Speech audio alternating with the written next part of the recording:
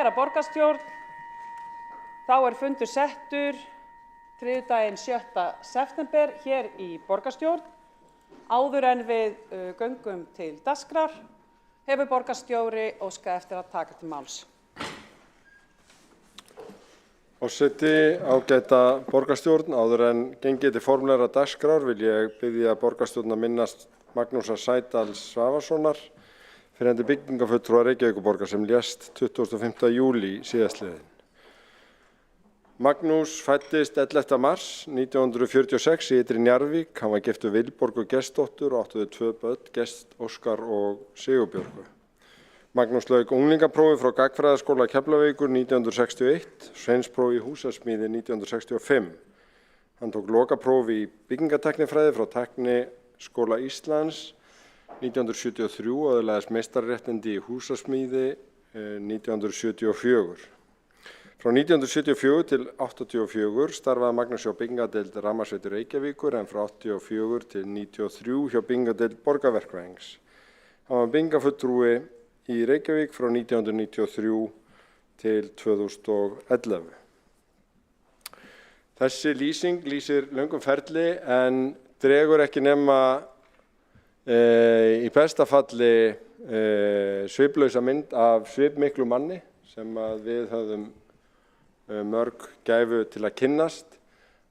Magnús heitinn hafði gríðarlega hlýtt og mikið hjarta sem lýsti sig kannski því að eftir hann lauk störfum og meðfram þeim síðasta árin þá vann hann gríðarlega mikið af líknamálum, ekki síst í gegnum Oddfellow-regluna og sinnti byggingarstjórn þar við uppbyggingu stækkunar líknadeildarinnar í Kópavogi, við ljósið endurhæfingarmiðstöð sem mörg þekkja, byggingaframkvæmdir Samhjálpar í Hlaðgerðarkoti og endurbyggingu á 3. hæð í Sankti Jósefsspítala þar sem nú komin ný miðstöð fyrir Alzheimer sjúklinga. Magnús naut mikillar virðingar bæði samstarfsfólk og kjörinna fulltrúa. Hann hefði kannski fengið einhvern að vera vinnualki og gekk undan honum langt fram eftir kvöldi. Hann tilheyrði ákveðinni kynslóð embættismanna sem gekk fram af miklum þunga og festu en var leið lipur og lausnamiðaður þegar kom að úrlausn einstakra verkefna. Sóley Tómasdóttir, fyrrverandi borgarfulltrúi, minntist Magnúsar á býsna svipmikinn hátt þar sem hann hafði komið henni eiginlega óvörum og trompað henni í feminisma þegar verið var að ræða að endurnefna nokkra götur í höfuð kvenna. Það var svona verið að reyna að leita einhver málamiðlunarlausnum en Magnús barði borðið eins og hann gerði stundum og hélt innblásana ræðum það að til að minnast kvenna í sögu Reykjavíkur dygði ekki það að setja nöfn þeirra á nýjar götur einhvers staðar í útjaðrinum eða þar sem fáir vissu heldur þyrfti að endurnefna götur sem allir þekktu og væru hluti af hjarta borgarinnar. Eftir þessa ræðu þurfti ekki að ræða málið miklu meira og Skúlatún, hluti af Skúlagötu, Höfðatún, Sætún var breytt í Bríðatún, Þórunnartún, Guðrúnartún og Katrínartún. Þetta var að mörgu leyti áhugaverð umræða því hún kveikti svo margar umræður og meðal annars man ég mjög sterkt eftir því að Ríkisendurskoðun sem lagðist eindreiði gegn þessari breytingu enda stóð hún við eina af þessum götum lögð til að 9 göturnar í Vatnsmýri eftir að flugvöllurinn væri farinn yrðu nefndar eftir konum. Og þetta var í fyrsta skipti sem Ríkisendurskoðun tók formlega afstöðu til flutningsflugvallarins svo ég viti. En það var ekki Ríkisendurskoðun sem réði aðdrögum þessa máls með orðum Sóleyjar allavega heldur Magnús, þessi grandvari og eftirminnilegi embættismaður. Hann hafði á sér margar og skemmtilega hliðar. Hann var unni borginni ofar öllu og sinnti starfi sínu af mikilli kostgæfni og vil ég fyrir hönd borgarstjórnar þakka Magnúsi Sædal störf hans í þágu borgarbúa og Reykjavíkurborgar og biðja borgarstjórn að rísa úr sætum og minnast hans.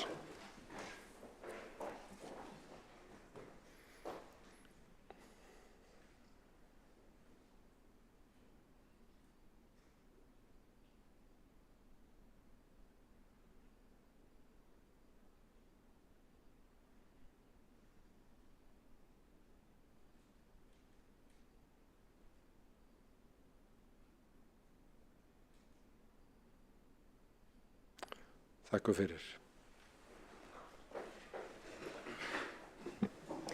Við þökkum borgarstjóra fyrir og göngum því til dagskrár fundar borgarstjórnar í dag. Fyrsta mál á dagskrá umræða samstarfssáttmála Samfylkingar, Framsóknar, Pírata og Viðreisnar að beiðni borgarfulltrúa meirihlutans. Fyrstur til máls tekur borgarstjóri. Forseti, ágæta borgarstjórn, það er við hæfi í upphafi þessa fyrsta fundar, fyrsta starfsvetrar nýs kjörtímabils að leggja fram og taka til umræðu samstarfssáttmála nýs meirihluta, Samfylkingar, Framsóknar, Pírata og Viðreisnar sem eins og kunnugt var til í kjölfar borgarstjórnarkosninga í vor. Kosningarnar snerust og kristölluðust að mörgu leyti mismunandi sjónarmið varðandi þróun borgarinnar og áherslur í framkvæmdum, fjárfestingum og rekstri hennar til næstu ára og þeir flokkar sem náðu saman voru mjög samstíga í umræðunni í aðdraganda kosninga varðandi þau mál. Einn af styrkleikum meirihlutans leið sú breidd sem í honum felst og það að honum komi ólíkir flokkar og það má sjá skýr merki sérstöðu og áherslumál hvers hinna fjóra flokka sig í samstarfssáttmálanum. Og ég held að það muni reynast einmitt styrkur þessa samstarfs að það sameinar í senn bæði breidd og sérstöðu flokka en líka samstöðu mikilvægar og brýnar meginlínur. Meirihlutinn myndaður með skýrri áherslu á málefni barna, með skýrri áherslu á öfluga og kröftuga húsnæðisuppbyggingu á grundvelli aðalskipulags og þar ætlar Reykjavík sér að vera leiðandi. Það eru býsna róttækar og afdráttarlausar áherslur á loftslagsmál og samgöngur og flokkarnir eru algjörlega samstíga það að hrinda samgöngusáttmála ríkis og sveitarfélaga á höfuðborgarsvæðinu í framkvæmd. Velferð og mannréttindi eru kjarnamál hjá öllum þessum flokkum og skýrar áherslur þar á og fjölmörg verkefni eins og sviði menningar og íþrótta þar sem haldið verður áfram mjög kröftugri uppbyggingu í þágu sérstaklega barna og ungmenna en auðvitað íþróttalífs og menningar í borginni. Í ýmsum efnum búið að því að tiltölulega nýleg stefnumörkun liggur fyrir sem ekki bara þessir flokkar eða þeir sem að þeim standa heldur raunar líka minnihlutinn í borginni hefur staðið að og verið býsna breið samstæðum og ég heldur raunar að það sé gæfa borgarstjórnar að halda þannig á málum og það sleginn lýðræðislegur samráðstónn í samstarfssáttmálunum. Það verður skýr áhersla á atvinnu, ferðaþjónustu og nýsköpun líka í því sem snýr að þróun þjónustu borgarinnar en lýðræði, gagnsæi og stafrænni þjónustu gert hátt undir höfði eins og líka sást á breytingum á stjórnkerfi borgarinnar þegar í upphafi sumars. Grunnurinn síðan á vandaða áætlanagerð, áherslu á rekstur, fjármál og stjórnsýslu, ábyrga nálgun að stjórn borgarinnar, borgar sem sannarlega í mjög miklum vexti, gríðarmiklum vexti raunar og hefur Reykvíkingum sjaldan fjölgað jafn mikið eins og bara síðasta hálfa árið þó það tengist svona beint og óbeint því að hér komin nýr og öflugur meirihluti til valda en eins og við þekkjum af mörgum sviðum þá felur mikill vöxtur í sér áskoranir og við þurfum að láta innviði og þjónustu fylgja þessum mikla vexti og það ætlum okkar að gera með samstöðu, útsjónarsemi, fagmennsku en líka í opnu samtali. Við viljum mjög gjarnan eins og fram kemur í samstarfssáttmálanum bæta samstarfið innan borgarstjórnar en líka bæta samstarfið út fyrir raðir borgarstjórnar og vinna að málum Reykjavíkur í góðri samstöðu og samvinnu við sem allra flesta.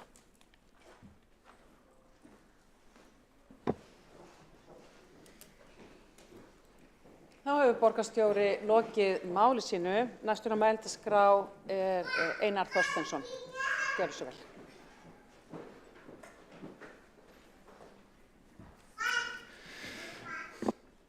Forseti, ágætu borgarfulltrúar, hér til umræðu samstarfssáttmáli nýs meirihluta í borgarstjórn Reykjavíkur og hann afurð viðræðna ólíkra flokka sem þó hafa allir það markmið að gera góða borg betri og ég reyndi að sannfæra það að það markmið allra flokka hér í þessum sal. Eitt það að þeir flokkar sem hér hafa meirihluta semji svona sáttmála og annað að hrinda honum í framkvæmd svo sómi sé að og sátt ríki verkin. Fulltrúar annarra flokka hafa einnig umboð til að hafa áhrif og ég legg áherslu á að verkefnið að stýra borg að það samvinnuverkefni. Mér finnst kjörtímabilið hafa byrjað vel, samstarf í borgarráði hefur verið gott og ég vona að svo verði einnig raunin í fagráðunum og hér í borgarstjórn. Við erum hér öll til þess að þjóna borgarbúum, uppfylla þarfir þeirra og leið og við rekum borgina af ábyrgð. Fjölmörg mikilvæg markmið eru í þessum sáttmála og mér langar þó að nefna 3 áhersluatriði hér í þessari stuttu ræðu og það eru húsnæðismálin, málefni barna og barnafjölskyldna og svo rekstur borgarinnar. Og við þó fyrst að húsnæðismálunum. Öllum það ljóst að sveitarfélögin öll og þar með talin Reykjavíkurborg þurfa að stórauka framboð af byggingarhæfum lóðum og gera allt sem að þau geta til að hraða framkvæmdum og þá sérstaklega hjá þeim einkaaðilum sem að nú þegar halda á lóðum sem hægt að byggja á. Það þarf bæði að byggja ný hverfi og þétta byggð og í samstarfssáttmálanum segir að Reykjavík ætti að hafa forystu í uppbyggingu íbúðarhúsnæðis á kjörtímabilinu. Liður í þessu samkomulag við ríkið á grundvelli rammasamkomulags húsnæðisáætlun til 2023 og þær viðræður hefjast von bráðar og ég vona að þær gangi hratt og vel. Ég hef þegar leitað til flokka utan meirihlutans þverpólitískt samstarf varðandi húsnæðismálin og hef fengið góð viðbrögð. Húsnæðismál eru velferðarmál og húsnæðiskreppan ógn við stöðugleika í hagkerfinu, svo ekki sé minnst á heimilisbókhald landsmanna allra. Og eina leiðin eins og þið vitið bara byggja og byggja síðan aðeins meira. Og þótt að Seðlabankinn hækki vexti og hægi á markaðnum þá safnast vandinn bara upp.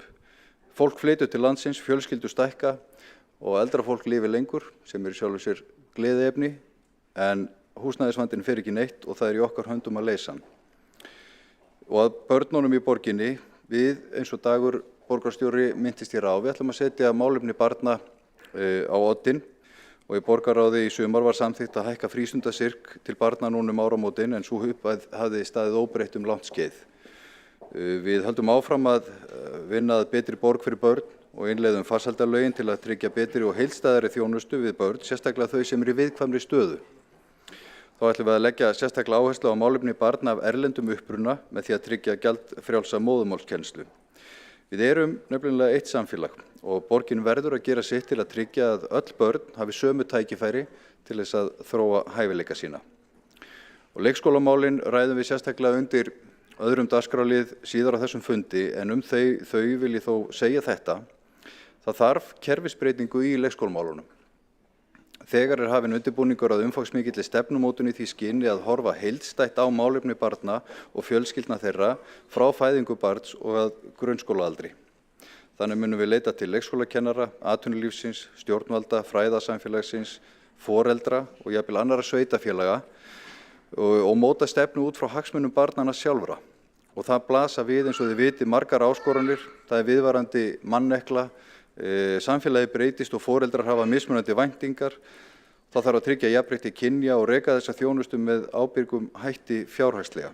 Og ég vil ekki gefa mér neina fyrirfram niðurstöðu þessa vinnu, en það tímabært að staldra við og sjá hvort að við séum á réttri leið.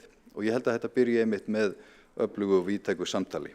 En svo þurfum við líka að vera kvik og lausnamiðuð þegar bráðavandi kemur upp eins og gerðist núna síðsumars og þá mikilvægt að hlusta á þá foreldrar sem eru komnir hérna upp á áhorfendapallana og bregðast við. Það tel ég að við höfum gert og nú unnið að miklum metnaði við að tryggja börnum leikskólapláss, sérstaklega þeim sem beðið hafa lengi. Það líka forgangsverkefni hjá þessum meirihluta að halda vel við húsnæði borgarinnar, sérstaklega leikskólum, grunnskólum og frístundahúsnæði borgarinnar.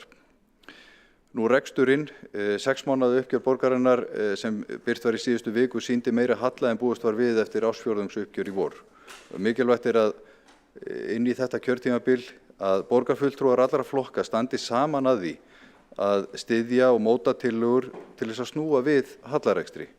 Við ætlum að setja ráðningarreglur og halda aftur af ráðningum þar sem allstaðar nema þar sem kemur að leikskólum, þar sem vantar sárlega starfsfólk og í þeirri þjónustu þar sem við viljum vernda þar að segja grunnþjónustuna.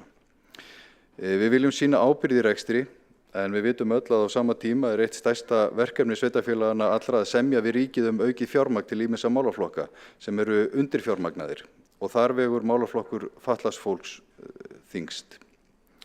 Samstarfssáttmáli meirihlutans tekur á mörgum málum sem ég ætla ekki að rekja í löngu máli en verkefnin eru brýn.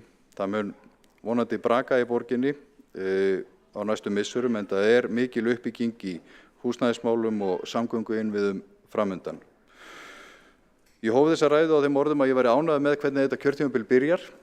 Mér finnst ágætis stemming hérna og það gott. Við vitum öll að við náum mestum árangri, við hlustum á hvert annað og vinnum saman og í samstarfssáttmálunum segir að við viljum bættan starfsanda og fjölskylduvæna borgarstjórn og ég þess fullviss að sú verður raunin.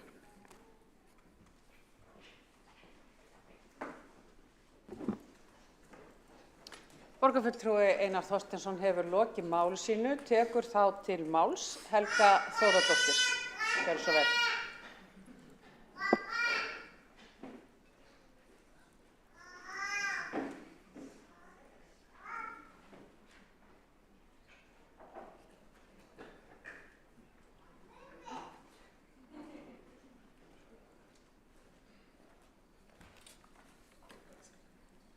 Frú forseti, borgarfulltrúar, Reykvíkingar og kæru ungu Reykvíkingar. Þetta í fyrsta skipti sem ég tjái mig úr þessum ræðustól og langar mig að nota þetta fyrsta tækifæri til að ávarpa meirihlutann í borgarstjórn, þar sem samstarfssáttmálinn til umræðu. Ég hef átt gott samstarf með öllum flokkum í meirihlutans í landsmálunum. Við eigum öll sameiginlega snertifleti og við viljum koma góðum málum til leiðar. Þegar ég las samstarfssáttmála meirihlutans, þá upplifði ég að hugsjónir eru miklar hjá ykkur. Það svo sannarlega margt sem ég sammála í sáttmálunum. Það væri of langt mál að fara að telja upp það allt og vil ég sérstaklega nefna ánægju mína með áhersluna á aukna þjónustu við börnin. Með því að innleiða betri borg fyrir börn í viðkvæmri og innleiðingu á farsældarlögunum með sérstakri áherslu á börn í viðkvæmri stöðu. Ásmundur Einar Daðason, mennta- og barnamálaráðherra, hefur verið ötull talsmaður barna og vonandi hjálpa það til að koma málefnum barna í góðan farveg. Ég vona líka innilega að fjármagn fylgi frumvarpinu. Við í Flokki fólksins höfum ítrekað lagt til að barnasáttmáli Sameinuðu þjóðanna verði innleiddur í Reykjavík eins og hefur verið gert í öðrum sveitarfélögum. Og vonandi tekst okkur það á kjörtímabilinu. Það á líka auka bæta þjónustu við eldri borgara og aðra viðkvæma hópa, sem vel. Það gladdi mig líka að í sáttmálunum segir við ætlum að vinna gegn fátækt og afleiðingum hennar. Eins og þið vitið þá ég fulltrúi Flokks fólksins og eitt af slagorðunum okkar fólki fyrst og svo allt hitt. Og börnin líka eru fólk. En sem sagt, grunnþjónustan við borgarana þarf að vera í fyrsta sæti hjá okkur. Við munum því alltaf berjast fyrir því að forgangsverðið í þágu grunnþjónustunar. Að hafa þak yfir höfuðið ein af grunnþörfunum og var það ávarpað í sáttmálunum. Víða í sáttmálunum sjást tengsl milli þess að Framsóknarflokkurinn hefur innviðaráðherra innan sinna raða.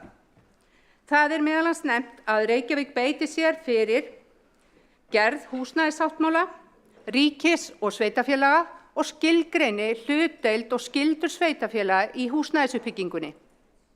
Þessi tengsl má líka sjá á meiri jákvæðni til mikilvægi innanlandsflugvallar og þess að koma Sundabraut á framkvæmdastig. Þessum nýju áherslum fögnum við í Flokki fólksins. Já, en fyrst ég svona ánægð með sáttmálann, get ég þá ekki bara halla mér aftur og bara treyst því að þið standi við þetta allt saman? Nei, það nú ekki alveg svo gott, því það skylda mín að við kjósendur mína að ég berjist fyrir þeim málefnum sem ég lofaði í kosningabaráttunni. En það líka skylda ykkar, meirihlutans, að þessi sáttmáli verði ekki bara einhver orð á blaði.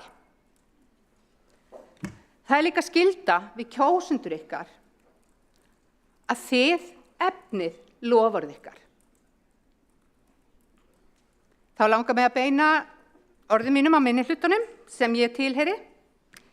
Í fyrsta lagi þá vonast ég til eiga gott samstarf við ykkur og að við verðum dugleg að minna meirihlutana á og veita þeim aðhald til góðra verka fyrst og fremst. Að lokum vona ég að við öll náum að bæta hag borgarbúa sem mest á þessu kjörtímabili. Takk fyrir.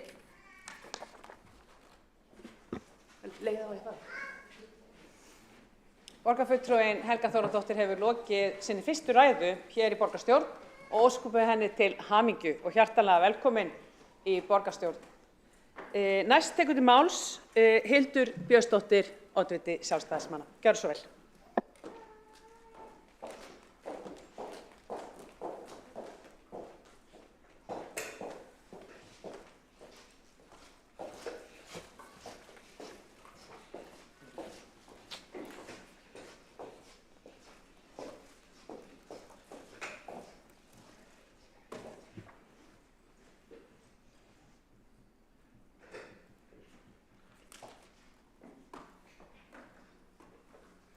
Forseti, ágæta borgarstjórn, við erum hér samankomin í dag meðal annars til að ræða samstarfssáttmála nýs meirihluta sem ég myndi vilja kalla samstarfssáttmála óbreytt ástand. Og kannski ekki síst vegna þess að við þurfum að skoða hvert á þessi meirihluti rætur sínar að rekja en það auðvitað til síðastliðinna kosninga. Og það má segja að í síðastliðnum kosningum hafi ákveðin flokkur í þessum meirihluta, nýji flokkurinn í meirihlutanum, Framsóknarflokkurinn, náð glæstum árangri. Og það kannski ekki síst vegna þess að þau spurðu kjósendur þeirra spurningar ekki komin tími á breytingar í borginni. Og þá veltir maður því fyrir sér þegar maður skoðar þennan sáttmála, getum við greint einhverjar sérstakar breytingar í þessum sáttmála? Munum við skynja að Framsóknarflokkurinn sé komin inn í þetta meirihlutasamstarf og muni núna innleiða breytingarnar sem borgarbúar voru að kalla eftir? Þannig að verkefni mitt hér í dag verður svolítið að kryfja þennan sáttmála og draga fram það sem ég tel vera kannski helstu og markverðustu breytingarnar í þessum sáttmála. Og þá vík ég fyrst að kaflanum málefni barna. Þar talað fyrst að brúa bilið milli fæðingarorlofs og leikskóla. Og það nú markmið sem við höfum séð hér kosningar eftir kosningar. Og við sjáum að hér sitja foreldrar á pöllunum í dag vegna þess að sannarlega hefur ekki tekist að brúa bilið milli fæðingarorlofs og leikskóla. Við sjáum að borgarstjóri og fleiri hér inni auðvitað töluðum það í aðdraganda kosninga og í kosningunum sjálfum að strax í haust myndu 12 mánaða börn fá leikskólapláss. Það hefur ekki staðist og ég hef ekki séð þó sannarlega hafi verið gerðar tilraunir til að leysa það og við munum fara kannski betur yfir það í umræðum og eftir leikskólamál. En þessi mál standa sannarlega ekki vel, þetta ekki ný fyrirheit og ég hef ekki séð neinar stórkostlegar nýjar lausnir. Það talað að hækka frístundakortið í 75.000 krónur. Það gott og vel og það eitthvað sem að mjög margir flokkar voru með á sinni málefnaskrá. Við vorum með mjög sambarlegt loforð í Sjálfstæðisflokknum og margir flokkar. Þannig að ég hugsaði þessi nokkuð þverpólitísk samstaða þessa hækkun og ég líti ekki á þetta sem sérstaka nýjung eða sérstök fingraför Framsóknarflokksins í þessum sáttmála. Það talað ókeypis í strætó og sund fyrir börn á grunnskólaaldri og þarna sannarlega erum við komin að einhverju sem ég veit að Framsóknarflokkurinn talaði fyrir og hafa náð í gegn, svona krúttlegt sætt mál fyrir börn. Nú geta foreldrar látið hjá líða að greiða 175 krónur þegar börn þeirra fara í sund. Hvort það sé byltingarkennd breyting verður hver og einn að meta. Og svo það kannski uppáhaldsmálið mitt sem fjármögnun sjálfstætt starfandi skóla. Hún verði endurskoðuð með það að markmiði að foreldrar þurfi ekki að greiða skólagjöld, að einkareknu eða sjálfstætt starfandi skólarnir, hvað sem fólk vil kalla þá, að þeir þurfi ekki að innheimta skólagjöld. Og ástæðan fyrir að ég fagna þessu sérstaklega vegna þess að við sjálfstæðismenn fluttum tillögu nákvæmlega þetta held ég 6 sinnum á síðasta kjörtímabili og það náði ekki í gegn. Ég held að sé ekki náði í gegn núna vegna Framsóknarflokksins, ég gef eiginlega Viðreisn kreditið fyrir þetta, segi það bara upphátt, en ég fagna þessu, þetta ekki nýjung, við töluðum mjög mikið þetta síðasta kjörtímabili, en þetta hins vegar mál sem ég vil fagna. Þannig að ef ég fer hratt yfir breytingarnar í málefnum barna sem ég sé, þá það fjármögnun sjálfstætt starfandi skóla endurskoðuð, það ókeypis í strætó og sund fyrir börn á grunnskólaaldri og svo ætla Píratar, ég hugsa að þetta komið frá þeim, þeir ætla að vinna gegn stjúpblindu, gott fólk. Heyrði, þá víkjum við að kafla húsnæði og skipulag. En þar talað og þetta eitthvað sem ég hugsa kannski að einhverjir haldi upplifi að sé eitthvað nýjung sem þeir hafa komið inn í sáttmálann að flýta uppbyggingu Keldnalands og Keldnaholts og flýta til þess uppbyggingu borgarlínu í samræmi við samning við Betri samgöngur og svo að tryggja uppbyggingu á nýjum svæðum í Úlfarsárdal, Gufunesi, Ártúnshöfða og Kjalarnesi og ég upplifði svolítið þegar sáttmálinn var kynntur eins og fólk teldi þetta vera eitthvað nýjung. Hér sjáum við viljayfirlýsingu sem var undirrituð í aðdraganda kosninga 28. apríl. Það var gamli meirihlutinn, það reyndar núverandi líka borgarstjóri en við sjáum til dæmis Líf Magnúðardóttur sem var fulltrúi gamla meirihlutans. Þetta ekki nýjung, þetta viljayfirlýsing sem var undirrituð af gamla meirihlutanum. Hún kemur ekki ný inn í þennan meirihlutasáttmála og þar einmitt talað að efna til samkeppni þróun Keldnalands og Keldnaholts og að flýta uppbyggingu innviða tveggja borgarlínuleiða. Þannig að það ekki hægt að segja að þetta sé nýjung. Og svo ef við tölum Úlfarsárdalinn, Gufunesið, Ártúnshöfðann og Kjalarnes, þetta allt plön sem hefur verið talað áður. Þetta ekki ný byltingarkennd fingraför Framsóknarflokksins. Þannig að ég myndi segja í kafla húsnæði og skipulag séu engar breytingar. Þá förum við í loftslag og samgöngur. Það ekkert sem að maður rekur sérstaklega augun í en ég veit að einhverjir upplifa kannski að það sé nýjung að það að fara að ráðast í Sundabraut. Og þá talað að fylgja eftir samkomulagi ríkis og borgar frá 2021 gerð Sundabrautar. Ráðist verði í gerð umhverfismats, hafist handa við víðtækt samráð og nauðsynlegar skipulagsbreytingar verði undirbúnar. Þarna sjáum við þessa glæsilegu herramenn undirrita þetta samkomulag á síðasta kjörtímabili. Þetta ekki nýjung í nýjum meirihlutasáttmála, þetta bara áframhald á sömu stefnu og sömu aðferðum. Þannig að í kafla loftslag og samgöngur, þar eru engar breytingar. Þá víkjum við að velferð og mannréttindum og kannski þar sem við erum stödd þar núna þá vil ég segja að jafnvel þó ég sé að reyna að draga fram þar sem að ég tel vera einhvers konar breytingar í þessum sáttmála að þá ekki þar með sagt að það sé ekki fullt af góðum málum í þessum sáttmála. Það eru mörg góð mál í þessum sáttmála sem að við höfum stutt í gegnum tíðina, jafnvel höfum átt frumkvæði að því að tala fyrir. Þannig að það ekki, gagnrýnin felur ekki í sér að hér séu engin góð mál og í kafla velferð og mannréttindi eru mörg mjög góð mál.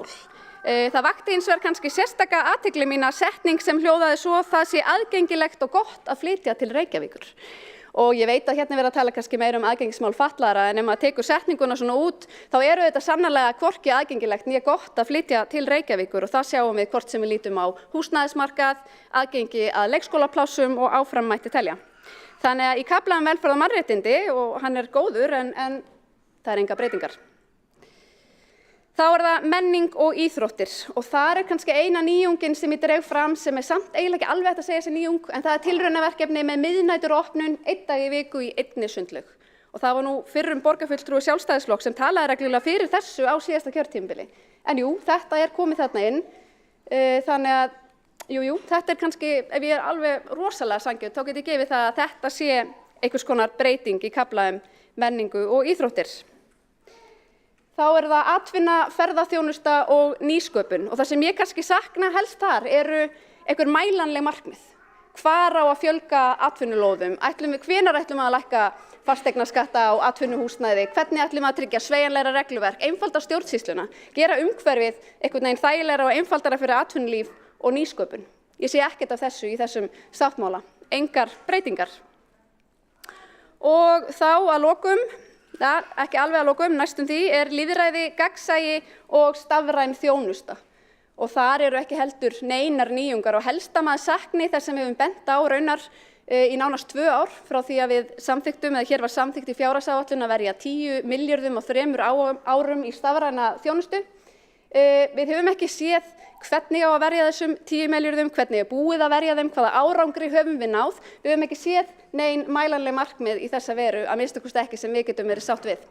Þannig að hér eru engar breytingar. Og svo það rekstur, fjármál og stjórnsýsla, síðasti kaflinn. Og það talað að halda áfram með 1% hagræðingu innan kerfis. Það líka bara gamalt mál, það ekki nýtt mál. Það ekkert sem segir að það sé endilega gagnlegt að setja 1% flata hagræðingu á öll svið. Hagræðingaþörfin eða svigrúmið geti verið mismikið milli sviða, þannig að þetta mætti nú alveg endurskoða. Svo talað að Reykjavík verði áfram hagstæðasta borg fyrir fjölskyldufólk til að búa í með hliðsjón af gjaldskrá og fasteignagjöldum. Þetta nú eins og brandari, en borgin sannarlega ekki hagstæðasta borgin fyrir fjölskyldufólk að búa í eða sveitafélagið á landinu. Jú, það kann að vera gjaldskráin sé lág, en gjaldskráin skiptir auðvitað engu máli þegar þú ferð enga þjónustu. Þannig að þetta nú svona hlægileg lína. Og svo talað að lækka fasteignaskatta á atvinnuhúsnæði í lok kjörtímabils og ég ætla nú að vona að það gerist fyrr eins og við ræddum hér á fyrsta borgarstjórnarfundi þessa kjörtímabils. Við sjálfstæðismenn fluttum tillögu að lækka fasteignaskatta á atvinnuhúsnæði fyrr til að bregðast við hækkuðu fasteignamati. Mér fannst þeirri tillögu tekið ágætlega og ég vona að þetta gerist fyrr en ég greini engar sérstakar breytingar í þessum kafla. Og þá ég svona búin að fara svolítið hratt yfir þennan sáttmála og maður spyr sig, ég meina hvaða breytingar eru fyrirhugaðar, ef við súmmurum þetta upp, jú, það frítt í strætó og sund fyrir börn á grunnskólaaldri, það tilraunaverkefni miðnæturopnun einu sinni í viku í einni sundlaug, það fjármögnun sjálfstætt starfandi skóla endurskoðuð og unnið verði gegn stjúpblindu. Þetta eru svona breytingarnar sem borgarbúar munu kannski finna fyrir. Þá velti maður einu fyrir sér vegna þess að þegar þessi meirihluti var að verða til, þá steig oddviti Framsóknar reglulega fram og sagði fólk var ekki endilega að biðja breyttar málefnaáherslur, það var að biðja breytingar á hinni pólitísku forystu. Og þá spyr maður sig, fékk fólk miklar breytingar á hinni pólitísku forystu? Eru þetta breytingarnar sem fólk kallaði eftir? Ég veit ekki ykkur en ég sé enga sérstaka breytingu þarna. Þetta breytingin? Ég veit það ekki, sjáu þið það? Eða þetta? Var fólk að biðja þá breytingu að sami borgarstjóri myndi setjast aftur við sama borð og halda áfram að reka sömu stefnu í 18 mánuði, þar til að annar samskonar karlmaður með samskonar skeggrót í samskonar skyrtu og samskonar jakka myndi setjast við sama borð og halda áfram að reka sömu stefnu í Reykjavík. Var það breytingin sem fólk kallaði eftir? Ég held ekki.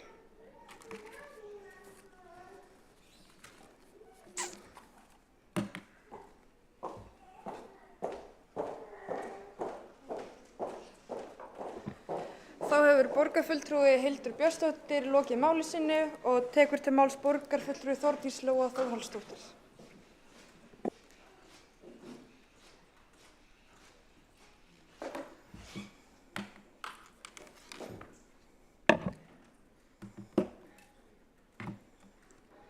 Forseti, ágæta borgarstjórn og góði gestir.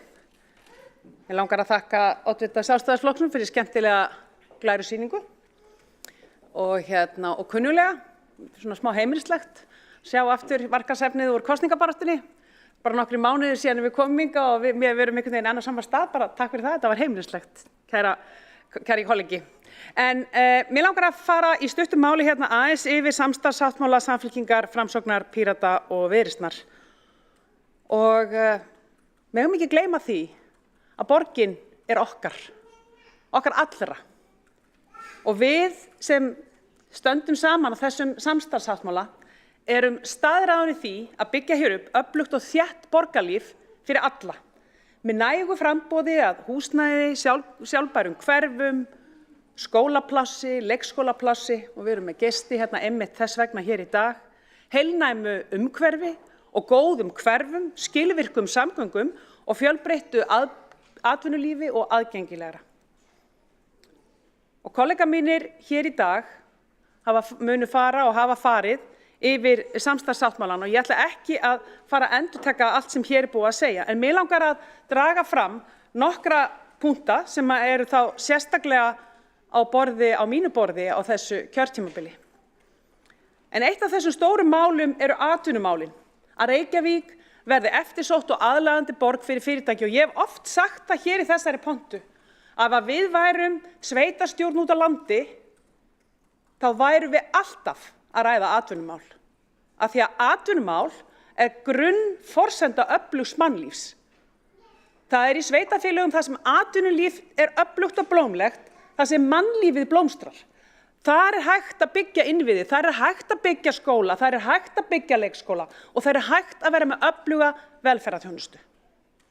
Þannig að atvinnulífið okkar hér er lítið fjörregn sem við verðum að passa vel upp á og móta og þróa saman. Og þetta undirbjögum við vel. Á síðasta kjörtímabili gerðum við atvinnu- og nýsköpunarstefnu og ég get glatt borgarfulltrúa Hildi Björnsdóttur með því að það er tilbúin aðgerðaáætlun. Hún var tilbúin þegar við samþykktum stefnuna hér í vor en við samþykktum ekki aðgerðaáætlunina því við vildum ekki binda hendur nýrrar borgarstjórnar. Þessi aðgerðaáætlun er tilbúin í drögum og verður mjög fljótt núna dregin fram, tímasett markmið þar sem við stillum öllu upp hvernig og í hvaða röð við viljum gera hlutina. Grundvallaratriðin þarna er að við erum að gera þetta með atvinnulífinu. Og eitt af því sem við gerðum í þeirri atvinnustefnu var að því að við tókum þá stefnu og við fórum aðeins aðra leið í grunnforsendum. Við mátum stefnu áherslur út frá áskorunum og það var mikið hlegið að því. En í því felst kjarkur. Hverjar eru áskoranir okkar hérna í borginni versus atvinnulífsins? Jú, við vissum það alveg strax frá upphafi.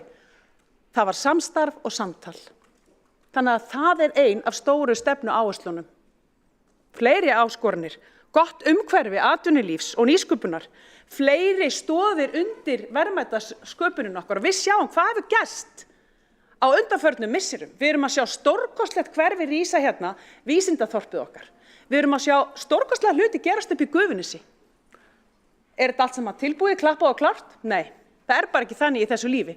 Þetta gerist skref fyrir skref, stundum 2 áfram og stundum 1 aftur á bak. En áfram gakk. Við erum með fleiri skapandi hverfi sem byggja upp á atvinnu þar sem nýsköpunin er partur af grunninum, meðal annars grandinn okkar. Ef þið bara fara tilbaka áratug í huganum, hvernig leit grandinn út fyrir áratug? Hvernig var vísindaþorpið okkar fyrir áratug? Og leyfum okkur að dreyma það hvernig þetta verður inn í framtíðina. Breytingar? Já, þetta eru nefnilega breytingar. Er þetta bylting? Nei, mögulega ekki, af því að við erum í ákveðinni þróun.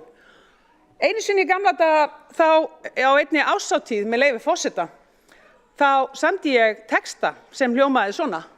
Breyta og breyta, það er okkar trú því allt sem var áður, það er ekki nú. Ég ætla ekki að syngja þetta í borgarstjórn í dag, þið gætu sofnað.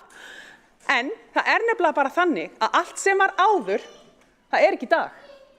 Af því að við erum alltaf að þróast og þessi meirihluti með allri borgarstjórn og ég óska og kalla eftir góðri samvinnu, við munum færa borgina áfram. Við munum finna lausnir. Við munum mæta þörfum í skólamálum, í leikskólamálum, í málefnum fatlara, í málefnum nýrra Reykvíkinga. Af því að við ætlum að taka þetta hægt og rólega, sannarlega eru málefni sem við stöndum frammi fyrir núna. Við byrjum þetta haust eða síðsumar á spretti í leikskólamálum sem stendur enn yfir. Það er annar sprettur framundan sem við þekkjum líka, sem er mönnun í frístundamálum. Við erum líka með 3. sprettin í fanginu núna og það er fjárhagsstaða borgarinnar í 6 mánaða uppgjöri. Og hvað erum við að gera? Við erum að bregðast við eins og borgarfulltrúi Einar Þorsteinsson fór yfir hérna áfram og var kynnt í borgarráði í síðustu viku, af því að við viljum sjá ábyrga og gegnsæja og góða fjármálastjórn á borginni. Það er ýmislegt. Ég ætla ekki að fara yfir það því að við munum ræða fjármál hér áfram seinna. Mér langar að þakka oddvita Sjálfstæðisflokksins fyrir að draga fram umgjörð sjálfstætt starfandi skóla. Okkur er það mjög hugleikið því það er trú okkar í Viðreisn að fjölbreytileiki í rekstrarformi sé partur af því að við náum að byggja upp innviði í þessari borg. Það er ekki alltaf bara best það sem borgin gerir. Hér erum við með í velferðarmálum og í menntamálum ótrúlega öflugt fólk með hugsjón og orku og nýsköpun sem tekur boltan og byrjar að dripla upp honum á vegum fjöldadæma. Hjallastefnan, Ísaksskóli, Landakotsskóli, meira svona. Við ræðum sjálfstætt starfandi skóla á eftir, seinna hérna á fundinum. Auðvitað þurfum við að passa umgjörðina. En horfum bara á 6 mánaða uppgjöri núna. Við vitum alveg hvar við erum fram yfir, það er á leikskólastiginu. Þannig að það er alveg sama áskorun að reka leikskóla hjá borginni og í sjálfstætt reknum. En fjölbreytilegur rekstur kallar á það að við erum öll á tánum. Við viljum öll gera betur. Og við höfum mýmörg dæmi þetta. Hér, þegar ég var í háskóla hér árum áður, var bara einn háskóli á Íslandi, Háskóli Íslands. Ég man vel eftir því þegar Háskóli Reykjavíkur var stofnaður og það var fussa og sveigja í öllum hornum. Og hvað hefur gerst? Stórkostlega breytingar hafa orðið á þessu háskólastigi sem kallar á fjölbreytileika og það er það sem við viljum sjá. Kæru félagar, eins og þið heyrið, þá erum við í Viðreisn í miklu stuði. Við erum ánægð með þessa borgarstjórn. Við erum ánægð með það starf sem við erum að leggja upp með núna hér, en við erum líka ánægð með stemminguna, við erum ánægð með minnihlutann, við erum ánægð með það samstarfsviljan sem við höfum fengið að heyra nú það sem af er. Og ég segi bara, ég hlakka mjög til á næstu mánuðum og misserum. Við lærðum það á þessu kjörtímabili, á líðandi kjörtímabili, að þegar við byrjum það kjörtímabil þá sáum við fyrir einhvers konar svona breytingar í ferðaþjónustu. Og ég er ekkert búin að tala um ferðaþjónustu, ég get ekki tala lengi um hana líka því að það er ýmislegt um hana líka í samstarfssáttmálinu. En þegar við hófum þetta kjörtímabil sem að var að ljúka 2018, þá vorum við búin að vera í ágætis góðæri. En við sáum fyrir svona ákveðna hólur í veginum í ferðaþjónustu. Og hvað gerist? Sáum við fyrir heimsfaraldur? Nei. Við brugðustum öll saman við honum og við gerðum það ágætlega hér í borgarstjórn og bara sem þjóð. En sáum við fyrir stríð og hátt orkuverð og gjörbreytingu og aðfangakeðju í allri Evrópu og mögulega í öllum heiminum? Nei. Get ég sagt við ykkur núna, kæru félagar, næstu 4 árin, eigum við eftir að sjá þetta og þetta og þetta? Ég get ekki sagt ykkur það. Ég bara hætt að spá, en það hef ég aldrei verið góður spámaður. En ég bara hef ekki hugmynd. En það sem við verðum að vera er að klár í breytingar, klár í að bregðast við og taka saman góðar, skynsamar ákvarðanir. Ég er bara mjög peppuð. Það er hrikalega spennandi vetur framundan, ógeðslega gott veður úti og höfum gaman saman. Takk fyrir. Borgarfulltrúi Þórdís Lóa Þórhallsdóttir hefur lokið máli sínu og óskar eftir að taka til máls borgarfulltrúi Hjálmar Sveinsson. Alessandra Brím, afsakið.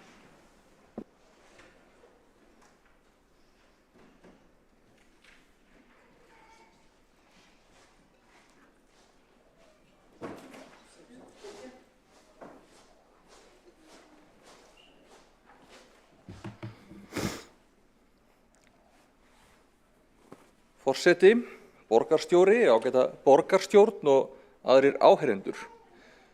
Meirihluta sáttmáli Samfylkingar, Framsóknar, Pírata og Viðreisnar er afurð mikillar og góðrar umræðu í vor og í rauninni afurð mikillar kosningabaráttu og samtals og þið munið öllu til því. Þetta var afskaplega áhugaverður og spennandi tími sem að keyrði sum okkar í nálægt þrotinu en þetta var gaman.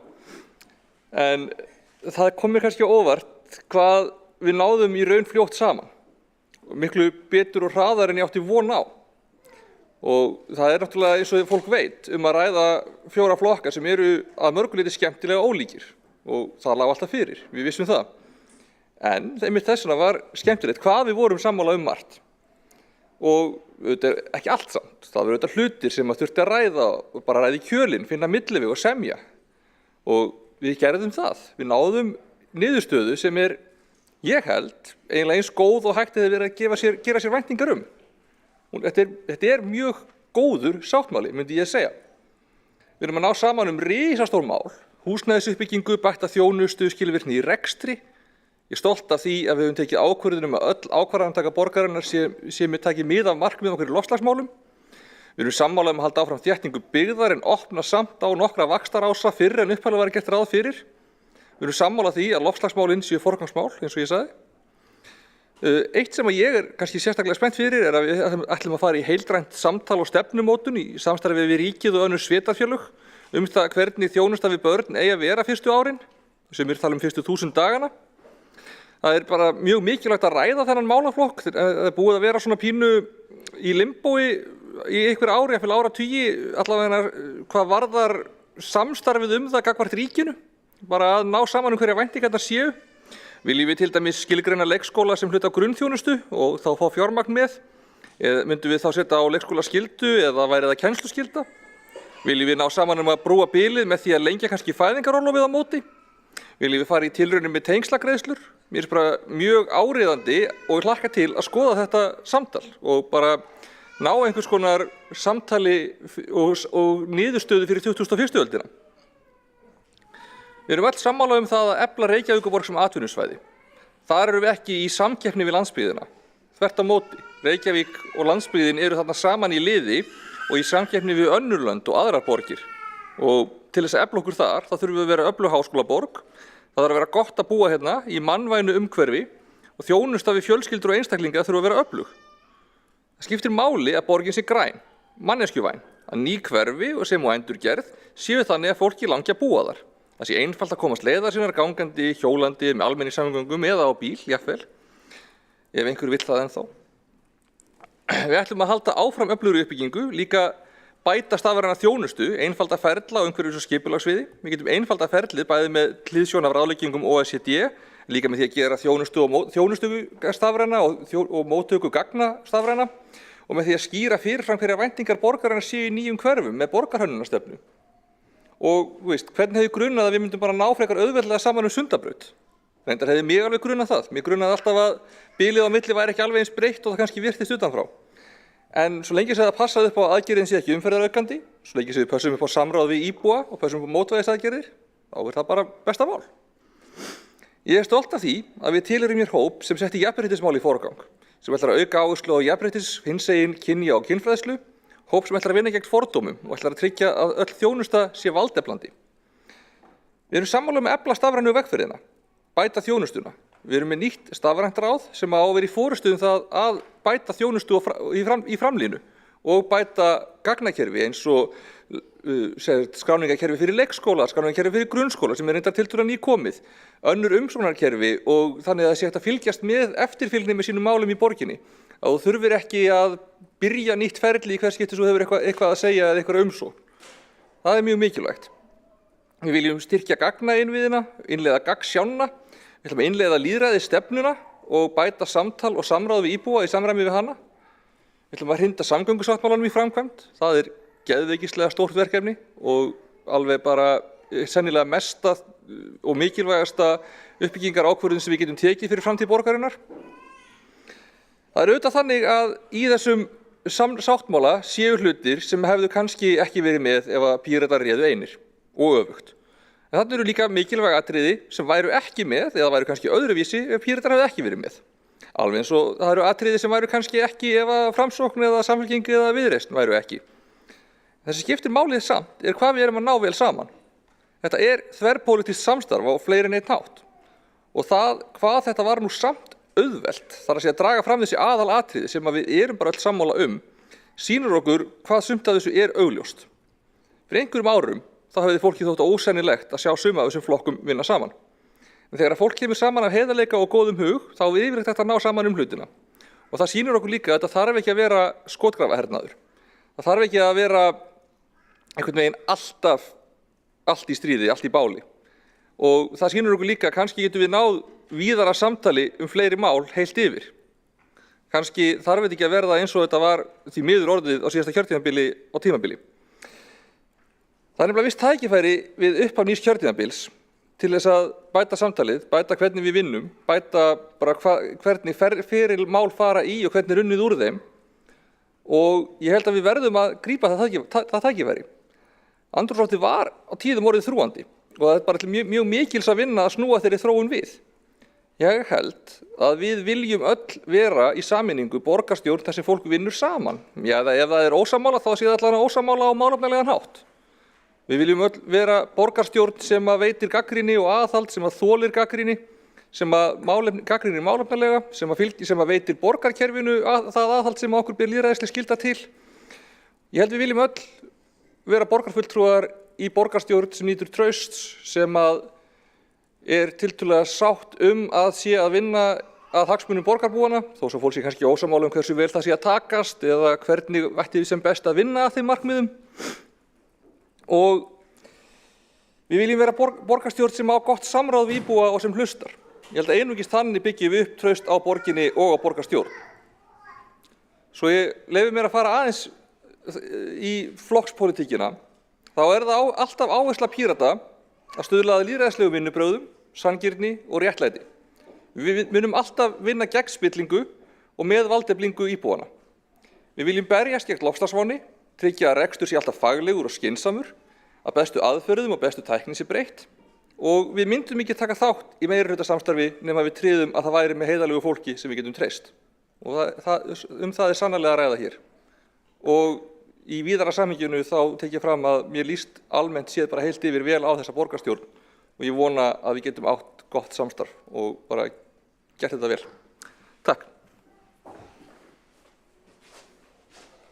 Borgarfulltrúi Alessandra Brím hefur lokið máli sínu og óska hefur til að taka til máls borgarfulltrúi Líf Magnúsdóttir.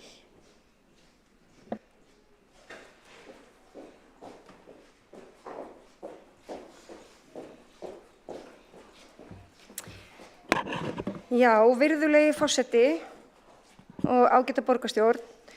Þessi samstarfssáttmáli er dálítið eins og að vera fastur í Ártúnsbrekkunni á annatíma. Það er ekkert sem að kemur sérstaklega óvart, en svo sem engar nýjar snjallar og róttækar lausnir til að halla sér upp að og leysa sultuna. Fátt í þessum sáttmála slær mig sem mikla breytingar á því sem hefur verið í gangi hingað til, en það er hins vegar ánægjulegt að sum stefnumál Vinstri grænna hafa ratað í meirihlutasáttmálann eins og til dæmis vísindaveröldin sem við vildum ráðast í á þessu kjörtímabili. Þannig að það er næst eitthvað samstaða það. Og margs sakna ég sem ekki er nefnt. Í samstarfsplagginu er ekkert talað kvenfrelsi og réttlát umskipti. Þessu er einhvern veginn bara hnúða saman og svo sjáum við bara hvort þetta nái að hefast. Og það lofar hins vegar ekki góðu þegar ein femínískasta nefnd borgarinnar, ofbeldisvarnanefnd, er falin í fagráði og missir nauðsynleg tengsl við æðakerfi sitt. Sveið því. Eins mætti gagnrýna deyfð og metnaðarleysi meirihlutans í að uppræta marglega misskiptingu í skólakerfinu, meðal annars með því að hætta gjaldtöku fyrir leik- og grunnskóla og frístundaheimili. Og líklega er það vegna þess að þessi flokka vilja halda áfram að rukka fyrir menntun barna nema auðvitað í einkarekna kerfinu. Reyndar sæti það furðu af hverju meirihlutanum er meira í mun að afnema gjaldtöku fyrirtæki og almennu markaði sem reka menntastofnanir en að huga að sínum eigin innviðum. Og það verður fróðlegt að fá að fylgjast með því hvernig til tekst að uppfylla þetta stefnu við sáttmálans og hverjar og hvort kröfuna til sjálfstætt starfandi skóla verið það sömu og til borgarríkina og hvort gjaldskrár þeirra eigi þá eftir að fylgja því sem gerist í borgarreknum skólum. Og svo þetta verður fróðlegt að sjá hvernig brugðist verður við nýlegri skýrslu innri endurskoðanda þessi mál. En það er efni í aðra og þriðju ræðu hér í dag. Forseti, það var líka verulega súrt að sjá að náttúruvernd og umhverfismálum í víðu samhengi er ekki gert hærra undir höfði. Reyndar eru þessi mál með öllu óáþreifanleg í samstarfsyfirlýsingunni. Borgarlínan, kæru Píratar, er ekki náttúruverndarmál þó vissulega er hún hluti af því að stemma stigu við loftslagsbreytingum. Og í þennan sáttmála vantar konkrét mál á sviði umhverfisverndar og náttúruverndar. Og slíkt tómlæti sendi náttúrunni og fjölbreytileika lífríkisins köld skilaboð. Ég ætla að taka undir með Hildi Björnsdóttur borgarfulltrúa og ég deili þeirri skoðun hennar að þetta er ekki sá breytingasáttmáli sem Framsókn boðaði, enda vissi Framsókn svo sem ekkert hvaða breytingum hún vildi ná fram. Hins vegar mátti búast við því að Framsókn valdar stöður án fyrirheita en það er mjög framsóknarlegt að vilja bara borgarstjórastólinn óháð öllu. Mörg mikilvæg stefnumarkandi mál í samstarfssáttmála frá síðasta kjörtímabili fá að lifa inn í þetta næsta kjörtímabil. En það er margt ónefnt og það þyrfti að draga það fram og koma því í framkvæmd. Það eru göt sem þarf að stoppa í, gloppur hér og þar og það gefur okkur Vinstri-grænum tækifæri til að hafa áhrif, klára að skrifa inn í þennan sáttmála þar sem vantar og byggja Reykjavík til langrar framtíðar. Og mér heyrist á málflutningi meirihlutans að það sé kærkomið og að hann sem útrétta samstarfshönd og það finnst mér ánægjulegt. Og nú segi ég bara, með leyfi forseta, show me the money.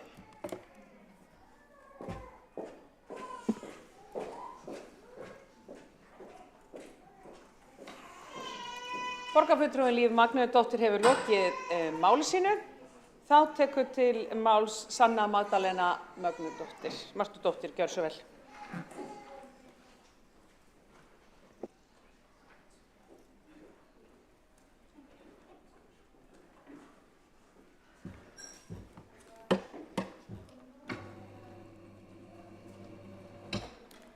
Forseti, borgarbúar og allir sem eru að fylgjast með, foreldrar og börn, ánægjulegt að sjá okkur hér í dag og vona að það hafi tilætluð áhrif.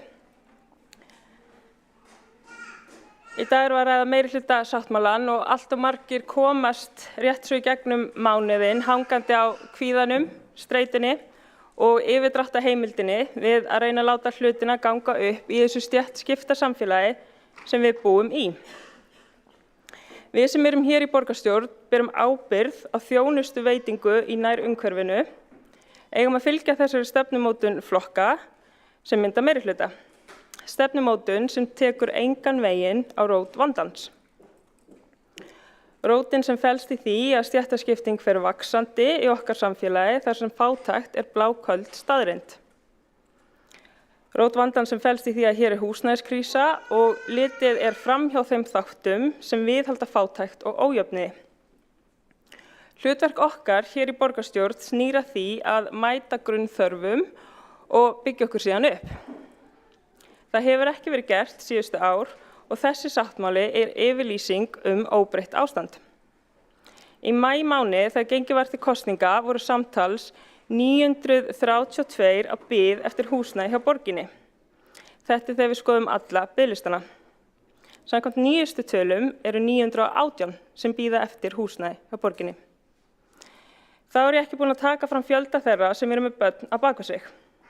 Biðlistarnir verða mjög lengi að styttast með þessu áframhaldi.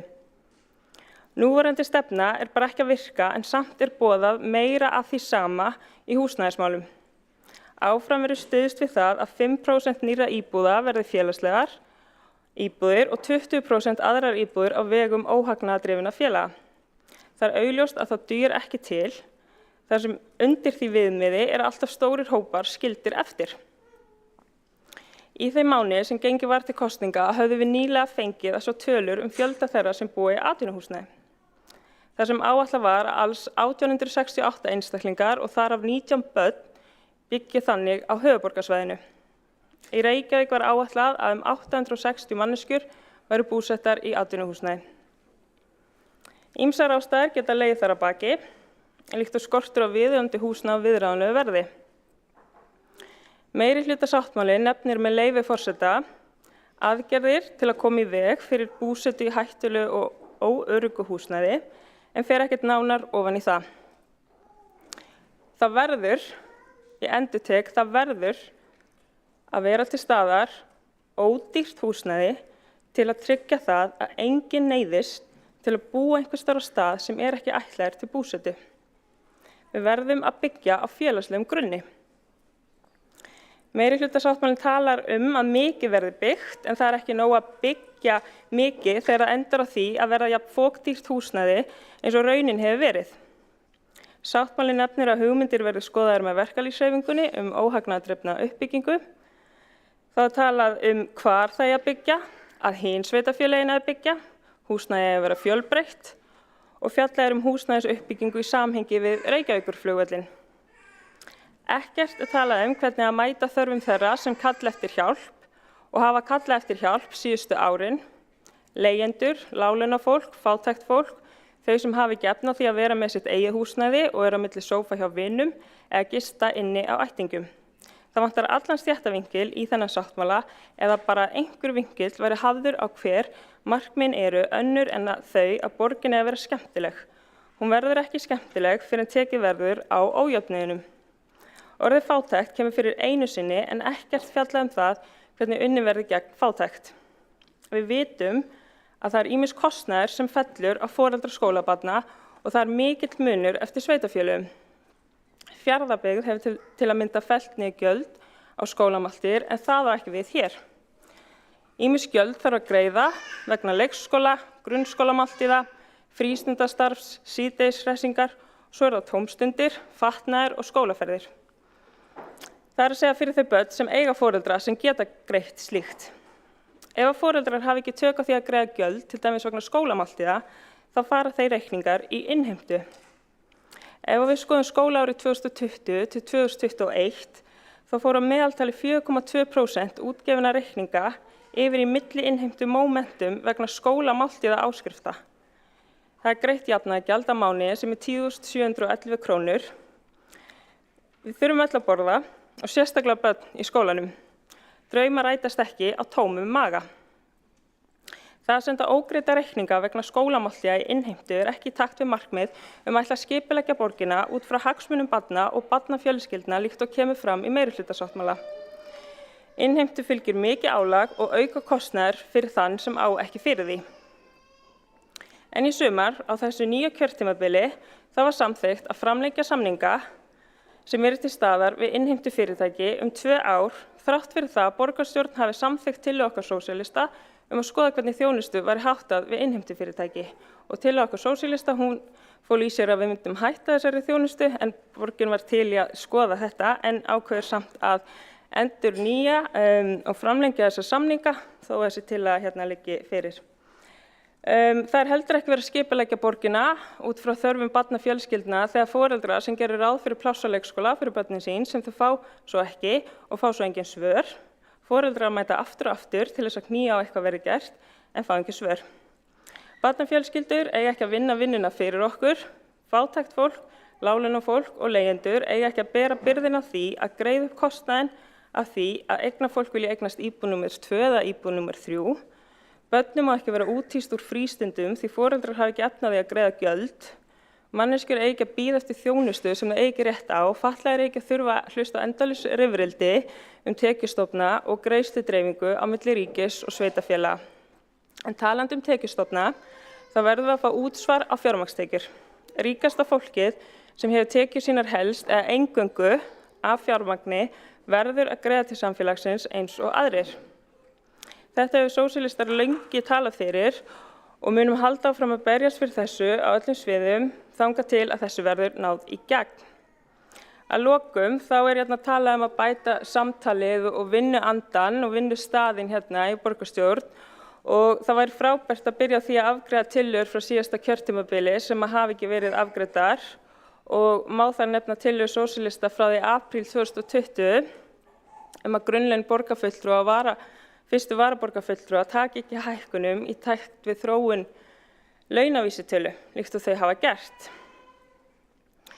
Grunnlaunin þau miða við þróun launavísitölu frá því í marsmánuði 2013 og uppfærast sjálfkrafa í janúar og júlí ár hvert og tillagan sem við sósíalistar lögðum fram í apríl 2020, hún fól í sér að meðan COVID-19 faraldurinn var að gangi yfir og samfélagi að takast á við efnahagslegar afleiðingar þess að þá væri mikilvægt að hinir betur launuð í samfélaginu og í ráðandi stéttum myndi sína ábyrgð í verki. Og fyrsta skrefi í það átt að tryggja að laun borgarfulltrúa taki ekki hækkunum á komandi mánuðum. Og það er mikilvægt þá að ef þessi ákvörðun verði endurskoðuð síðar að hún leiði þá ekki til afturvirkra launahækkana en þetta er bara óafgreitt.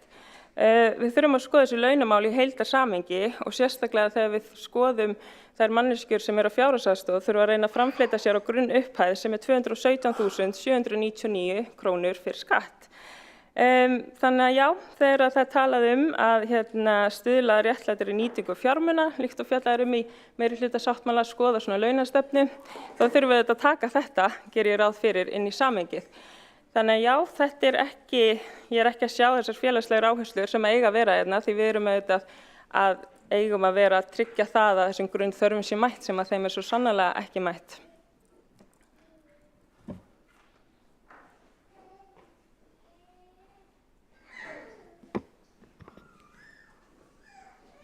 Borgarfulltrúinn hefur lokið máli sínu. Næstur á mælendaskrá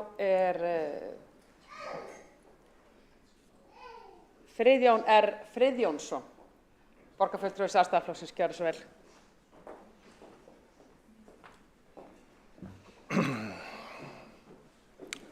Forseti, borgarstjórn.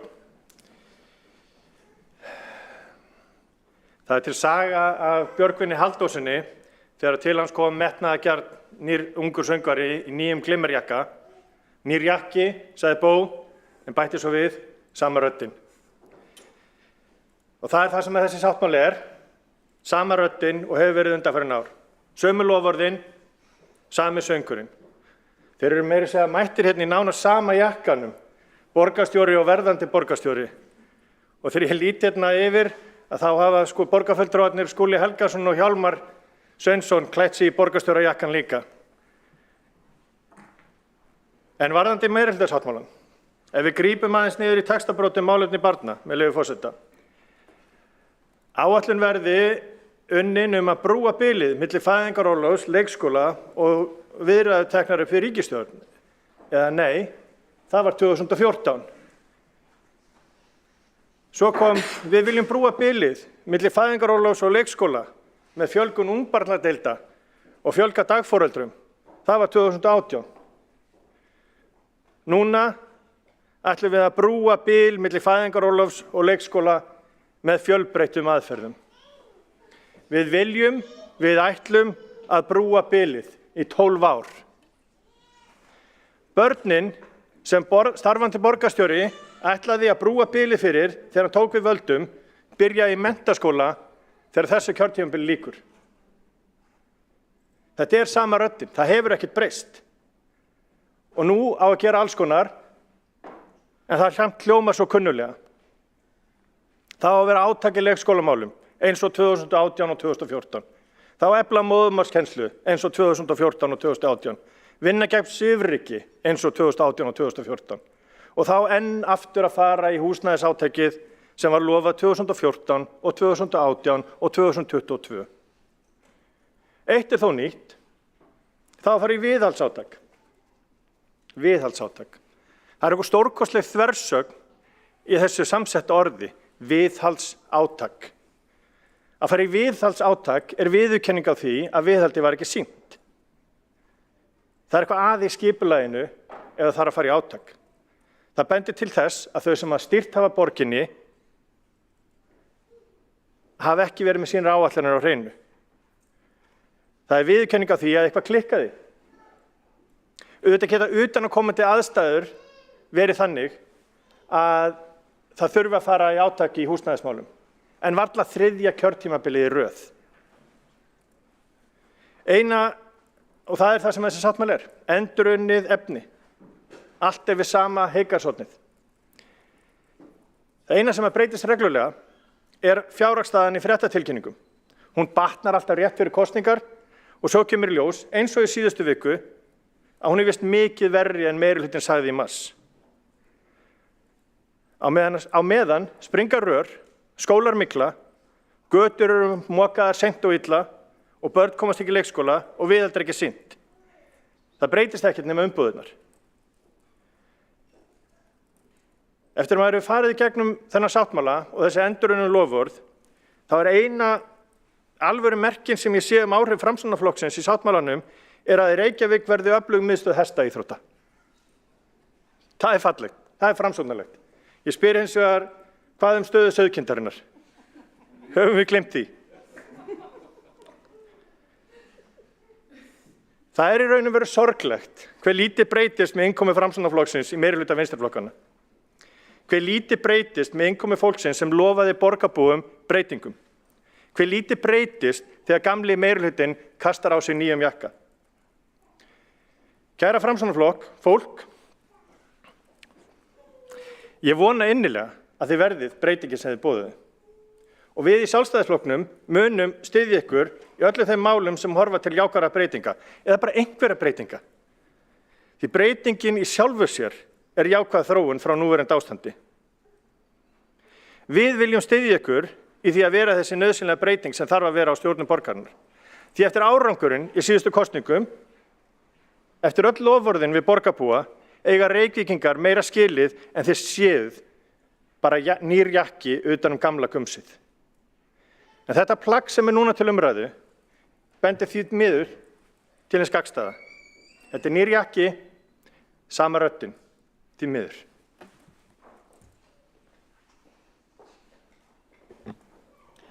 Við þökkum borgarfulltrúa Friðjóni R. Friðjónsssyni fyrir og óskum honum til hamingju með sína fyrstu ræðu hér í borgarstjórn og nú aftur velkominn. Þessi forseti vil nú líka benda á að það eru nú fleiri en miðaldra menn hér í jakkafötum hér inni, fókusin sett á glæsilegt úrval kvenna í alls kyns kjólum og fötum. Við ætlum að horfa mikið á fötin hérna í borgarstjórn. En hvað það? Höldum áfram. Dagur B. Eggertsson hefur óskað eftir að veita andsvar við ræðu Friðjóns. Friðjón, þar sem þetta fyrsta andsvari sem þú veitir í þessari borgarstjórn, þá það gert úr sæti. Ef þú hefur óskað þess að svara andsvari borgarstjóra, þá ítirðu á takkan hér fyrir fram að þig á eftir þegar að borgarstjóri hefur veitt andsvar. Að ræða 2 mínútur. Gjörðu svo vel. Forseti, ágæta borgarstjórn. Það svo sem að ýmsu að taka, ég veit ekki hvort ég að bera mig sakir eða bera af Einari Þorsteinssyni borgarfulltrúa sakir, því að hér hefur hver af öðrum af ákveðnu smekkleysi verið að líkja fötum Einars við mín. Mín eru meira en 15 ára gömul, voru sniðin upp úr öðrum eldri og eiginlega hluti af svona endurvinnslukonsepti að gjörnýta föt á meðan og þau eru grá á meðan Einar Þorsteinsson borgarfulltrúi augljóslega í glæsilegum tweedjakkafötum sem eru aðsniðin eftir nýjasta móð. Og þess vegna vil ég bara bera af honum sakir í þessari umræðu og kannski helst kvarta yfir því að þessi föt slitni það hægt sko að sniðin eru að verða með hallarislega móti allavega það sem að elstu börnin mín segja. Óskar borgarfulltrúa eftir að svara andsvari. Þá ger ég ráð fyrir að tískutipsum borgarstjórnar sé lokið í bili, eða hvað veit ég. Næstur tekur til máls borgarfulltrúa Einar Þorsteinsson. Gjörðu svo vel.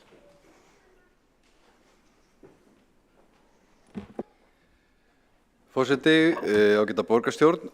Borgarstjóri fór reyndar aðeins yfir það sem ég ætlaði að ræða, það að segja fötin og það alveg hárrétt hjá honum að fötin hans eru komið til ára sinna en mín eru ný og þau eru aðsniðin og og ég held að þetta setja ákveðin tón hér.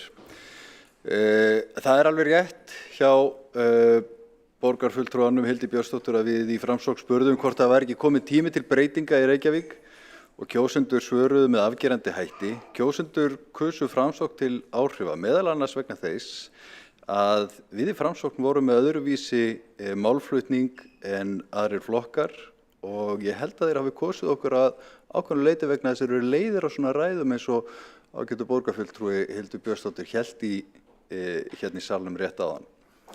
Og það leitt að borgarfulltrúin hafi orðið fyrir vonbrigðum með þennan samstarfssáttmála meirihlutans en ég held að þessi myndasýning og flugeldaveisla hafi beri með sér meiri vonbrigði með niðurstöðu kosningana heldur en endilega samstarfssáttmálan. Þetta meirihluta sáttmáli sem ber með sér róttæka stefnubreytingu í húsnæðismálum. Það vegna þess að það hafa allir átt að sjá því að það þarf að grípa til róttækra aðgerða. Málefni barna eru sett á oddinn og mikilvæg stefnumótun málefni þeirra verður hleypt á stafkonum og ég hvet þau til þess að taka þátt í þeirri kerfisbreytingu sem að vonandi lítur dagsins ljós. Sundabraut, ábyrgð í rekstri, margt fleira. Allt saman góð mál sem Sjálfstæðisflokkurinn styður. En samt eru svona ræður í borgarstjórn, gott og vel, Hún lýsir eftir breytingum. Ég hvet borgarfulltrúan til þess að vera breytingin. Við þökkum borgarfulltrúa Einari Þorsteinssyni fyrir. Hann hefur lokið máli sínu. Þá tekur til máls borgarfulltrúi Kjartan Magnússon. Gjörðu svo vel.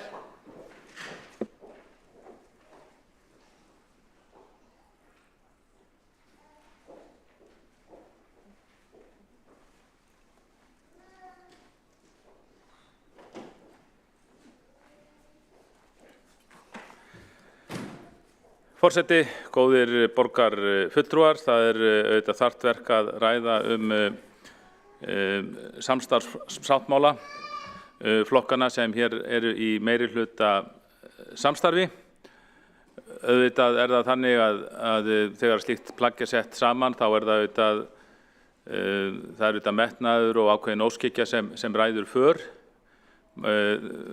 Þetta ekki fyrst enn sem að les meirihluta sáttmála, þarna setja menn auðvitað bara fram góðar óskir og þarna eru mörg góð mál og meirihlutanu bara óskað til hamingju með það og óskað velfarnaðar í þeim störfum sínum við að framfylgja þeim. Síðan annað sem mann líst ekki jafnvel á og allt þar á milli, það bara eins og það en þetta eru auðvitað mörg atriði. Eitt af því sem lögð áhersla á í þessum sáttmála sem fannst í sjálfu sér mjög ánægjulegt og við borgarfulltrúar Sjálfstæðisflokksins styðjum heils hugar. Það voru ákvæði og rauninni loforðum áherslu á samráð við hagsmunaaðila og einstaklinga við alla stefnumótun og aukið gagnsæi í stjórnsýslunni, með leyfi forseta, í sáttmálanum stendur aukið gagnsæi í stjórnsýslunni sem nær til allra ferla við ákvarðanatökur.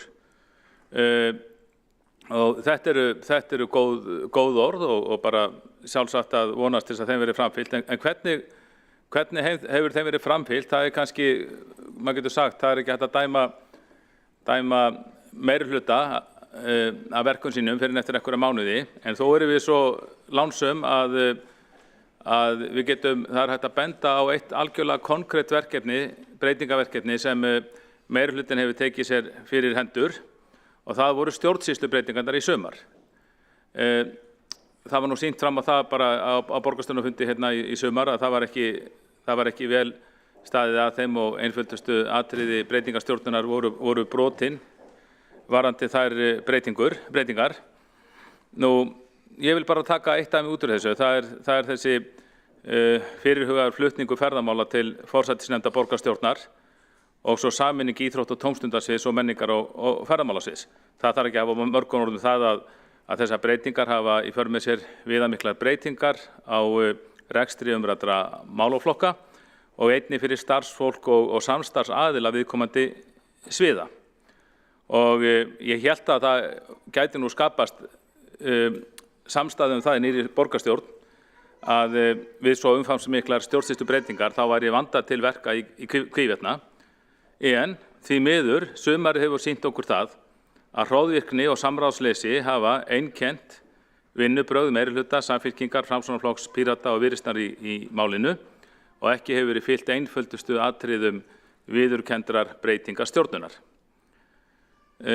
Mér til dæmis ekki kunnugt að fagleg úttekt á breytingum sem ætti að vera sjálfsögð og áhrifum þeirra á rekstur og þjónustu í viðkomandi málaflokkum hafi farið fram. Þvert á móti, án slíkra vinnu, þá rauk nýr meirihluti í að samþykkja þessar umfangsmiklu skipulagsbreytingar án þess að sýna fram á það á nokkurn hátt að þær leiddu til hagræðingar eða betri þjónustu í viðkomandi málaflokkum. Og þá komum við að samráðinu. Það hefur verið staðfest að engin tilraun var gerð til að upplýsa starfsfólk viðkomandi sviða, mörg hundruð manns, fyrirhugaðar breytingar, heldur frétti það afhenni í fjölmiðlum.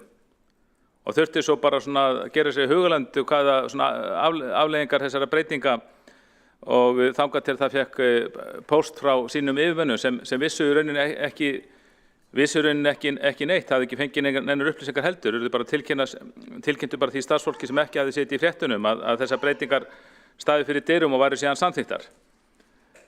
Það samt alveg augljóst að margt af þessu starfsfólki, bæði á menningar- og ferðamálasviði og svo íþrótta- og tómstundasviði hefði geta komið með góðar ábendingar vegna slíkra hugmynda ef það hefði verið farið í þetta samráð sem stendur eiga við hafa varðandi allar slíkar breytingar í meirihluta sáttmálanum. Það var heldur ekki gerð nein tilraun til þess að upplýsa helstu samstarfsaðila utan kerfis, sem sagt samstarfsaðila umræddra sviða fyrirætlanir meirihlutans í þessum efnum og ósk eftir athugasemdum og ábendingum frá þeim áður en lengra væri haldið. Meðal slíkra samstarfsaðila má nefna öll íþróttafélögin í Reykjavík, Íþróttabandalag Reykjavíkur, Bandalag íslenskra listamanna og Samtök ferðaþjónustunnar. Ekki gerð nein tilraun til þess að óska eftir áliti þeirra athugasemdum, eitthvað sem ætti betur fara.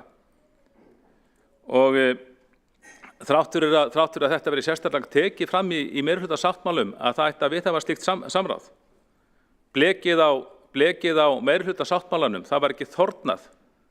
Leið og hann settur í ljóstunavélina, þá eru þessar breytingar samþykktar án samráðs við einn eða neinn að því virðist vera. Og þannig sjáum við endirnar, þannig sjáum við bara á fyrstu vikum nýs meirihluta hverjar hefndirnar voru var þetta samráð, það var ekki neitt. Og því miður þá gefur þetta manni ákveðin, eða svona gefur til kynna að þessar vinnubrögð meirihlutans við þessar stjórnsýslubreytingar, það sýna þessar hástemmdu yfirlýsingar í sáttmálanum eru innantómar og merkingarlausar. Og það var alveg greinilegt að það var sjálfstætt markmið hjá meirihlutanum að samþykkja umræddar stjórnsýslubreytingar á sumarleyfistíma til að komast hjá umræðu í borgarstjórnum málið og lágmarka samráð við starfsfólk, hagsmuna og samstarfsaðila, að því við vitum að það elsta trikkið í bókinni þegar maður er eitthvað sveitastjórn, að best að ef maður vill forðast að fá ábendingar eða athugasemdir eitthvað mál, þá er það gert á sumarleyfistíma. Ég vona svo sannarlega að þetta skýra dæmi það hvernig meirihlutin hefur varðandi viðamikla stjórnsýslubreytingar hefur ekki áhuga á samráði þrátt fyrir að standi skýrum stöðum í meirihlutasáttmálanum. Ég vona að þetta verði núna kjörtímabil bara einstakt tilvik brot á þessum meirihlutasáttmála en verði ekki regla.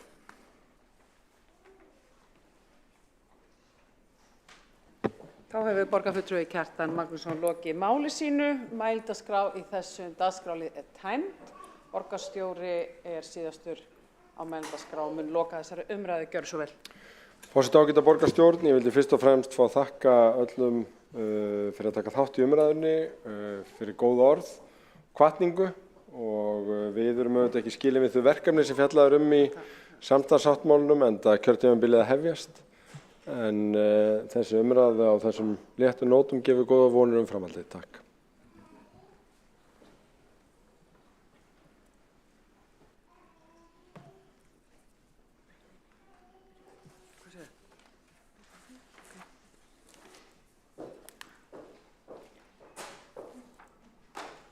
Og þá er komið að máli 2 á dagskrá borgarstjórnar. Það er mál umræða stöðu leikskólamála í Reykjavík og fyrstur á mælendaskrá er Árelía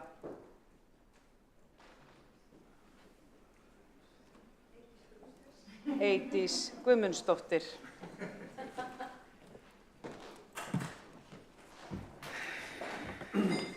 Ágæta borgarstjórn, forseti, borgarstjóri. Það er mjög sann ánægja að koma hér og tala leikskólamál og sérstaklega er gott að hafa hér okkar góða fólk á pöllunum sem að þetta mál varðar hvað mest. Það er þannig að í allri starfsemi, alveg sama hvaða starfsemi það er, að þá þarf maður að skynja hvar er hjartslátturinn. Áður en að maður getur í rauninni haldið lengra, þá þarf maður alltaf að stoppa og hugsa hvar er hjartslátturinn. Einfaldlega vegna þess að í allri starfsemi, hvaða fyrirtæki sem það er, að þá þarf maður að passa það að hjartslátturinn slái eða stöðvist ekki. Ég vil halda því fram að skóla- og frístundasvið sé hjartslátturinn og ef við bara horfum á þessar töflur að þá liggur það fyrir að við erum með yfir helming af starfsmönnum borgarinnar og ef við berum það saman með aðra starfsemi. Þórdís Lóa, háttvirtur borgarfulltrúi, sagði áðan að atvinnulífið væri það sem að hjólinn snerist Ég vil halda því fram að þessir starfsmenn sjái til þess að atvinnulífið í Reykjavíkurborg snúist. Það annað sem mikilvægt að gera sér grein fyrir að Reykjavíkurborg telur rúmlega 133.000 einstaklinga núna. Þar af erum við með 20.000 einstaklinga í okkar vörslu sem bæði eru í leikskólum og skólum borgarinnar. Ef við svo margföldum það með allavega 2 foreldrum, í sumum tilfellum eru fleiri, þá erum við komið töluna 40.000 og ef við setjum svo saman töluna sem að starfsmenn okkar eru, þá erum við 6.200, þá erum við komið 66.000 einstaklinga sem eru í beinum daglegum tengslum við þessar stofnanir okkar.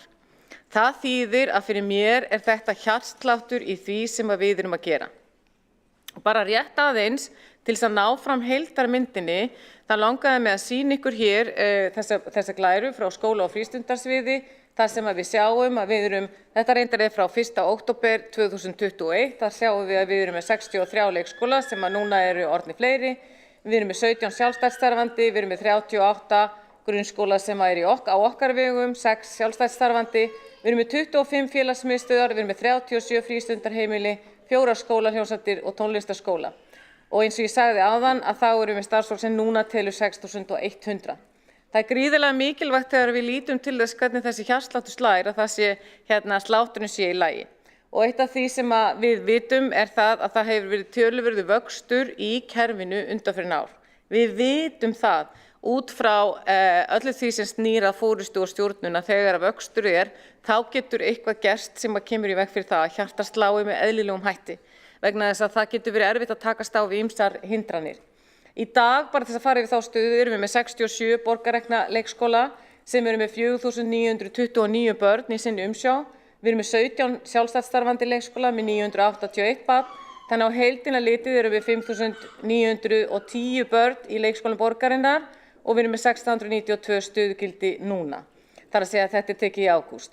Á síðasta ári hefur því fjölgunin verið 12%, það að segja 12% fjölgun í börnum sem núna eru í leikskóla. En á sumarmánuðum þegar að við gerðum okkur grein fyrir því að hugsanlega væri hjartslátturinn eitthvað farin að verða tregur, að þá þurftum við að fara í þræðingu. Og það rauninni þegar við komumst að því að það væri þarna úti börn sem núna náttúrulega foreldrar eru hér til þess að knýja á og hafa verið að knýja á okkur sem að skipti verulega miklu máli af því að við þurfum að hafa alla þá hópa sem að skipti máli með. Og ég vil taka það fram, sérstaklega ég þakklát félögum mínum á skóla- og frístundarsviði, bæði í meirihlutanum og minnihlutanum sem að komu að því að vera hluti af lausninni og ég segi að þetta starf sem hjarta borgarinnar, þarna á ekki litur og okkar í pólitík að skipta máli. Annað sem hefur verið kallað eftir breytingar. Þegar við erum að fara með hjartsláttinn, þá erum við ekki að fara hratt í breytingar. Við erum hins vegar búin að fara í þræðingu og við ætlum að horfa aðeins á tölunar. Frá því að stóra innritunin sem í mars hófst var 1.584 börnum boðin leikskólavist. Í ágúst höfðu frá frystingu bæst við 350 aftur. Við erum að vaxa sem borg.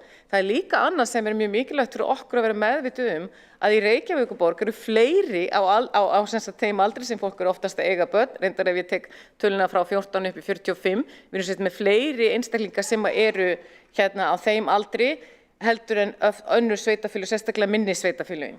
Þannig að við erum í rauninni má segja að reka menntamálastefnuna. Við erum langstæðsta apparatið og hjartslátturinn hér skiptir máli fyrir allt landið.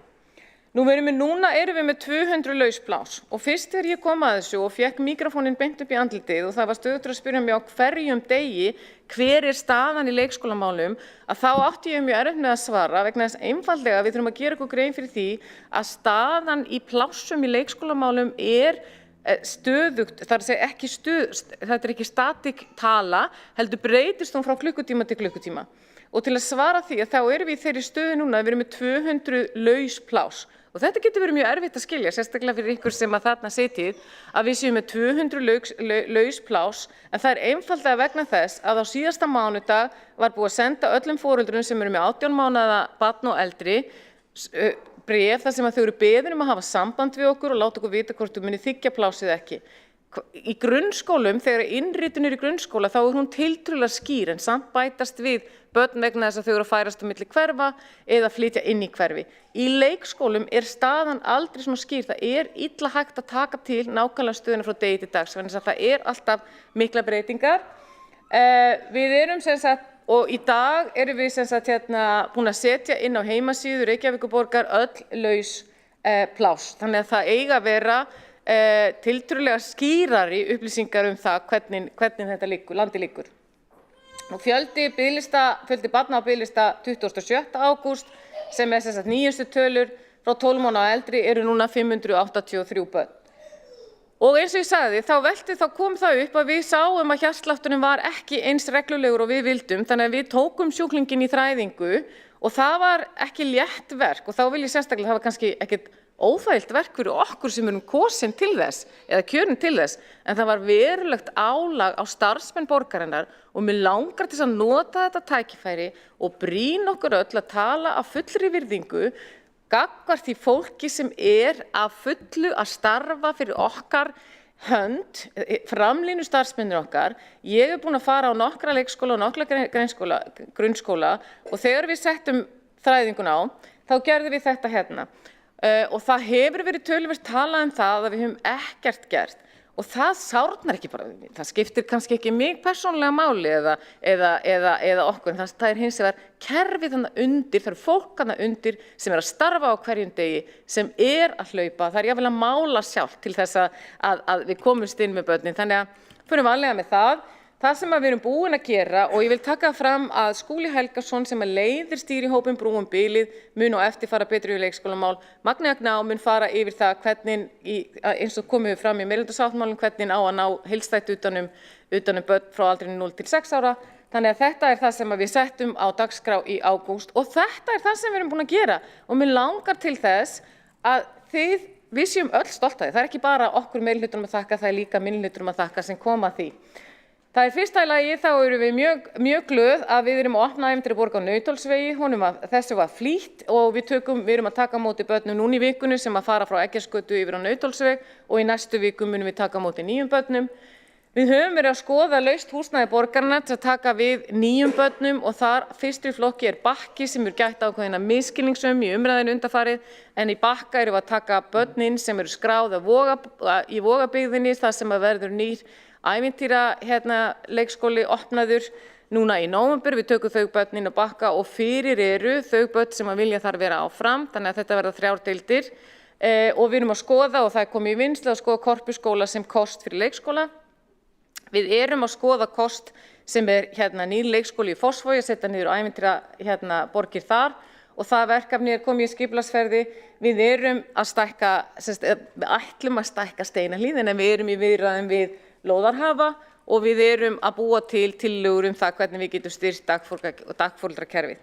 Hugsanlega hefur það áður verið í meirihlutasáttmála, en þarna verðum við líka að horfa til þess hver eftirspurnin hver það sem vill starfa við það og hvernig getum við búið þeim best starfsumhverfi. Nú síðan erum við að breyta verklagi leikskólainnritunar og það líka mjög ánægjulegt að segja frá því að í dag það tilraunaverkefni að fara af stað. Þannig að ég vil mótmæla því harðlega að þær aðgerðir sem við fórum í og því ég vil sérstaklega mótmæla því gagnvart okkar fólki sem búið að vinna ég ætla nú ekki að segja dag og nótt en allavega að leggja mjög hart að sér. Hjartslátturinn sem að snýr að leikskólamálum núna í góðum takti en við megum búast við því að þessi málaflokkur muni verða tímafrekur þar sem að allt kjörtímabili og öll næstu kjörtímabili vegna þess að við erum ung borg sem betur fyrr. Takk fyrir mig. Borgarfulltrúi Árelía Eydís Guðmundsdóttir hefur lokið máli sínu og óskar eftir að taka til máls borgarfulltrúi Hildur Björnsdóttir.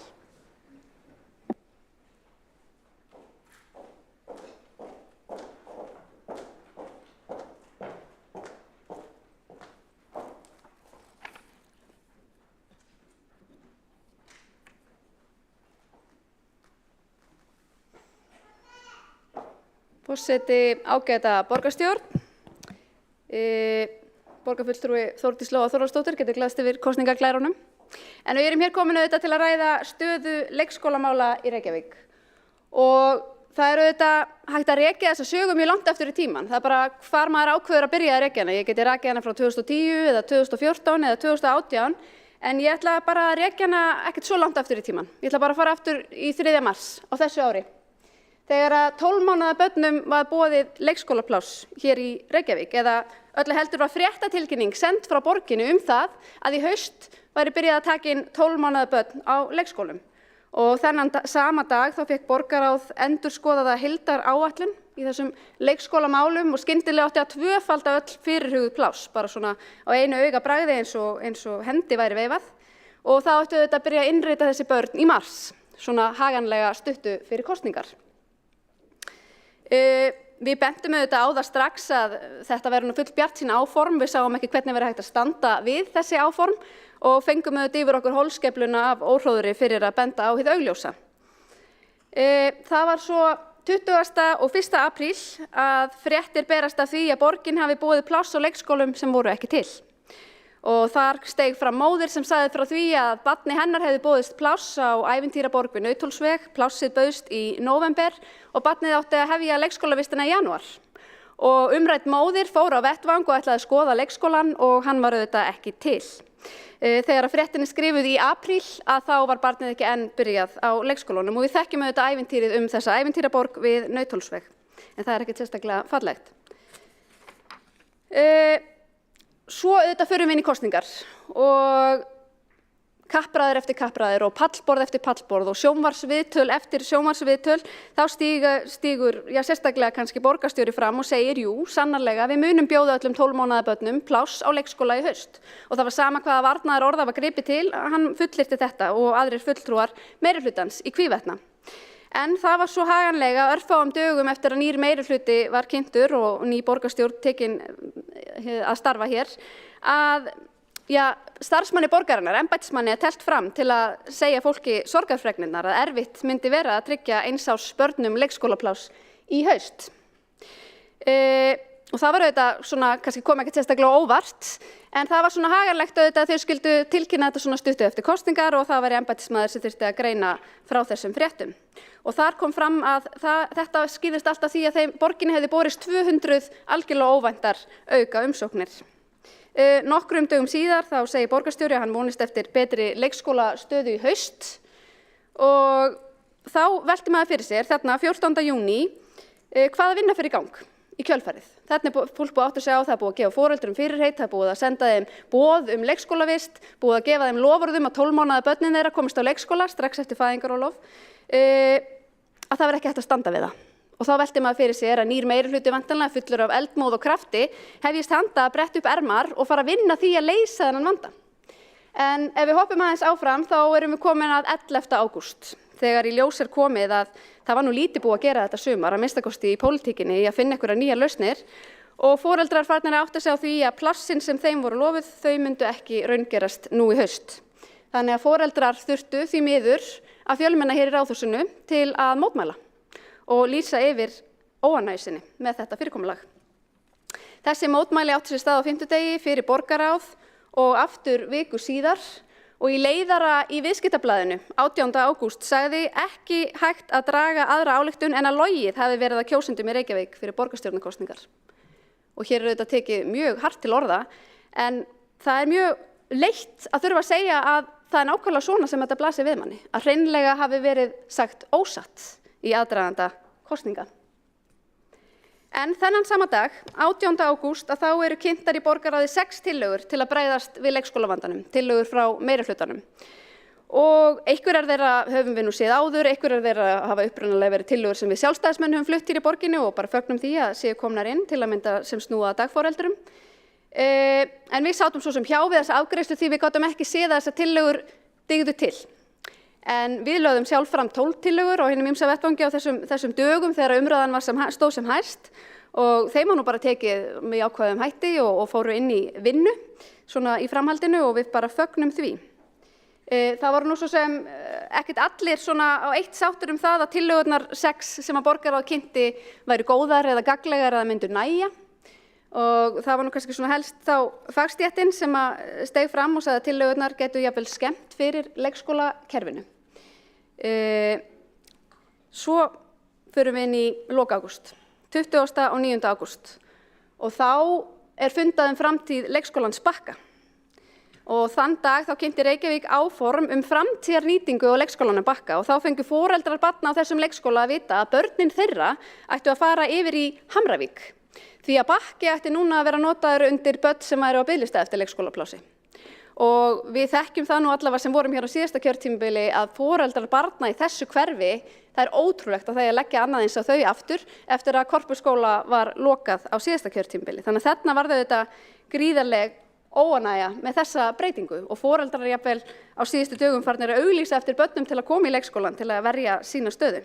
Þannig að það þetta hverfi hefur mátt þola ýmislegt og þetta einmitt svigrúm fyrir frekari uppbyggingu eins og við höfum ítrekað bent á í staðahverfinu til þess að svona treysta stoðirnar undir þessari grunnþjónustu í hverfinu, ekki þurfi að höggva meira í hana. Og svo það svona þessi söngur sem við hefur svolítið verið endurtekið efni á síðasta kjörtímabili og ætlar að færast inn í þetta kjörtímabil. 1. september bárust fréttir af því að fjórðungur starfsfólks væri frá vegna myglu á leikskólanum Grandaborg. Og börn sem þar áttu að hefja sína inngöngu í haust, annaðhvort gátu ekki gert það eða þurftu að búa við skertan leikskóladag.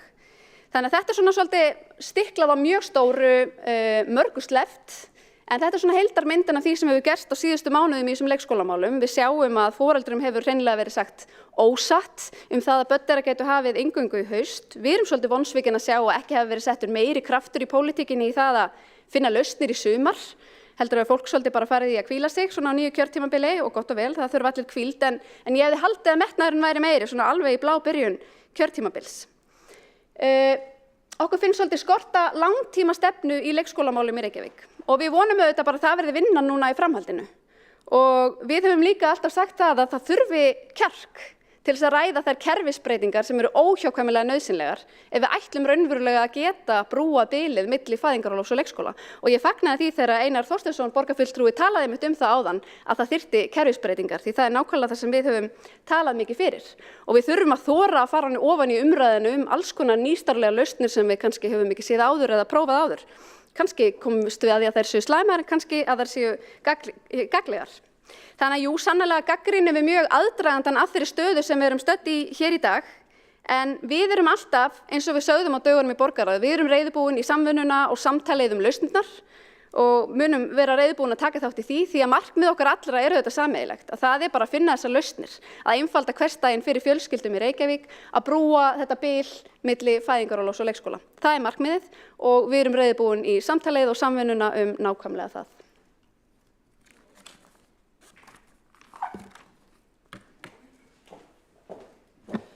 Þá hefur borgarfulltrúi Hildur Björnsdóttir lokið máli sínu og borgarfulltrúi Árelía Eydís Guðmundsdóttir hefur óskað eftir að veita andsvar.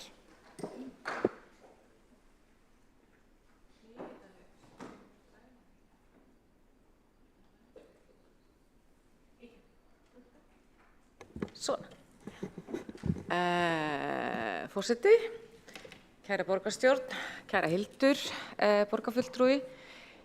Ég ætla að reyna að vera nokkuð systematísk í svörum mínum, en takk fyrir ábendingarnar. Ég get ekki svara fyrir það sem gerðist fyrir komu okkar. Ég tek ekki undir það, ég vildi óska þess að ég hefði haft tíma til þess að vera í fríi, en ég get ekki sagt að það hafi verið, það kannski verið frekar aðkallandi að fá frí heldur en hitt. Vissulega það rétt og réttmæt gagnrýni að hugsanlega það sem gerist í rauninni að við erum svo háð húsnæðismálum. Þannig að leikskólar og svo óánægja, ég vil taka fram að 90% foreldrar eru 90% ánægðir með þjónustu okkar í leikskólum borgarinnar sem mikilvægt að halda til haga.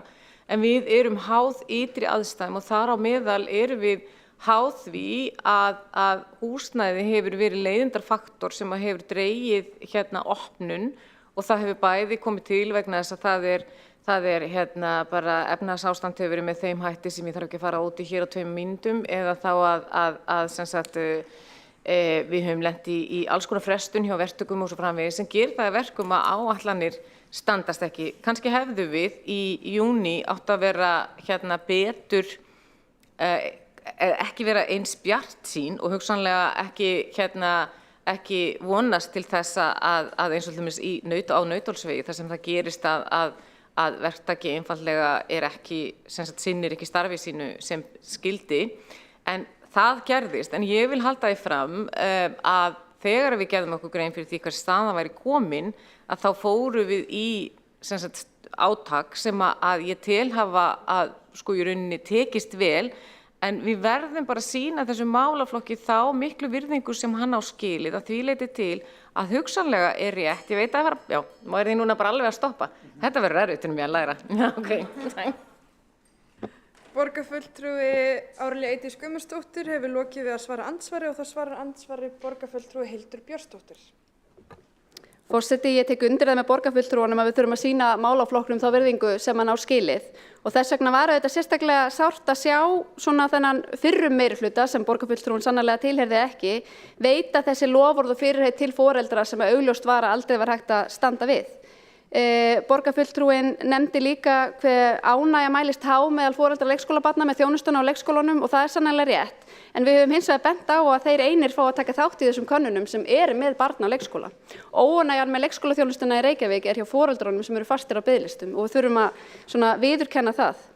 Þannig að jú, sannarlega hafa kannski komið upp tilfelli þar sem húsnæði kemur í veg fyrir opnun og svo sjáum við eins og Grandaborg og fleiri leikskólum auðvitað í borginni og grunnskólum að viðhaldsleysi veldur því líka raski á skólastarfi og það er bara eitthvað sem þarf að takast á við. En mér langar líka svona að flagga því til að mynda þegar embættismaður stígur fram hér í júní og segir ekki hægt að taka á móti öllum börnum í haust vegna þess að umsóknum hafi fjölgað 200. Það er auðvitað svona að helber fyrir sláttur auðvitað, en ég hef margítrekað bent á að það borgin ætti auðvitað, mér finnst eins og við séum ekki að vinna eftir spálíkani í rauninni barneignir og nú erum að sjá gríðarlega aukningu í barneign. Barneign vex á mun meiri hraða heldur en leikskólakennurum að fjölga, þannig að vandinn mun bara vaxa. Þess vegna verðum við að horfa á kerfisbreytingu. Það er eina leiðin til að leysa þetta og aftur við erum til í að taka þátt í þeirri vinnu.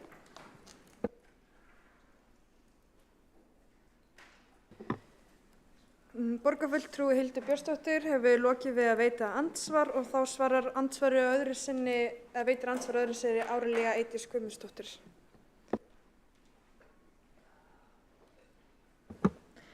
Já, takk fyrir ágæta borgarstjórn og ágæti borgarfulltrúi. Vissulega rétt og ég held að það skiptir miklu máli að gera okkur grein fyrir því að það meira segja talan sem við töluðum að hefði bæst við vorum 350. Þannig að vandinn er þetta síkvika kerfi.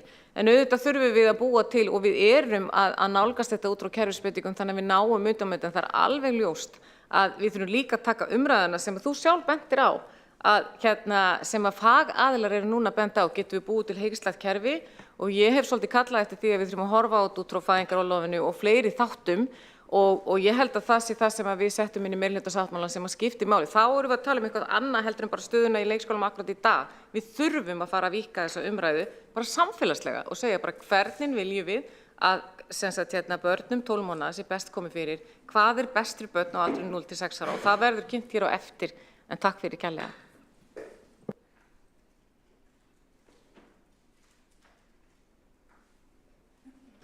Þá hefur borgarfulltrúi lokið við að veita andsvar og tekur til máls borgarfulltrúi Skúli Helgason.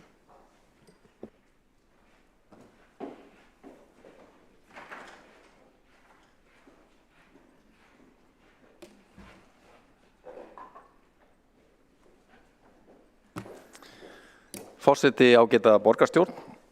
Ég vil byrja á því að þakka þeim foreldrum sem gerðu sér far hér í Ráðhúsið.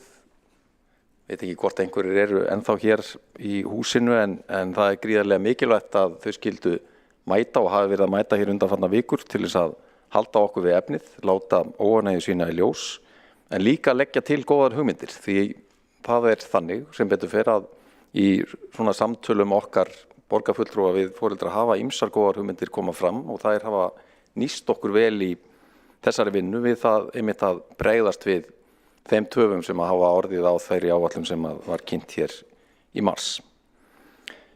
Ég ætla að fara nokkrum orðum stöðuna í verkefninu. Það er líka mikilvægt fyrir nýja borgarstjórn að fá kynningu á þessum áformum. Þetta er búið að vera í umræðunni lengi.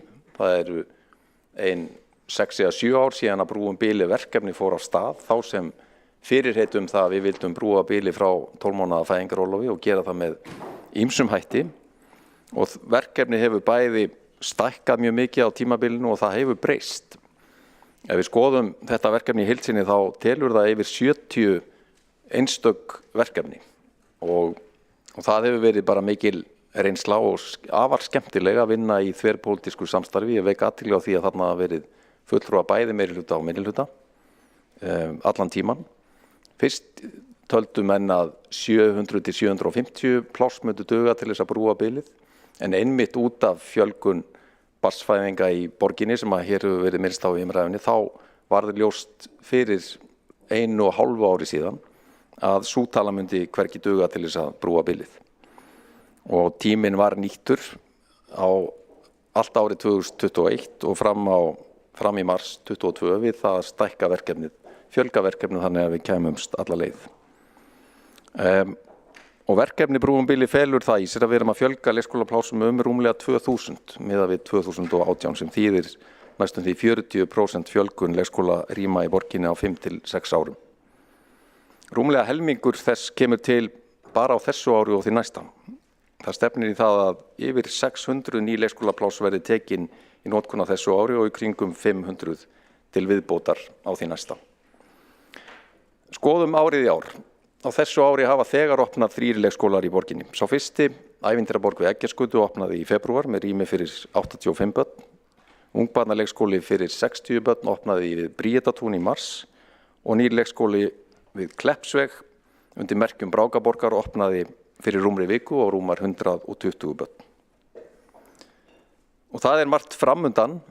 Ævintýraborgin við Nauthólsveg sem hér hefur verið í umræðunni, hún opnar starfsemi sína í lok þessara vikuna og hún tiltekið á 5. Og það byrjar á því að það eru börn sem hafa verið í Eggertsgötunni, voru tekin þangað inn til að byrja með sem að flytja fyrst yfir en á mánudaginn hefst aðlögun nýrra barna.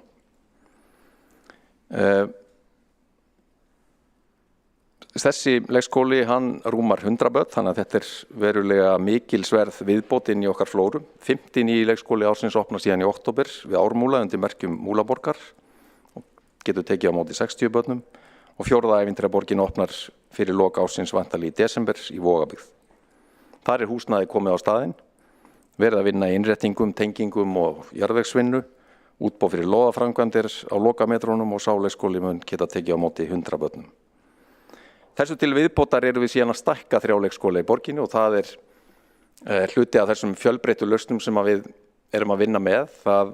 Við erum bæði að byggja nýja leikskóla frá grunni, við erum að byggja viðbyggingar við eldri leikskóla, við erum að setja niður færanlega deildir þar sem að það hentar best og svo eru fleiri lausnir sem að koma til greina.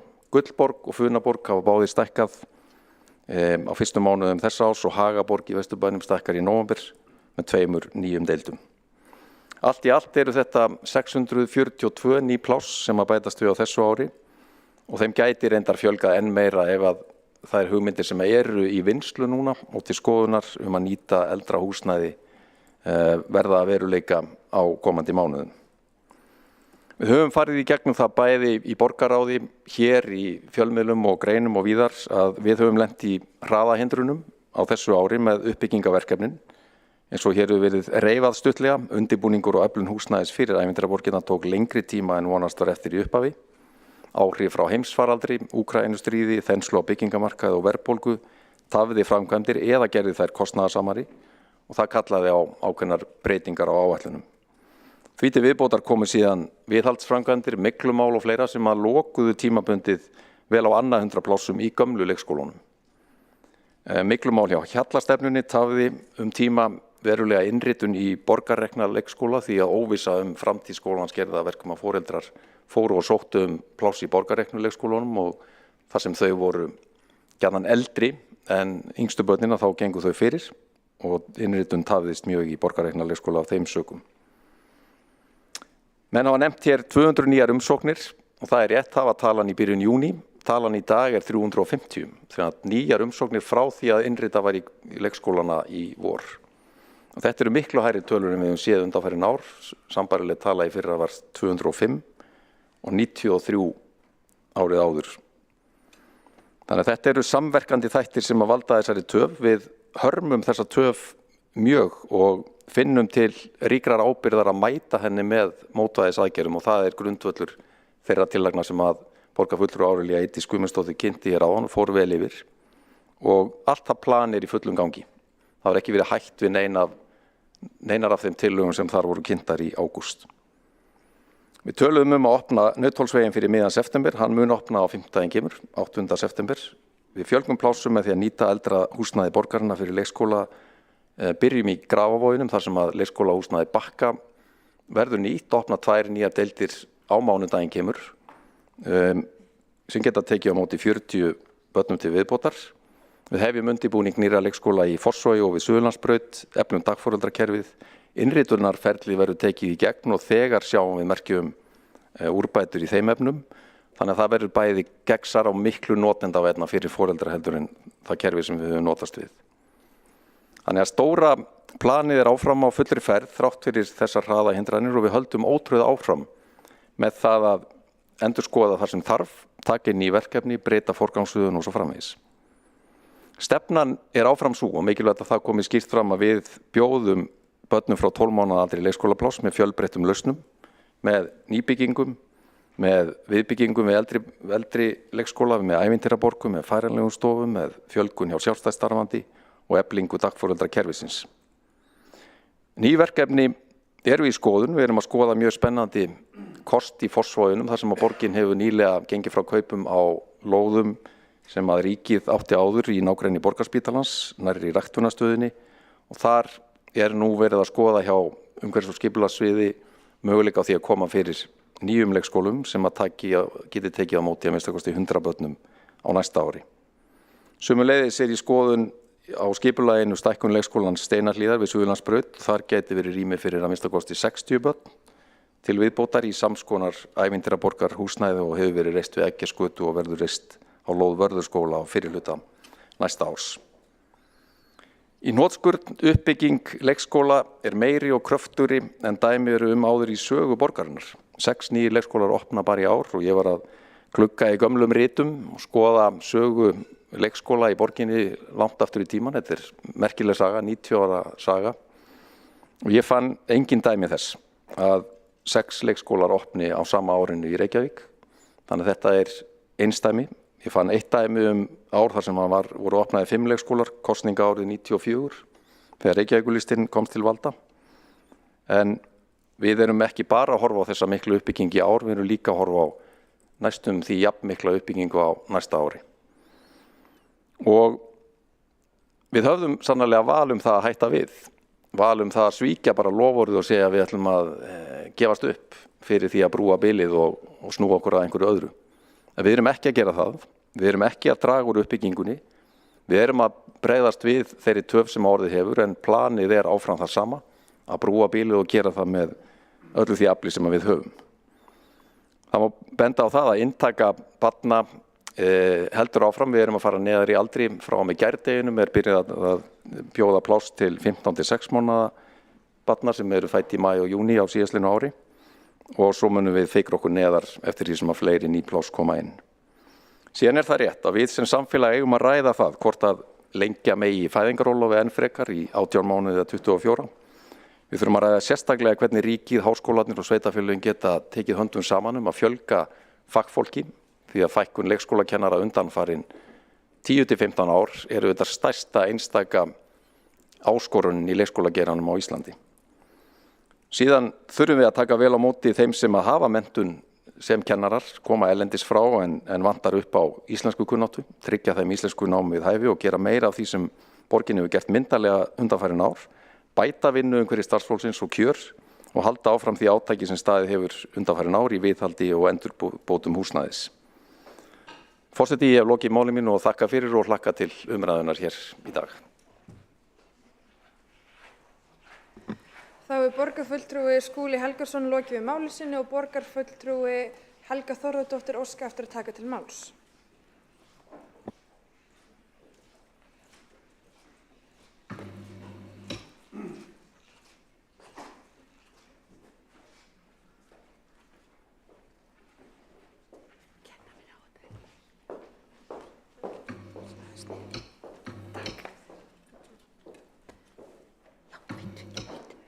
Frú forseti, borgarstjórn og aðrir áheyrendur. Ég ekki með glærusýningu eins og fyrirverandi borgarfulltrúar tölu á undan mér, en ég þakka kærlega fyrir þetta var mjög upplýsandi og greinilega mörg áform í gangi sem ég fagna. En ástandið í leikskólamálum borgarinnar eru óásættanleg, engin mótmæli því, ekki einu sinni meirihlutinn í borgarstjórn, sem betur fer því fyrsta skref til bata að viðurkenna vanda. Mikla væntingar voru til svokölluðu ævintýraborga sem eru hreyfanlegar einingar leikskólar. Trú manna var að nú væri að nást utan að þennan gamla og gróna vanda sem áþreifanlegastur á haustin. Mikil fjölgun hefur verið á umsóknum og má rekja vandan helst til húsnæðisleysis og manneklu. Störf í leikskóla eru ekki eftirsótt, allavega ekki nógu eftirsótt, launin léleg og álagi mikið. Bréf frá örvæntingarfullum foreldrum hafa hrannast upp í pósthólfum borgarfulltrúa undanfarnar vikur. Börn, jafnvel 20 mánaða gömul, hafa fengið pláss á leikskóla sem ekki til. Þessar sögur þekkjum við öll. Þessi staða veldur streitu og kvíða hjá foreldrum. Þetta gerist á verðbólgutímum þar sem húsaleiga og vextir á húsnæðislánum hækka gríðarlega á sama tíma, hækka nauðsynjavörur sem bitnar sérstaklega á ungum fjölskyldum. Unga fólki sem nýbúið að koma sér upp húsnæði eða á leigumarkaði finnur mest fyrir þessu og það ekki skrítið að þetta valdi kvíða hjá ungum foreldrum. Þetta ástand kemur sérlega illa niður á foreldrum sem með lágar tekjur og sem eru ekki með stuðning fjölskyldu. Ungir foreldrar eru ekki allir með foreldra sína og stórfjölskyldu í Reykjavík til að hlaupum til baka. Fjölmargar fjölskyldur eru búin að nýta öll úrræði sem þeim býðst að hafa og hafa engin frekari ráð til að fá pössun fyrir börn sín. Leggjast þarf yfir þessi mál að nýju og finna alvöru lausnir og að það séu kynnt úrræði sem virka núna, sem fyrst. En Flokkur fólksins hefur lagt fram tillögur til sérstakra lausna á meðan ástandið svona slæmt. Ein af tillögum Flokks fólksins að veita þeim foreldrum sem í mestri neyð aðstoð í formi sérstaks styrks á meðan verið að ljúka framkvæmdum við leikskóla. Hin útfærsla Flokks fólksins að á meðan Reykjavíkurborg getur ekki veitt yngstu börnunum leikskólapláss, þá ætti að bjóða foreldrum mánaðarlegan styrk, heimagreiðslur höfum við kallað það, sem jafngildir niðurgreiðslum Reykjavíkurborgar fyrir leikskólapláss fyrstu 2 árin. Væri líka hægt að hafa ákveðna upphæð líkt og Sjálfstæðisflokkurinn hefur lagt til, að mig minnir 200.000 krónur. Þetta væri í raun sparnaður fyrir Reykjavíkurborg því að leikskólapláss fyrir yngstu börnin kosta mun meira en það. Einhverjir foreldrar hafa tækifæri til að vera heima hjá barni sínu fyrstu missinin og geta vel hugsað sér að þiggja mánaðarlega greiðslur frekar en þiggja leikskólapláss. Heimagreiðsluúrræði gæti því létt á biðlistum og ég man ekki betur en á framboðsfundum fyrir borgarstjórnarkosningar þá hafi Framsóknarflokkurinn verið hlynntur þessu heimagreiðslukerfi. Þið leiðréttið mig ef það rangt. En foreldrar geta þegið margs konar aðstoð ýmist í formi styrkja eða sem dæmi að skipta leikskólaplássi milli 2 barna. Allt eftir því sem foreldrar sjá hag í. Aðstæður fólks eru mismunandi og skylda Reykjavíkurborgar sem sveitarfélags með lögbundna þjónustu að koma til aðstoðar með öllum mögulegum ráðum. Hér því nauðsynlegt að við borgarfulltrúar vinnum saman að því að finna lausnir. Ég get kannski nefnt það hér að ég hef til dæmis, ég bjó í Svíþjóð lengi vel, milli 90 og 99, þar kynntist ég það heitir kooperatív förskóla og ég sé nú að foreldrar er nú búin að yfirgefa okkur, en þetta er svo kallega foreldrasamvinnu leikskólar sem foreldrar reka og þetta hefur gengið mjög vel í Svíþjóð og ég bara vil að við bara komum þessa hugmynd hér inn og ég er með ýmsar líka inn á slíka leikskóla. Já, og við bara í Flokki fólksins viljum hvetja meirihlutann til að skoða tillögur okkar til lausna. Takk fyrir.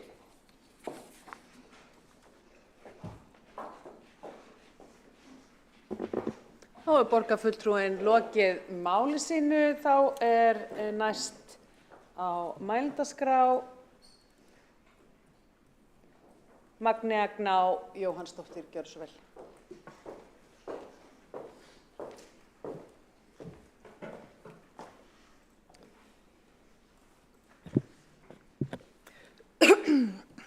Forseti, ágætu borgarfulltrúar, ég vil byrja á því að fagna þessari umræðu stöðu leikskólamála og dagvistun barna. Þetta er málaflokkur sem við eigum og verðum að taka föstum tökum. Það á ekki að vera letjandi og erfiðleikum bundið að eignast barn í Reykjavík, heldur þvert á móti. Hér á að vera gott að vera barn og gott að vera foreldri. Reykjavík á að vera barnvænt samfélag. Ég tel þó svo að úrlausnarefnin sé brýn að mikilvægt sé að við stöldrum aðeins við í umræðunum leikskólamálin og veltum því fyrir okkur hvernig stefna okkar er sem sveitarfélag og hvernig hún á að vera, varðar þjónustu og umgjörð í kringum umhverfi barna og aldrinum 0 til 6 ára heildstætt.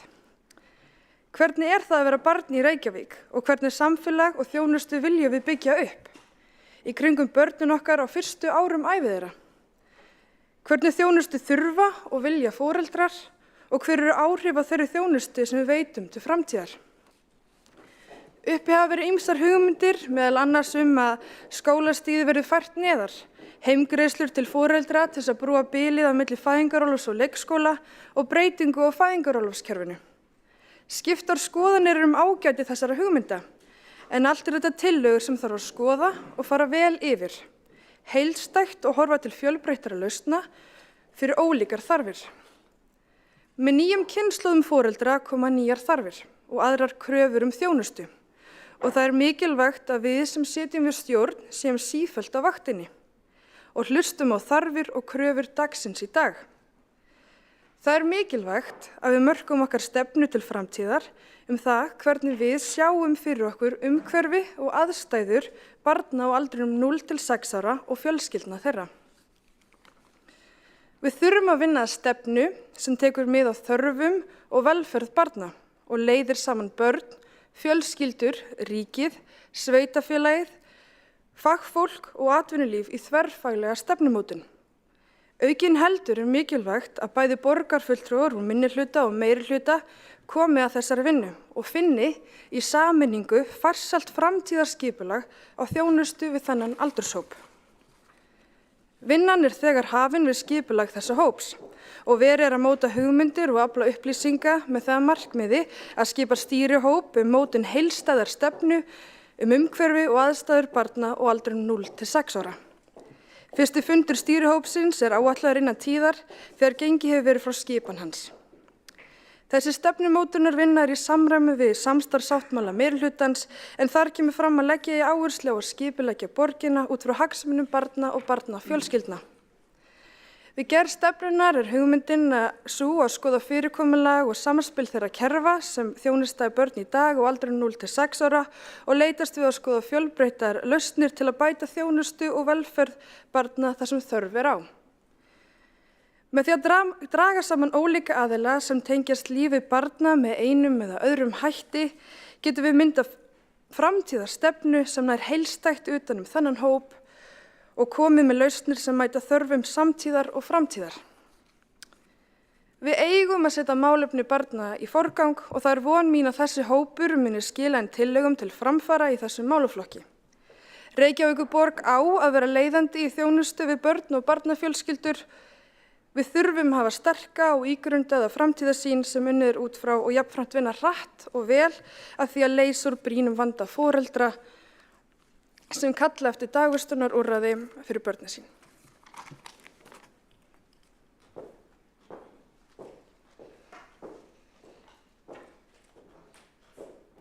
Borgarfulltrúinn hefur lokið máli sínu og ef að forseta reiknast rétt til, þá er þetta fyrsta ræða borgarfulltrúans í borgarstjórn. Til hamingju með það. Næst á mælendaskrá er Sara Björg Sigurðardóttir.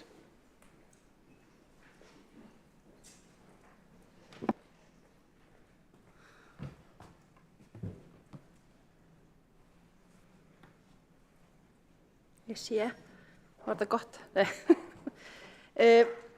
Gaman að vera með ykkur í dag, fallegur dagur, síðsumarsdagur. Við erum að ræða stöðu leikskólans. Þannig að forseti ágæta borgarstjórn. Mér langar að reifa fyrir nýja borgarstjórn þá miklu fjárfestingu sem hefur átt sér stað í málaflokknum síðustu 4-5 árin. Þessi fjármunir sjást ekki mannvirkjum, búnaði eða tækjum. Heldur eru samofin starfsumhverfinu, mannauðnum sem þar vinnur og bættri starfsaðstöðu. Rúmlega 4 milljörðum króna yfir tímabilið hefur verið varið einmitt í vinnuna í að bæta faglegt vinnuumhverfi og starfsaðstæður í leikskólum borgarinnar. Árið 2016 var starfshópur nýliðun og bætt starfsumhverfi í leikskólakennari í Reykjavík skipaður. Hann átti að rýna stöðuna, skilaði af sér umfangsmiklum tillögum í febrúar 2018. En í honum voru fulltrúar fagfólks úr skólasamfélaginu, Samband íslenskra sveitarfélaga, kjörnir fulltrúar og aðrir hagaðilar af leikskólastiginu. Til að reyna að sporna við vanda mönnunar og til að viðhalda endurnýjun í stéttinni lögðust menn á eitt að skoða hvar sóknarfærin lágu. En markmið hópsins var að koma með tillögur hvernig væri hægt að bæta starfsumhverfi leikskólakennara, auka stuðning við fagstétt leikskólakennara, hvernig hægt var að fjölga leikskólakennarum og lokum var að leikskólakennara námið. Mig langar að nefna nokkuð dæmi hvernig starfsumhverfi hefur verið bætt. Rými barna inn á leikskólum hefur verið aukið, stöðugildum fyrir 4 og 5 ára börn hefur fjölgað, undirbúningstími deildarstjóra og leikskólakennara var aukinn til að koma til móts við þær kröfur að efla faglegt innra starfs leikskólans, draga úr álagi og tryggja svigrúm til undirbúnings. Fjármagnið var veitt til heilsueflingar og eflingu liðsheildar, heimildar veitt til að fella niður leikskólagjöld á milli jóla og nýjárs, sem gerir stjórnendum kleift að gefa starfsmönnum frí og leið skapa starfsumhverfi sem fjölskylduvænt. Úthlutun vegna veikindaafleysinga breytt úr stöðugildum í fjármagn og fjárheimildir veittar til þess að minnka vinnuskyldu eldri starfsmanna til að halda í þekkingu þeirra en skapa meiri sveigjanleika. Kallað var eftir aukinn stuðning við fagstétt leikskólakennara og var þeim mætt með margvíslegum aðgerðum. Mikið var lagt upp úr því að auka stöðugleika í starfsmannahópnum og tryggja starfsmannaveltuna. Móttaka nýliða var efld, aukinn stuðningur við nýja leikskólakennara, boðið var upp á handleiðslu fyrir leikskólakennara vegna erfiðra mála og betri borg fyrir börn sem hófst með tilraunaverkefni í Breiðholti árið 2020, en þar var stoðþjónusta leikskóla farið mun nær heldur en var áður. Svo er að fjölgun leikskólakennarana. Víðtækt átak hefur verið gert til þess að kynna námið og starfsumhverfið í vonum að auka umsóknir.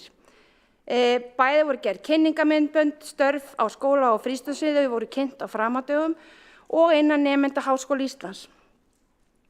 Viðurkenningar voru veitt fyrir meistaraverkefni til að vekja einmitt athygli á störfum leikskólans.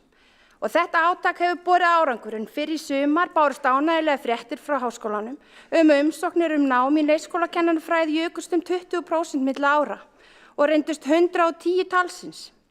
Brautskráðum úr leikskólakennarafræðum við Háskóla Íslands hefur fjölgað með hverju árinu síðastliðin 3 ár. Fyrst 2020 voru þeir 21, síðan 2021 voru þeir 49 og í ár útskrifust 70 kandidatar. Svo er það leikskólakennaranámið. Margvíslegur sveigjanleiki var veittur starfsfólki, áfangar, námsleiðir og og leiðir til að viðurkenna í gegnum starfið og reynda að meta inn í laun. Aukin tækifæri voru veitt til starfsþróunar og sértækar aðgerðir fyrir starfsmenn leikskóla sem ekki hafa lokið formlegu námi einmitt til þess að öðlast þessi leikskólaréttindi. Forseti, ágæta borgarstjórn, ég ætla að enda á dæmisögu. Stutt. Fyrir tæpum 12 árum fekk ung 2 barna móðir vinnu á leikskóla. Henni gekk illa að samræma vinnu sína í iðngrein við fjölskyldulífið. Fannst starfsumhverfi leikskólans vera spennandi, vinnan heillandi og starfsumhverfi gefandi. Árin liðu og áttaði hún sig á því að þetta var í hennar nýji starfsvettvangur. Þarna vildi hún vinna, þarna vildi hún efla sig, þarna sló hjarta hennar. Í dag hefur hún fengið fyrir starfsreynslu úr einkareiknum leikskóla metna til launa. Fekk tækifæri til að sækja undirbúningsnámskeið í leikskólaliðan á vinnutíma. Kláraði leikskólaliðanámið á 2 árum samhliða vinnu árið 2020. Í dag hún deildarstjóri en samhliða starfsþróun og hvatningu hefur hún fengið stuðning til þess að efla sig og styrkja sem fagaðili. Hún stefnir á frekara nám í háskóla en leikskólaliðin brúar einmitt bilið sem vantaði upp á einingafjöldan yfir í stúdentsprófið því innprófið var ekki nóg til að fá inngöngu í háskólanám.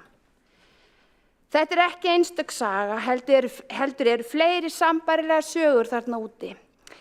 Við erum lánsum að hafa konu eins og hana í vinnu. En þarna eru einmitt þessi 4 milljarðar faldir. Þeir eru hjá starfsfólkinu á gólfinu.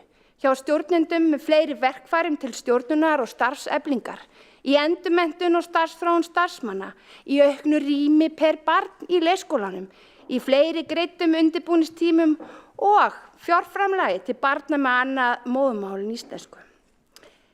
Við erum á réttri leið. Þessi mikla vinna og fjárfestingi að bæta starfsumhverfi leikskólans með jafn markvissum hætti og reifa hefur verið hérna á sér fáa hliðstæðu. Með því að hlúa starfsumhverfinu, starfsfólkinu, stjórnendum gerum við vinnustaðinn eftirsóknarverðan og ákjósanlegan starfsvettvang, bæði fyrir nýja starfsmenn og þá sem hafa unnið þar í lengri tíma. Takk.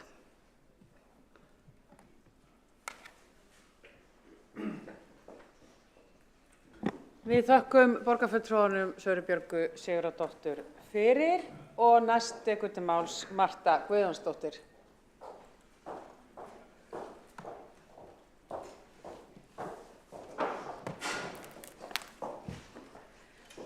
Forseti, ágætu borgarfulltrúar. Þetta ekki í fyrsta skipti sem að ég stend hér í þessari pontu og ræði leikskólamál.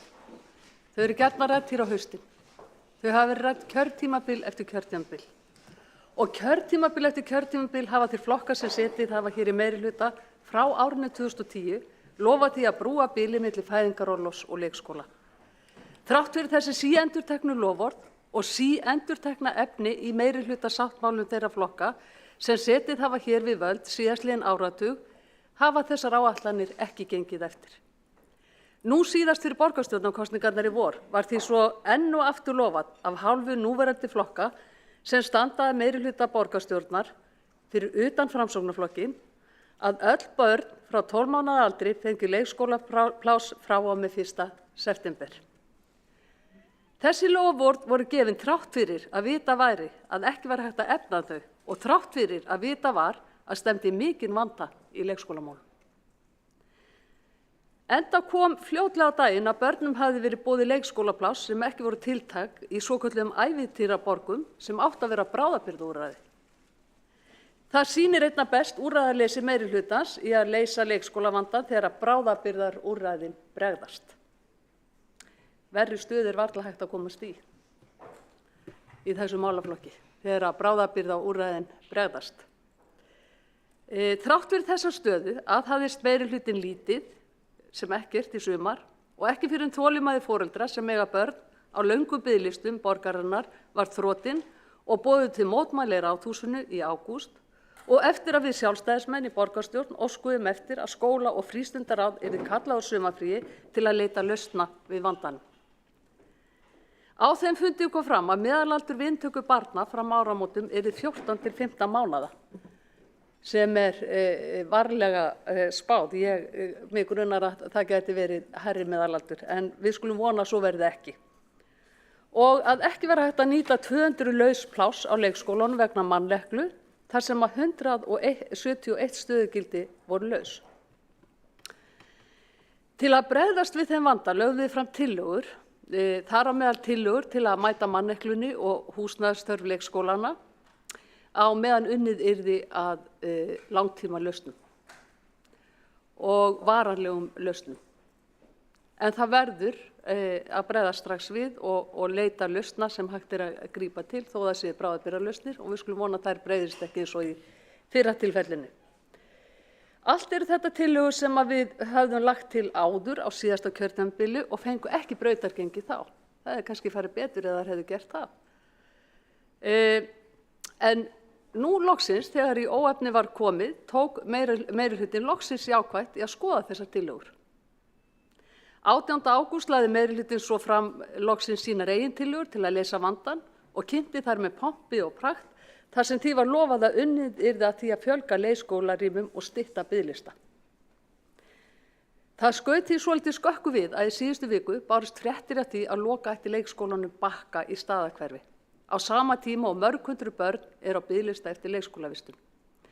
Það hefur komið fram hér í umræðinni varðandi þessar fréttir að það standi ekki til að loka leikskólanum, heldur að flytja börnin yfir í aðra starfsstöð, Hamra, en foreldrarnir vilja engu að síður fá að börnin þeirra fái að vera áfram í vistun á Bakka og við því þarf að bregðast. Því börn eiga að geta verið í leikskóla í því hverfi sem þau búa í. Það er ekki nóg að tala um sjálfbær hverfi á tyllidögum. Það verður þá að standa við það að sjá til þess að þar sé nauðsynleg grunnþjónusta eins og grunnskólar og leikskóla sem að börnin geta gengið í.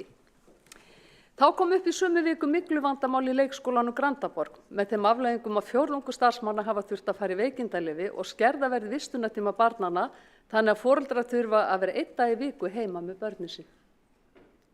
Engar fréttir hafa borist að því hvernig brugðist verði við þeirri stöðu og eða hvort að gripið hafi verið til ráðstafana til að tryggja börnum og starfsfólki heilsusamlegt húsnæði á meðan verið að gera húsnæði leikskólans myglu frítt. Þegar slíkar aðstæður komu upp það lágmarkskrafa að borgaryfirvöld upplýsi stöðuna og til hvaða ráðstafana verði gripið. Af þessu ekki annað hægt að sjá að mikið úrræðaleysi í leikskólamálum í borginni, sem því miður kemur niður á barnafjölskyldum í borginni sem verða fyrir tekimissi á meðan beðið eftir leikskólavistun. Hér á pöllunum voru einmitt foreldrar með börnin sín í dag. Þeir voru ekki í vinnu og börnin voru ekki í leikskóla. Og það þýðir vandræði fyrir þessar fjölskyldur og tekimissi. Leikskólavandinn verður ekki leystur með einni lausn, heldur fjölbreyttum lausnum. Þannig að foreldrar hafi val úrræði og það getum við til dæmis gert með því að efla dagforeldrakerfið, fjölga sjálfstætt starfandi skólum og til dæmis foreldrareknum skólum eins og hefur verið komið hér inn á í ræðu hjá Helgu Þórðardóttur, borgarfulltrúa áðan. Og rekstrarformið á ekki að skipta máli ef fé fylgir barni á leikskólaaldri. Ef að minni sveitarfélög geta ráðið fram úr þessum vanda og leyst leikskólavandann, þá ættum við að geta það, stærsta sveitarfélagi. En ég fagna því að það hefur verið tekið jákvætt í tillögur okkar sjálfstæðismanna og ég man ekki eftir því í allri minni löngu tíð hér í borgarstjórn fyrr að jákvætt hefur verið tekið í tillögur sem að við hefum lagt fram og ég vona að þær verði að veruleika. Þá er borgarfulltrúi Marta Guðjónsdóttir lokið máli sínu og borgarfulltrúi Skúli Helgason hefur óskað eftir að veita andsvar. Forseti ágæta borgarstjórn, já, ég vildi rétt bregðast við einu atriði sem kom fram í máli borgarfulltrúans Mörtu Guðjónsdóttur og það tengist leikskólanum Bakka. Það hefur verið svona fluttar ákveðna fréttir af því, jafnvel haldið fram að það stæði til að loka þeim leikskóla, en ég vildi bara hnykkja á því hér og nefna það aftur í umræðunni að slík áform eru ekki til staðar og engar tillögur hafa verið fluttar slíkt í skóla- og frístundaráði og stendur ekki til. Það voru hugmyndir rétt sem voru kynntar af fulltrúum sviðsins að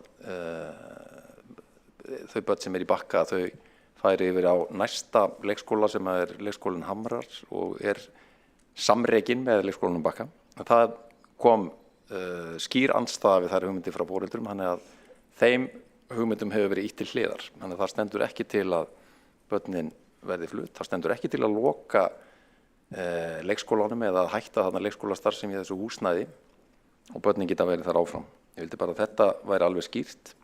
Það hins vegar ljóst að menn munu fara í það verkefni, gjarnan í samstarfi við foreldra að kynna þennan kost betur, þannig að foreldrar bæði í þessu hverfi og nærliggjandi hverfum átti sig á því að þarna leikskóli þar sem laus pláss og getur verið bara prýðilegu kostur til dæmis fyrir foreldra barna í Grafarholti og Úlfarsárdal.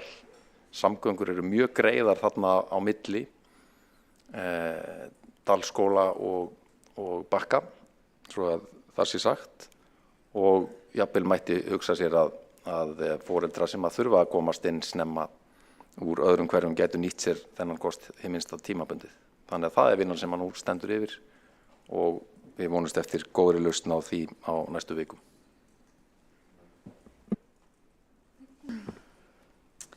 Borgarfulltrúi Skúli Helgason hefur lokið við að veita andsvar og svarar þá andsvari borgarfulltrúi Marta Guðjónsdóttir. Forseti, ágætu borgarfulltrúar, ég þakka borgarfulltrúanum Skúla Helgasyni fyrir svarið og það gleður mig að það standi ekki til að það eigi að loka leikskólanum Bakka, enda fluttum við sjálfstæðismenn tillögu þess efnis á síðasta fundi skóla- og frístundaráðs. Það rétt, kjörnir fulltrúar höfðu ekki hugmyndum að það stæði til að loka þessu leikskóla. Það kom fram í fréttum, þetta kom fram á foreldrafundi og við skulum vona það að svona misvísandi skilaboð fari ekki út og að foreldrar þurfi ekki að upplifa það að það sé verið að loka leikskóla barnanna þeirra þegar það stendur ekki til.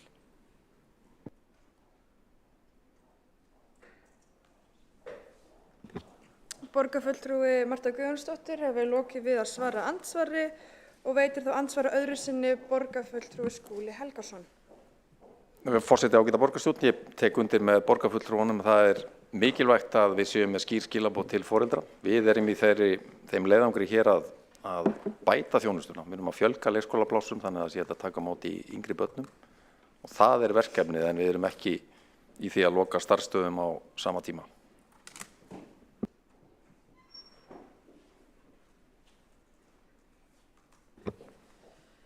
Borgarfulltrúi Skúli Helgason hefur lokið við að svara andsvari öðru sinni og telst af andsvörum lokið. Næsta málefnadaskrá borgarfulltrúi Sanna Magdalena Mörtudóttir.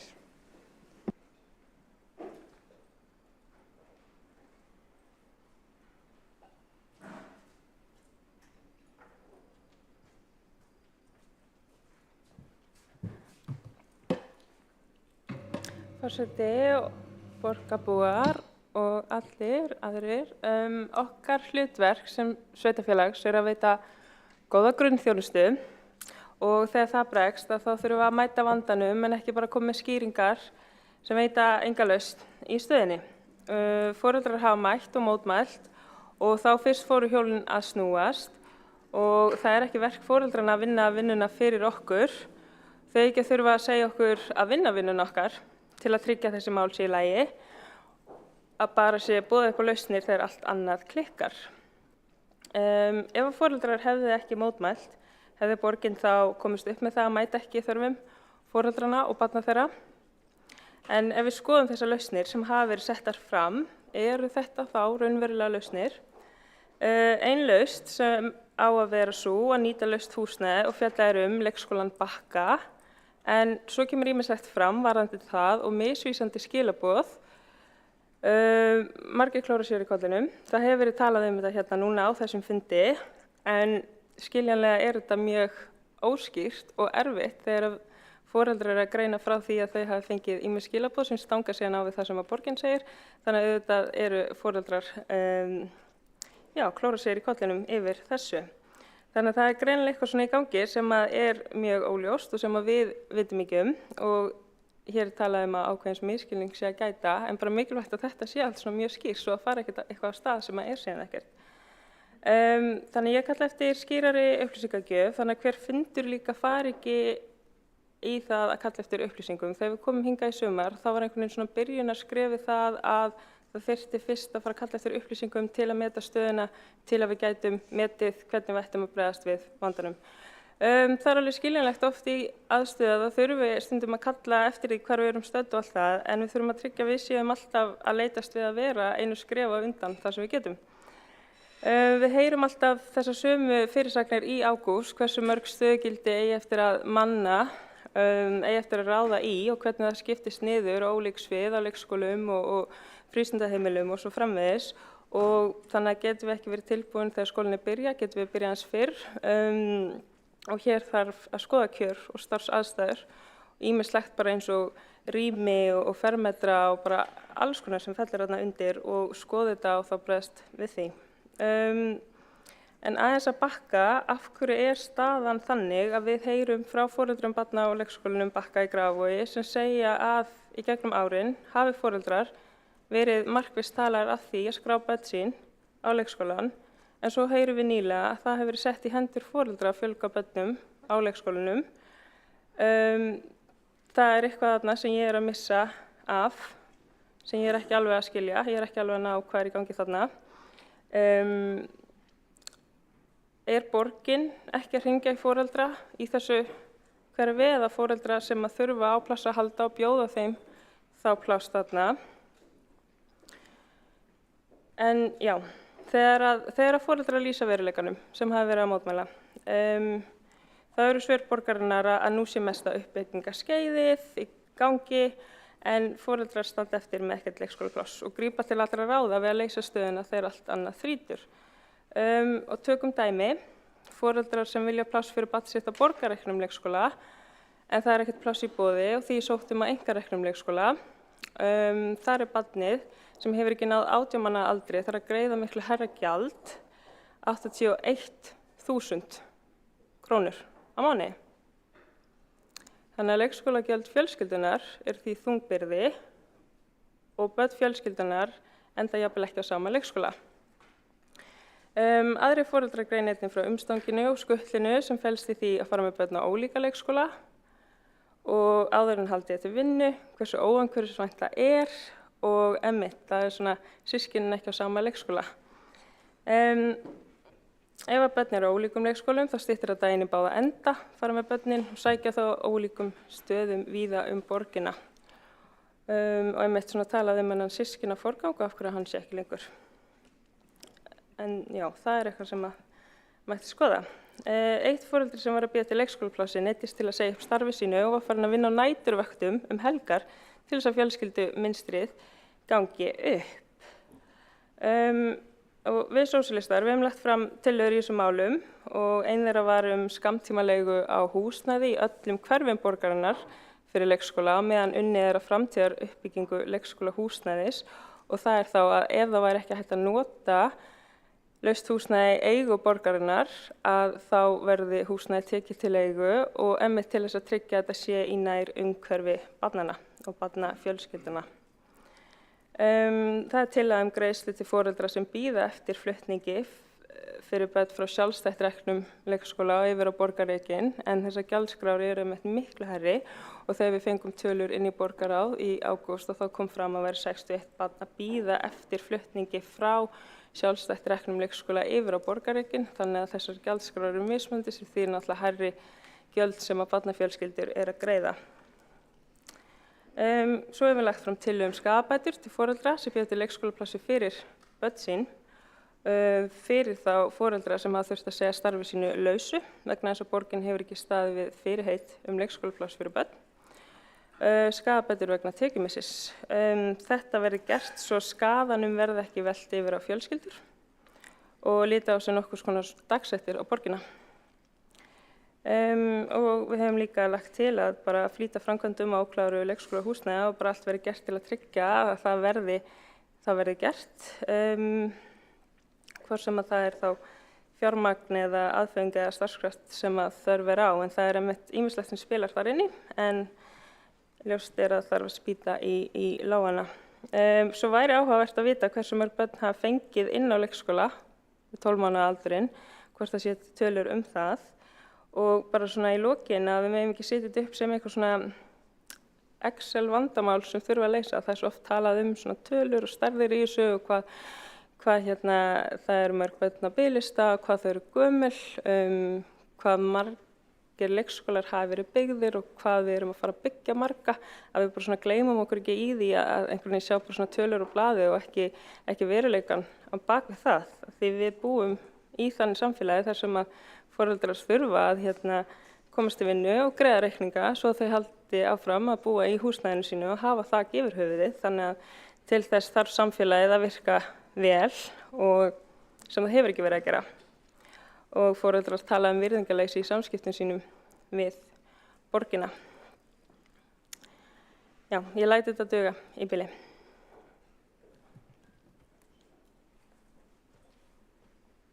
Borgarfulltrúi Sanna Magdalena Mörtudóttir hefur lokið máli sínu og tekur til máls borgarfulltrúi Helgi Ás Grétarsson.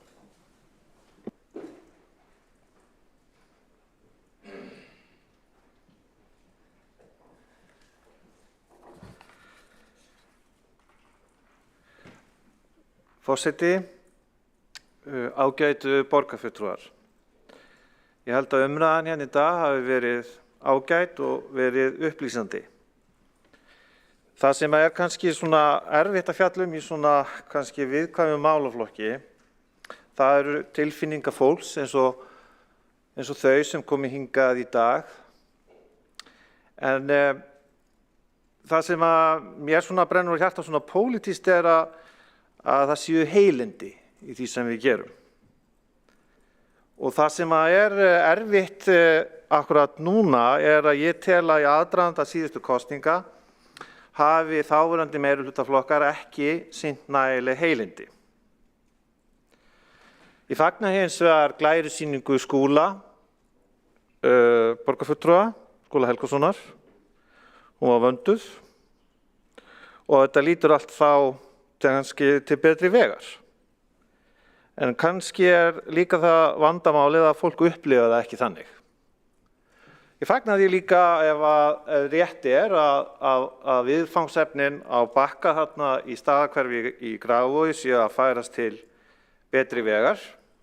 Það líka mjög jákvætt. Ef við förum aðeins kannski bara yfir dítalina hvernig ég lít svo á að óheilindi hafi verið að ræða aðdraganda kosninga svo að þegar maður les gaumgæfilega skýrslu stýrihópsins Brúum bilið sem dagsett 20. febrúar síðastliðinn, þá kemur sá texti fram meðal annars í skýrslunni að þessi loforð að öll 12 mánaða börn fái leikskólavist frá og með 1. september í ár sé háður tímasetningum byggingaáforma og mannaráðninga. Það máttu allir vita í mínum mati eins og mál þróuðust þar á eftir að þetta væri ógerlegt að framkvæma. Eigi að síður var þetta síðan gert að kosningaloforðum allavega hjá Samfylkingunni og ef við minnir rétt hjá Pírötum líka. Þetta skapar væntingar út í samfélagið.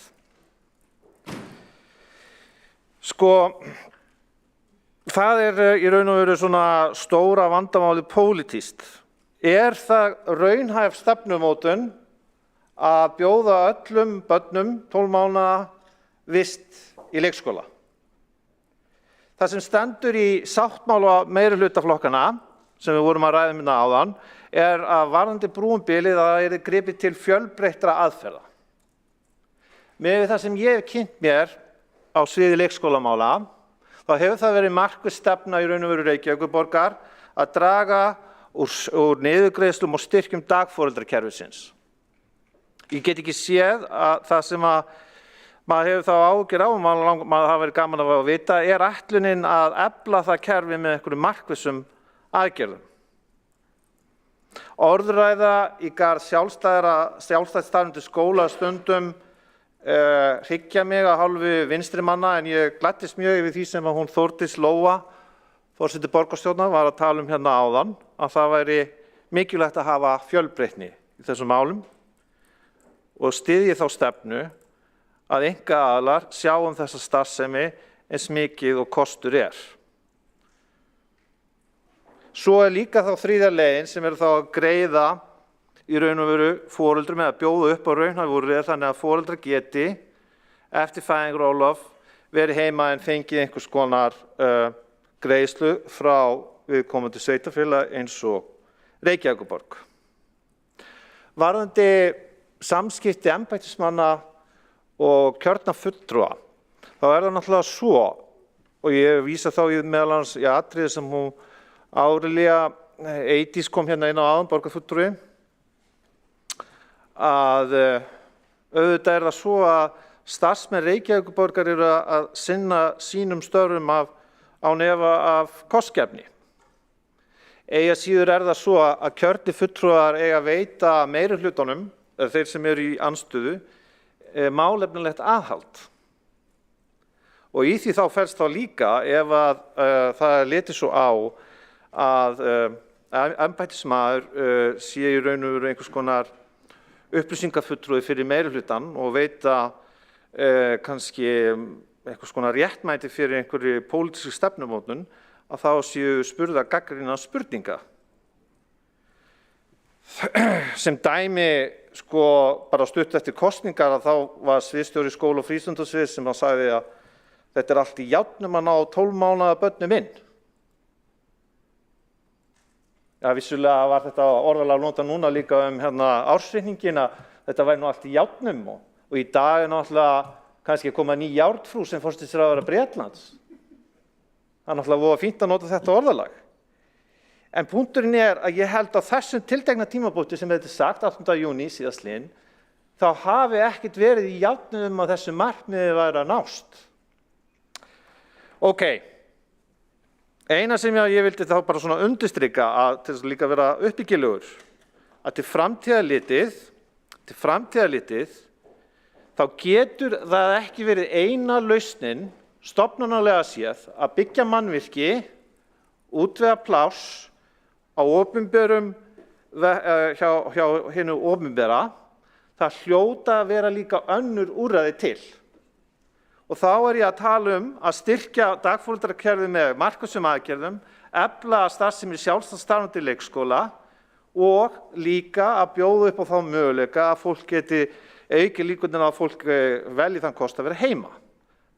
En við þurfum þá fjölbreyttar aðferðir, eins og talað í meirihlutasáttmálanum, en það þarf líka pólitískur vilji að fylgja því eftir og segja hið opinbera getur ekki gert allt. Við skulum frekar búa til umgjörð, þannig að einstaklingarnir finni leiðir til þess að bjarga sér sjálfir.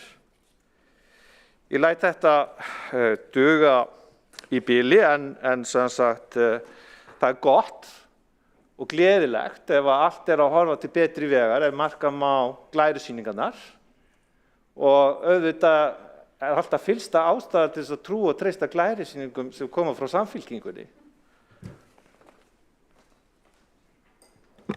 Borgarfulltrúi Helgi Á. Skredursson hefur lokið máli sínu og hafa 3 borgarfulltrúar óskað eftir að veita andsvar. Forseti styttir því andsvarstímann í 1 mínútu. Borgarfulltrúi Dagur B. Eggertsson hefur óskað eftir að veita andsvar.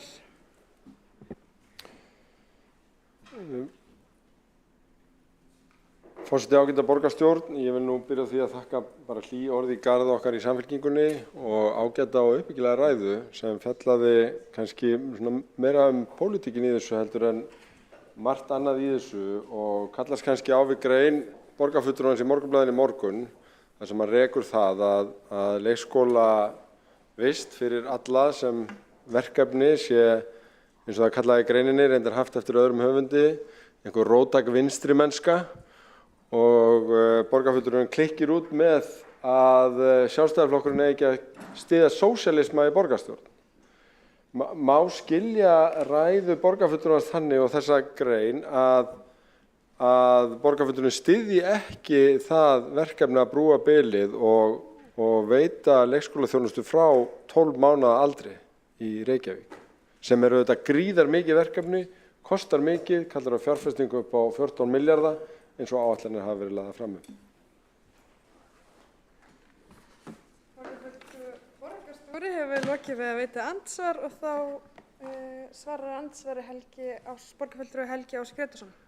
Ég er hluti af borgarstjórnarhóp Sjálfstæðisflokksins. Það var hluti af stefnuskrá Sjálfstæðisflokksins að á þessu kjörtímabili myndu 12 mánaða börn fá leikskólapláss. Í greinin sem að borgarstjóri vísa til ekki kvikað neinu marki frá þeirri stefnu. Það breytir því ekki að almennt sér telja að Sjálfstæðisflokkurinn ekki að standa vörð sósíalisma.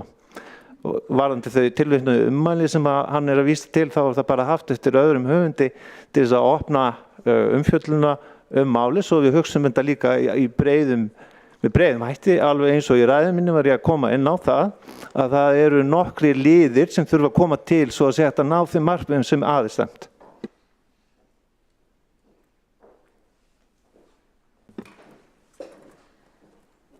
Þá hefur borgarfulltrúi lokið við að veita andsvar og þá hefur óskað eftir að veita andsvar borgarfulltrúi Alessandra Brím. Takk, forseti. Ég þakka fyrir ræðuna. Ég vil árétta að því var ekki lofað að öll börn 12 mánaða og eldri fengju inn í september. Það er ekki endilega mín sannfæring einu sinni að það sé þeim öllum fyrir bestu. En það sem ég sagði fyrir kosningar var mjög skýrt. Við vorum búin að samþykkja og fjármagna nægilega mikið af plássum til að börn sem eru 12 mánaða í september ættu að fá pláss í haust, helst fyrir áramót. Það er satt og var satt. Sá fjöldi plássa var planaður og fjármagnaður. Ég tók alltaf fram að ég var ekki að lofa neinu fyrir kosningar heldur að lýsa orðnum hlut. Áætlun og fjármögnun sem á þeim tímabúndi var ekki útlit fyrir annað en gengi eftir. Það var ekkert dregið úr því eða hætt við það, en afhending tafðist. Önnur pláss féllu út vegna viðhalds og fjöldi barna var meiri en á horfðist. Því miður lítur ekki út fyrir að þetta markmið náist, en áætlun Pírata var alltaf að bjóða upp á fjölbreyttar lausnir. Það má skoða okkar stefnuskrá ef áhugi fyrir því. Sú lausn sem okkur hugnast best sú sem við hyggjumst fara í næst, sem þessi heildstæða endurskoðun á þjónustu við börn fyrstu árin í samstarfi við ríki og önnur sveitarfélög.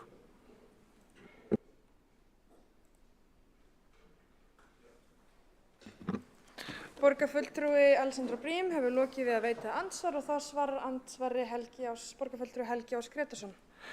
Kjarni málsins fyrir kosningar sá að meirihlutaflokkarnir gáfu það til kynna við kjósendur að börn á þessum aldri myndu fá leikskólavist frá og með 1. september. Það er að segja 12 mánaða. Nú gæti verið einhver blaðbreiðamunur á því hvernig því var lofað, en ég vil bara undirstrika það eftir að hafa skoðað þessa skýrslu sem að brúin bili frá 20. febrúar og svo síðan sem að borgar á samþykkir í byrjun mars, að þá þegar eru það miklu fyrirvarar á því að þetta markmið muni nást, að fyllsta ástæða var fyrir meirihlutaflokkana að tala varlega í þessum málum. Borgarfulltrúi Helgi Ás Grétarsson hefur lokið við að veita andsvar og þá veitir andsvar öðru sinni borgarfulltrúi Alessandra Brím. Ég veit ekki hver hafi lofað því að þessi pláss eru öll tilbúin í september og allir fengju pláss 1. september. Það var ekki ég og ég veit ekki til þess að neitt sem að þekki til gagnanna hefði lofað því. En eins og ég segi, mín svör voru alltaf varkár með þetta og ég talaði alltaf skýrt að ég væri ekki að lofa neinu, ég væri að lýsa því hvaða væri sem við hefðum samþykkt í fjárhagsáætlun fyrir þetta ár og það var nógu mikill fjöldi plássa til þess að það ætti að ganga upp. En það gerðist ekki.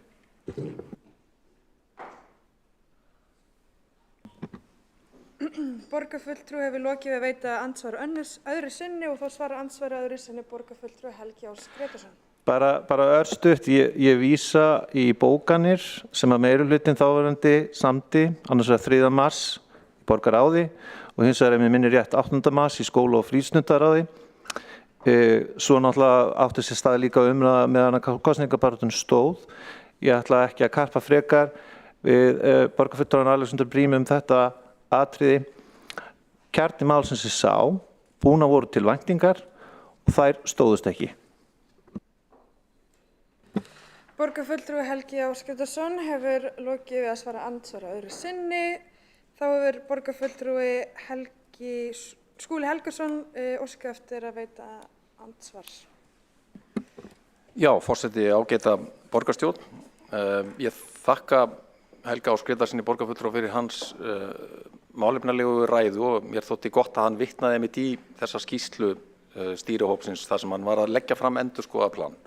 Hún skiptir máli og nefna eitt sem er ekki komið fram í umræðunni, að þessi fyrirheit að 12 mánaða börnin kemist inn byggði einmitt á spá frá skóla- og frístundarsviði.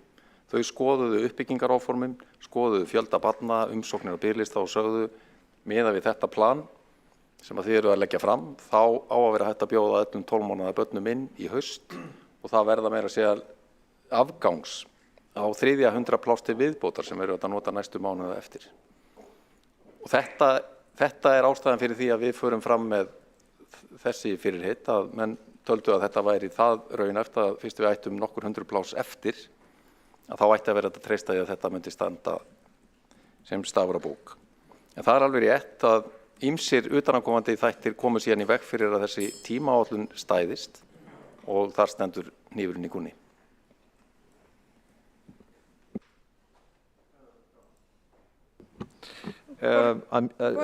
Borgarfulltrúi Skúli Helgason hefur lokið við að veita andsvar og þá veitir andsvar öðru sinni borgarfulltrúi Helgi Ás Grétarsson. Kjarni vandans við það að byggja allt á leikskólaúrræðum er framkvæmdatími við byggingar og að útvega starfsfólk. Báðir þessir þættir voru að mínu mati, það háði mikið til óvissu þegar á þessum tíma að ekki var ráðlegt að byggja kosningabaráttu eða búa til væntingar að svo margir og á þessum aldri fengju leikskólapláss. Það kom síðan líka á daginn. Alveg óháð því hver síðan lagði vinnuna fram, það er augljóst með líka hvernig útboð og annað þess aftur sem hefur gengið á og líka varðandi eins og til þess að ævintýraborgina sem voru fyrirhugaðar annars vegar á Eggertsgötu og svo á Nauthólsvegi og svo framvegis að hvernig þau verkefni hefur gengið.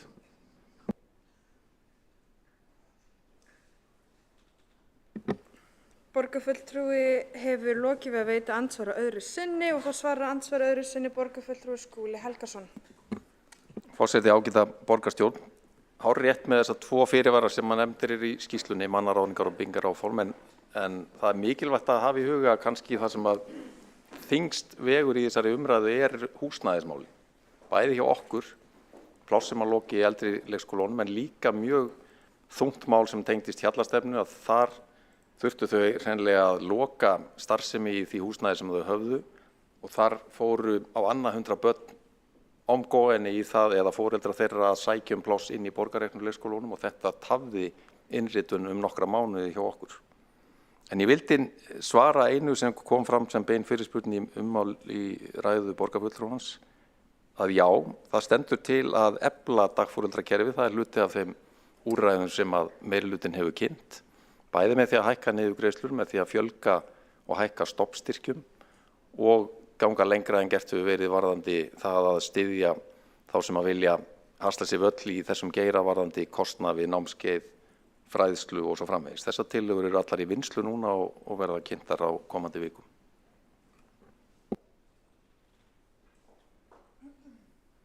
Borgarfulltrúi Skúli Helgason hefur lokið við að svara andsvari öðru sinni og telst á andsvörum lokið. Næst á mælendaskrá er borgarfulltrúi Líf Magnúðardóttir.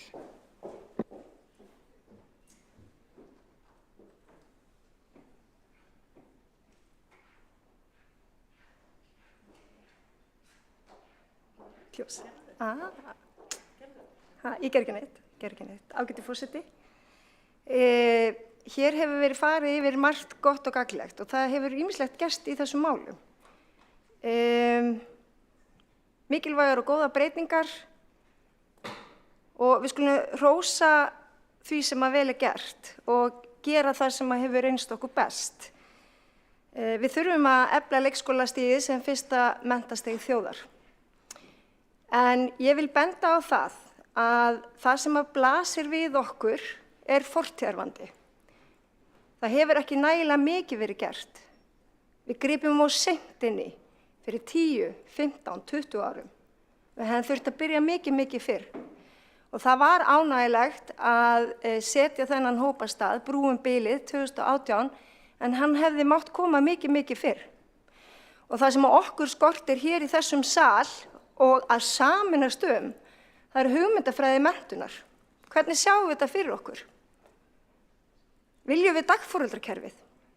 Viljum við fleiri sjálfstætt rekna leikskóla? Sérstaklega í ljósi þeirra skýrslu sem að innri endurskoðun sem við ræðum nú eftir lét frá sér.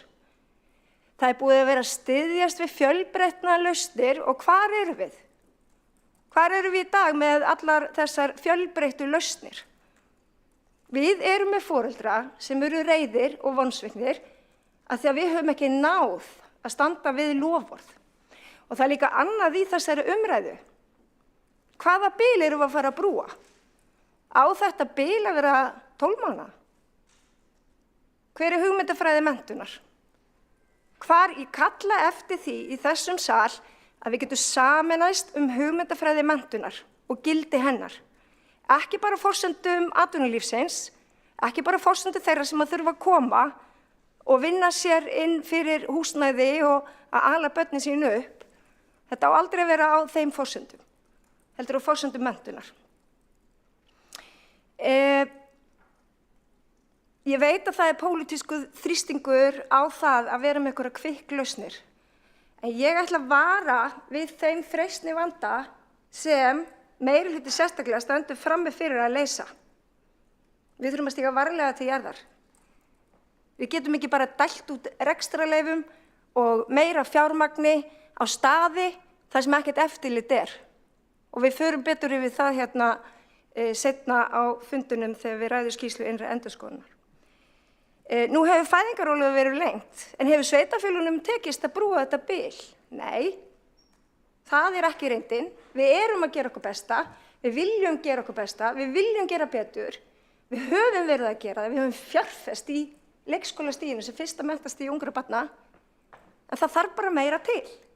Það þarf meira samtal við ríkið, við þurfum að vinna betur saman, sveitarfélögin og ríkið, og svo þurfum við að vera samstiga í þeirri hugmyndafræði sem menntun er. Og ég þreytist ekki á því að segja það í þessum hérna sal. Hana skortir. Hér er fullt af flokkum sem er bara hjartanlega ósammála og þá vil ég segja ykkur skortir þessa hugmyndafræði. Og ég kalla eftir henni og ég kalla eftir því að við leysum úr þessu með myndugum hætti til framtíðar svo að foreldrar barna sem vilja hefja skólagöngu sína í leikskólum fái pláss og séu í öruggu umhverfi þegar það kemur að því að hefja leikskólana. Þannig, það er ýmislegt sem við eigum eftir að gera og ég vona að náist samstaða þá leiðir. Það er ekki til neina barbabrellur í þessum málum, það þarf langtímalausnir og það þarf pólitísk þrek og þor og rétta hugmyndafræði til þess að leysa þessi mál. Þannig er það.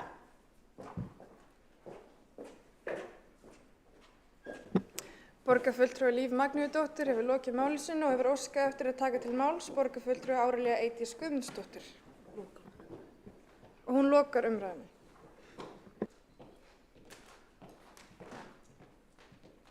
Ágæti forseti, kæra borgarstjórn. Það er til marks það hversu samtaka við erum þessi mál að við erum búin að ræða þau hér í rúma 2 klukkustundir ef næstu því tæpa 3 klukkutíma og ég heyri ekki annað heldur en að það sé hlýja gagnvart þessum málaflokki og að við stöndum saman þó við höfum ekki nákvæmlega sömu sýn á það hvað við ætlum að gera en hér hefur komað fram hugmyndir sem að ég lít svo á að hafa allar verið settar fram til þess að bæta í húkið og senda okkur aftur sem erum á skólafrístundasviði með til þess að ræða betur og hanna betur.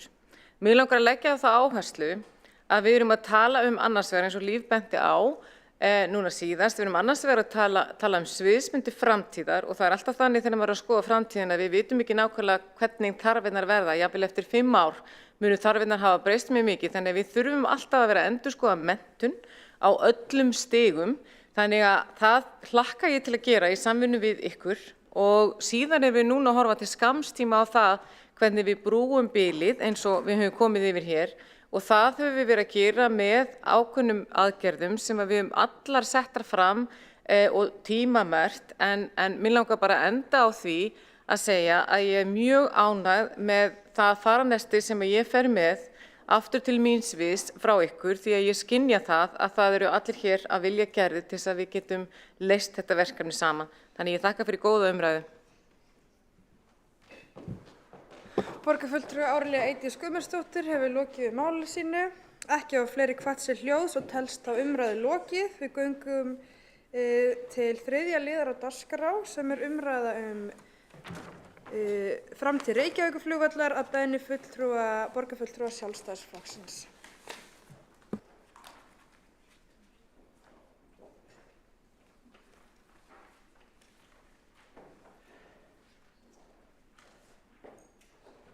Borgarfulltrúi Marta Guðjónsdóttir hefur óskað eftir að taka til máls.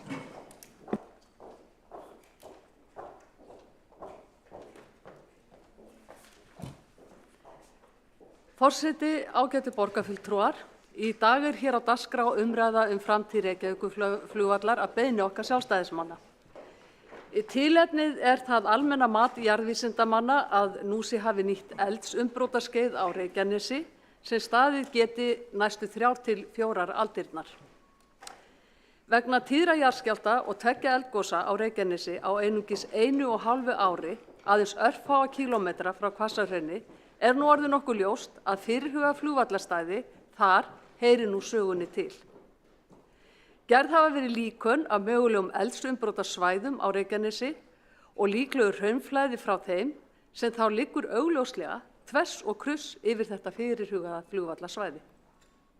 Þeir sem hingað til hafa beðið óþreyjufullir eftir því að hafist yrði handa flugvallagerð í Hvassahrauni ættu því sem fyrst að hætta að gera lítið úr eigin brjóstviti með því að vonast eftir því mati sérfræðinga að Hvassahraunið sé enn, þrátt fyrir allt, álitlegasti kosturinn fyrir 300 milljarða flugvallagerð. Ástæðan fyrir því að sérfræðingar hafa enn ekki slegið Hvassahraunið endanlega út af borðinu ekki efasemdir þar Heldur einungis sú staðreynd að vísindalega rannsóknir þurfa að hafa sinn gang og taka sinn tíma. Það einnig ljóst og skýr skoðun Icelandair og fagmanna í flugvallagerð að nýr flugvöllur á suðvesturhorni landsins sem tæki við þeim hlutverkum Reykjavíkurflugvallar að vera varaflugvöllur í millilandaflugi, miðstöð innanlandsflugs og gegna auk þess veigamiklu öryggishlutverki, meðal annars í sjúkraflugi, kæmist ekki í gagnið fyrr en í fyrsta lagi eftir 15 til 20 ár. Og jafnvel enn lengri tíma þegar haft í huga að hefja þar nýja leit að flugvallarstæði. Þetta tvennt sem ég hef drepið á eru skýrar og óumdeildar staðreyndir eða eins og formaður borgarráðs og oddviti Framsóknarflokksins Einar Þorsteinsson orðar það svo vel með leyfi forseta: Við sjáum það að jarðfræðingarnir hafa sagt að það hafið virt eldgosatímabil á Reykjanesskaganum og ekki rismaður við eldfjöll.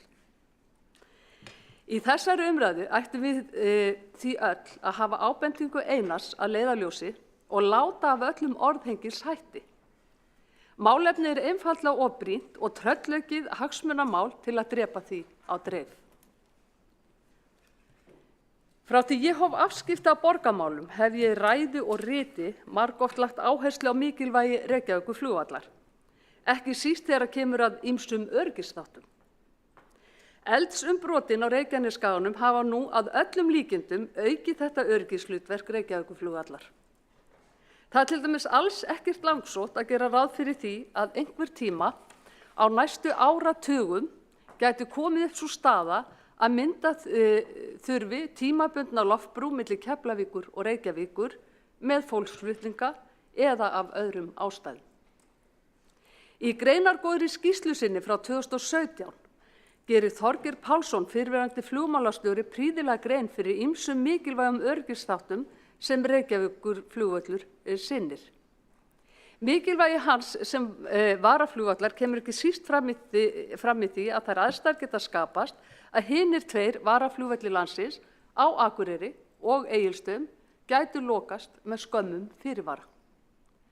Þá öryggishlutverk hans ekki síst fólgið í því að vera miðstöð leitar, björgunar og sjúkraflugs, einungis steinsnar frá Landspítala og höfuðstöðvum viðbragðsaðila, svo sem björgunarsveita, slökkvilis, landhelgisgæslu og almannavarna.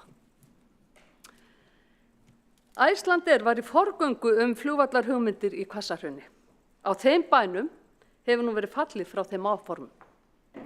Forstjóri Icelandair hefur lýst því yfir í fjölmiðlum að Reykjavíkurflugvöllur nýtist vel sem varaflugvöllur.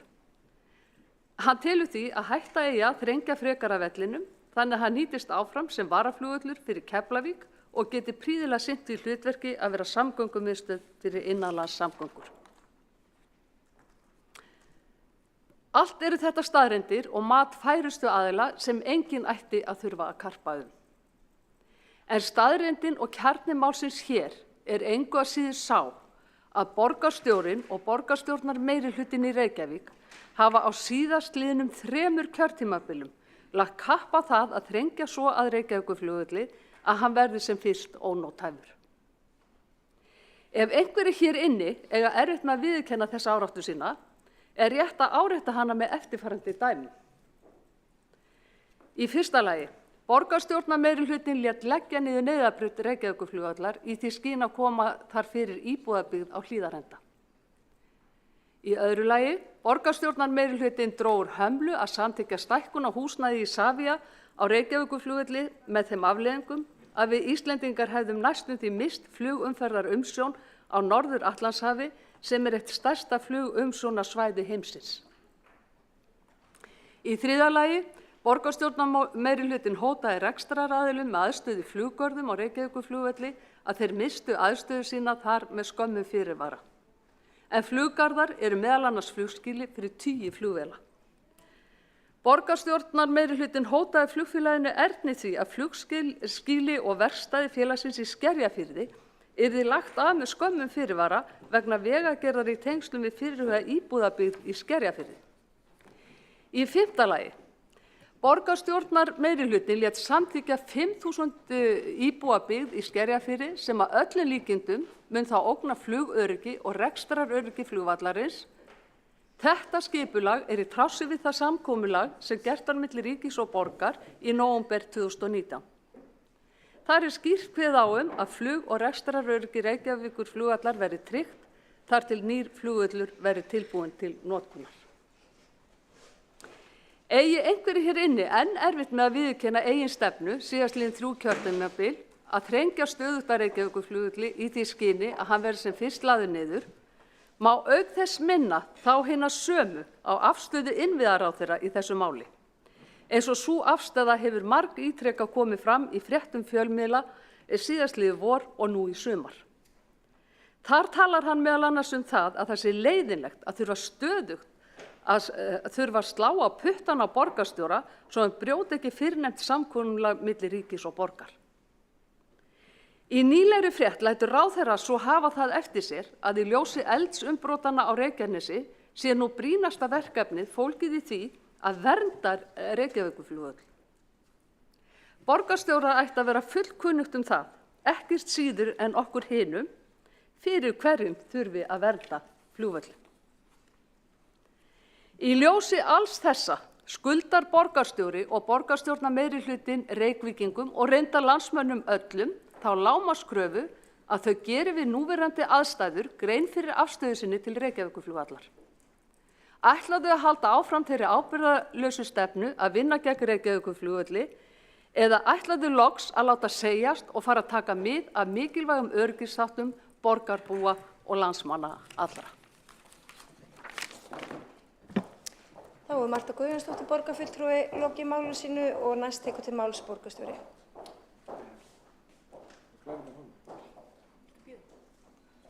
Ég get bara tengt mig hér, sko. Get ég tengt mig hérna? Hér fer fram skemmtilegt tæknisamtal. Hvað segirðu? Bara komnar. Þess maður geta að borgarstjóri með glærur.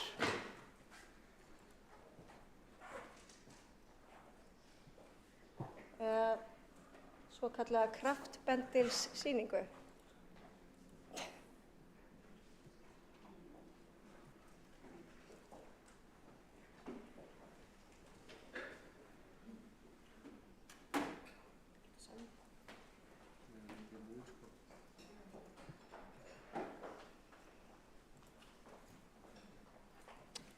Spennan í hámarki og líður okkur vel. Þú komið.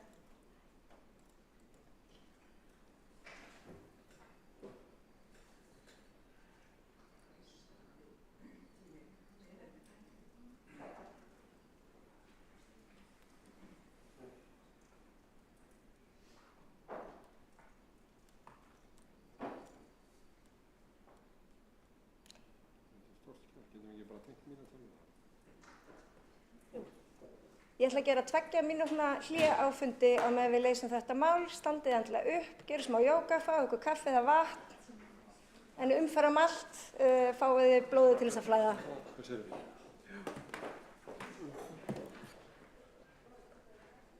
Mér langaði líka í kaffi.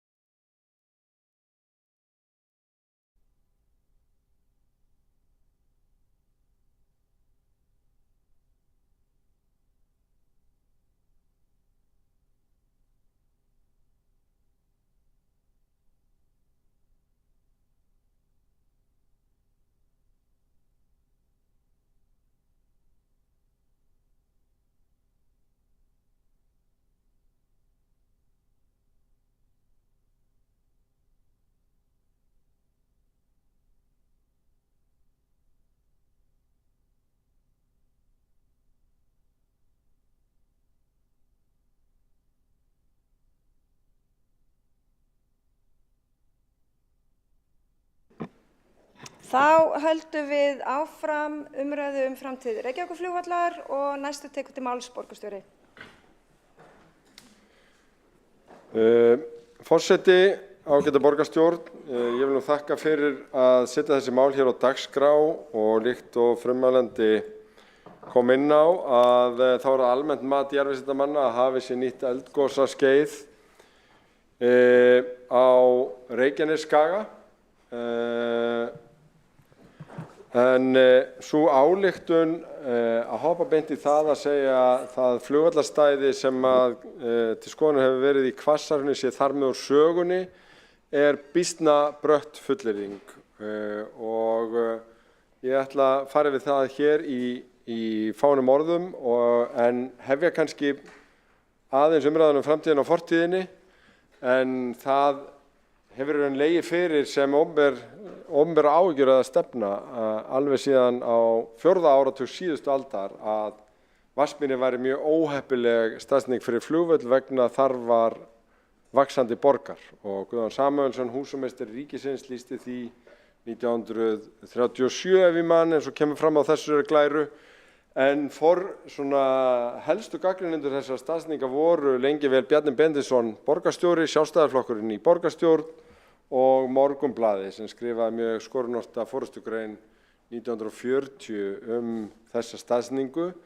Það hefur lengi síðan verið rætt ókosti hennar út frá þróunarborgarinnar og það í raun mikið meira en hálf öld síðan að var farið að skoða önnur flugvallarstæði vegna þess að þetta gengi ekki til framtíðar og raun bara rannsóknarefni hvað hægt hefur gengið.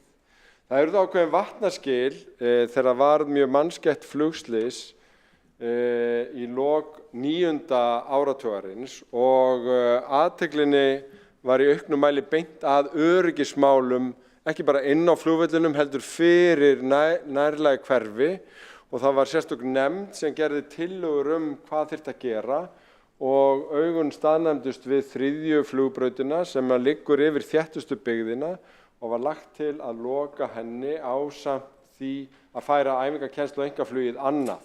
Þetta býsna langt síðan, þessar tillögur lágu fyrir 1990 og hægt hefur gengið. Samgönguráðherra Sjálfstæðisflokksins spilaði út í atkvæðagreiðslu framtíð Vatnsmýrinnar að loka 3. brautinni og nýta Skerjafjörðinn og Hlíðarendann sem byggingarsvæði til þess að ná meiri sátt völlinn og gerði síðan samkomulag við borgina nákvæmlega þetta, lokum 3. brautina 2005 og samgönguráðherra Samfylkingarinnar gerði það við borgarstjóra Sjálfstæðisflokksins aftur 2009 og 3. samkomulagi sama atriði var gert við samgönguráðherra Vinstri grænna í apríl 2013 og svo forsætisráðherra Framsóknarflokksins síðan Miðflokksins 2013 þannig að það hafa eiginlega allir flokkar komið að þessari stefnumörkun og í þessu síðasta samkomulagi var ákveðið að skoða eina 27 mismunandi staðsetningar á suðvesturhorninu fyrir völl, þar á meðal 5 ítarlega, Bessastaðanes, Hólmsheiði, Löngusker og Vatnsmýri. Bessastaðanes og Vatnsmýri þóttu of aðþrengd og lítil til þess að geta borið það að hafa þróunarmöguleika sem varaflugvellir og flugvellir en Hvassahraun var talið álitlegast og þar erum við kannski komin að þessari umræðu sem að hér var. Það var gert sérstakt samkomulag frekari rannsóknir í Hvassahrauni 2019 og ef að þar verður allt á grænu þá stefnt að því að gera völl þar. Hvernig völl? Fyrir áætlunarflug innanlands, sjúkra- og björgunarflug sem varaflugvöllur fyrir Keflavíkurflugvöll, atvinnuflug tengt ferðamönnum og kennslu, æfinga og einkaflug. Þessar niðurstöður eiga sem þetta að liggja fyrir og síðan búið að skilgreina hver yrðu þá næstu skref þannig að hægt verður að taka ákvörðun völlinn eða byggingu hans fyrir árslok 2024. Og ef við skoðum aðeins hvað Rögnunefndin sagði Hvassahrauni þá var hugað að ýmsu þar á meðal því sem laut að eldvirkni og þar var fenginn einn af nestorum íslenska jarðfræði til að leggja mat á þetta sem að hefur gert meira að minna öll jarðfræðikort fyrir Ísland, Kristján Sæmundsson og hann gekk meðal annars svæði til að kanna hvort þarna væri misgengi eða sprunguvirkni því að það hefur forspárgildi það hversu líklegt að hraun komi upp. Hér eru eldstöðvakerfin eins og þau eru skilgreind á Reykjanesskaganum og Kristján einn af höfundum kenningarinnar sem þá var að Fagradalsfjall var í sjálfstætt eldstöðvakerfi. Það eiginlega sannaðist í eldgosinu sem þar var. En þegar talað að nýtt umbrota-skeið sé hafið, hvað þýðir það? Jú, það þýðir að á jafnaði á 800 til 1200 ára fresti þá hafa geisað eldar á Reykjanesi. En hvað þá hraunið í Hvassahrauni gamalt? Það 7000 ára sem segir okkur strax að það alls ekki þannig að á hverju umbrota-skeiði þá gjósi allstaðar og svæðin eru mislíkleg til þess að þar komi upp hraun og þar renni hraun. Og áhættumatið sem núna fer fram varðandi Hvassahraun ætlað að spá fyrir það hversu líklegt eða ólíklegt þetta svæði Og hér til dæmis mynd úr fréttum frá því að gaus við Fagradal, þar sem að verið að herma hraunrennsli út frá því svæði og þarna sést Hvassahraunflugvöllur, hvar hann settur. Og það eru nokkrar tiltölulega nýlegar skýrslur og áhættumat sem hafa verið dregin fram í umræðinu. Meðal annars hefur verið lagt mat á náttúruvá í tengslum við Suðurnesalínu og þar líkindadreifing á staðsetningu eldgosa skilgreind, þau teiknuð upp og farið við það hvar eru sprungur og misgengi og það sameiginlegt með þessum skýrslum öllum að almenningar, þar sem Hvassahraunið laust við sprungur og misgengi, þannig að þetta eru hættu minni eða ólíklegri svæði en önnur. Og það sannarlega mjög mikið af mikilvægum innviðum á Reykjanesi sem þarf að hafa í huga. Það til mjög aðgengilega ritgerðir það hvar hraun hefur runnið með myndum sem sýna það. Þarna til dæmis hraun sem rann yfir raunarsvæði þar sem að álverið í Straumsvík og í átt að völlunum einnig. Og það til heilmikið af gögnum en við erum líka að læra heilmikið af nýjum umbrotum. Og þess vegna það alveg rétt sem frummælandi nefndi að það hefur verið talað það að þurfum við að leggja mat á þetta í ljósi þess að núna líklega eldsumbrota tímabil hafið.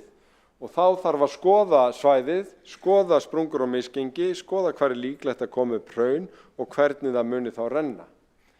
Ef að farið svæðið, og þetta eru myndir sem ég tók þegar ég fór þarna að þá sjáum við að Hvassahraunið liggur heldur hærra heldur en önnur svæði. Þetta nú bara myndir af veðurmælunum sem að Veðurstofan setti þarna upp og skýja og skyggnismælunum. Eins og þið sjáu þá eiginlega aldrei ský þarna. En það mjög gaman að fara þarna og ég mæli með því bara til að fá tilfinningu fyrir því að náttúrulegir hraunvarnargarðar meðal annars á svæðinu merkilegt nokk en það þá vegna þess að Aftaparhraunið sem rann þarna vestan við að þetta verður mótast svona í landinu. En þetta eru myndir meira til gamans því að það sem að við erum í raun þá að bíða eftir núna það mat Veðurstofunar á því. Veðurstofan hefur lögformlega hlutverk að gera áhættumat þegar eldgos á Íslandi annars vegar. Það annars vegar verið að skila heildarmati fyrir Reykjanesið í heild. Það sem þetta núna alþjóðaflugvöllur, það Reykjanesbraut, það eru raflínur, það eru veitur, það eru 2 virkjanir, virkjana áform upp á 400 megawatt og fjöldi þéttbýlisstaða þar sem fullt af fólki býr, bæði á Reykjanesskaganum og í nálægt í Hafnarfirði, þannig að þetta mjög mikilvæg athugun. Hvassahraunið 30 km nær höfuðborgarsvæðinu heldur en Keflavíkurflugvöllur, bara í 20 km fjarlægð frá miðborginni, þannig að þetta áhugavert svæði út frá ýmsum sjónarhornum. En svo gerist á fimmtudaginn var að Þorvaldur Þórðarson og Ármann Höskuldsson sem við Jarðvísindastofnun Háskóla Íslands, það lögðu fram skýrsla á sveitarfélaginu Vogum náttúru- og eldgosavá í sveitarfélaginu Vogum. Og það athyglisvert vegna þess að Hvassahraun í landi Voga. Og þar lagt mat á það hvar líklegast að hraun geti komið upp, meðal annars út frá sprungum og misgengi, gerðar hermannir og mörg þúsund gosum út frá þessu, kannað hvar það hraun gæti runnið og síðan búið til þetta kort. Og svæðum 1 engin hætta á hraunrennslu, á svæðum 2 það mjög ólíklegt, á svæðum 3 það líka ólíklegt og hægt að hafa mikilvæga innviði. og það allt sem bendir til með við þessa greiningu að Hvassahraun sé þarna á einu öruggasta svæðinu á öllum Reykjanesskaganum. Þetta vitum við meira þegar Veðurstofan búin að skoða þetta mál líka mjög djúpt og jafnvel ennþá dýpra, en í stuttu máli algjörlega ótímabært eins og hér hefur verið lagt til að afskrifa þann möguleika að vera með einhverja innviði á Reykjanesskaga, hvað þá Hvassahraun sem virðist samkvæmt þeim gögnum sem við búum yfir vera ein öruggasta staðsetningin fyrir mikilvæga innviða á öllum skaganum. Þá hefur borgarstjóri lokið máli sínu og næst tekur til máls Helga Þórðardóttir borgarfulltrúi. Og ég minni borgarfulltrúa á að halda sig við ræðutímann sem ákveðin í samþykktum borgarinnar.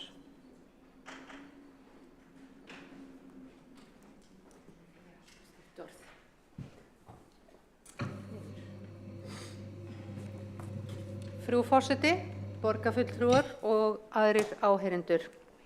Ég vil þakka Sjálfstæðisflokknum fyrir að setja þetta mikilvæga mál á dagskrá og jafnframt borgarstjóra fyrir hans innlegg og fallegar myndir, og það getur svona vel verið að hann sé með nýrri upplýsingar en ég. Þegar ég hef verið að skoða þetta þá hef ég reynt að fara í nýjustu svona fréttir af málinu, en mjög athyglisvert að það greinilega, já, og sem betur fer, ekki ennþá komið niðurstaða. En frá því að gos hófst í Fagradalsfjalli í fyrra hafa æ fleiri lýst yfir efasemdum að Hvassahraun sé heppilegasta staðsetningin fyrir nýjan innanlandsflugvöll í stað flugvallarins í Vatnsmýri. Líkur hafa aukist á að flugvöllur í Hvassahrauni verði fyrir tjóni eða truflunum vegna eldsumbrota í nánustu framtíð. Eldfjallafræðingar við Háskóla Íslands hafa unnið að hraunrennslíkani og Þorvaldur Þórðarson, nefndur hér, eldfjallafræðingur, segir að samkvæmt því sé flugvallarstæðið inn á svæði þar sem hraun getur runnið yfir. Samkvæmt þessu lítur út fyrir að flugvöllur í Hvassahrauni sé úr myndinni sem framtíðar innanlandsflugvöllur. Þetta breyttur veruleiki sem við verðum að horfast í augu við. Samkvæmt Rögnunefndinni þá Hólmsheiði og Bessastaðanes úr myndinni sem flugvallarstæði og veðurfarsmælingar liggja ekki fyrir löngusker. Við vitum að nýr flugvöllur, við sáum það náttúrulega á sögunni hérna áðan hjá borgarstjóra, hann verður ekki hristur fram úr erminni í bráð.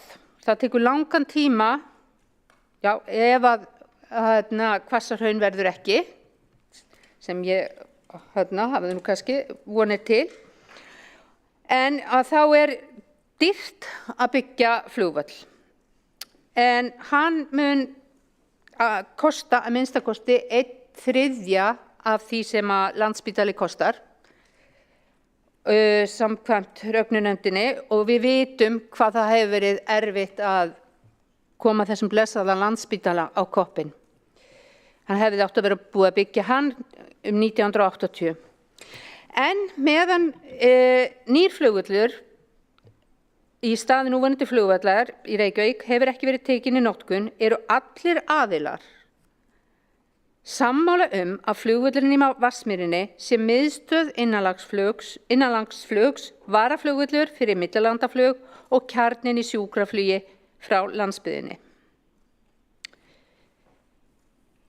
Ég vil vitna beint í samstarfssáttmála meirihlutans með leyfi forseta og þar stendur: innanlandsflugvöllur gegnir mikilvægu hlutverki fyrir farþegaflutninga innanlands og sjúkraflug. Við ætlum að virða alla samninga Reykjavíkurborgar og ríkisins innanlandsflug. Reykjavíkurflugvöll og flutning flugvallarins í Hvassahraun á grundvelli veðurfarsrannsókna. Þetta gerist áður en þessar yfirlýsingar hafa komið náttúrulega fyrir seinna gos. Af þessu sögðu þá liggur fyrir að við verðum að tryggja flugöryggi á flugvöllunum í Vatnsmýrinni. Innviðaráðuneytið telur að ný byggð í Skerjafirði ógni rekstraröryggi Reykjavíkurflugvallar og krefst þess að framkvæmdum verði frestað. Ráðuneytið geta ekki fallist á að framkvæmdir hefjist nema sýnt sé fram á að flug og rekstraröryggi flugvallarins sé ekki stefnt í hættu. Ráðuneytið leggur því þunga áherslu á að Reykjavíkurborg fresti öllum áformum úthlutun lóða og byggingaréttar og hefji engar framkvæmdir á svæðinu fyrir niðurstaða rannsókna liggja fyrir. Og þetta tilkynning frá ráðuneytinu í júní og mér skilst að niðurstaða að koma síðan í október. Ég vil bara með þessu leggja áherslu á að við séum ekki að gera eitthvað rangt. Já, eins og stendur í sáttmálum að við séum að virða alla samninga. En mikil vinna og fjármagn hefur verið veitt í skipulagningu á uppbyggingu í Skerjafirði síðastliðin ár og Flokkur fólksins hefur ítrekað bókað að þetta sé ótímabær vinna vegna óvissu framtíðarstaðsetningu flugvallarins. Flokkur fólksins var með tillögur að fresta öllu skipulagi, deiluskipulagi í Skerjafirði, en því miður var ekki hlustað á viðvaranir okkar. Það von okkur að trú að nýr meirihluti hlusti á alla þessar viðvaranir. Takk. Þá hefur Helga Þórðardóttir borgarfulltrúi lokið máli sínu og næst tekur til máls Hjálmar Sveinsson borgarfulltrúi.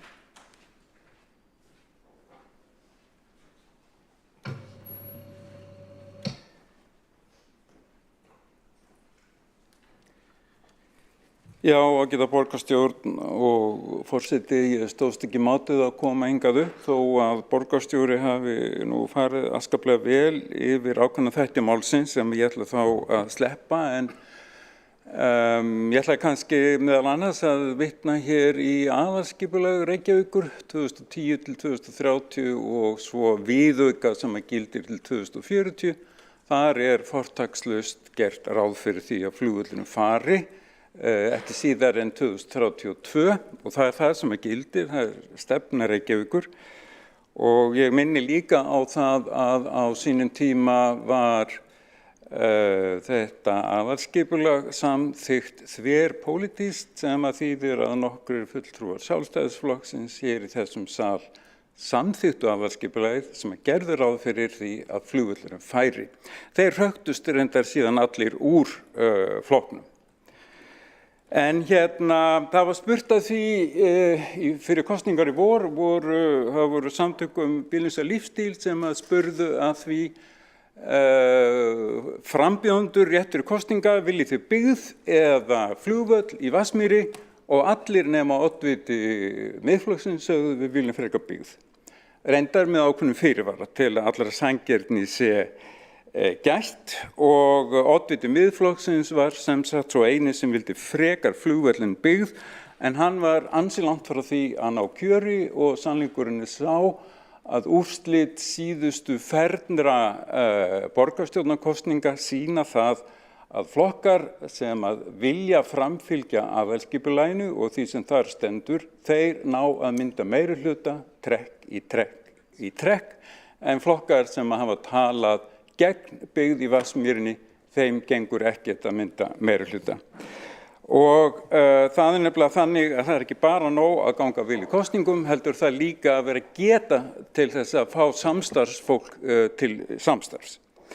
En ég tel að það sé í rauninni nokkuð breið samstaða það að eigi að rísa byggð í Vatnsmýrinni og mér langaði aðeins að koma inn á það sem borgarstjóri kom inn á sjálfur að flugvöllurinn hefur alltaf, alveg frá allra fyrstu dögum hans verið mjög umdeildur. Bjarni Ben mótmælti því þegar að hér kom breskur herflugvöllur inn í miðri borg og Bretar tóku hvorki meira né minna en 270 hektar af borgarlandi á besta svæði nálægt miðborginni, svæði sem við sjóinn og snýr gegnt suðri.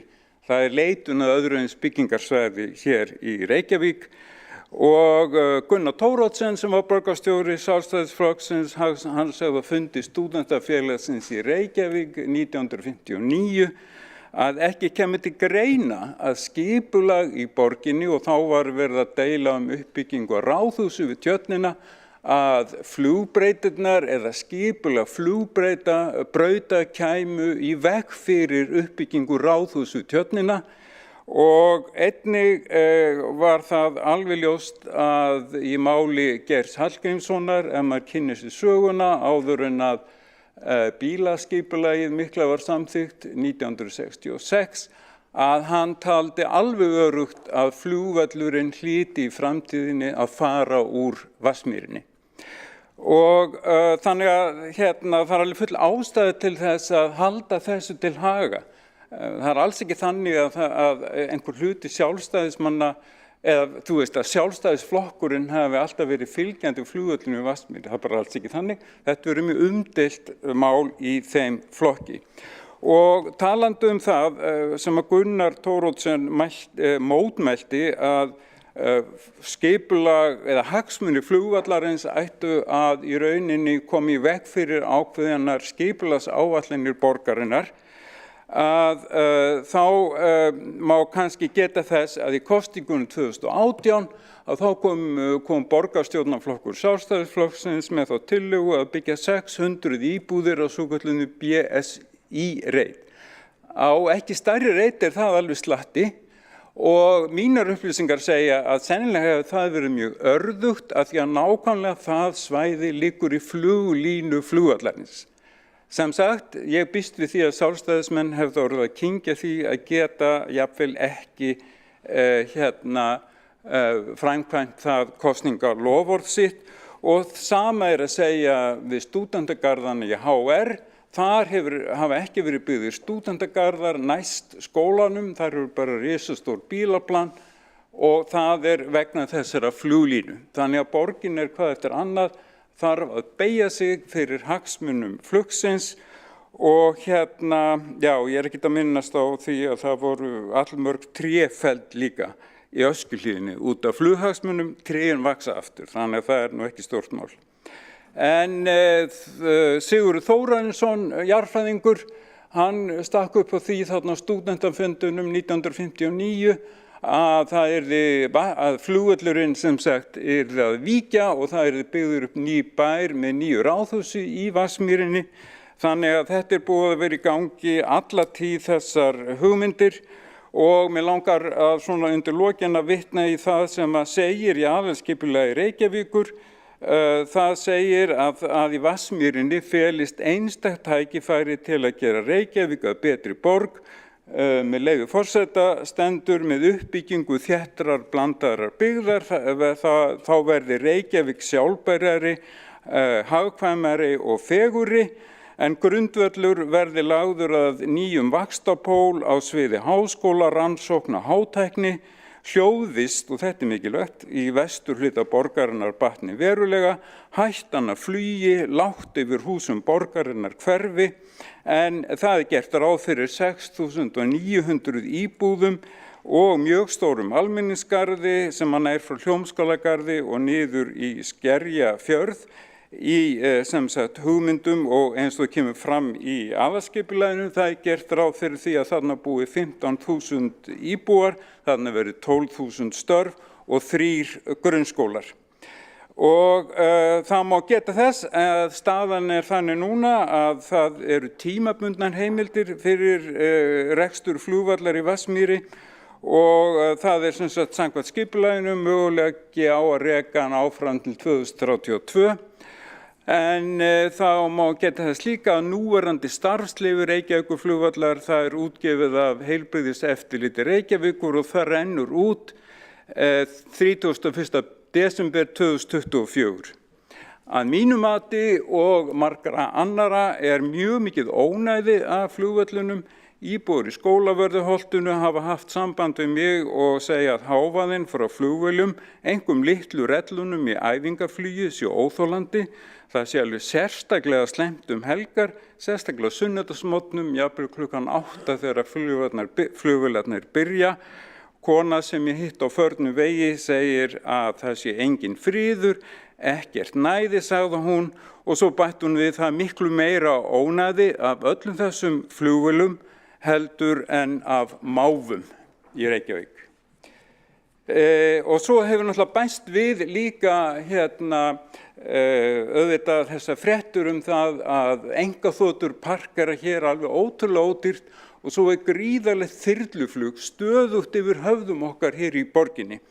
Og mér finnst það rauninlega ótrúlegt að hvað svona lítið gert úr þessu ónæði okkar borgarbúa. Og að lokum að þá stundum haldið fram að Vatnsmýrarflugvöllur sé megin samgöngumiðstöð landsins, en það rétt að halda því til haga að í dag lenda 450 farþegar á vellunum og 450 hefja sig til flugs, en bara á einni leið strætó, leið 1 fara á hverjum degi 5.000 til 6.000 manns, en það 18 til 20 leiðir í Reykjavík. Og þess vegna verð ég að segja að mér finnst alveg sérstaklega skrítið að þegar sömu borgarfulltrúar sem eru á móti borgarlínunni, sem eru á móti öflugu hraðvagnakerfi og höfuðborgarsvæðinu, eru líka á móti því að flugvöllinu fari. Þannig að það ótt að segja að þeir sem halda því fram ég mjög ósammála þeim og ég held reyndar að pólitísk framtíð þeirrar skoðunar sé ekki sérlega björt. Þá hefur Hjálmar Sveinsson borgarfulltrúi lokið máli sínu og 3 borgarfulltrúa hafa beðið að koma upp í andsvör og fyrst það Marta Guðjónsdóttir borgarfulltrúi. Ég ætla að stytta andsvarstímann í 1 mínútu.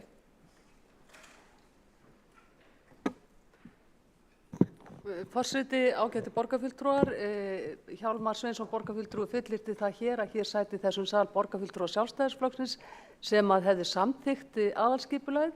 Mér langar til að biðja borgarfulltrúanum að nafngreina þá borgarfulltrúa sem hann hefur í huga. Ég kannast ekki við það að hér siti einhver frá Sjálfstæðisflokknum sem hefur samþykkt þetta aðalskipulag. Þá langar mér til að spyrja borgarfulltrúana því hvort að það skoðun hans að það eigi að loka Reykjavíkurflugvelli 2032, jafnvel þó svo að það sé ekki búið að finna nýtt flugvallarstæði eða búið að reisa nýjan flugvöll og hann sé fullbúinn til notkunar. Þá langar mig enn fremur að spyrja borgarfulltrúana því hvaða leiðir hann að tala með strætó út á landsbyggðina. Hann að tala Hveragerði, Selfoss, Akranes, Borgarnes, þar sem fólk fer ekki í flugi til þeirra áfangastaða, eða hvaða áfangastaði að ræða? Þá hefur Marta Guðjónsdóttir lokið við að veita andsvar og svara andsvari Hjálmar Sveinsson borgarfulltrúi. Já, númer 1 að þá tók ég skýrt fram að þeir borgarfulltrúar sem Sjálfstæðisflokksins sem voru á sínum tíma samþykktu aðalskipulagið, þeir eru ekki lengur í borgarstjórnarflokki Sjálfstæðisflokksins og ég held þessi ekki tilviljun. Þannig enginn þeirra hér inni núna.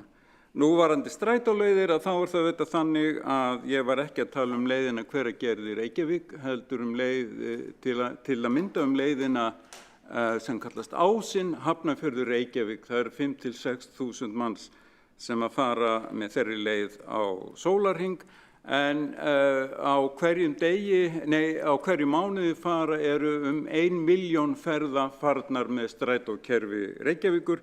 Og svo ég búin að steingleyma hver spurningum við 2 var. Hjálmar Sveinsson lokið við að svara andsvari og öðru sinni... Já, þannig úr því að borgarfulltrúinn glemdi spurningum minni, forseti ágæta borgarstjórn, þá var spurningi minn sú hvort að borgarfulltrúinn telji að það eigi að loka Reykjavíkurflugvelli árið 2032 án þess að nýtt flugvallarstæði hafi verið fundið og ekki nýr flugvöllur til þess að taka við hlutverki Reykjavíkurflugvallar fullbúinn til notkunar og tekin í gagnið. Og þá svara Hjálmar Sveinsson borgarfulltrúi andsvari. Já, ég til engan vafa því að það verður búið að finna annað flugstæði og það verður léttverk ef að bæði ríki og borg sameinast það og já, ég tel að það standa við fyrirheit í aðalskipulaginu að flugvöllurinn fari 2032. Því næst hefur Hildur Björnsdóttir borgarfulltrúi beðið að veita andsvar. Forseti ágæta borgarstjórn, ég ætlaði bara að fá að leiðrétta það sem framkom í ræðu borgarfulltrúans, þar sem vísað var í góðan fund sem samtökum bíllausan lífstíl héldu í aðdraganda kosninga. Þar voru lagt fyrir frambjóðendur já og nei spurningar og sumar eru auðvitað þess eðlis að hvorki er hægt að svara þeim játandi eða neitandi og þessi spurning flugvöllin var nú þess eðlis að margir neituðu að svara henni. Þá lagði spyrillinn fram breytta spurningu og sagði ef búið væri að finna nýjan stað fyrir flugvöllin og hann væri á förum, gætu þið þá hugsað ykkur byggð í Vatnsmýri? Og það var þeirri spurningu sem allir svöruðu játandi utan miðflokk. Og þá svarar Hjálmar Sveinsson andsvari. Já, ég þakka borgarfulltrúunum fyrir þessar upplýsingar. Ég las bara fréttir af fundunum og þá var ekki hægt að skilja þetta öðruvísi en eins og ég fór með það. En bara takk fyrir þessi athugasemd. Og því næst veitir Helga Þórðardóttir andsvar.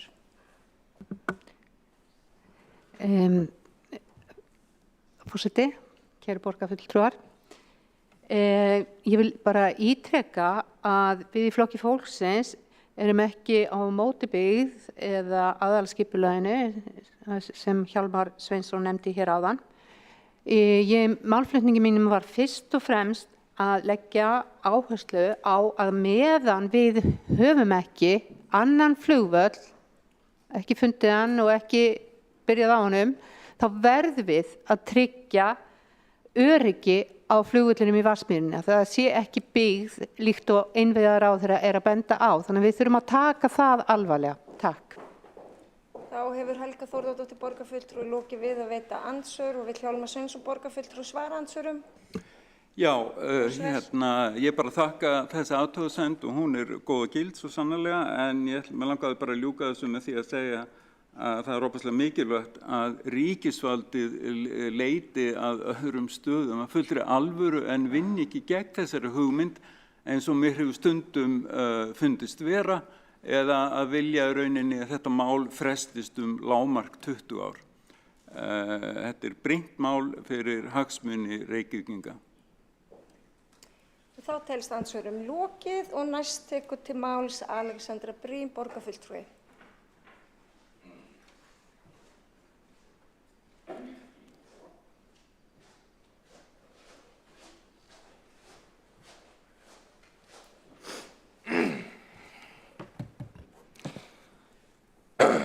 Forseti, ágæta borgarstjórn og aðrir áheyrendur, takk fyrir að setja þessa mikilvægu umræðu á dagskrá. Það er mikilvægt að við förum aðeins yfir þessi mál og skerpum á því hvar við stöndum. Það versta fyrir allar væntingar og fyrir alla aðila sem hafa hagsmuni af þessu máli er óvissa framtíðina. Það er augljóst af umræðunni að fólk hefur áhyggjur af því að eldhræringar gætu haft áhrif á hugsanlegan Hvassahraunflugvöll. Það er alveg eðlilegt að hafa áhyggjur af því. Það er búið að kjósa tvisvar á síðustu 2 árum og útlit fyrir að eldvirkni fari síst minnkandi næstu aldirnar. Í kjölfarið hafa sum talað eins og okkur sé bara ekki stætt á að reisa flugvöll neins staðar á suðvesturhorninu og þess vegna verði hann bara að vera áfram í Vatnsmýrinni út af téðri eldgosahættu. Ekki af því að þau sem tala þannig hafa aldrei viljað flytja og telja sig loksins hafa fundið góða ástæðu til að slá þessi áform út af borðinu, nota bene, heldur út af áhættunni. En við höfum búið á eldfjallaeyju lengi, alveg síðan í árdaga Íslandsbyggðar ef mér reiknast rétt til. Það mun alltaf vera einhver áhætta fólgin í því. Við getum aldrei útilokað það fullkomlega að eldgos hafi einhver áhrif á byggð eða rekstur. Þetta snýst áhættumat og góða nýtingu. Samkvæmt greiningu sem var unnin af Jarðfræðistofnun fyrir sveitarfélagið Voga, þar sem farið var í mikla greiningu á hugsanlegu hraunrennsli, kemur fram að Hvassahraunssvæðið er ekki í áhættusvæði þegar kemur að hraunrennsli. Það er á grænu í flokki 1, eins og borgarstjóri fór yfir hér áðan. En meira að segja í flokki 3, appelsínugulum, er talað að mikilvægir innviðir geti risið. Þegar ég heyrði þetta, þá fór ég líka að hugsa. Hvernig er best að nýta land sem gæti hugsanlega kannski lent í hraunflæði á næstu 400 árum? Viljum við íbúðauppbyggingu þar? Kannski ekki. Viljum við viðkvæman hátækniiðnað? Sennilega ekki. Hvað með háskóla eða mikilvægan menningararf?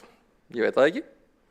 En flugvöllur er kannski bara einmitt tilvalin, jafnvel á appelsínugulusvæði. Stórar og breiðar flugbrautir sem er til að gera auðvelt að ryðja aftur eða ryðja nýjar brautir ofan á eftir að hægist. Stór hús, vissulega, menn ekki hús sem neitt býr í. Ef við ætlum ekki bara að hætta alfæri við að vera með nokkra byggð eða starfsemi á Suðvesturhorninu, sem ég held ekki að sé til umræðu, þá eru flugvellir betri hugmynd en margt annað á appelsínugulu svæði. Enda hvernig ætlum við að segja íbúum Voga, Keflavíkur, Grindavíkur eða Hafnarfjarðar að það sé of mikil hætta á hraunflæði til að við getum hugsað okkur að byggja flugvelli á svæðinu, en það sé samt í fínu lagi að þau búi þarna áfram. Reyndar, hvernig ætlum við að réttlæta þá stækkanir og aukningu á starfsemi Keflavíkurflugvallar ár eftir ár? Viljum við skilja land eftir autt alla tíð nema hægt sé að tryggja með óyggjandi hætti að hraun muni aldrei nokkuð tíma renna þar? Ekki ef við ætlum að byggja þetta land. Það er skynsamlegt að greina áhættuna, að raða okkar innviðum og uppbyggingu þannig að við nýtum pláss sem best með tilliti til áhættu og kostnaðar á hverjum stað. Og þrátt fyrir það sem ég sagði, þá að minnstakosti ein greining sem segir að áhættan á hraunflæði í Hvassahrauni sé svo að segja engin. Auðvitað geta komið aðrar rannsóknir sem segja annað, en gögnin eru þá að minnstakosti ekki einhlít. Eitt sem hefur ekki breyst er að Reykjavíkurflugvöllur er á förum. Hann mun ekki vera í Vatnsmýrinni ókomna tíð. Það er alveg skýrt. Hann hefur ekki pláss til að vaxa þar sem hann er, reksturinn stendur ekki undir sér, meira að segja fyrir COVID á mesta uppgangstíma ferðamennsku í Íslands sögunni dróst innanlandsflug saman ár eftir ár, þrátt fyrir að farið væri töluverðar niðurgreiðslur á innanlandsflugi meira að segja. Þá er ekki að segja að við þurfum ekki að halda áfram að bjóða upp á að hægt sé að komast með flugi til höfuðborgarinnar. Auðvitað þurfum við að gera það. En það þarf ekki að vera á nákvæmlega þennan flugvöll á nákvæmlega þessum stað. Akkurat núna er planið að fara með flugið í Hvassahraun. Við erum með undirritað samkomulag það við iðnaðarráðherra, sem á móti tryggir rekstraröryggi flugvallarins þar sem hann er, þangað til hann fer. En hugmyndir uppbyggingu í Vatnsmýri standa ekki og falla með því tiltekna flugvallarsvæði. Ef aðrar rannsóknir koma fram sem segja að hættan sé svo mikil að þetta endar svo að þessi hugmynd sé slegin út af borðinu, þá þarf bara að finna annað. Eða skoða betur möguleikana á að færa innanlandsflugi til Keflavíkur og samhliða því efla almenningssamgöngur þangað og efla þjónustu út á landi. Slík niðurstaða myndi bara gera málið erfiðara, gerir bara líklegra að sú lausn sem kemur í staðinn fyrir Vatnsmýrarflugvöll verði verri en hún hefði getað orðið. Og ég vil ekki vera með einhver óþarfa leiðindi, en það verður að finna nýja lausn fyrir innanlandsflugið áður en heimildin í aðalskipulagi rennur út. Annars munu þeir sem vilja með engu móti færa völlinn augljóslega fara þá leið að tefja fyrir og finna öllum kostum aðra staði allt til foráttu í þeirri von að ef að engin staðsetning finnist þá munum við á endanum neyðast til þess að framlengja frestun og hafa flugvöllinn lengur. Þess vegna þarf að vera skýrt að heimildin sem er til staðar er eins löng og hún er en ekki lengri. Annars er ljóst að engin vinna mun skila neinum árangri af því að sigurleikurinn fyrir þá sem eru á móti flutningnum verður alltaf skemma alla vinnu við að finna aðra staði. Það mun alltaf vera besta aðferðin til að koma í veg fyrir flutningin ef að það er í boði að lengja frestinn. Þess vegna má ekki vera í boði að lengja frestinn. Reykjavík er eins og við vitum byggð á mjóu nesi. Flugvöllurinn tekur gífurlega mikið pláss, mjög miðsvæðis á þessu mjóa nesi. Þess utan takmarkar flugvöllurinn byggingahæð á stóru svæði í kringum sig. Engin einn þáttur ber jafn mikla ábyrgð á því hversu þung umferðin milli borgarenda er kvölds og morgna og flugvöllurinn. Engin ein ákvörðun myndi tryggja eins mikið af nýju húsnæði miðsvæðis eins og að færa hann. Engin ein ákvörðun myndi létta eins mikið á traffík eða búa til meiri tækifæri fyrir uppbyggingu fræðarsamfélagsins í kringum háskólana. Engin ein ákvörðun dregur jafn mikið úr mengun inn í miðri borginni, bæði útblæstri og hávaðamengun, eins og að færa hann annað. Og ofan á þetta bætist að verðmætin af landinu sem hann situr á borga auðveldlega fyrir byggingu nýs flugvallar. Þetta er mikilvægasta skipulagsmál borgarinnar, fyrir utan kannski þéttingu byggðar í sjálfu sér eða samgöngusáttmálann. Jafnvel stærra en þeir. Ég trúi því ekki að það sé bara útilokað að byggja flugvöll neins staðar annar staðar. Ég trúi því eiginlega ekki einu sinni að fólk sé ætlast til þess að ég trúi því. Það bara sé ekki hægt. Það bara hvergi á Íslandi er hægt að byggja flugvöll nema þarna. Ef þið haldið að ég trúi því þá bara vinsamlega spyrir meiri virðingu fyrir greind minni. En ég veit að ef við ætlum að bjóða landsmönnum upp á góðan innlandsflugvöll til Reykjavíkur eða höfuðborgarsvæðisins, þá verður það aldrei í Vatnsmýrinni. Flugvellir inn í byggð enda alltaf á að verða aðþrengdir. Þannig er það bara. Eftir því sem borgir stækka og byggjast upp verður alltaf aðkallandi að nýta landið sem þeir liggja á. Flugvellir þurfa einfaldlega of mikið pláss til að ganga upp til lengdar í miðju þéttbýli. Verðið á landinu hækkar eftir því sem að borgir byggjast upp og þéttast og meiri eftirspurn verður eftir landinu og flugvöllur sem vissulega ágætis nýting á vissu landi undir vissum kringumstæðum, einfaldlega það verður alltaf meira og meira ábyrrandi hvað hann ekki nógu verðmæt nýting á landinu sem hann situr á eftir því sem að borgir stækka í kringum hann. Og Reykjavík sem umlukin hafi og reyndar Seltjarnarnesi líka til 3/8 alveg sérstaklega skýrt dæmi þetta. Við höfum ekki fleiri vaxtaráttir heldur en eina eða að þéttast inn á við. Og þetta gengur ekki til lengdar. Flugvöllurinn fer, það augljóst. Jafnvel þó að það verði einhvern veginn komist undan því að gera það á þessu tímaplani þá verður það á endanum. Það er bara í rauninni fásinna að halda öðru fram. Hann mun fara. Reynum frekar að sameinast að gera þetta með sóma. Að byggja nýjan völl af myndarskap sem getur þjónustað okkur öll, bæði í borginni og í sveitinni. Takk. Það hefur Alexandra Briem borgarfulltrúi lokið máli sínu og einn borgarfulltrúi hefur beðið að koma upp í andsvör og það Marta Guðjónsdóttir. Nei, hún nennir því ekki. Hún ætlar að geyma það. Heyriði, þá næstur á mælendaskrá Einar Þorsteinsson borgarfulltrúi.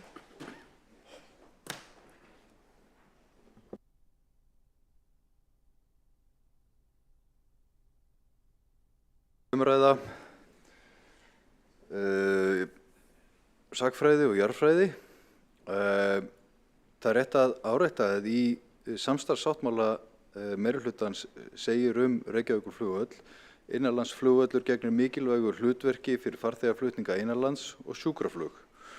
Og hér verið að ræða það hver framtíð Reykjavíkurflugvallar sé. Og mér finnst þetta tiltölulega í sjálfu sér. Þótt þetta sé flókið mál þá þetta tiltölulega einfalt mál þegar við horfum fram á veginn. Grunnstaðarendir liggja fyrir sem varða leiðina áfram. Ríki og borg hafa gert með sér samkomulag að Reykjavíkurflugvöllur fari úr Vatnsmýri þegar það búið að byggja annan flugvöll í Hvassahrauni. Á meðan Reykjavíkurflugvöllur í Vatnsmýri verður rekstraröryggi hans ekki skert. Og þessi meirihluti í borgarstjórn hefur í samstarfssáttmála sínum lýst því yfir að hann virði alla samninga Reykjavíkurflugvöll eðli máls samkvæmt og treystir því að stjórnvöld geri það sama. Ég var spurður að því hvort að ég væri flugvallarvinur fyrir kosningar og það var þá eitthvað svona söguleg tilvísun í aðra frambjóðendur Framsóknar. En ég nú svo nýgenginn í flokkinn að ég sagði nei, ég engin sérstakur flugvallarvinur, ég bara mannvinur. Og staðreyndin sú að Reykjavíkurflugvöllur hefur ríku hlutverki að gegna fyrir fólk landið allt, bæði höfuðborgina og landsbyggðirnar. Og þetta höfuðborg Íslands og við höfum skyldum að gegna.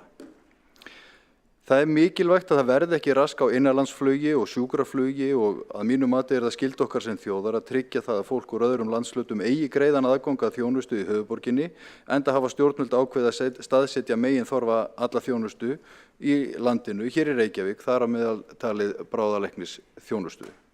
En það skiptir mig engu máli hvort að flugvöllurinn í Vatnsmýri eða Hvassahrauni, Hólmsheiði eða Lönguskerjum, nema það að það í aðalskipulagi að byggja í Vatnsmýri og þetta frábært byggingaland og það mjög ákjásanlegt að fylgja aðalskipulaginu og ná þessu markmiðum. En þessi umræða þarf einfaldlega að vera byggð á rannsóknum og gögnum kosti og galla hvers staðar og þjóna hagsmunum íbúanna. Og nú sér það hver maður að það hefur skapast óvissa staðsetninguna í Hvassahrauni vegna jarðhræringja á Reykjanesskaga og þá hrökkva allir auðvitað við. Starfshópur Veðurstofunnar vinnur núna að því að meta fýsileika þessara staðsetningar og að meðan sú skýrsla liggur ekki fyrir erfitt fyrir okkur stjórnmálamennina að hafa endanlega skoðun á málinu en mér fannst að því það myndaðist svona ákveðin stemming núna í eldgosinu að þetta væri einhvern veginn augljóslega út af borðinu en það ýmis gögn sem benda til þess að Hvassahraun sé samt sem áður eins og borgarstjóri nefnir hér í skýrslunni á grænu. En ég ætla ekki að úttala mig þetta. Við erum bara að treysta sérfræðingunum þetta. Og það gríðarlega mikilvægt að vinna þessi mál í sátt. Við vitum alveg hvar við stöndum í meirihlutanum. Við lítum svo á við viljum byggja þarna en þó þannig að hagsmunir landsins alls séu tryggðir varðandi innanlandsflug, sjúkraflug, æfinga og kennsluflug og það allt saman. En sko það hafa einhvern veginn í þessari umræðu eins og hefur verið rakið hér allt frá því á stríðsárunum verið skotgrafir í kringum Reykjavíkurflugvöll, en það er löngu búið að fylla upp í þær. En þessar skotgrafir þær lifa samt einhvern veginn alltaf í umræðunni. Og ég held að við ættum að breyta því, byggja þetta á gögnunum og nú er spretthópur á vegum innviðaráðherra að meta það verkefni, hefur það verkefni að meta hvort að nýtt hverfi í Skerjafirði, sem er gríðarlega mikilvægt hverfi fyrir íbúðauppbyggingu í Reykjavík. Hvort að þetta hverfi hafi áhrif á rekstraröryggi Reykjavíkurflugvallar með tilliti til samkomulagsins frá 2019. Gott og vel, könnum það þá vel. Og nú er verið á að skila niðurstöðum 1. október og það er bara eðlilegt að vinna þetta svona. En ég, fyrir mitt leyti, legg mikla áherslu á það að þetta hverfi rísi. En það verður að gera það á grundvelli gagna og rannsókna og samráðs og ég er bjartsýnn á það að miðað við þau gögn sem liggja fyrir í málinu, skýrslu frá hollensku loft- og geimferðastofnuninni og fleiri skýrslur, að það verði hægt að byggja þarna glæsilegt hverfi fyrir fólk sem vantar húsnæði, ungt fólk, efnaminna fólk og eins og við höfum talað hér og undanfarna mánuði þá bara liggur gríðarlega á að byggja húsnæði. Þannig að þarna fara saman þessir hagsmunir, þeir togast á. Við verðum að tryggja rekstraröryggi flugvallar eins leið og við byggjum húsnæði. Ég bara bíð spenntur eftir skýrslunum, bæði varðandi spretthópinn Skerjafjörð og svo skýrslunni frá Veðurstofunni varðandi Hvassahraun. Og ef að niðurstaðan sú, sem að ég vona að verði ekki, að Hvassahraun verði einhvern veginn strikað út af listanum yfir vænlega flugvallakosti, þá verðum við að halda áfram þessari vinnu. Þá þarf bara að rifja upp kostina í rögnunefndinni eða horfa einhvern veginn úr aðeins meiri lofthæð á þessi mál, sjá hvað við getum gert, af því það er mikilvægt að upp á borgarþróunina alla að geta byggt í Vatnsmýri, en leið tryggt hlutverk höfuðborgarinnar og samgöngur í lofti, sjúkraflug og fleira hér í námunda við höfuðborgina. Þá hefur Einar Þorsteinsson borgarfulltrúi lokið máli sínu og einn borgarfulltrúi hefur óskað eftir því að koma upp í andsvör og það er Marta Guðjónsdóttir. Forseti, ágætu borgarfulltrúar, ég velti því fyrir mér ef að borgarstjórnar meirihlutinn ætlar að virða samninga milli ríkis og borgar sem gerðir voru flugvöllinn 2019, ef að það er allt í einu orðið stefnubreyting hvað það varðar að það er að fara að virða þann samning. Af hverju innviðaráðherra segir að það sé brýnasta verkefni fólki núna í því að vernda Reykjavíkurflugvöll og af hverju hann telji sig þurfa ítrekað að slá á putta borgarstjóra í þessum málum. Þá spyr ég enn fremur borgarfulltrúan Einar Þorsteinsson að því, úr því að það liggur á að byggja upp húsnæði. Af hverju er Reykjavíkurborg ekki þá að einblína á staði sem ekki jafn umdeildir og þessi staður í Skerjafirði sem inn á helgunarsvæði flugvallarins? Ég held að það væri miklu nærtækara og við myndum hraða húsnæðisuppbyggingu til muna ef við færum að líta til annarra lóða og svæða hér í borginni. Og svara þá andsvari Einar Þorsteinsson borgarfulltrúi. Forseti og borgarfulltrúi, mér minnir nú að þessi ummæli innviðaráðherra gagnvart borgarstjóra hafi verið í aðdraganda kosninga áður en að Framsókn kom að málum og þessi meirihlutasamningur sáttmáli leit dagsins ljós. Ég veit það bara að málið er í góðu ferli núna í höndum þessa spretthóps þar sem að borgin á sína fulltrúa og ég er bjartsýnn á hagstæða niðurstöðu fyrir báða aðila. Varðandi Skerjafjarðarhverfið sem hugmynd, þá er það bara einfaldlega hverfi sem er komið langt í skipulagi og að fara í önnur hverfi sem ekki eru komin jafn langt í skipulaginu það myndi nú ekki hraða uppbyggingunni. Ég held að það verði hægt að byggja þarna og ég vonast til þess hratt og örugglega. Þetta er langt komið þannig séð. Þannig að ég sé ekki ástæðu til þess að tefja verkefni og tefja húsnæðisuppbygginguna með slíkri ákvörðun. Þá er Einar Þorsteinsson lokið við að svara andsvari og andsvörum telst lokið. Og næstu tekur til máls Helgi Dagbjartur Áss Gretarsson, borgarfulltrúi.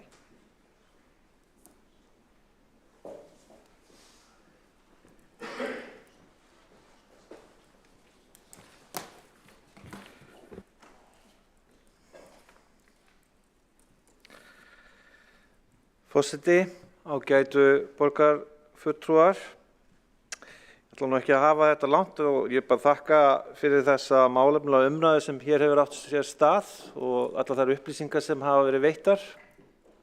Ég svo sem nýr á þessu vettvangi, þannig að það er gott að fá svona ítarlega umfjöllun hér þetta flókna og erfiða eða eftir atvikum viðkvæma málefni. Ég ætla að benda á, ef ég má, með leyfi forseta að vitna í umfjöllun Ríkisútvarpsins frá 23. ágúst síðastliðinn, þar sem meðal annars rætt við forstjóra Icelandair. Þá kemur fram að hans mati ætti að hætta að þrengja frekar á Reykjavíkurflugvelli þannig að millilandaflugi geti nýtt hann sem varaflugvöll áfram fyrir Keflavík og hann geti verið samgöngumiðstöð okkar Íslendinga út á landshlutana. Og þetta eru sem sagt viðbrögð við þeim eldsumbrotum sem að eiga sér stað hérna á Reykjanesi. Og það er þá þannig talið í fluggerðunum að varaflugvöllur af þessu tagi á suðvesturhorninu hans sé nauðsynlegur. Það er líka af ýmsum öðrum ástæðum sem að sérfræðingar úr flugi hafa áhyggjur af staðsetningunni í Hvassahrauni. En það er kannski ekki beinlínis aðalatriði sem ég vil koma hér á framfæri. Það er gerður samningur hérna 2019 milli ríkis og borgar, þar sem að meðal annars eftirfarandi regla með leyfi forseta er í gildi.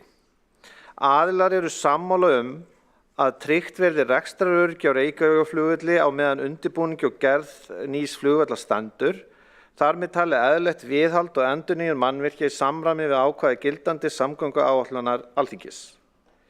Miðað verði við að Reykjavíkurflugvöllur geti áfram þjónað innanlandsflugi á fullnægjandi hátt þar til nýr flugvöllur er tilbúinn til notkunar. Og þá kannski er það svona sem að hefur verið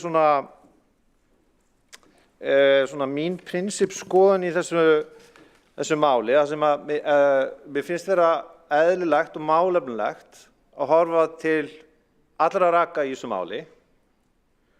Þannig að það eru sumir sem eru með það í hugmyndir að það er að nota þetta fyrir annað en flugvöll, Vatnsmýrina, og svo eru aðrir sem telja að flugvöllurinn sé best geymdur þar og það sé of dýrt að flytja völlinn.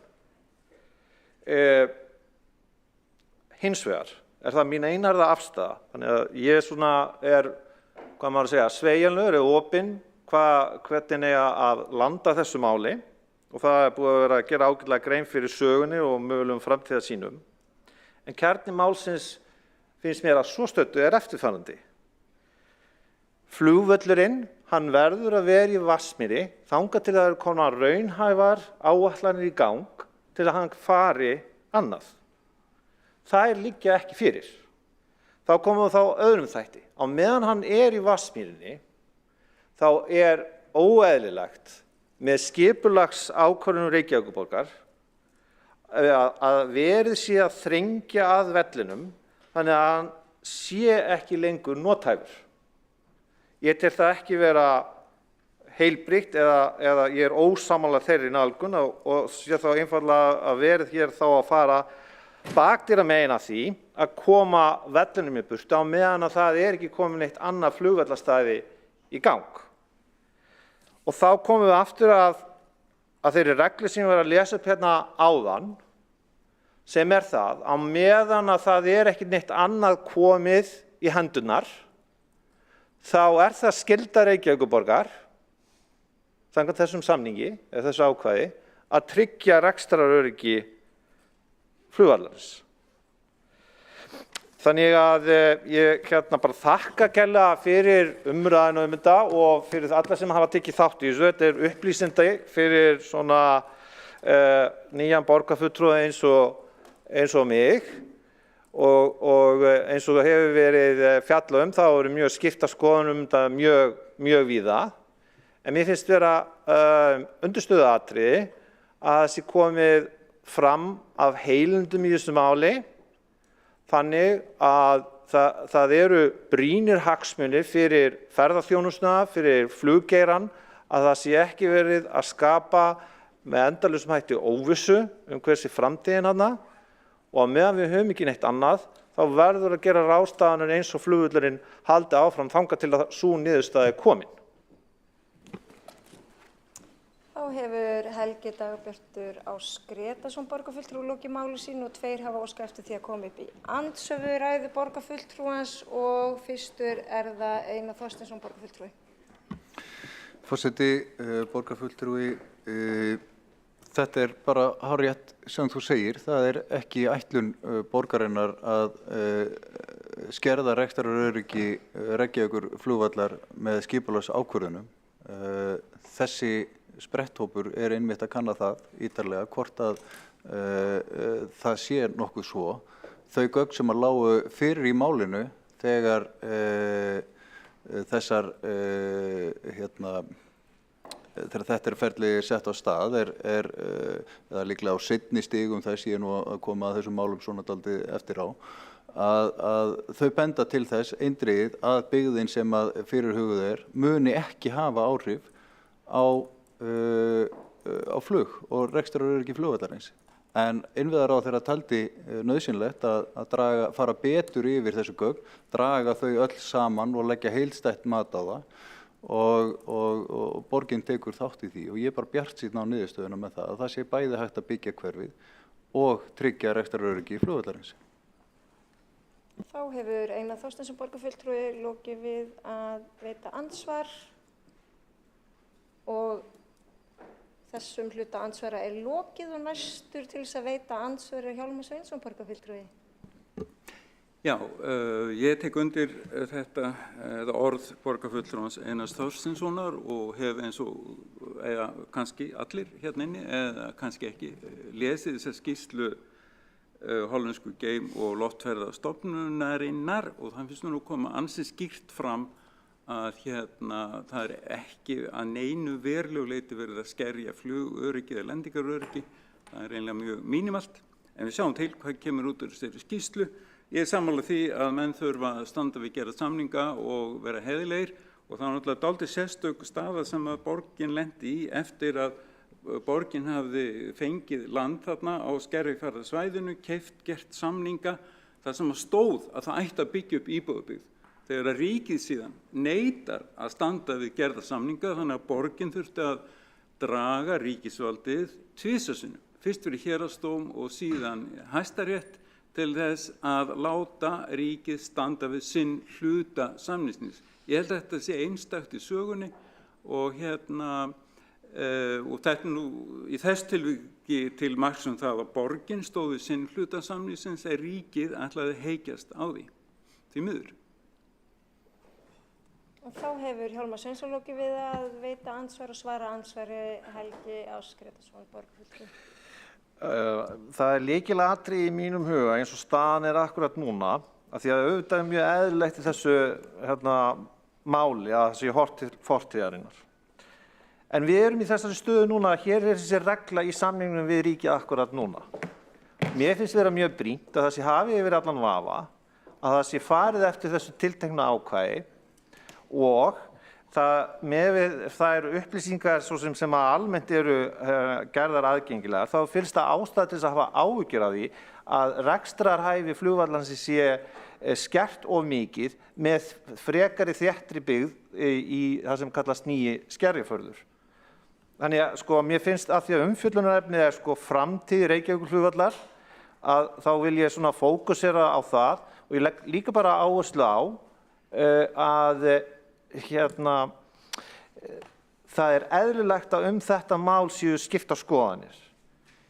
En á meðan að völlurinn þarna, þá ekki hægt að segja að hann eigi bara að hverfa eins og með einhverju töfrasprota aðferð. Það ekki þannig sem að hlutinni ganga fyrir sig. Og þess vegna miklu heiðarlegra að segja, hér erum við þá með plan hvað eigi að koma í staðinn. Og veiti þá andsvar öðru sinni Hjálmar Sveinsson borgarfulltrúi. Ég vil áminna borgarfulltrúa fyrir að ég vil að þið borgarfulltrúa í upphafi andsvar ykkar ávarpi forseta. Og svo vil ég líka að þið ávarpi aðra borgarfulltrúa með nafni og titli. Þakka ykkur kærlega fyrir. Gjörðu svo vel Hjálmar Sveinsson borgarfulltrúi. Já, ég verði aðeins óöruggur allt í einu. Forseti, þá verð ég að svara því til að fyrsta lagi í sambandi við að mínu mati, eftir að við lesið þessa skýrslu og ég vona borgarfulltrúinn Helgi Ása hafi gert það líka, að þá engin ástæða til þess að halda að það sé reksturöryggi flugvallarins stafi hætta af þessari byggð í Skerjafirði. Það ekki verið að mínu mati alveg skýrt fram. En svo það hitt sem að ég ætlaði að nefna sem að, ég er búin að gleyma að vera að hafa það. Þú hefur enn, kæri borgarfulltrúi Hjálmar Sveinsson, svigrúm til þess að hugsa? Já, ok. Tíminn ekki liðið? Það var eitthvað sem borgarfulltrúinn, en það ekkit alvarlegt eða mikilvægt. Ég ætlaði bara aðeins að hnika á ákveðna atriði. Ég manði örugglega þegar tíminn runnin út. Gott og vel, þá hefur Hjálmar Sveinsson lokið við að veita andsvar og andsvörum lokið. Næsta tekur til máls Kjartan Magnússon borgarfulltrúi.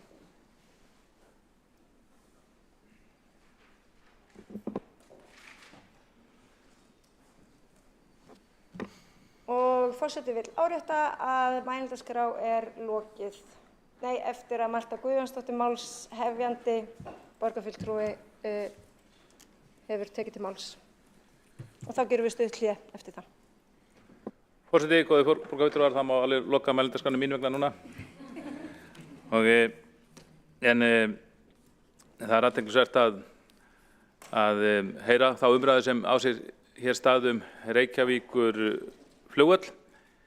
Ég hef, og svo Hvassahraunflugvöll, ég hef tekið þátt í þessari umræðu nokkru sinni áður og það er ákveðin atriði sem virðast ekkert breytast. Það eru auðvitað svona tvö megin sjónarmið upp í málunni, það er svo sem ekki að gera grein fyrir þeim.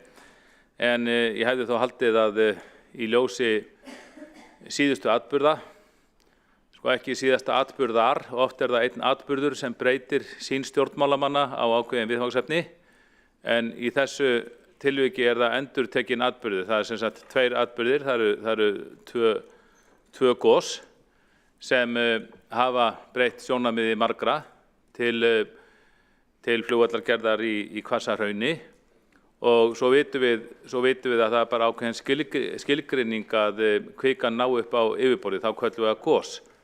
En það hins vegar ýmislegt sem að gerast undir yfirborðinu, en af því að það nær ekki upp á það, þá köllum við það ekki gos, en það sett mikla líkur á því að það sé hafið, eins og menn benda á, nýtt gostímabil og þá getur gosið á nokkuð stóru svæði. En ég ætla ekki að fara út í neitt fyrirlestur hér jarðvísindamál til þessir aðrir færar en ég, en ég minn hins vegar á að áður en þessi gosórói hófst fyrir alvöru í fyrra á Reykjanesskaga, þá höfðu jarðvísindamenn, þeir höfðu varað við þessu staðarvali. Reyndar margir flugmenn líka, kannski engin meira heldur en Ómar Ragnarsson, hinn þekkti fréttamaður fyrirverandi og hann var duglegur að búa til fréttir eða segja fréttir, hafa eftir flugmönnum, atvinnuflugmönnum sem höfðu velt þessum Hvassahraunskostinu fyrir sér áratugum saman og höfðu margoft prófað sjálfir aðflug yfir þessu svæði, að þeim leist ekki á þetta og jarðvísindamenn höfðu líka gert það en kannski tala við fyrir daufum eyrum en svo þegar þessi gosórói eykst þá er miklu meira að tala við þá og menn veita því meiri athygli. Og það var alveg fjallað um það í umræðum í borgarstjórn árum áður, þessar viðvaranir jarðvísindamanna, en hörðustu andstæðingar Reykjavíkurflugvallar, þeir létu þau algjörlega sem vindum eyru þjóta. Ég vil þakka fyrir ræðu borgarstjóra hér í upphafi og þeirra sem hér hafa talað. Hann sagði að það veri bratt að Hvassahraun væri úr sögunni. Þar er í rauninni sammála fráfarandi formanni skipulagsráðs sem sagði bara þegar gosið var nýbyrjað í fyrra að Hvassahraun væri alls ekki úr sögunni og sá þá jafnvel ennþá fyrir sér að borgaryfirvöld myndi ekki leyfa einu sinni Landhelgisgæslunni að byggja nýtt flugskýli á Reykjavíkurflugvelli vegna þess að þáverandi meirihluti vildi koma Landhelgisgæslunni frá Reykjavíkurflugvelli í Hvassahraun. Sem betur fer sá sem sagt þá fyrrverandi meirihluti að sér og leyfði Landhelgisgæslunni að byggja þannig að hún kæmi þriðju þyrlusinni fyrir og líka bara það hefði náttúrulega ekki verið gott ef eitthvað hefði komið fyrir þetta eina flugskýli Gæslunnar og hún hefði þá mist töluverðan hluta flugflota síns og bara svona í ljósi viðhorfsins sem var ljósið þess viðhorf sem Landhelgisgæslan mætti eða undanförnum árum þegar hún óskaði eftir að fá að byggja þetta flugskýli, þá held ég að sé alveg sérstök ástæða til að þakka fráfarandi meirihluta fyrir að hafa séð að sér í þessu máli og leyft Landhelgisgæslunni að byggja. En borgarstjóri fór það gladdi mig mjög, hann fór að vitna í gamla leiðara Morgunblaðsins og frá 1940 og svo reyndar og nýrri umfjöllun Morgunblaðsins og ég held að það sé mjög gott, ég hvet borgarstjóra til að gera þetta oftar og mjög góð leiðari til þessi Morgunblaðinu síðustu viku sem var ástæða til að kannski fjallum hér við tækifæri. En borgarstjóri vil líka kannski hafa það í huga að þegar hann líka sagði að við ættum ekki að afskrifa Hvassahraun. Náttúrulega aðstæður breytast og hann sýndi okkur hér forsíðu á flugslysi sem varð 1990 rétt hjá Reykjavíkurflugvelli.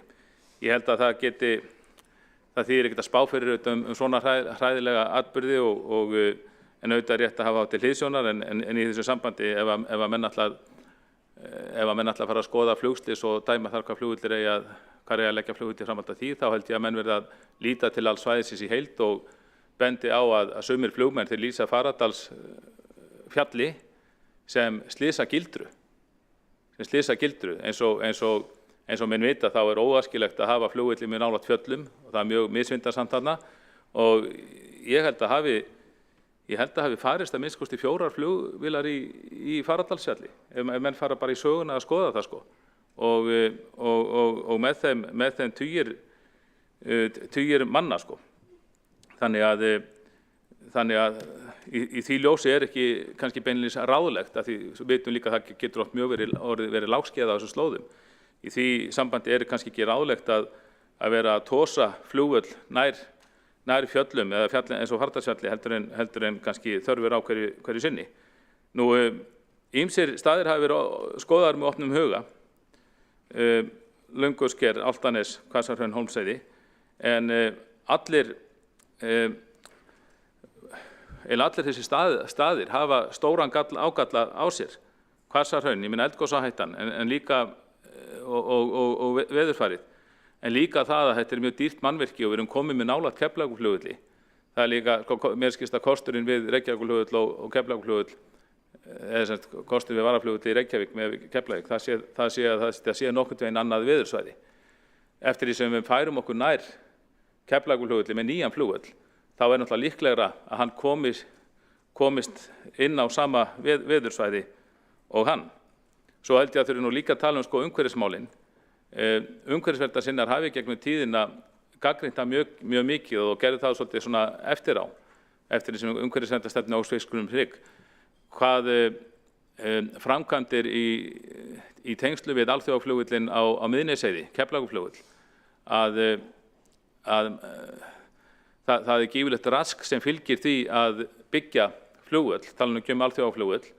Þetta eru, eins og borgarstjóri kominn inn á, þetta geta verið 100 hektara og ég held að myndi heyrast hljóður horni ef að það eigi að byggja nýjan flugvöll milli Keflavíkurflugvallar og núverandi Reykjavíkurflugvallar og ég held að svo framkvæmd fara sjálfsögðu í umhverfismat. Ég held ég held að mörgum myndi bregða þegar þeir sæju hvað nútíma flugvöllur þyrfti gífurlega mikið svæði, gífurlega mikið rask og finnist ekki gott að raska því svæði þar sem er mikið ósnorti hrauni því skinni. Ég ætla að spá í því að slíkt umhverfismat það var ekki auðvelt að keyra það í gegn og myndi koma mörgum á óvart. Þannig að mér finnst líka, við verðum líka að hafa peningamálin hér í huga. Mér finnst stundum látið hér í borgarstjórn eins og það þurfi ekki að hugsa peningamálin. Það talaði draumsýn og framkvæmdir, sjaldnast talaði hvað það kostar. Ég held að ég hef ekki heyrt það í þessari umræðu það hvað nýr flugvöllur í Hvassahrauni myndi kosta. Maður hefur heyrt tölur alveg 50 milljarðar, 100 milljarðar, 150 milljarðar. Ég er ekki alveg með það á hreinu. En við þurfum bara líka að ræða það bara út frá núverandi nýtingu fjármunina. Það er gífurleg fjárfesting sem liggur bæði í Keflavíkurflugvelli og Reykjavíkurflugvelli. Það er meira en að segja það að fyrir 360.000 manna þjóð að tala að það sé bara nánast á sama bletti ekkert mál að bæta við þriðja flugvellinum sem yrði líka alþjóðaflugvöllur og myndi kosta geypilega mikið fé. Og það var erfitt af því að þetta náttúrulega þessi flugvellir allir meira minna reknir af ríkinu. Ég held að það yrði erfitt að reka 3 flugvellir svona hlið við hlið, það myndist ekki auðveldar en að reka 2. Og eins og ég gat áðan út frá veðurfarinu og ýmsum sjónarmiðum bara fyrir utan eldgosahættuna, ef að það verður ákvörðun tekin að leggja niður Reykjavíkurflugvöll og reisa annan varaflugvöll, þá spái ég því nú að niðurstaðan verði alltaf önnur en sú að leggja nær Keflavíkurflugvelli heldur en orðið er. Þar kæmi Kaldaðanes örugglega miklu frekar til greina, því það er þá í áttina frá og allt öðru veðursvæði heldur en Keflavíkurflugvöllur. Þá hefur Kjartan Magnússon borgarfulltrúi lokið máli sínu og 2 borgarfulltrúar hafa beðið að koma upp í andsvör og fyrst er Alexandra Briem borgarfulltrúi. Forseti, ég vildi bara benda borgarfulltrúarum Kjartani Magnússyni á það að þó ég sé ekki með nákvæmar tölur á takteinum, þá eins og framkom í ræðu minni áðan, það liggur alveg fyrir að kostnaður við uppbyggingu innanlandsflugvallar er alltaf að fara að rúmast vel innan þeirra fjármuna sem að fást fyrir betri nýtingu á landinu sem að núverandi Vatnsmýrarflugvöllur stendur á. Bæði ríki og borg eiga þar landsvæði og sem sagt verðmæta mismunurinn á að fara í aðra nýtingu lands þar er miklu meiri en svo nemi að kostnaður við nýjan flugvöll sé þar til trafala. Það mun allt samt koma út í plús að skipta nýtingu á Vatnsmýrarflugvelli þó svo að uppbygging nýs flugvallar sé tekin í mínus. Takk. Það hefur Alexandra Briem borgarfulltrúi lokið við að veita andsvör og svara þá andsvari Kjartan Magnússon borgarfulltrúi. Já, forseti, ég þakka fyrir þetta. Það er bara ánægilegt að menn sé að velta eitthvað fyrir sér kostnaðinum, þó ég hef ekki heyrt hérna beinharða tölu. En ef það er eitthvað sem hefur lært á því að vera í nokkur ár í opinberri þjónustu, þá er það er alveg ótrúlegt hvað stór verkefni koma til okkar stjórnmálamanna og hvað eru lágar tölur nefndar, þangað til við samþykkjum þar, að þá byrja kostnaðurinn að hækka og svo enda það er einmitt svona stór verkefni sem enda miklu dýrari heldur en lagt var upp með. Þess vegna eigum við að fara varlega og fjárhagur bæði ríkis og borgar eru með þeim hætti og að við þurfum að fara varlega, ekki síst þegar vextir eru að þjóta upp í heiminum með nánast eldflaugarhraða. Þá hefur Kjartan Magnússon lokið við að svara andsvari og næst til þess að veita andsvari Hjálmar Sveinsson borgarfulltrúi. Já, forseti, mér langaði að nefna 3-4 atriði vegna þess sem að borgarfulltrúi Kjartan Magnússon nefndi. Fyrsta lagi ætlaði að benda á það að jarðvísindamenn sem hann gat bentu líka á það að vallabyggðin í Hafnarfirði væri í hættu út af hugsanlegu hraunflæði. Og hann Haraldur Sigurðsson, okkar fremsti eldfjallafræðingur, benti á það fyrir nokkrum árum. og ekki förum við að rífa þá byggð niður vegna mögulegrar hættu á eldgosi eftir 3000 ár. Hvassahraunflugvöllur var mjög lengi í undirbúningi, var vel undirbúið og það er rangt virðist vera sem hefur verið fullyrt að það séu svo misveðrasamt veður athuganir eftir sem ég best veit sem voru gerðar í 2-3 ár bendu þvert á móti til þess að veður aðstæður þar eru tiltölulega hagstæðar.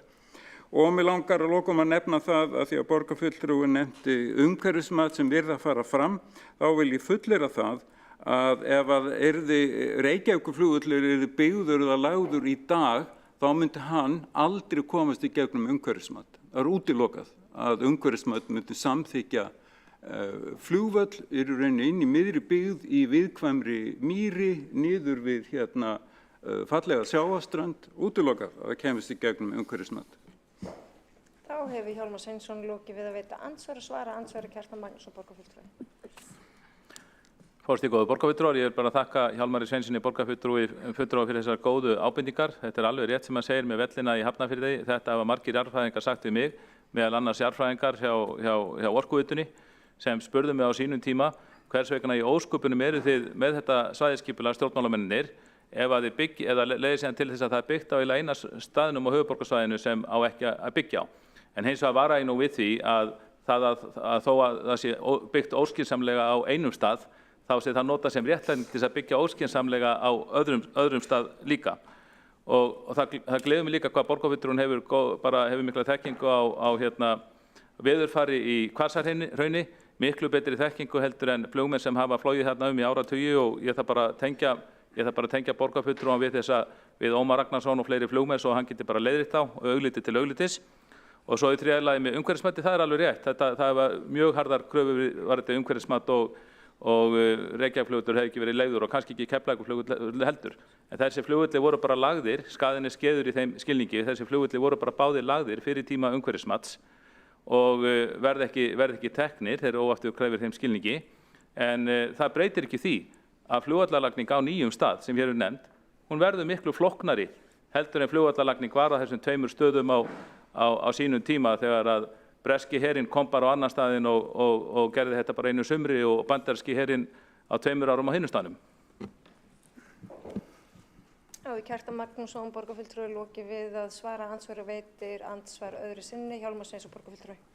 Já, forseti, ég ætla ekki að standa í löngu þrasi. Ég ætlaði bara að taka það fram að því að mér hefast gæta hæðnistóns hjá borgarfulltrúanum Kjartani Magnúsinni. Ég er engin sérfræðingur veðurfari við Hvassahraunssvæðið, heldur eru þetta rannsóknir, 2 ára rannsóknir sem hafa þar átt sér stað með flugvélum sem ég hef frétt af og veit af sem að benda til þess að þetta sé rangt sem að ýmsir eru búin að fullyrða sem eru auðvitað andsnúnir því að flugvöllurinn fari Vatnsmýrinni. Þá telst andsvari lokið og frummælandi hefur lokað orðið og Marta Guðjónsdóttir tekur til máls.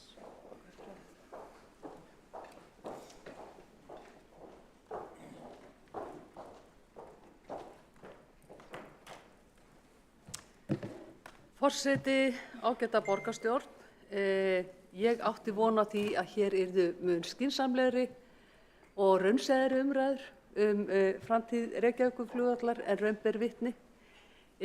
Það er alveg augljóst mál að meirihlutinn sem hér hefur setið meira og minna síðast áratug hefur engu gleymt og ekkert lært. Hér hefur komið fram mjög óábyrg afstaða gagnvart framtíð Reykjavíkurflugvallar í ljósi þess að við búum við nýjan veruleika. Þann veruleika að þær hafi nýtt eldsumbrotaskeið á Reykjanesi. Staðreyndir á borð við það að okkar færustu eldfjallasérfræðingar hafa gert hraunflæðilíkan og telja aukna líkur á því að hraun flæði yfir fyrirhugað flugvallarstæði í Hvassahrauni. Það er bara eins og borgarfulltrúar meirihlutans hafi ekki fylgst með fréttum eða neitað að hlusta á staðreyndir. Þetta er með ólíkindum. Hér kemur borgarfulltrúi Hjálmar Sveinsson upp í ræðu og telur að Reykjavíkurflugvöllur eigi að víkja úr Vatnsmýrinni árið 2032. No matter what. Hvort sem það er komið nýr flugvöllur eða ekki til að taka við hlutverki hans. Það er afar óábyrg afstaða. Hafi borgarfulltrúinn Hjálmar Sveinsson lesið skýrslu Þorgeirs Pálssonar, fyrrverandi flugmála forstjóra, þá kemur þar fram að það verði að vera 2 varaflugvellir á suðvesturhorninu. En loki Reykjavíkurflugvöllur á þess að annar flugvöllur hér á suðvesturhorninu taki við hans hlutverki, þá er engin varaflugvöllur til fyrir Keflavík. Finnst okkur það ásættanlegt? Að sjálfsögðu ekki. Það hryggir mig mjög að meirihlutinn ætlar að loka augunum fyrir þeim staðreyndum sem að blasa nú við, að sennilega er Hvassahraunið út úr myndinni, sennilega er engin annar kostur í augsýn. Matthías Sveinbjörnsson sem satt í rögnunefndinni fyrir Icelandair ásamt borgarstjóra Degi Beggiðssyni lítur svo á að sennilega sé engin annar kostur á suðvesturhorninu fyrir flugvöll og að við eigum að fara í það að byggja upp flugvöllin í Vatnsmýri og nýta hann sem varaflugvöll fyrir Keflavík og til að þjóna náttúrulega sínu öryggishlutverki og innanlandsfluginu. En gott og vel, borgarstjóri hann neitar líka að hlusta á sérfræðinga, jarðfræðinga og eldfjallafræðinga sem að gera hraunflæðilíkan sem að sýna fram á auknar líkur að hraun renni við Hvassahraunið og kemur hér og varpar upp einhverju myndum að það sé nú frekar ólíklegt að það renni þarna hraun. Ég ætla ekki að setja mig einhverja sérfræðistellingar hér. Ég bara hlusta á þá sérfræðinga sem að koma fram við þessu máli og það ber okkur að gera. En það er ekki allir sem telja sig þurfa að gera það vegna þess að þegar að skipulagið í Nýja Skerjafirði fór í auglýsingu þá voru 8 opinberar fagstofnanir sem gerðu alvarlegar athugasemdir við það skipulag. Það var ekki hlustað á eina einustu athugasemd sem kom frá þessum aðilum. Þetta voru allt fagmenn, okkar færustu fagmenn hver á sínu sviði. Frá Samgöngustofu, frá Hafrannsóknastofnun, frá Náttúrufræðistofnun, frá Vegagerðinni og svo framvegis, frá Isavia. En ég held að við verðum bara að bíða þeirra niðurstöður sem kemur frá spretthópnum. Ég heyri á borgarfulltrúa Einari Þorsteinssyni að hann virðist vita eitthvað meira en við hér í þessum sal því að hann er mjög bjartsýnn á einhverja niðurstöðu sem að við vitum ekkert hver verður en við skulum allavega vona að hún verði fagleg. Það komi líka verulega óvart hérna í umræðinni að Píratinn, borgarfulltrúin Alessandra Briem, hún talaði um það að flugvöllurinn ætti að fara og þetta væri skipulagi og þetta væri nauðsynlegt fyrir íbúðaruppbyggingu hér í borgarlandinu og við ættum ekki að flugvelli inn í miðju borgarlandinu. Það kom mér á óvart þessi ummæli hennar vegna þess að hún skautaði fram hjá einni mikilvægri staðreynd. Það er undirskriftasöfnun sem átti sér stað hér á sínum tíma 2013 þegar 70.000 Íslendingar skrifuðu undir það að þeir vildu að flugvöllurinn yrði áfram í Vatnsmýrinni. En við þeirri undirskriftasöfnun sem afhent var hér í Ráðhúsinu var tekið á móti með glotti og henni stungið ofan í skúffu. Þannig vinnur meirihlutinn, hann hlustar ekki á íbúalýðræði, hann hlustar ekki á fólkið í borginni. Þá hefur Marta Guðjónsdóttir borgarfulltrúi lokið máli sínu og umræðan framtíð Reykjavíkurflugvallar er lokið og við forseti gerir 10 mínútna matarhlé. Ég ræð.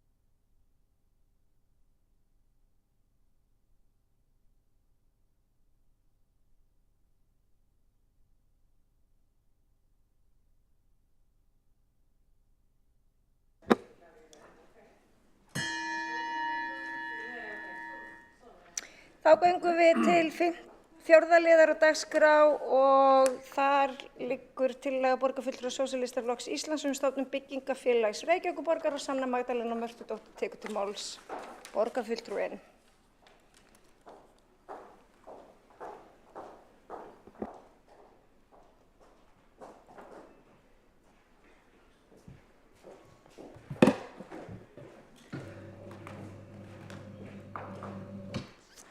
Forseti og borgarbúar og allir sem að fylgjast með. Í dag eru samtals 918 manneskjur að bíða eftir félagslegu leiguhúsnæði hjá borginni. Lengstur biðlistinn eftir almennu félagslegu leiguhúsnæði þar sem 604 manneskjur bíða. Á bak við þessar 604 manneskjur eru 139 barnafjölskyldur. Af þessum 604 manneskjum eru 101 einhleypt foreldri. Börn þessara fjölskyldna eru börn sem búa við fátækt og óöryggi og allar líkur eru á að þetta sé fátækt fólk framtíðarinnar ef engu breytt.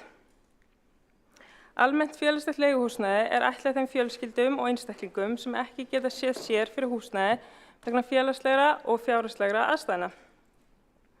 Þarna borgin að segja að við ætlum að veita ykkur þann stuðning sem þau þurfa að halda. Það okkar hlutverk, við erum hér fyrir þig.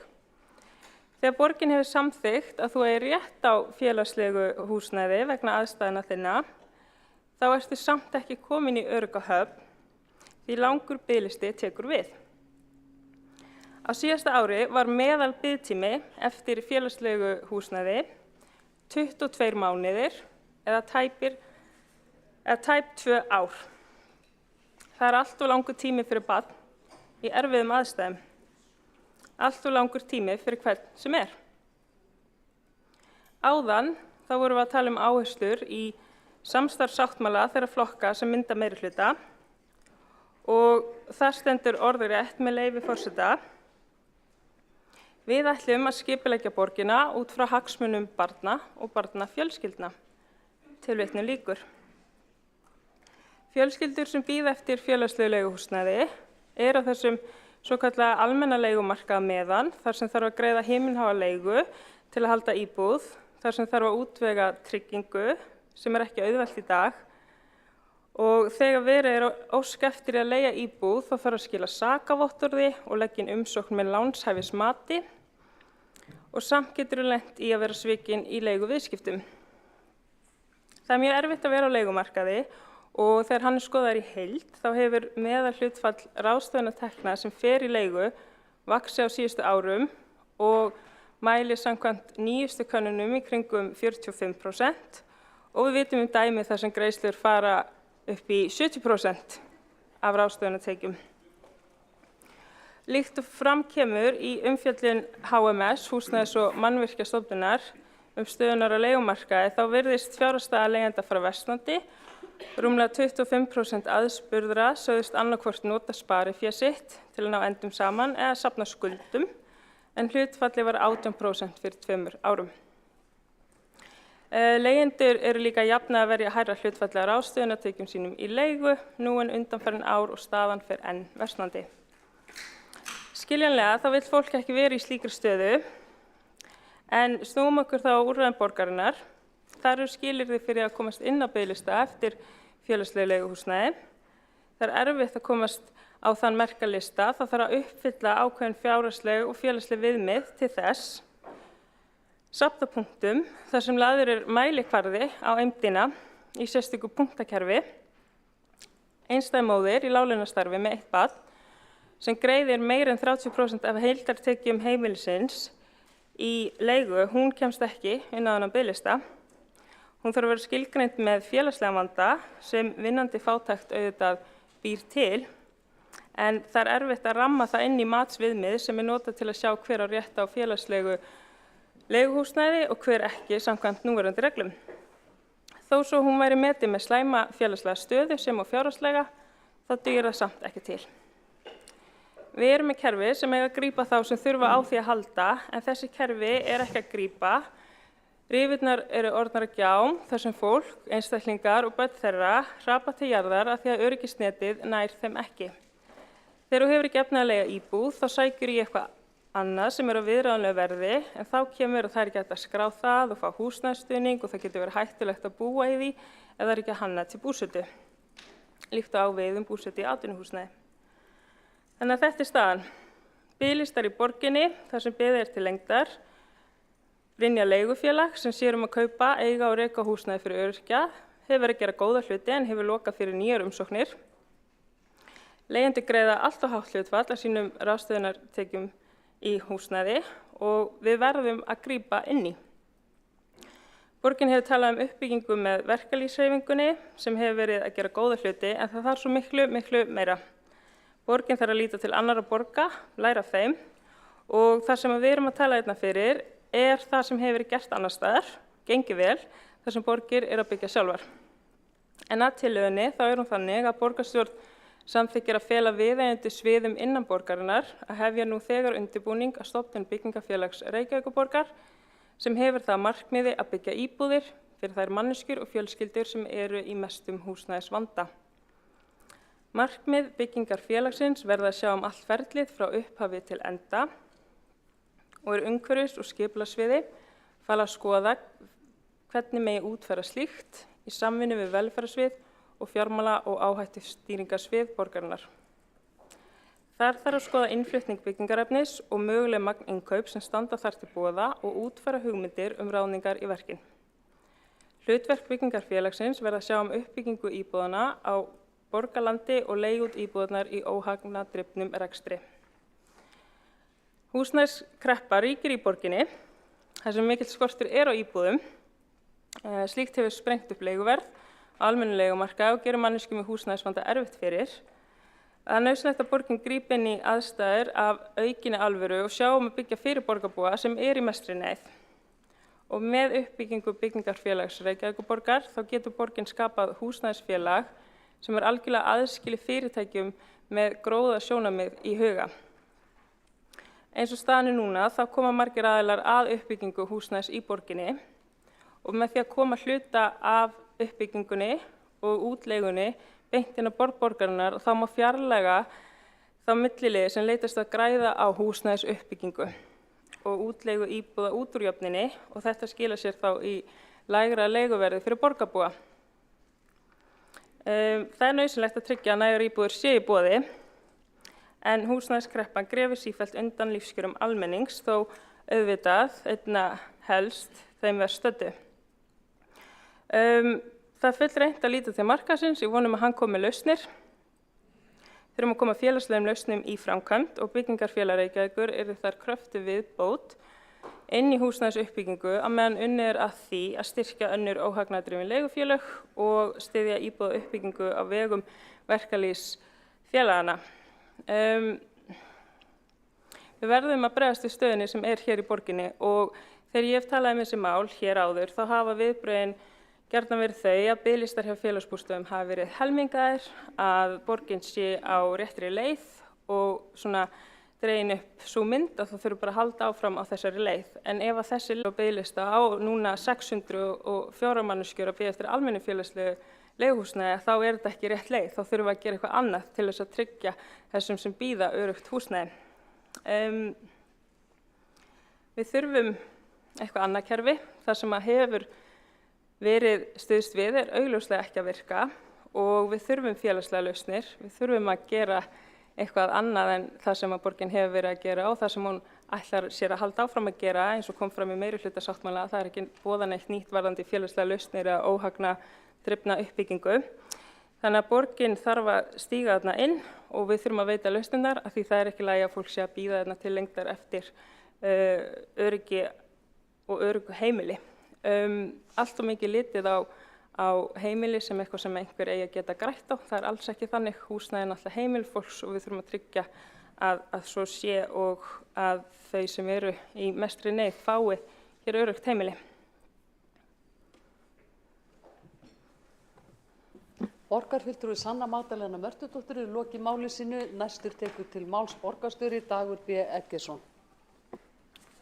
Forseti, ágæta borgarstjórn, ég vil byrja á því að þakka frumvarpanda fyrir ágæta ræðu sem mér fannst enga síður vanta dálítið í þegar borgarfulltrúi Sósíalistaflokksins að lýsa vandanum sem við eiga á húsnæðismarkaði geti tekið undir margt. Enda erum við búin að standa fyrir metuppbyggingu á félagslegu húsnæði á vegum félagsbústaða.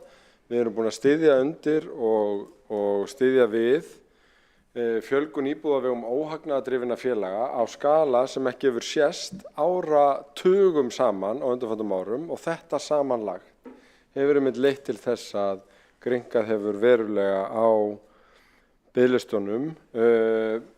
Brynja sem hér var nefnd sem hefur verið húsnæðisfélag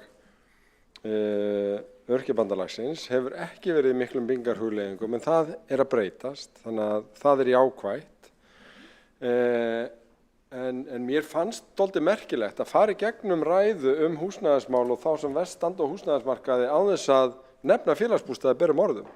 Stærsta fasteignafélag landsins með 3000 íbúðir sem að veita auðvitað mjög mikla og mikilvæga þjónustu og á 5% af öllum íbúðum og við ætlum að halda þeirri línu áfram. Það líka orðin býsna góð samstaða það að leiðin sem Reykjavík hefur farið á húsnæðismarkaði að vinna með óhagnaðardrifnum uppbyggingafélögum hefur leitt til húsnæðisöryggis hjá þeim sem komast þar inn. Þess vegna náði verkalýðshreyfingin Samtök atvinnulífsins og ríkisstjórnin ásamt sveitarfélögunum samstöðu það að leggja áherslu á samstarf við þessu óhagnaðardrifnu félög í niðurstöðu húsnæðishóps sem skilaði af sér síðastliðið vor og við vorum að samþykkja í borgarráði upplega samningsmarkmiðum til að fara í þá átt til þess að fjölga slíkum íbúðum markvisst. Hvað þá hugmyndin byggingafélag Reykjavíkurborgar? Það var nánast ekki neitt fjallað í ræðunni. Fyrir 4 árum þegar sósíalistar buðu fram, þá átti ekki bara að stofna byggingafélag Reykjavíkurborgar, verktakafyrirtæki til þess að byggja íbúðir, heldur var líka talað að passa þyrfti að engir milliliður væri í keðjunni. Þannig að byggingarvöruverslun og skipafélag til að flytja inn gögn og hugsanlega þá að stofna einhver félög til þess að verða út byggingarefni. Ég veit það ekki. Þannig maður veltir aðeins fyrir sig hvort þetta er praktísk tillaga eða hugmyndafræðileg. Stóra máli það að stofna byggingafélag sem verktakafyrirtæki með borgarstarfsfólki sem byggir íbúðir? Eða erum við að tala annað nafn á félagsbústöðum sem að fjölga íbúðum fyrir þá sem standa höllustum fæti á húsnæðismarkaði?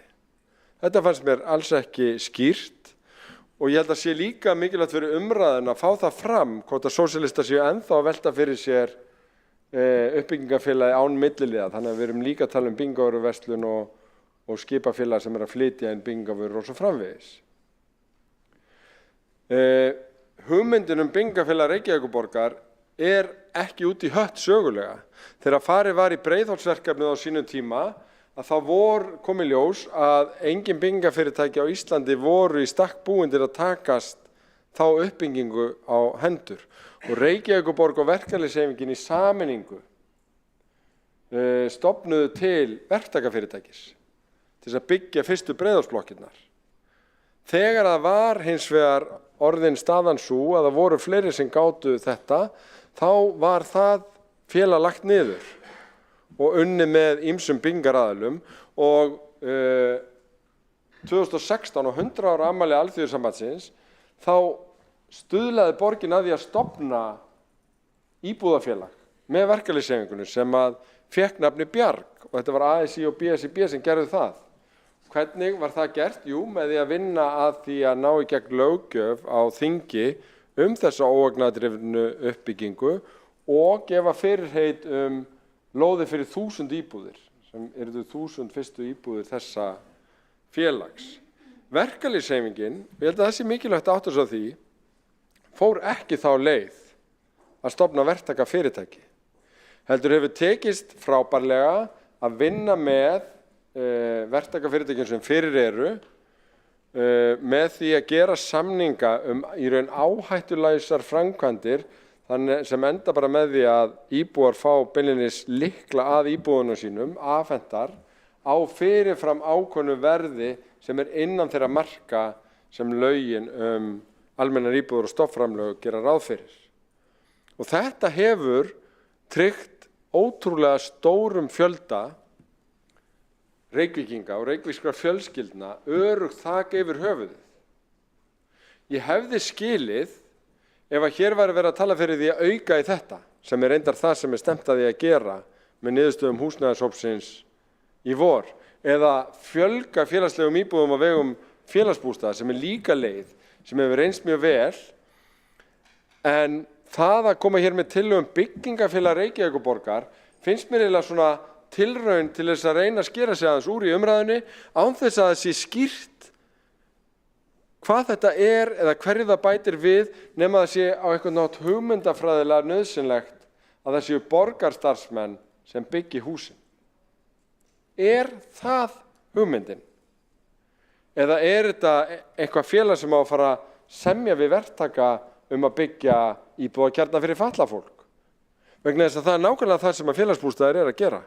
Og félagsbústaðir að kaupa inn úr eiginlega öllum uppbyggingaverkefnum íbúðir sem ekki skera sig úr.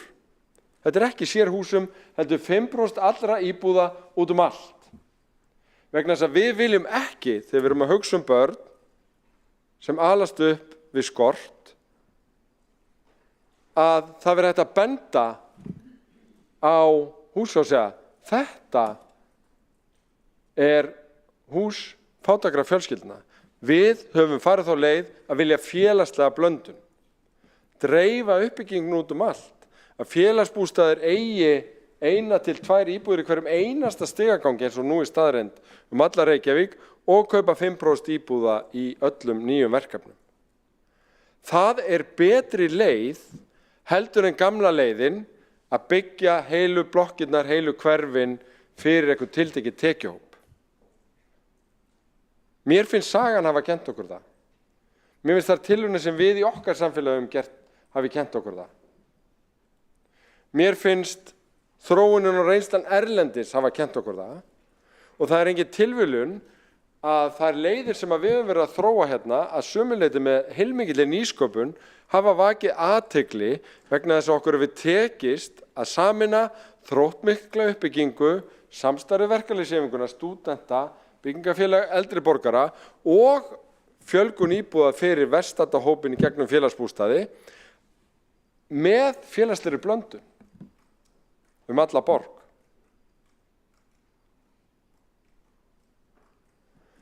Það sem ég meira að hugsa yfir, það hvernig við getum fengið nágrannasveitarfélög og önnur sveitarfélög á Íslandi til að gera slíkt hið sama. Að það sé ekki bara Reykjavík enn og aftur í forystu í húsnæðismálum, enn og aftur í forystu í félagslegum áherslum í húsnæðismálum, enn og aftur í forystu í lausnum sem tryggja mikla fjölgun þessara íbúða, en aðrir segja bara pass.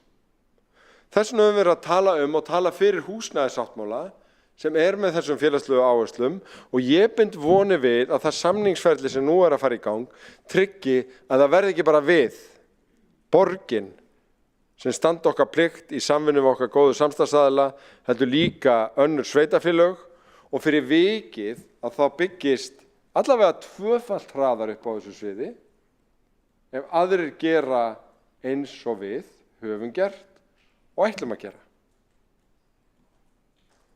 Á meðan ég heyri ekki skýrari eða betri rök fyrir því að stofna byggingafélag Reykjavíkurborgar til þess að ná þessu markmiðum, þá get ég ekki stutt á tillögu. Ég hef sett hérna fram ýmsar spurningar að veri gott að fá svöruð þeim en að óbreyttu leggja til að tillagan verði felld. Borgarstjóri Dagur Bjargeirsson hefur lokið máli sínu. 2 borgarfulltrúar hafa óskað eftir að koma upp í andsvörum. Fyrst borgarfulltrúi Sanna Magdalena Mörtudóttir.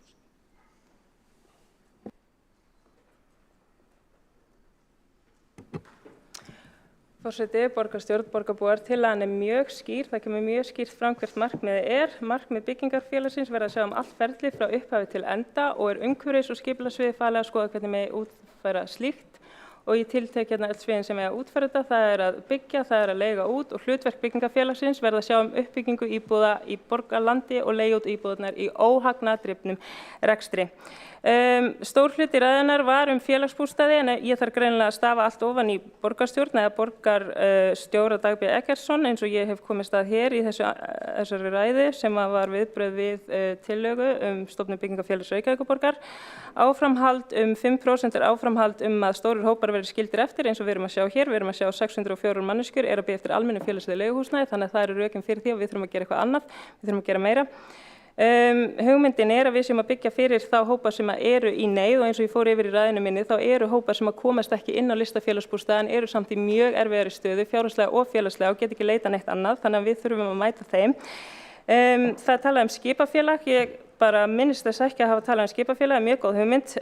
Hugmyndin sem við erum að setja hér fram er að við erum að byggja þannig að við erum að fjarlægja þau frá jöfnunni sem að leitast við að græða á húsnæðisuppbyggingu. Eins og borgin er með núna til dæmis, þá er hún að bjóða upp lóðir sem að fara til hæstbjóðanda og það eru aðilar sem að vilja hagnast á húsnæðisuppbyggingu. Það sem við viljum gera er að segja að borgin á að stíga inn og hún á að byggja fyrir fólki sem er í neyð, þetta á að vera óhagnaðardrifið. Það sem við erum að gera núna er ekki að duga af því það er fólk sem er skilja eftir á biðlista.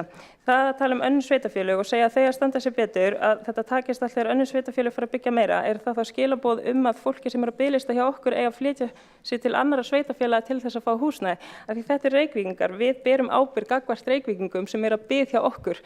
Þannig að hvað ætlum við að gera til þess að koma þessu fólki í húsnæði, öruggt þak yfir höfuðið. Það er enginn að tala heilu blokkirnar, heilu hverfin, að það verði einhvern veginn eitthvað svona félagsbústaðablokkir eða eitthvað þannig. Það tala, ég fer að biðja orðið aftur. Borgarfulltrúi Sanna Magdalenu Mörtudóttir hefur lokið við að veita andsvar, þá svarar andsvari borgarstjóri Dagur B. Eggertsson.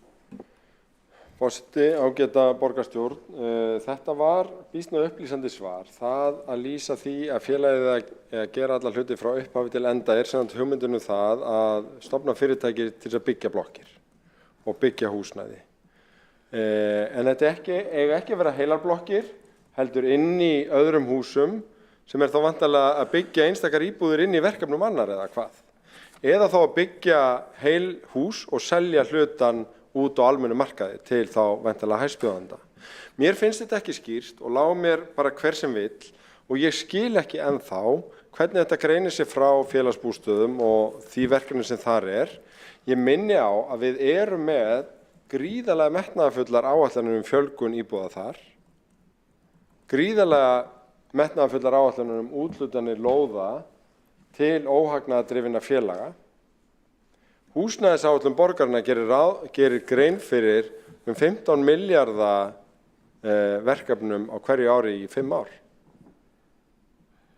Þetta er mesta uppbyggingarskeið í sögu Reykjavíkur hvað varðar allar íbúðir, en auðvitað sérstaklega hvað varðar óhagnaðardrifnar íbúðir og félagslegar íbúðir. Þegar félagsbústaðir eru stofnaðir voru innan við 900 íbúðir sem gengu inn í félagið. Nú eru þær 3000.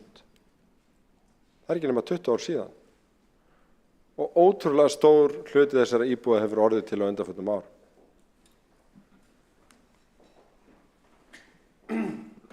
Borgarstjóri Dagur B. Eggertsson hefur lokið við að svara andsvari. Þá veitir andsvar öðru sinni borgarfulltrúi Sanna Magdalena Mörtudóttir. Forseti, borgarstjórn, já það er áhugavert, oft þegar ég fer að tala húsnæðismálin og koma með tillögur þá einhvern veginn því haldið fram að ég sé að tala að byggja fullt af blokkum þó að orðið blokk kom aldrei fram í tillögunni í greinargerð. Eins og staðan núna, þá kaupa félagsbústaðir sig inn í húsnæðisuppbyggingu, kaupa sér satt 5% af nýjum íbúðum sem að koma inn á markað. Félagsbústaðir byggja íbúðir fyrir fatlað fólk og svona kjarna en eru ekki að byggja þessar íbúðir á almennum leigumarkaði sem gera að verkum að það er mjög erfitt að finna þessar íbúðir. Þetta myndi auðveldast ef borgin væri sjálf að byggja. Það talað félagslega blöndun og talað hvað það sé frábært kerfi sem félagsbústaðir eru með núna en þetta hefur leitt til þess að þar sem félagsbústaðir eru að kaupa sig inn í verkefni og þá er mjög lítil félagslega blöndun til dæmis í Vesturbænum þar sem við þurfum að auka þessar íbúðir til að tryggja við séum virkilega með félagslega blöndun í öllum hverfum borgarinnar sem við erum ekki með. Þannig þessi tillaga er hugsuð til þess að við séum með íbúðir í óhagnaðardrifnu kerfi fyrir þau sem þurfa á því að halda að því kerfin okkar núna eru ekki að ná til þessa fólks. Eins og ég farið hérna yfir og verið bara mjög skýr að þá er fullt af fólki sem kemst ekki inn til félagsbústaða þó að það búi við mjög slæma stöðu. Það kemst ekki neitt annað. Hvernig ætlum við að mæta þörfum þessa fólks? Og við erum líka með fullt af fólki að biðlista hjá félagsbústöðum sem að félagsbústaðir eru ekki að ná að mæta. Hvernig ætlum við að mæta þörfum þessa fólks? Hvernig ætlum við að mæta þörfum allra þessara einstaklinga og fjölskyldna sem við berum ábyrgð á? Við þurfum með þetta bara félagslega rekstur og já, einhvern veginn alltaf þegar ég tala þetta þá er komið með að ég sé eitthvað svo óskýr, þetta bara er mjög skýrt og ég bara hvet ykkur öll til þess að lesa þetta kemur bara mjög skýrt fram. Og svo ég endurtaki fyrstu setninguna, þá stendur borgarstjórn samþykkir að fela viðeigandi sviðum innan borgarinnar að hefja nú þegar undirbúning að stofnun byggingarfélags Reykjavíkurborgar sem hefur það að markmiði að byggja íbúðir fyrir þær manneskjur og fjölskyldur sem eru í mestum húsnæðisvanda. Borgarfulltrúi Sanna Magdalena Mörtudóttir hefur lokið við að veita andsvar öðru sinni. Þá svarar borgarstjóri andsvari Dagur B. Eggertsson. Forseti, ágæta borgarstjórn. Mig langar að segja þetta kannski með öðrum orðum. Ef við 2014 eða 2013 hefðum staðið frammi fyrir því eins og við gerðum þá að teikna upp hvernig við ætluðum að stórfjölga húsnæði á viðráðanlegu verði, sérstaklega leiguíbúðum, að þá var auðvitað einn valkostur að borgin myndi væntanlega með hjálp verktaka byggja þetta sjálf og eiga þetta sjálf. Það var ekki farin svo leið. Ástæðan var margþætt. Fyrsta lagi var fyrirmyndin sótt til Danmerkur þar sem að þetta kerfi hefur verið við lýði í 100 ár og gengið mjög vel. Safnar eigið fé og notar það til þess að byggja ný verkefni og verður þannig sjálfbært yfir lengri tíma. Númer 2, að það var búið til fjármögnunarkerfi til að tryggja lægri leigu með því að leggja inn 30% eigið fé, 12% frá sveitarfélögum og 18% frá ríkinu og ég þori að veðja hatti mínum upp á það að ríkið hefði aldrei verið tilbúið að setja 18% eigið fé með hverja einustu íbúð inn til Reykjavíkurborgar einnar ef þetta hefði verið félag í eigu Reykjavíkurborgar. Galdurinn var nefnilega sá að vinna þetta með verkalýðshreyfingunni, að setja þetta þannig á stofn, gera almennt kerfi sem stúdentar og aðrir gátu komið inn í, þeir sem eru að byggja fyrir öryrkja líka og þannig er verið að vinna þetta og mynda breiða samstöðu í samfélaginu óhagnaðardrifin öflug félög sem myndu byggja fyrir mismunandi hópa.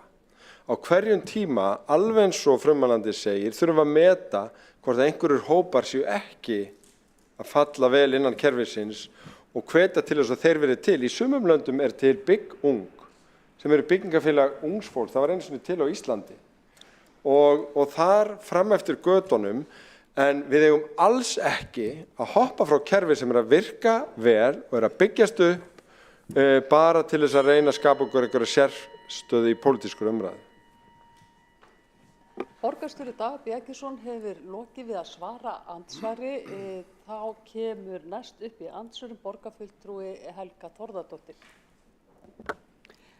Forseti, borgarfulltrúar, ég vil þakka sósíalistum fyrir þessa umræðu. Því það er heldur bara hollt og gott fyrir okkur að skoða hvernig nágranna þjóðir okkar gera hlutina. En ég vildi bara nota tækifærið að spyrja borgarstjóra. Ég man svo vel eftir, ég með hana hérna fyrir fram að mig, var að rifja upp hérna svo metnaðarfulla húsnæðisstefnu sem var keypt í janúar 2014. Mér minnir að það verið hópur sem að var stofnað allavega 2013. En skiptir ekki máli. En þar er talað nýju Reykjavíkurhúsin.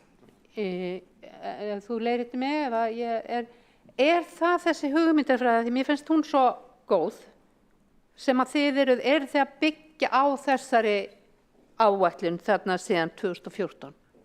Þessari áætlun. Takk.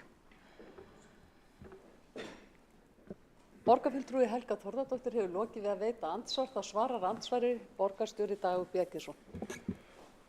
Forseti ágæta borgarstjórn, svar við því nei. Þetta var áætlun upp á 2500 til 3000 íbúðir og henni er lokið.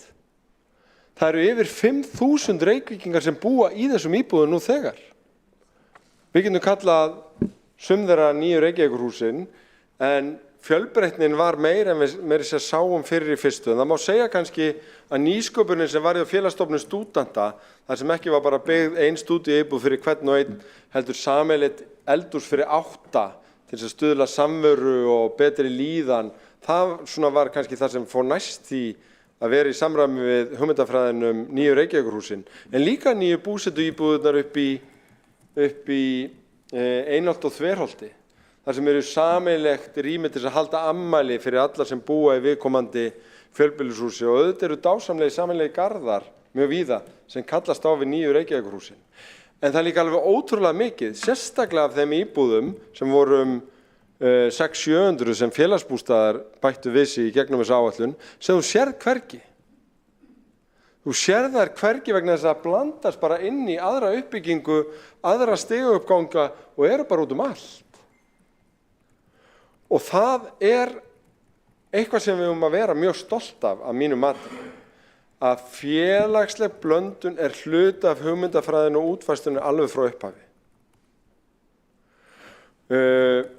Áþreifanlegast er þessi áætlun þegar þú ferð út á svæði háskólanna og við erum búin að meira en tvöfalda fjölda stúdendaíbúða á örfáum árum. Á 50 ára afmæli félagsbústaðar daginn, helmingurinn var byggður á 45 árum og restin á 5. Og þetta hefur bara munað alveg ótrúlega miklu fyrir ungt fólk sem er að fara í nám, vegna þess að áður gátu ekki reykvískir námsmenn komist inn á stúdendagörðum. Það var bara einstaklingar utan landi. Borgarstjóri Dagur B. Eggertsson hefur lokið við að svara andsvari. Þá telst andsvörum lokið. Næst tekur til máls borgarfulltrúi Líf Magnúðardóttir.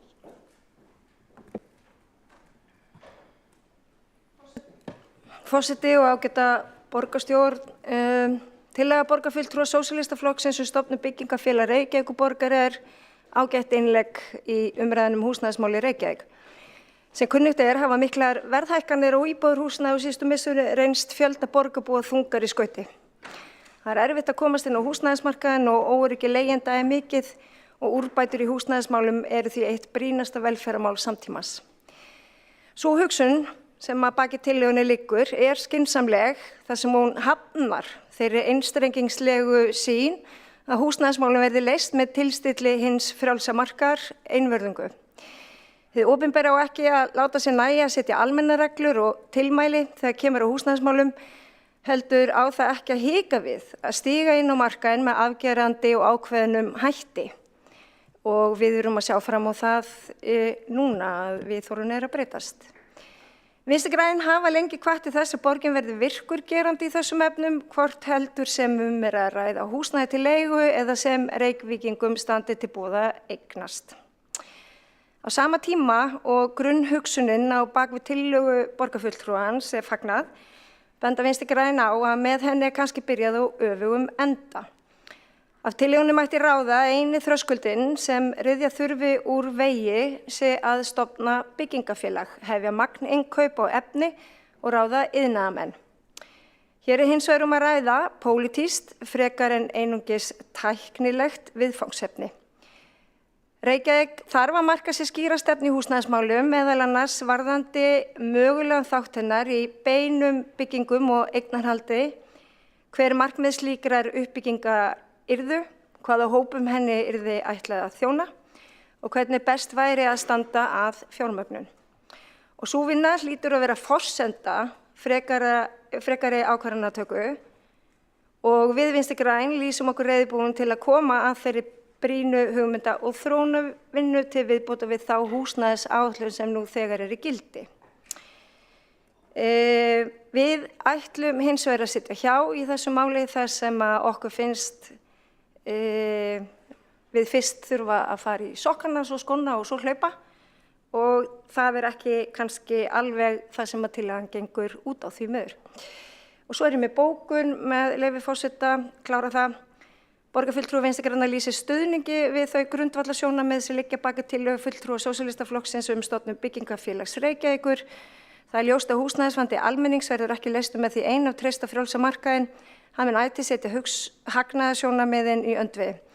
Það á ekki vera neitt feimnismál að beita afli hins opinbera við lausn samfélagslegra vandamála. Reykjavík á að stíga inn á fasteignamarkaðinn með beinum hætti. Í því samhengi má minna á áherslur Vinstri-hreyfingarinnar græns framboðs og uppbyggingu Reykjavíkurbústaða í nýafstaðinni kosningabaráttu. Slík gjörbreyting í húsnæðisstefnu borgarinnar er ekki einfalt tæklegt mál eins og ætla mætti af tillögu Sósíalistaflokksins, heldur kallar á stórar pólitískar ákvarðanir og undirbúning, þar sem til dæmis skilgreint hverjum slíkt borgarhúsnæði skyldi gagnast og hvernig standa skuli að fjármögnun þess. Sú vinna er forsenda þess að vel takist til. Borgarfulltrúi Vinstri-grænna situr því hjá við afgreiðslu tillögunnar en áréttar stuðning hreyfingarinnar sinna við grunnhugsun hennar. Borgarfulltrúi Líf Magnúsdóttir hefur lokið máli sínu. Næst tekur til máls borgarfulltrúi Sanna Magdalena Mörtudóttir.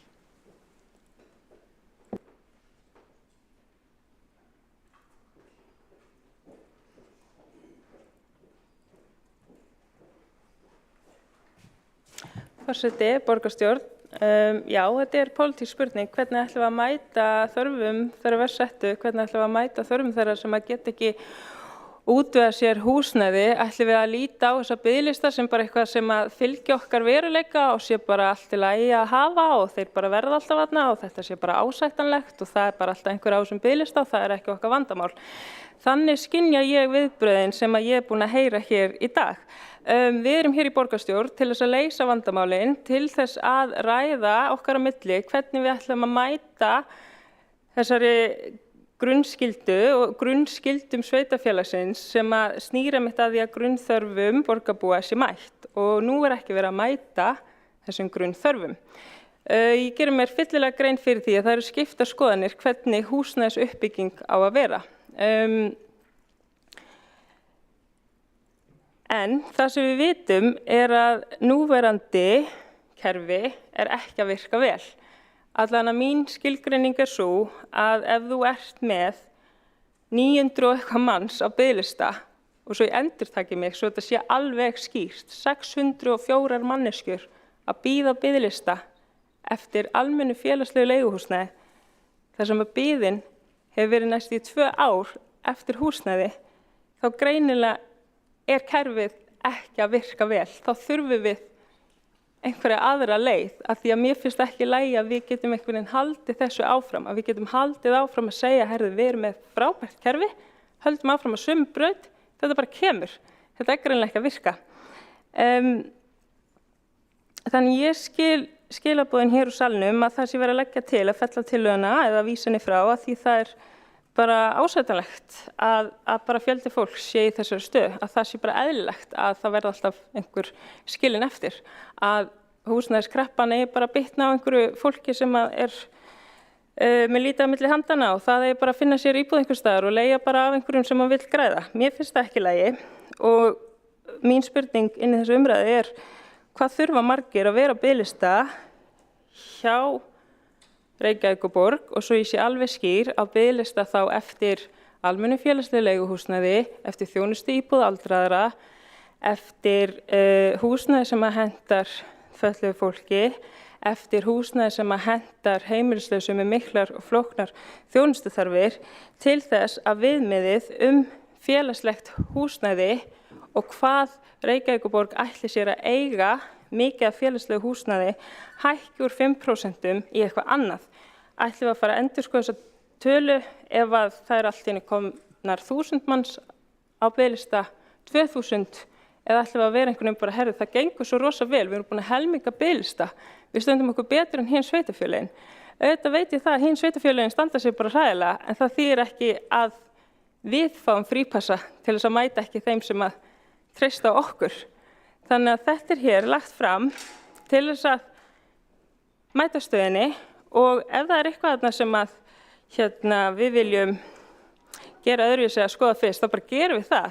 En ekki eitthvað að vísa þessu frá að því að hlutinni núna virka svo vel. Þeir virka ekki vel. Þeir virka ekki vel fyrir fólki sem er ekki með öruggt húsnæði. Þannig að eftir stendur spurningin hvernig ætlum við að leysa húsnæðis óöryggið sem að fólkið í borginni býr við.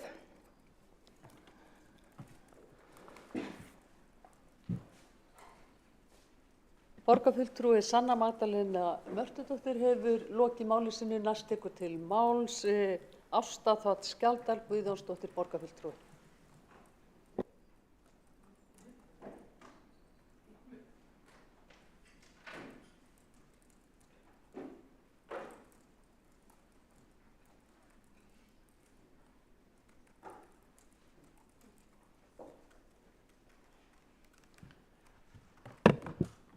Forseti, ágætu borgarfulltrúar, ég velti fyrir mér hvort að við getum fundið eitthvað flöt á því með meirihlutanum að leggjast í rannsóknarvinnu á réttum enda, svo ég vitni með leyfi forseta í orð borgarfulltrúa Lífar Magneuðdóttur. Annað sem ég langar að spyrja talan 5%. Það að borgin eigi 5% til félagslegrar úthlutunar. Mér finnst það allt á lágtala og ég spyr mig af hverju 5%, af hverju getum við ekki aukið við þessa tölu til þess að koma betur til móts við þann félagslega vanda sem er til staðar í borginni. Takk fyrir. Borgarfulltrúi Ásta Skjaldal Guðjónsdóttir hefur lokið máli sínu. Forseti vill taka það fram að þetta er jómfrú að ræða borgarfulltrúans og óskar honum til hamingju með það. Þá tekur næst til máls borgarfulltrúi Helga Þórðardóttir.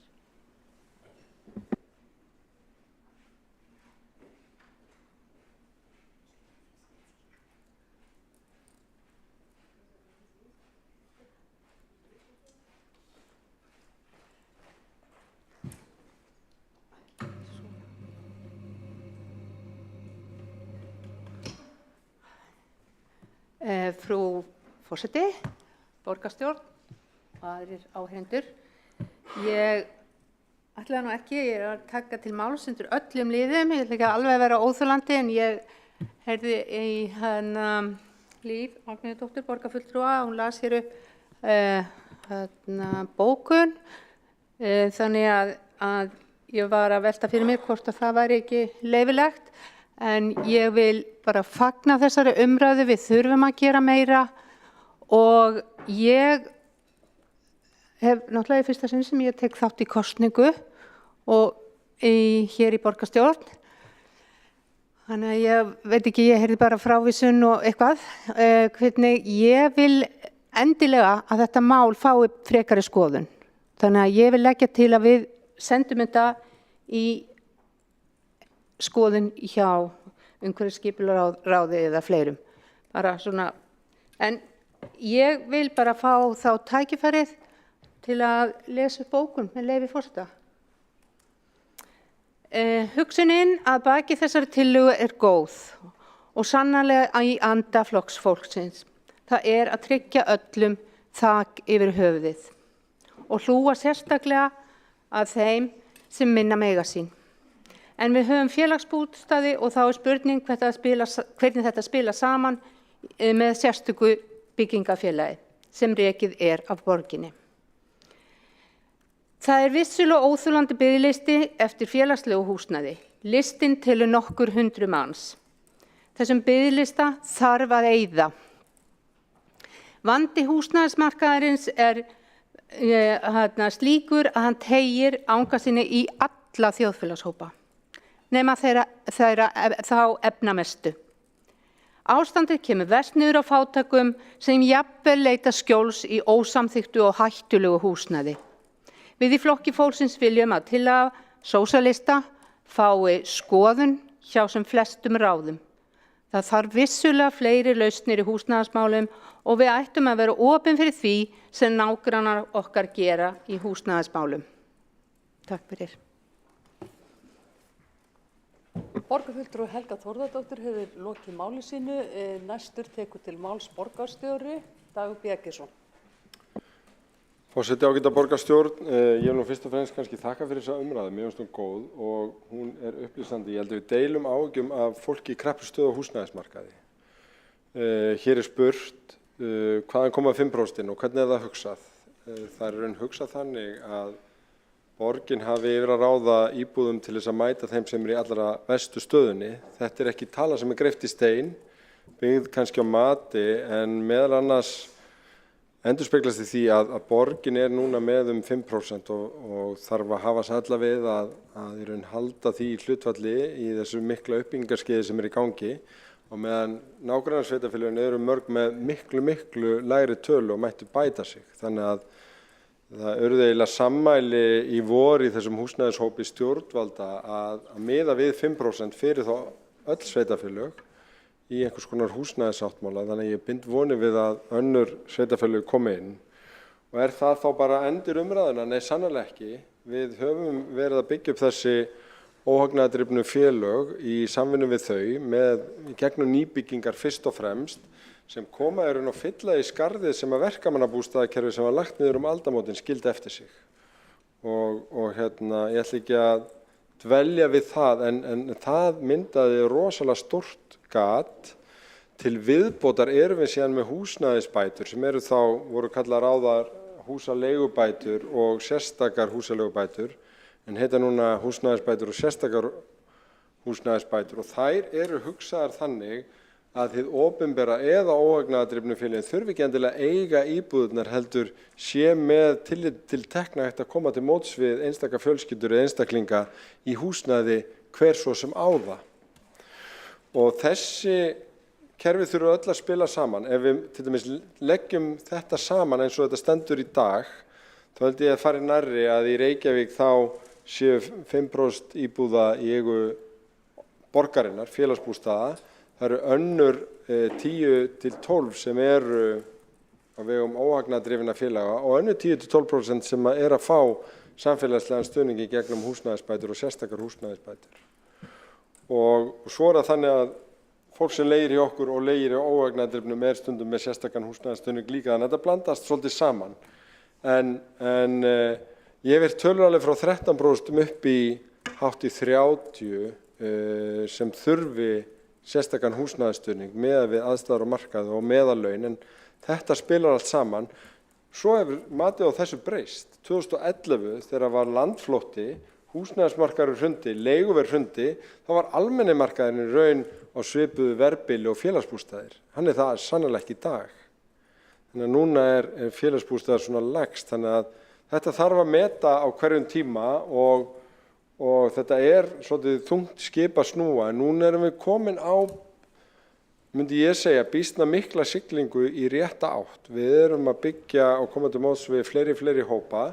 Það ekki bara vegna þess að félagslegum íbúðum hjá félagsbústöðum hafi fjölgað sem að helmingast hefur á biðlistanum, heldur vegna þess að Bjarg og önnur félög hafi verið að koma til móts við þann hóp.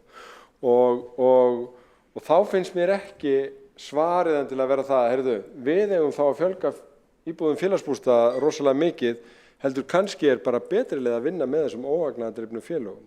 Hlusta á fólki sem býr þarna. Ég meina það lengri biðlisti síðast þegar ég gáði á Bjargi heldur en á félagsbústöðum. Þannig að fólk vill gjarnan þá lausn. Stúdentum hefur gengið vel að vinna á sínum biðlistum en þeir hafa samt geta tekið á móti allri aukningunni í íbúðum þannig að stúdendar vilja þá lausn. Og það einhverju biðlistar eftir þjónustíbúðum. Það tiltölulega nýtt að því að þeir nánast hurfu. Þannig að þetta breytilegt en fólk mismunandi. Við þurfum ekki öll að sama en allir þurfa eitthvað. Það þarf að vera öruggt og það þarf að vera á viðráðanlegu verði. Og það eru markmiðin sem ég held við séum sammála þó við séum hér að ræða mismunandi leiðir í þessu. Og ég held að við þurfum að stilla af og halda áfram á þeirri leið sem við erum en ekki tala eins og það sé ekki verið að gera neitt og það þurfi bara eitthvað nýtt heita á þetta.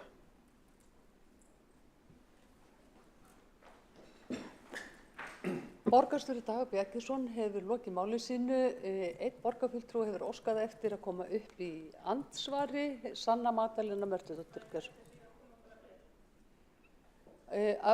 Óskar eftir að komast á mælendaskrá. Forseti heimilar það.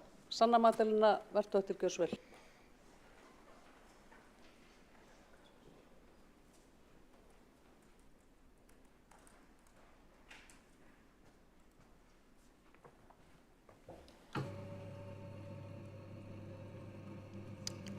Forseti og borgarstjóri.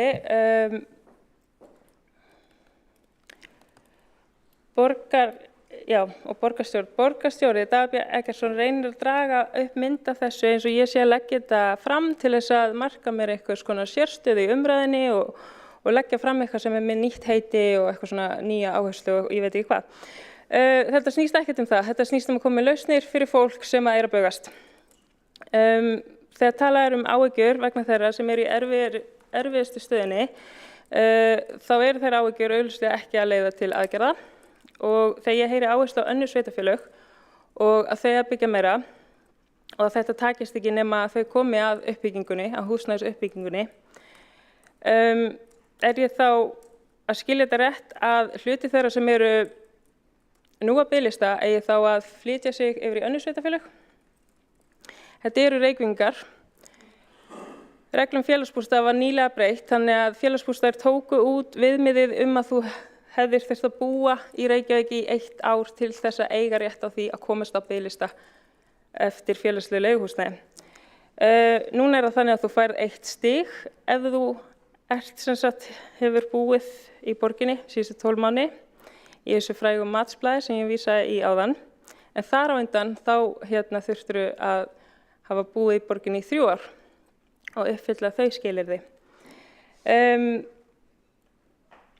Þannig að það sem ég tek út úr þessari umræðu að okkur greinir á leiðir en að þessari tillögu sé vísað frá að því að hún svo óskýr þó hún sé fullkomlega skýr og það greinilega ekki vilji til þess að leysa þennan vanda. Borgarfulltrúi Sanna Magdalena Mörtudóttir hefur lokið máli sínu. Borgarstjóri hefur óskað eftir að koma upp í andsvörum. Forseti, ágæta borgarstjórn, bara til að hafa þetta alveg skýrt að þá höfum við ekki beðið eftir öðrum sveitarfélögum í öflugri húsnæðisuppbyggingu.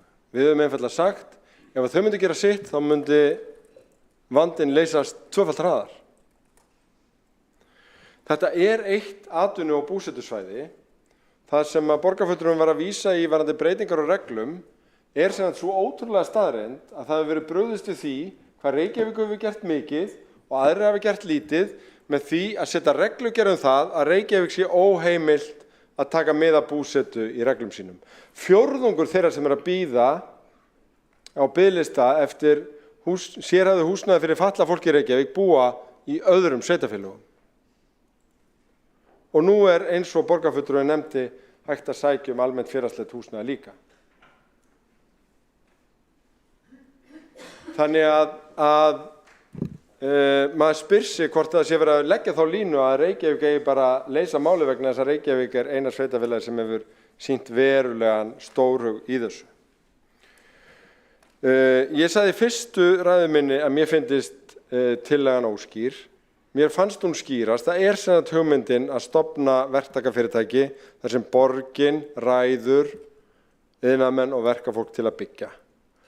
Og ég held að það sé ekki praktísk leið og ég held að hún sé ekki skynsamlegasta leiðin í stöðunni. Hún ekki leiðin sem verkalýðshreyfingin fór, heldur ekki verkalýðsfélög verkafólks og iðnaðarmanna. Þar var frekar unnið með fyrirtækjum á markað og mismunandi fyrirtækjum eftir hver verkefnin voru. En ég ætla ekki að lengja þessa umræðu, ég vildi bara hnykkja á þessu. Við með gríðarlega áherslu á þetta, við að byggja upp, við að reyna að koma til móts við sem flesta hópa, en byggingafélag Reykjavíkurborgar ekki skynsamleg leið. Ég legg því til að tillagan sé felld. Borgarstjóri Dagur B. Eggertsson hefur lokið við að veita andsvar. Þá svarar andsvari borgarfulltrúi Sanna Magdalena Mörtudóttir. Forseti og borgarstjórn borgarbúar, svo það sé alveg skýrt þá ekki fólk úr öðrum sveitarfélögum á biðlista eftir almennu félagslegu leiguhúsnæði. Það ekki fólk að flykkjast alls staðar að ef að það var einhver skilningur. Ég vil ekki að sá skilningur verði tekin út úr umræðinni. Borgarfulltrúi Sanna Magdalena Mördudóttir hefur lokið við að veita andsvar og þá telst andsvörum lokið og umræðu þennan lið lokið. Við tökum tillögu Sósíalistaflokks Íslands stofnun Byggingafélags Reykjavíkurborgar til afgreiðslu. Þeir borgarfulltrúar sem vilja samþykkja tillöguna vinsamlegast sinni merki. Þeir borgarfulltrúar sem vilja fella tillöguna.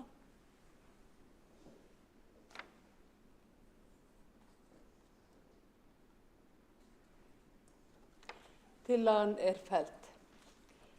Þá gengið til næsta liðar á dagskránni sem 5. liður. Það tillaga borgarfulltrúa Flokks fólksins að hætta notkun stimpilklukku í grunnskólum Reykjavíkur. Til máls tekur borgarfulltrúi Helga Þórðardóttir.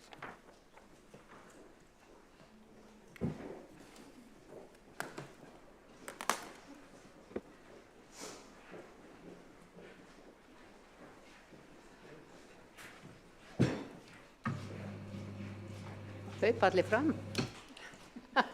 Allir hann leiðir á mér. Frú forseti, borgarfulltrúar og aðrir áheyrendur. Flokkur fólksins leggur til að stimpilklukkan í vinnustund verði lögð niður í grunnskólum Reykjavíkur í samráði við Kennarafélag Reykjavíkur. Þannig væri kennurum sýnt traust og komið til móts við sjálfstæð vinnubrögð og sveigjanlega vinnutíma kennara. Stimplun í vinnustund hvorki bundin í lög né í kjarasamningi kennara. Reykjavíkurborg kom þessu kerfi á í andrúmslofti tortryggni.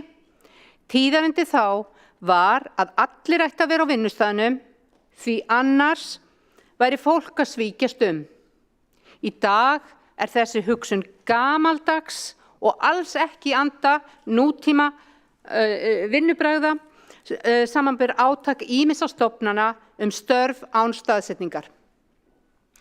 Grunnskólakennarar taka að sér ákveðið verkefni í upphafi hvers skólaárs.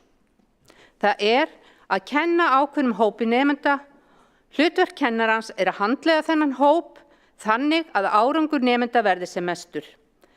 Það má líta á verklagið eins og verktöku sérfræðings. Háskóla- og framhaldsskólakennarar og aðrir sérfræðingar þurfa ekki að nota stimpilklukku. Og því mætti spyrja hvort grunnskólakennurum sé ekki jafnvel treystandi og öðrum sérfræðistéttum. Kennarar eyða löngum stundum í að færa inn óþarfa stundum í að færa inn stimplun í vinnustund. Fjöldi manns, jafnvel kennarar, í vinnu í skólum borgarinnar í einhvers konar bókunar eftirliti með kerfinu. Væri ekki tíma kennara og þessum eftirlitsaðilum betur varið í annað þarfara innan skólakerfisins. Flokkur fólksins vill með þessu að grunnskólakennarar Reykjavíkur fái tilbaka það traust og þá virðingu sem þeir nutu í áraraðir. Líkt og okkur borgarfulltrúum falið ákveðið verkefni, það að þjóna Reykvíkingum, þá kennurum falið að kenna ákveðnum fjölda barna í ákveðin fjölda kennslustunda á viku og jafnframt mæta á fundi sem fjölmargir. Við borgarfulltrúar stimplum okkur ekki inn og út úr vinninu, heldur vakandi og sofandi yfir þessu verkefni sem við tókum að okkur. Kennarar stöðugt að hugsa ábyrgð sína og þurfa enga stimpilklukku til að sinna starfi sínu af alúð. Mælikvarðinn og árangur kennarans árangur og hamingja nemendana, ekki stimpilklukkan. Hún segir ekkert til árangur og farsæld nemendana. Kennarar ósáttir og auk þess þetta alls ekki anda þess að hafa sveigjanlega vinnutíma. Þetta fyrirkomulag á vinnu grunnskólakennarans hrein vantraust yfirlýsing á hollustu þeirra við nemendur sína. Grunnskólakennarar sjá ekki tilganginn með þessari stimplun og þetta veldur pirringi og streitu og minnkar starfsánægju. Það ætti að treysta grunnskólakennurum til að sinna undirbúningi fyrir kennslu þegar það hentar hverjum og einum kennara. Grunnskólakennarar eru stór hópur og það hentar mörgum að klára alla vinnu í skólanum, en mjög margir eru þreyttir eftir erilsaman dag með stórum hópi nemenda og finnst betra að fara heim og undirbúa kennsluna heima. Það er auk þess ekki góð vinnuaðstaða í öllum skólum. Þetta stimpilklukku eftirlit er líka úr takti við nútímann, eins og áður hefur sagt, og það sáum við svo glöggt á COVID-tímum. Kennarar sýndu svo sannarlega hvað þeir voru sveigjanlegir og tóku að sér margs konar verkefni við tölvuskjáin. Það er mikilvægt og krefjandi starf að vera kennari og að binda vinnu á undirbúningi kennslu við ákveðna staðsetningu og tímaramma er gjörsamlega úr takt við nútíma vinnuhætti. Það gagnast alls ekki nemendum né kennurum og því er tímabært að leiðrétta þessa hringa vitleysu. Ég hef starfað sem grunnskólakennari í rúm 40 ár.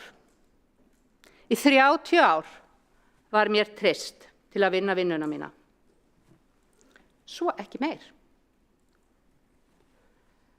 Bara stutt lýsing á hvað þetta kerfi tekur völdin yfir því sem er skynsamlegt.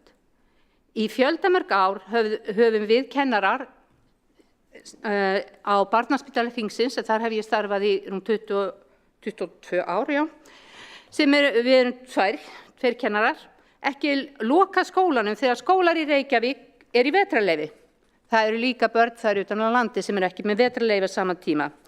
Við viljum ekki loka skólanum því að börnin eru alltaf á sjúkrahúsinu. Veikindin fara ekkert í frí. Þannig að við tökum ekki vetrarleyfið á sama tíma, heldur einu í einu, og þess vegna var skólinn opinn alla daga. Þetta gekk í einhver tíma, en svo fara þessir blessuðu bókarar að kvarta yfir því að við séum ekki að fylgja hinum og við séum að flækja, við vorum með vesinn. Sem sagt, computer says no, þið eru á mikið vesinn fyrir kerfi, þið eru að hugsa hag nemendana. Svona vitleysi er þetta, það má ekki. Ég skal alveg viðurkenna það að þetta fyllti mæli hjá mér og mér var algjörlega misboðið.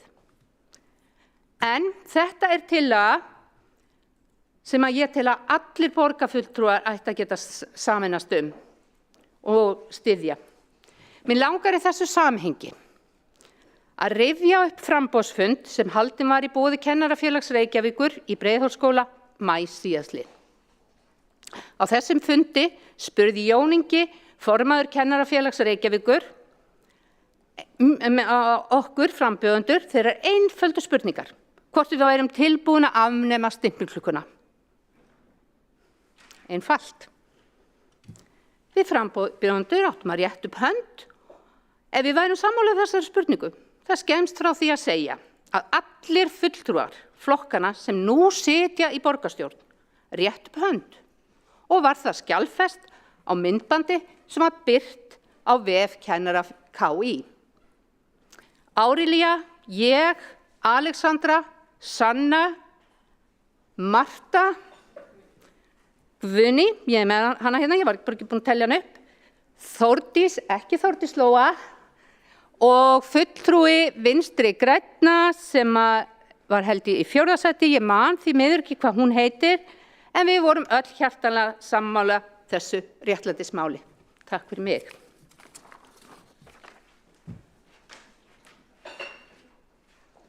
Borgarfulltrúinn hefur lokið máli sínu og tekur þá til máls Árilía Eydís Guðmundsdóttir.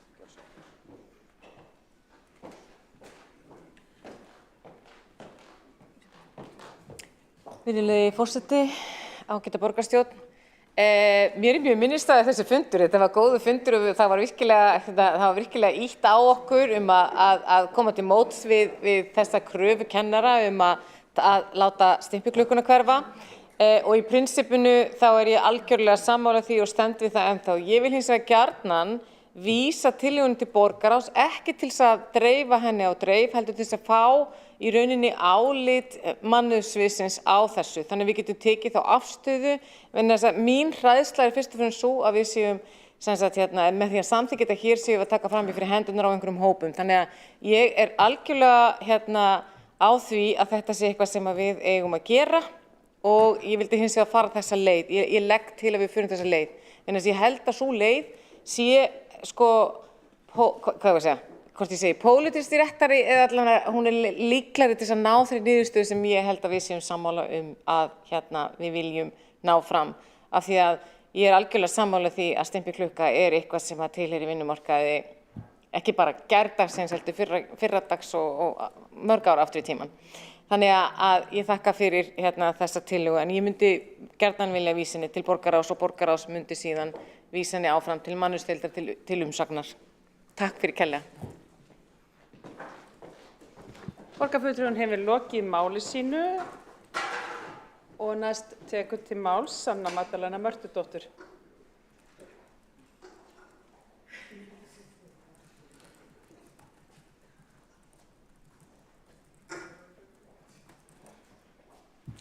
Forseti, borgarstjórn, ég styð þessa tillögu heils hugar og man eftir þessum fundi með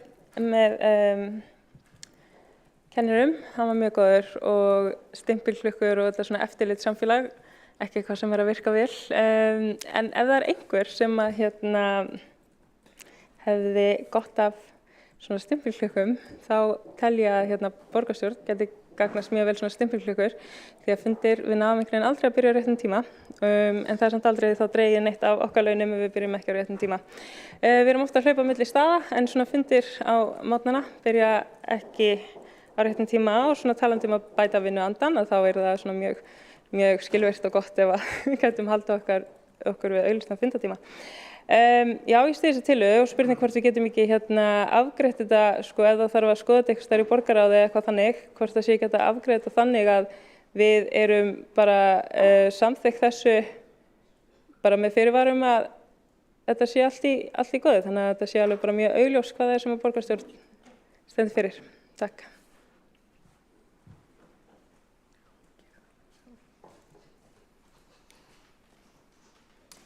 Borgarfulltrúinn hefur lokið máli sínu, þá mælendaskrá tæmd undir þessum lið og það hefur borist málsmeðferðartillaga sem að vísa málinu til borgarráðs og óska eftir umsögnum skóla- og frístundaráðs og öðrum deildum borgarinnar. Ég gerir ráð fyrir að það eigi við fleiri innan borgarkerfisins. Hér ekki bara kennarar þó þeir séu mikilvægir en ég gerir ráð fyrir að það sé ástæðan fyrir því að þetta að fara í borgarráð.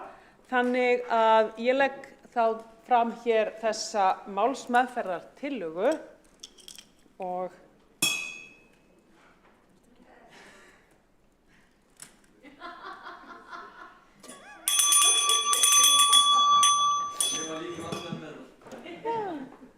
mikið að dóti hérna. Mér sýnist ennþá vanta fulltrúa Sjálfstæðisflokksins. Það var þetta með stimpilklukkuna. Spurning hvort þú getur stimplað inn kannski varamann bara úr meirihlutanum þá eða? Marta mín, við ætlum að... Já.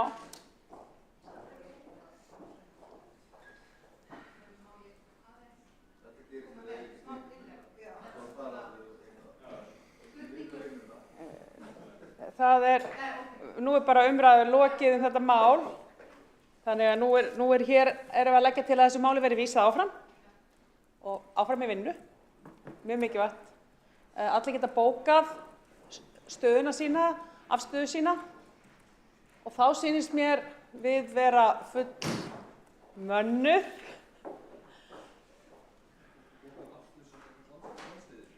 Hér hefur komið fram málsmeðferðartillaga dagskrárlið númer 5 sem tillaga Flokks fólksins að hætta notkun stimpilklukku í grunnskólum Reykjavíkur. Málsmeðferðartillagan hljóðar svo að málinu sé vísað áfram til borgarráðs til frekari skoðunar, víðs vegar í kerfinu og ég legg þá tillögu hér upp. Þeir sem eru samþykkir þessari málsmeðferðartillögu. Þeir sem eru á móti, mér sýnist þetta vera einn á móti, þá er þetta samþykkt með yfirgnæfandi með einu mótatkvæði. Og við höldum áfram fundi borgarstjórnar. Þá komið að dagskrárliði númer 6 sem er umræða skýrslu innri endurskoðunar sjálfstætt starfandi leik- og grunnskóla að beiðni borgarfulltrúa Vinstri grænna og frummælandi málsins er Líf Magnúðardóttir. Gjörðu svo vel. Bestu þakkir, forseti, ágæta borgarstjórn.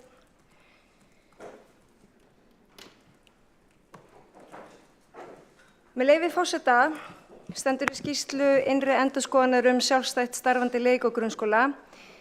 Sviksemis áhætta er nokkur. Eru þetta ekki orðin sem að sitja eftir við lesturinn? Vissulega eru margar velreknar stofnanir meðal þeirra sem eru nefndar í skýrslunni og ég vil fullyrða að langflestir sjálfstætt reknir leik- og grunnskólar eru drifnir áfram að brennandi hugsun og fagmennsku og þar fer oftast fram starf og menntun sem börn og foreldrar þeirra sem það sækja eru ána með. En við þurfum að setja spurningar við þetta rekstrarform. Við þurfum að setja spurningamerki við eftirliti með því og við þurfum að ráðast í gagngera endurskoðun á því fyrirkomulagi sem er við lýði í dag og þeim kröfum sem borgin gerir í samningum við þessar stofnanir. Það er afar áríðandi að starfshópur sem var skipaður þessi mál í febrúar og átti að skila tillögum 15. apríl ljúki störfum hið fyrsta, enda var skýrslan send hópnum það leyti sem hún kom út og hópurinn haft á góðan tíma til að koma tillögur til úrbóta. Skýrsla innri endurskoðunar sýnir okkur það sem við höfum vitað lengi, en flesti stjórnmálamenn eru rægir við að ávarpa. Við búum við tvöfalt og ógagnsætt kerfi í menntamálum. Við erum að súpa óyndi seiði nýfrjálshyggjunnar í því. Við Vinstri græn höfum ætíð sagt að fjölbreytni menntunar býr ekki í rekstrarforminu og við höfum hafnað þeirri þróun sem hefur átt sér stað í skólamálum síðastliðna áratugi þar sem ýtt er undir skóla sem einkarekin fyrirtæki á markaði. Grunnmenntun þjóðar á að vera endurgjaldslaus og við eigum að standa mynduglega að henni, jafna tækifærin og greiða hana úr okkur sameiginlegu sjóðum með skattfé. Ágæti forseti, ég vil undirstrika alvarleika þessa máls. Sjaldan hef ég séð jafn margar appelsínugular og rauðar veifur frá innri endurskoðanda sem dregnar hafa verið saman í 5 veigamiklar ábendingar.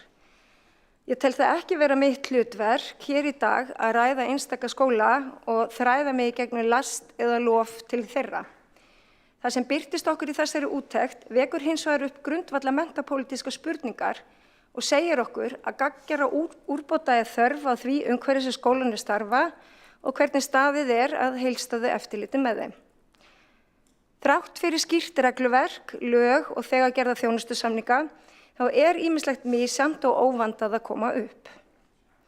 Í því ljósi þurfum að spyrja okkur áleitinna spurninga og fá svör við þeim. Við hljótum að þurfa að spyrja okkur hvort okkur finnist fjármunum sem fara í rekstur sjálfstætt starfandi leik- og grunnskóla vera vel varið eins og staðan er í dag. Við hljótum líka að þurfa að velta fyrir okkur hvort jafnræði sé gætt í ákvörðunum stjórnvalda og milli skóla er varða alhliða kröfu til þeirra, stofnframlög og húsnæðisstuðning svo eitthvað sé nefnt. Styrkir borgarinnar hafa hingað til verið háir og í því tilliti er eðlilegt að borgin standi straum af því að kaupa húsnæði eða sjáu sjálfstætt starfandi skólum fyrir þeim. Eigum við ekki fullt í fangi með okkar eigið skólastarf og húsakost, eins fjölbreytt og það er? Og af hverju getur mismunur á gjaldskrám skólana verið alltaf 50% frá lægsta til hæsta? Eins og dæmin hafa sýnt okkur hefur ekki verið gengið nægilega hart í því að afla upplýsinga og fjárhagslegu eftirliti ábótavant. Og þá velti ég því upp, ef fjárhagslegu eftirlitinu er svona illa sinnt, hvernig gengur með það faglega?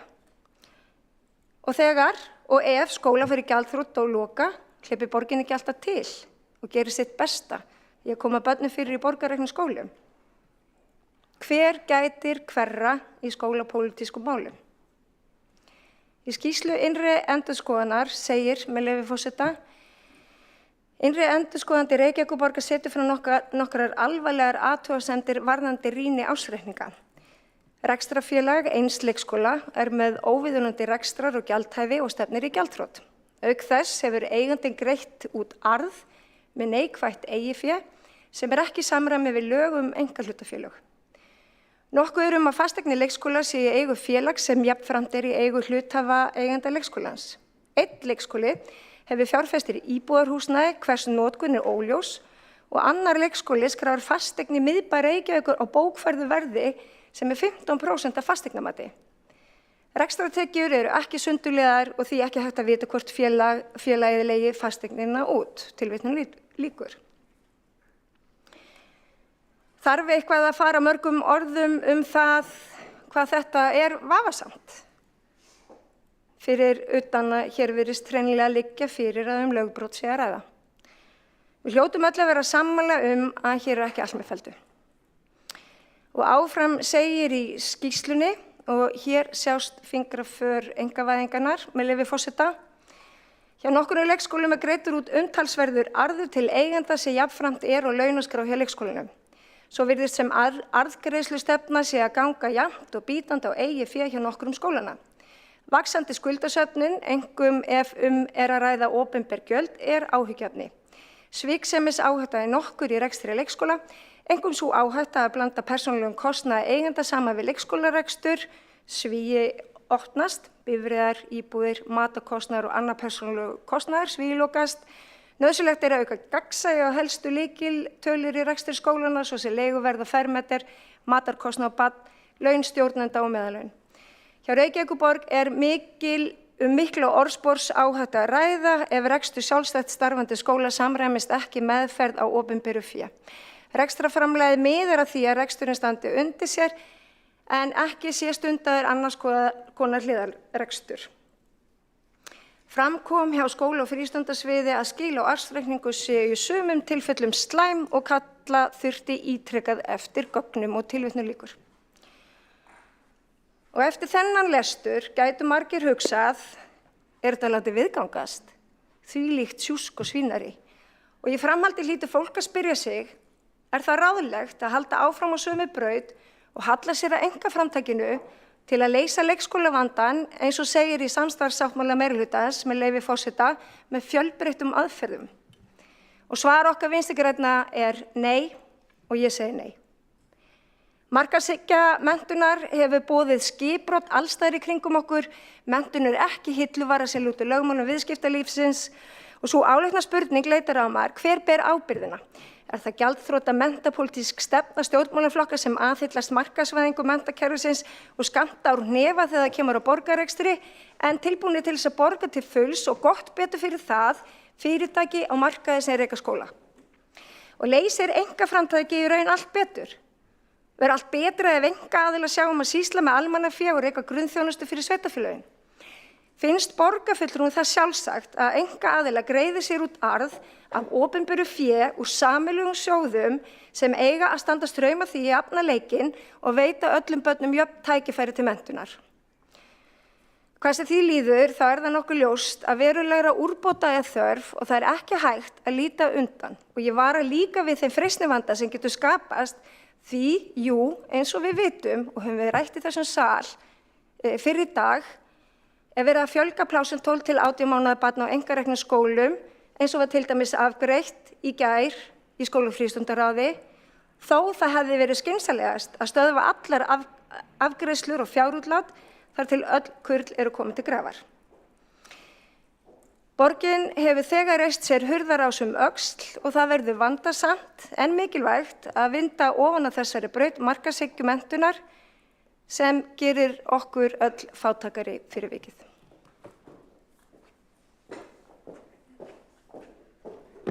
Borgarfulltrúi Líf Magnúsdóttir hefur lokið máli sínu og borgarfulltrúi Helgi Ás Grétarsson hefur óskað eftir að veita andsvar. Forseti, borgarfulltrúi Líf Magnúsdóttir. Í ræðinu kom fram að þú ætlar að tala almennt málið en svo veittirðu slíkar upplýsingar úr skýrslunni að það var ekki annað hægt að draga það ályktun að fjalla var einn sérstakan leikskóla. Því spyr ég, í ljósi þess að í skýrslunni ekki rætt við einstaka stjórnendur leikskólana áður en að skýrslan birt. Getur þú fullyrt að viðkomandi leikskóli hafi brotið lög?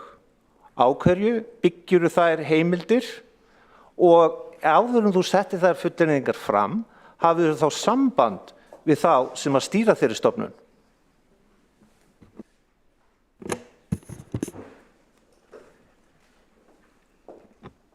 Þá hefur borgarfulltrúi Helgi Ás Grétarsson lokið við að mauta andsvar og þá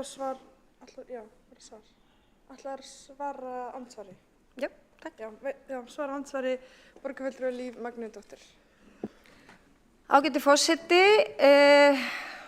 því til að svara að ég treysti athugunum innri endurskoðanda Reykjavíkurborgar og eins og ég sagði í ræðu minni að þá ætlaði ég ekki að þræða mig í gegnum einstaka leik- eða grunnskóla, lasta þá eða lofa.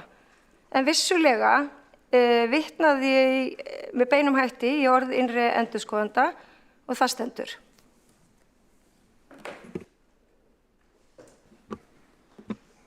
Borgarfulltrúi Líf Magnúsdóttir hefur lokið við að veita andsvar og þá veitir andsvara öðru sinni borgarfulltrúi Helgi Ás Grétarsson.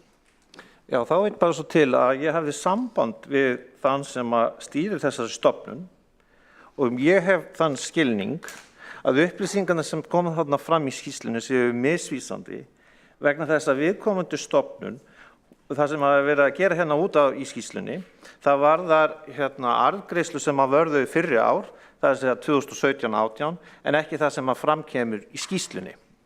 Eina sem að ég vil þá draga fram í þessari umræðu almennt séð þegar verið að fjalla möguleg lögbrot bæði í fjölmiðlum af pólitískum fulltrúum og svo hér í borgarstjórn, að þá sé allt í lagi að fara í rannsóknarvinnu áður en að slíka fullyrðingar eru settar fram.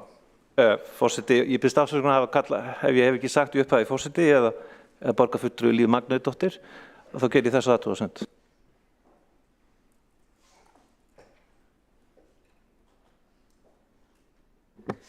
Borgarfulltrúi hefur lokið við andsvar og óskar eftir að taka til máls borgarfulltrúi Helgi Ás Grétarsson. Gjörðu svo vel.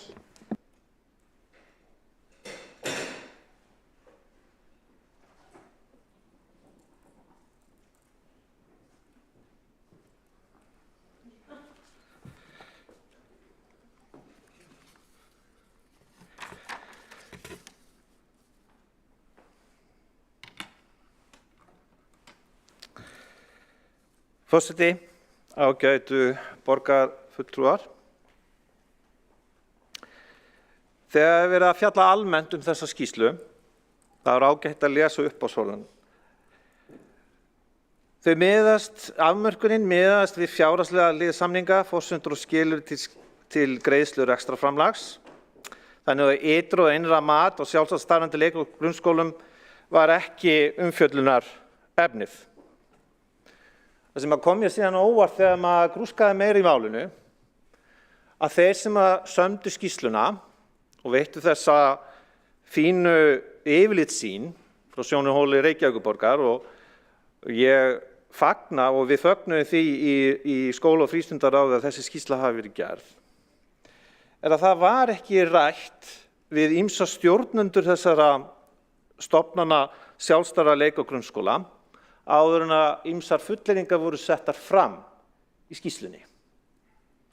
Það hefði með við alvarleika sumra fullyrðinga verið kannski eðlilegt að spyrja þá sem að stóðu næst viðkomandi rekstri. Þá vil ég aðeins afmarka mína ræðu hér vegna þess að augljóslega er það svo að þeir sem að trúa því að hið opinbera sé lausnin á öllum sviðum mannlífsins vilja ekki að til séu sjálfstætt reknir leik- og grunnskólar og hið opinbera eigi ekki þá að styrkja þá starfsemi. Ég tel hins vegar og við í Sjálfstæðisflokknum að fjölbreytt rekstrarform sé til þess fallið að styrkja og auka fjölbreytni menntakerfisins og auka val hjá foreldrum og börnum. Það svona almenna prinsipið. Og með þær upplýsingar sem almennt sem maður heldur að séu réttar, að þá sé fyllilega ástæða til þess að halda að faglega sé vel staðið að málum hjá sjálfstætt starfandi leik- og grunnskólum. En til þess að afmarka mig betur hér í þessari tilteknu ræðu vil ég fyrst og fremst fjalla leikskóla. Ein ástæðan fyrir því sú að í grunnskólum stífari rammi utan reksturinn. Það stafar meðal annars af því að það sérstök reglugerð sem mælir fyrir ýmsa hluti, meðal annars arðgreiðslur. Og þetta líka skylduverkefni sveitarfélagana. Það ekki skylduverkefni hjá sveitarfélögum að reka leikskóla að formi til. Þannig það pólitísk ákvörðun hverju sinni hvort að leikskóli sé rekinn og hversu margir. Þá það spurningin, hvernig á að fjármagna þá starfsemi? Löng reynsla núna fyrir því að það séu sjálfstætt starfandi leikskólar hér í Reykjavík. Og þegar verið að fjalla einstaka stofnanir og síðan heimasíðu þeirra skoðar, þá kemur í ljós að margar þeirra hafa starfað í marga áratugi. Og þegar kannski það hefur gengið vel í slíkum rekstri yfir langt skeið, þá fyllilega eðlilegt að þeir sem að standa í þessum atvinnurekstri sjáu tækifæri einstöku sinnum í því að taka út arðgreiðslur, enda engar lagatakmarkanir fyrir slíku, né fjallað það í þeim samningum sem í gildi eru. Það sem að ég fyrst og fremst að reyna að draga hér fram að vinstri menn, eins og svo oft áður, vilja gera atvinnurekstur hjá einkaaðilum tortryggilegan. Fyllsta ástæða til þess að vara slíkra orðræðu. Talandi þá stofnun sem ég var að spyrja borgarfulltrúa Líf Magnúsdóttur út í, þá með þær upplýsingar sem ég hef aflað mér, þá var ýmislegt sem að gekk á vissum tíma, myglu og fleira sem að kom upp. Og þegar verið að tala að það sé ekki rekstrarhæfi í skýrslunni, þá væri hægt að svara þannig, en hefur viðkomandi lánstraust og trúa því að fjármálastofnunin geti brúað bilið, svo við notum það orð. Þangað til að reksturinn nær sér og strik aftur. Svo það annað, með þá þekkingu sem ég hef á smáum leikskólum, sem reknir af einum eða tveim, þá það svo að fólki sem að vinna þarna og að sinna þessum rekstri og á þessu sviði, það fyrst og fremst hugsjónafólk. Arðurinn eða reksturinn, hann að jafna ekki það, hann það mikið í jafnum, svo ég noti nú annað sígilt orð hérna í borgarumræðinni, að það erfitt að sjá fyrir hvert ár hvort að í raun og veru hagnaður verði. Svo þá ákveðið þegar nær dregur áramótum að greiða sér út arð. Þá þarf líka að spyrja sig þeirra rannsóknarspurningar. Þegar það svona litlir vinnustaðar að ræða að jafnaði. Núna ég þá ekki að tala eins og félagsstofnun stúdenta eða KFUM-K eða fleiri, það sem mjög löng reynsla að reka þessar stofnanir og það sem mun stærra apparat. Ég að fyrst og fremst að tala frekar smáa vinnustaði, það sem eru kannski einn eða tveir eigendur. Mundu þeir sem að væri að reka þessar stofnanir og væri opinberir starfsmenn gera betur? Mundu þeir reka viðkomandi stofnun mjög vel? Skýrsla endurskoðunar svarar ekki þeirri spurningu hvort vel sé að verki staðið faglega. Og svarar því ekki.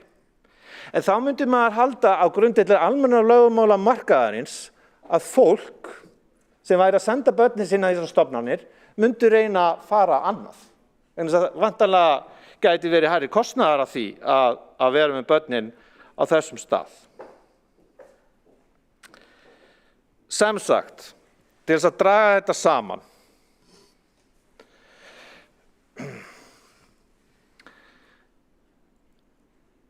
Það rétt að þegar svona opinbert fé veitt til einkaaðila sé fyllsta ástæða til þess að hafa með því eftirlit og það sé rammi utan það. Það hins vegar búið að taka þá pólitísku ákvörðun og engin ástæða til þess að draga þá pólitísku ákvörðun tilbaka að einkaaðilum treystandi fyrir þessari starfsemi og reynslan, áratugareynsla hefur sýnt að þeir hafa jafnan staðið sig vel. Það að reyna að gera á grundvelli þessara skýrslu allar arðgreiðslur og aðra þætti tortryggilega í svona litlum vinnustöðum ekki eitthvað sem ég skrifa upp á nema að það sé þá kannað hjá þeim aðilum sjálfum sem stunda þennan atvinnurekstur. Ég hvet þá að lokum ég tel að vera fagnaðarefni að þessi skýrsla hafi verið gefin út þrátt fyrir vissa annmarka sem á henni voru en að líka að við sem erum hérna í pólitíkinni sem fáum svona skjal í hendur vörumst að draga of víðtækar ályktanir á því sem að í skýrslunni framkemur í skýrslunni.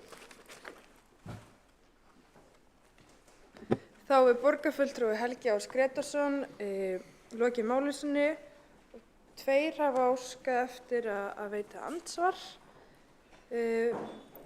Borgarfulltrúi Alexandra Briem veitir andsvar. Forseti, ég vil þakka borgarfulltrúanum fyrir ræðuna og það sem ég vildi kannski benda á að við höfum yfirleitt haft bara mjög góða reynslu af því að lesa og fara eftir ábendingum frá innri endurskoðun. Sú vinna hefur yfirleitt bara verið mjög fagleg, byggð á gögnum mála hverju sinni. Við höfum tekið þetta mjög alvarlega þegar það snýr að einhverju í rekstri borgarinnar eða því sem að miður fer þar og ég held að það sé bara engin ástæða til þess að ætla að einhvers konar öðruvísi vinnubrögð eigi við þegar að ræða fyrirtæki í samningssambandi við borgina.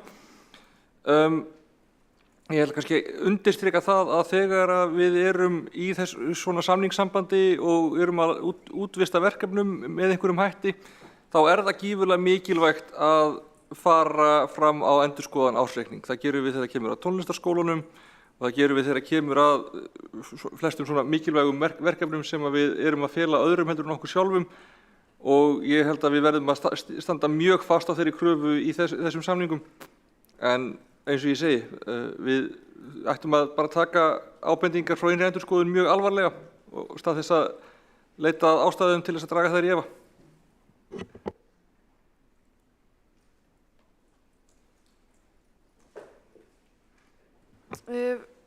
Þá hefur borgarfulltrúi Alexandra Briem lokið við að veita andsvar og óskar eftir að veita andsvar borgarfulltrúi Líf Magnúsdóttur.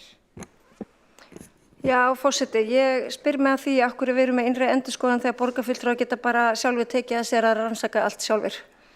En að öllu grínu slepptu að þá auðvitað andlagið í þessari skýrslu Reykjavíkurborg og sjálfstætt reknir og ekki sjálfstætt reknir skólar eða hvort þeir hafi brotið lög. Ársreikningar liggja fyrir, þeir eru kannaðir með til hliðsýna við umrædda samningaþjónustusamninga og eftirliti með þeim. Og þetta margra mánaða gömul skýrsla. Hún var gefin út í mars 2022 og þá velti maður því fyrir sér af hverju umrætt einkahlutafélag hefur ekki stigið fram og fengið leiðréttingu og borið þessi sakir. En það ekki okkar að meta. Við eigum að treysta innri endurskoðun Reykjavíkurborgar og við eigum líka að treysta því að ef það misferli og einhvers konar fjárglæfra starfsemi eða því innlaugt og það er verið að greiða sér út arð og ekki lögum samkvæmt. Þar fyrir utan það auðvitað pólitísk spurning hvort við viljum að menntastofnanir sé að greiða sér út arð.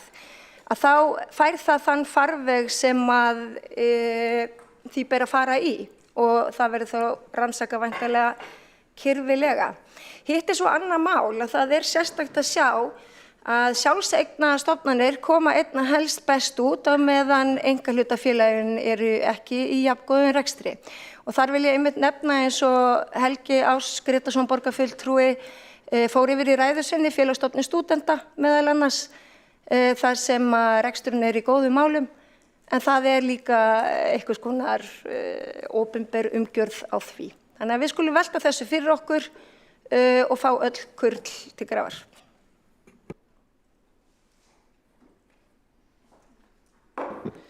Þá borgarfulltrúi Líf Magnúsdóttir lokið að veita andsvar og þá svarar andsvari borgarfulltrúi Helgi Ás Grétarsson.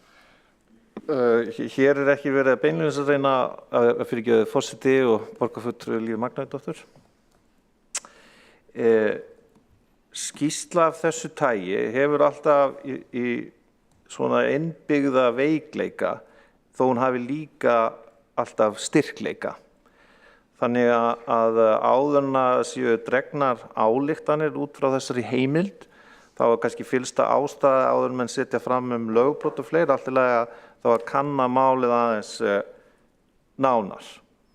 Aðalatriði í þessu hlýtur að vera að starfsemi svona einkaaðila sem hefur tíðkast í margra áratuga skeið og oft á tíðum farsællega, hefur ekki verið til þess fallina að valda skattgreiðendum erfiðleikum hingað til. Og almenna viðmið hlýtur því að vera að finna út hvort eitthvað lögbrot hafi verið ef að slíkar ásakanir eru settar fram, en ekki að halda að svona skýrsla gefi endanlegt svar það.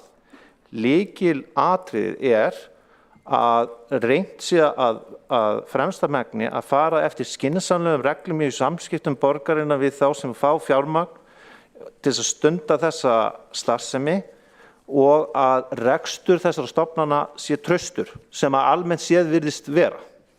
Og það fagnaðarefni.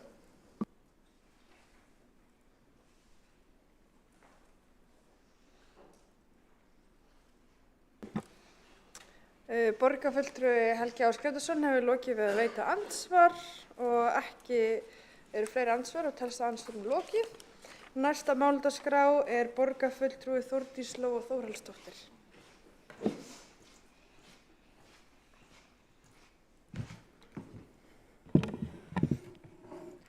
Forseti, og með leyfi forseta segi ég nú bara mæ og mæ, sko. Kæru félagar, okkur var legið að hálsi fyrir að vera einsleitur meirihluti á síðasta kjörtímabili, en hér í dag kristallast einmitt þetta pólitíska litróf sem við ræddum svo oft Þið getið rétt ímyndað okkur hvort að Viðreisn og Vinstri grænir hafi ekki rökrætt þetta fram og tilbaka, sannarlega. Og það það sem pólitík nákvæmlega Það það að við rökræðum okkar pólitísku sýn og komumst síðan að einhverju niðurstöðu. Og hér erum við með skýrslu innri endurskoðenda. Og það nákvæmlega þannig sem við viljum hafa það. Það sem við gerðum á síðasta kjörtímabili að vera við sameinuðum eftirlitsaðila. Við gerðum hérna skipulagsbreytingar og eitt af því sem kom alveg skýrt þar fram var að við vildum aukið eftirlit. Ég var að mörgu leyti algjörlega sammála kollega mínum hérna í borgarstjórn Helga Ás borgarfulltrúa Grétarsinni rekstur sjálfstætt starfandi skóla. En það gæti nú verið að okkur greindi á hins vegar þegar það kemur að því að ég mjög fylgjandi öflugu eftirliti, öflugu og virku eftirliti og það var einmitt það sem við gerðum hér á upphafsárunum í kringum 2019 þegar við settum að sameinaða eftirlitsstofnun, efldum hana og stofnuðum einnig fjármála- og áhættustýringasvið. Einmitt til þess að meta líka áhætturnar og fylgja þeim eftir. Og það nákvæmlega svona afurð sem við viljum sjá. afurð sem greinir þennan litla mæli hvað á grænu, hvað á appelsínugulu og hvað á rauðu og bregðast við. Og svona eftirlit á að vera virkt til þess að við getum brugðist við áður en það er komið á rautt. Þess vegna fagna ég mjög þessari skýrslu. Og það er rétt eins og kom fram hjá máli borgarfulltrúa Líf Magnúsdóttur, hún er ekki ný. Hún var gerð í vor og var gefin út í mars. Og hér eru nokkrar ábendingar og þær eru allar afbragðsgóðar því þær snúa allar að betri umgjörð, að skýrri sýn, að við höldum betur utanum hérna í þessu tilviki sjálfstætt starfandi leikskóla. En hér eru líka góðar ábendingar og förum aðeins eða tillögur og förum aðeins yfir þær. Hvað snúast þær? Jú, þær snúast til dæmis það að borgin þarf að vera góður kaupandi af svona þjónustu. Og hún þarf að vera með heildstæða nálgun fyrir fyrirtæki eins og sjálfstætt starfandi skóla. Tillaga númer 2 snýr að styrkjum borgarráðs sem er í rauninni gegnsæismál. Að leikskólar, sjálfstætt starfandi skólar eru í rauninni að fá styrki borgarráðs og eðlilegt að þeir séu bara partur af þeirri púlíu til þess að auka gegnsæi. Þetta er bara, með leyfi forseta, no-brainer. Gerum þetta. Og tillaga númer 3, hún snýr að opnun á sumartíma. Hún snýr í rauninu þjónustu. Hún snýr að því að meta þjónustuna, tíman og hvort að það mögulega borga meira að minna. Frábær tillaga. Það er nefnilega það sem að svona eftirlit, nákvæmlega eins og innra eftirliti, hér getum við þrætt það hvenar á að taka samtalið við þá sem er verið að skoða, hversu djúpt á að fara og hversu mikill andmælaréttur þeirra á að vera. Við getum haft mismunandi skoðun á því.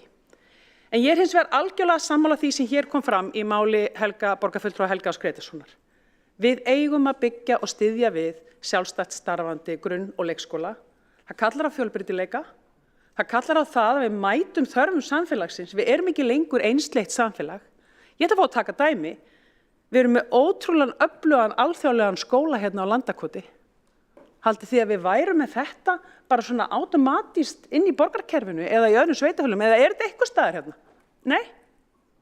Við erum með margra áratuga gamlan skóla, Ísaksskóla og Hjallastefnu sem er nýsköpun í menntastefnu og ég ætla ekki að fara að ræða hér menntapólitíkina því að við ætlum að ræða hana á komandi mánuðum eins og borgarfulltrúi Magnea Gná fór yfir áðan.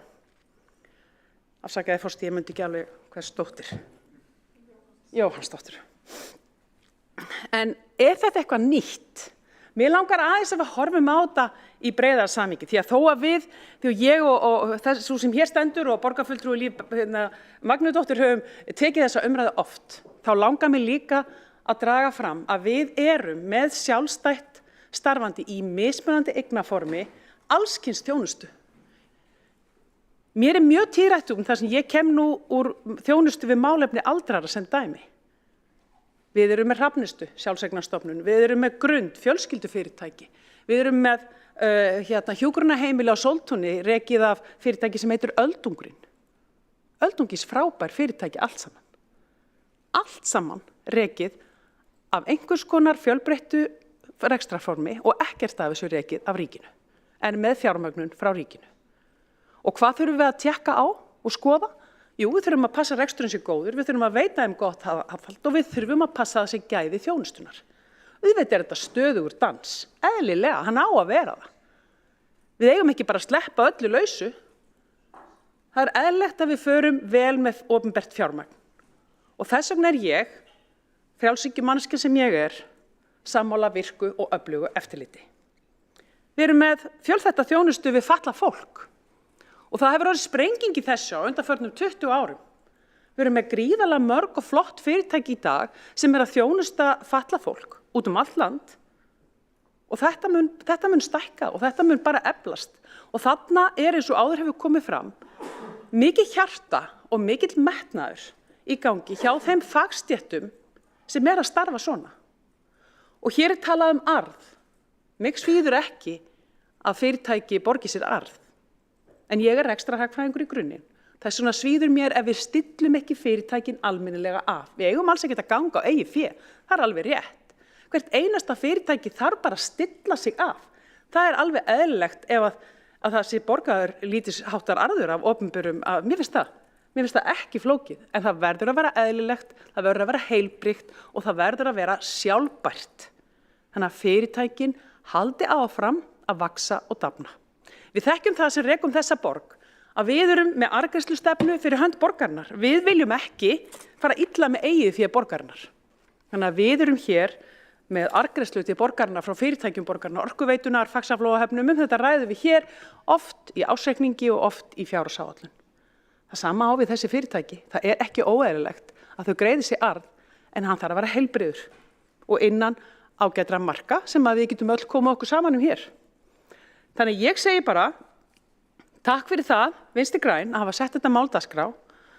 Við innri endurskoðun og okkur öll hér segi ég, áfram meira af þessu, gerum betur. Fulltrúi Vinstri grænna sagði úrbóta er þörf, það er rétt, förum í úrbætur, en gerum það saman. Takk fyrir. Þá er borgarfulltrúi Þórdís Lóa Þórhallsdóttir lokið máli sínu. Óskað hefur eftir að veita andsvar borgarfulltrúi Líf Magnúsdóttir. Ágæti forseti, fyrst vil ég nefna að almennt séð þá er það athyglisvert að frjálshyggjumenn benda yfirleitt á óhagnaðardrifnar sjálfseignarstofnanir sem dæmi velheppnaðan einkarekstur. Allsérstakt. Og þegar þeir verjan þá einmitt grípa þeir, þá eru þeir bara í það sem við köllum cherry picking politics. Síðan vilja sömu frjálshyggjumenninir setja einhvers konar hömlur og gera kröfur og setja regluverk, kannski umfram það sem er nefnt í lögum og stýra einkaframtakinu. Svo langar mig að nefna það á kjörtímabilinu 2010 til 2014 þá var tekin ákvörðun að rekstur alþjóðaskóla skyldi fara til einkaframtaksins. Þetta var pólitísk ákvörðun. Það hefur alltaf verið skoðun mín og líka á þessu kjörtímabili að alþjóðadeildir geta vel átt heima í borgarreknum grunnskólum en það hefur bara því miður aldrei verið meirihluti fyrir að gera það. En ég sé alveg að það væri staðan í dag ef að við Vinstri græn hefði fengið kannski að ráða ögn meira.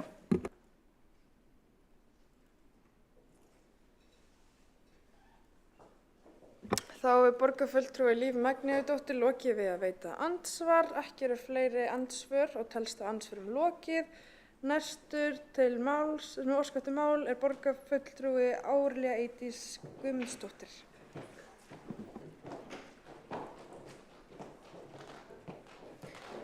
Virðulegi forseti, ágæta borgarstjórn. Þetta hefur verið áhugaverð umræða og mig langaði til þess að koma hér upp og skýra það út að skóla- og frístundasvið að sjálfsögðu hefur tekið fyrir þessa skýrslu. Við höfum fengið heimsókn frá innri endurskoðun. Ég tel að það sé gríðarlegur kostur að hafa sem fjölbreyttasta flóru þegar kemur að rekstrarformum eða þegar kemur að því hvernig ég vil vekja athygli á því að innan borgarinnar er ekki keyrð ein stefna, þannig að leikskólar borgarinnar eru meðal annars sín á milli með mismunandi uppeldisstefnu sem er áhugavert og það er bara gríðarlega gott að hafa valkost bæði fyrir foreldra og sem sagt aðra aðila sem að menntastarfi koma. Þannig að ég sé ekkert til fyrirstöðu að við séum með sjálfstætt rekna leikskóla og kemur úr menntakerfi það sem að ég hef séð að það getur verið mikill kostur að hafa ákveðna samkeppni vegna þess að það ýtir við í rauninni hvort öðru. Þannig að það þarf ekki að vera hræðsla við það. Hins vegar hef ég líka setið í mörgum stjórnum þar sem að það er bara hefð fyrir því að innri endurskoðun fari yfir ákveðin mál. Ekki bara fjármála áætlanagerðir og svo framvegis, heldur líka þau mál er varða rekstur fyrirtækisins. Og þess vegna finnst mér gríðarlega mikilvægt, ég þekki ekki starfi sem á undan kom og Líf nefndi þannig starfshóp sem að mér er ekki kunnugur og þar af leiðandi get ég ekki svarað fyrir það. En ég var mjög þakklát innri endurskoðun fyrir að koma á fund skóla- og frístundasviðs til þess að fara yfir skýrsluna og það sem að var gott var það að það væri fengnir aðilar utan úr því systemi til þess að skoða hlutlaust hvernig sá rekstur gengur á þeim 17 sjálfstætt starfandi leikskólum sem við erum með innan okkar vébanda. Annað sem ég vil taka fram og skiptir máli er það að við bókuðum einfaldlega á þeim fundi þá bað ég að þau myndu koma aftur eftir ár vegna þess að það eru þannig að þetta litakóðað, það eru ákveðnir hlutir eins og Líf hefur ágætlega farið yfir sem eru á rauðu og við þurfum að fá svör við því frá okkar embættismönnum hvort að þeir hlutir hafi verið lagfærðir og við settum ákveðin tímaramma á það.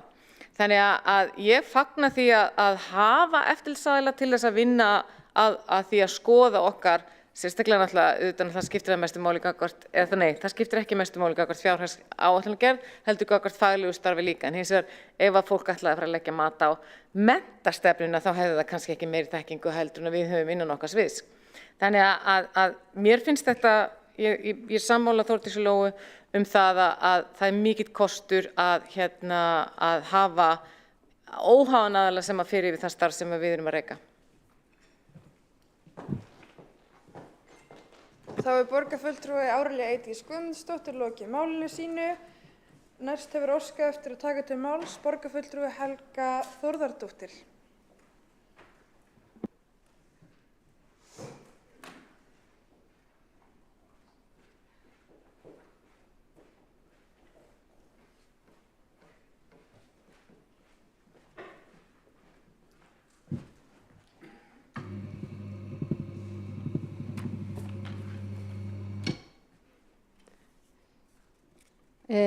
Forseti, borgarfulltrúar og aðrir áheyrendur. Við í Flokki fólksins, ég vil taka það fram að við erum hlynnt fjölbreyttu rekstrarformi og hlynnt því að fá innri endurskoðun til að skoða slíka starfsemi. En ég verð að viðurkenna það að þessi skýrsla endurskoðunar Reykjavíkur, innri endurskoðunar Reykjavíkur, sjálfstætt starfandi leik- og grunnskóla. Mér fannst þetta bara skelfileg lesning og ég skildi allavega ekki að þetta væri einhver trúnaður og ekki allavega í lokakaflanum sem ég kannski mun vitna í að þá er engin nöfn nefnd í niðurstöðunni og eins skildi ég þetta ekki þannig að þetta væri bara einn leikskóli en því mér fannst eins og það væri nefndir fleiri. En mér finnst nefnilega mjög slæmt að það sé settur, að við verðum að komast í botns í svona hlutum því annars setur þetta svartan blett á alla hina. En það virðist sem að nokkrir rekstraraðila leikskóla sé að leika sér með skattfé Reykvíkinga. Bara vitni í skýrsluna, rekstrarfélag eins leikskóla er með óviðunandi rekstur og gjaldhafi og stefnir í gjaldþrot. En eigandinn greiðir sér út arð með neikvætt eigið fé sem er ekki í samræmi við lög einkahlutafélög. Og svo er að eigendur blanda saman persónulegum kostnaði við rekstur. Og svo er hjá einhverjum leikskólum, ég veist ekki verið að tala sama leikskólan, greiðir eigandi sér út arð en jafnframt á launaskrá. Og það verið sem að þarna sé gengi jafnt og bítandi og eigi fé hjá nokkrum skólana. Og svo stakk það mig líka að það eru nokkuð að fasteignir leikskóla sé í eigu félags sem jafnframt í eigu hluthafa eigenda leikskólans. Og einn leikskóli hefur fjárfest í íbúðarhúsi hvers notkun er óljós og annar skráir fasteign í miðbæ Reykjavíkur og bókfærðverði sem 15% af fasteignamati. Ekki má ég þetta. Hvaða eiginlega leikfléttur þetta? Hver er tilgangurinn? 7 leikskólar, þannig eru nefndi 7 leikskólar, eru með frávik frá hámarksgjaldskrá. Ég skilja þannig að þegar leikskólagjöldin sé of há, er það ekki svo? En það eru margir góðir sjálfstætt starfandi leikskóla, það veit ég. Og þetta svindlega leikaraskapur með skattfé okkar á við einhverja og ég held að sé þá allir settir undir hennar hatt og það er slæmt og því mikilvægt fyrir orðspor þeirra sem eru að reka góða leikskóla við gerum eitthvað í þessum málum. En kannski ég bara fái, svo ég sé búin að því að lesa bókun, því ég hef tíma til þess sem að við gerðum þetta. Má ég það? Flokkur fólksins harmar niðurstöðu innri endurskoðunar Reykjavíkurborgar sjálfstætt starfandi leik- og grunnskóla. Þetta skelfileg niðurstaða og við henni þarf að bregðast strax. Flokkur fólksins getur ekki stutt arðgreiðslur án eftirlits og skilyrða. Það algjörlega ólíðandi. Vissulega það gott að til staðar sé fjölbreytt rekstrarform leikskóla en upplýsingar úr skýrslu innri endurskoðunar skapa tortryggni og vekur upp margar spurningar. Verið að reka leikskóla til að græða?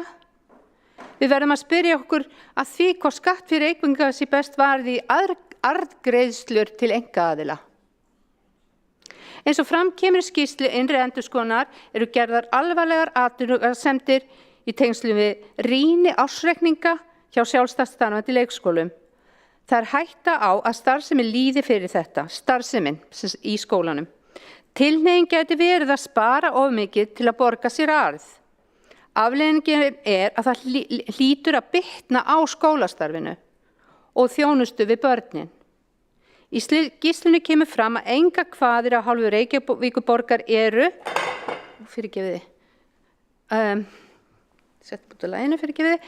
að það engar kvaðir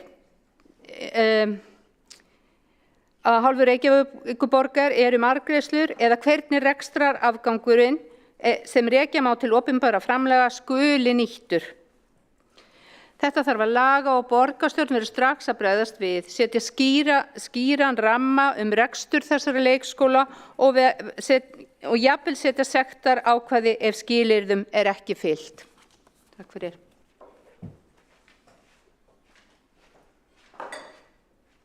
Borgarfulltrúi Helga Þórðardóttir hefur lokið máli sínu og óskað hefur eftir að taka til máls borgarfulltrúi Sanna Magdalena Mörtudóttir.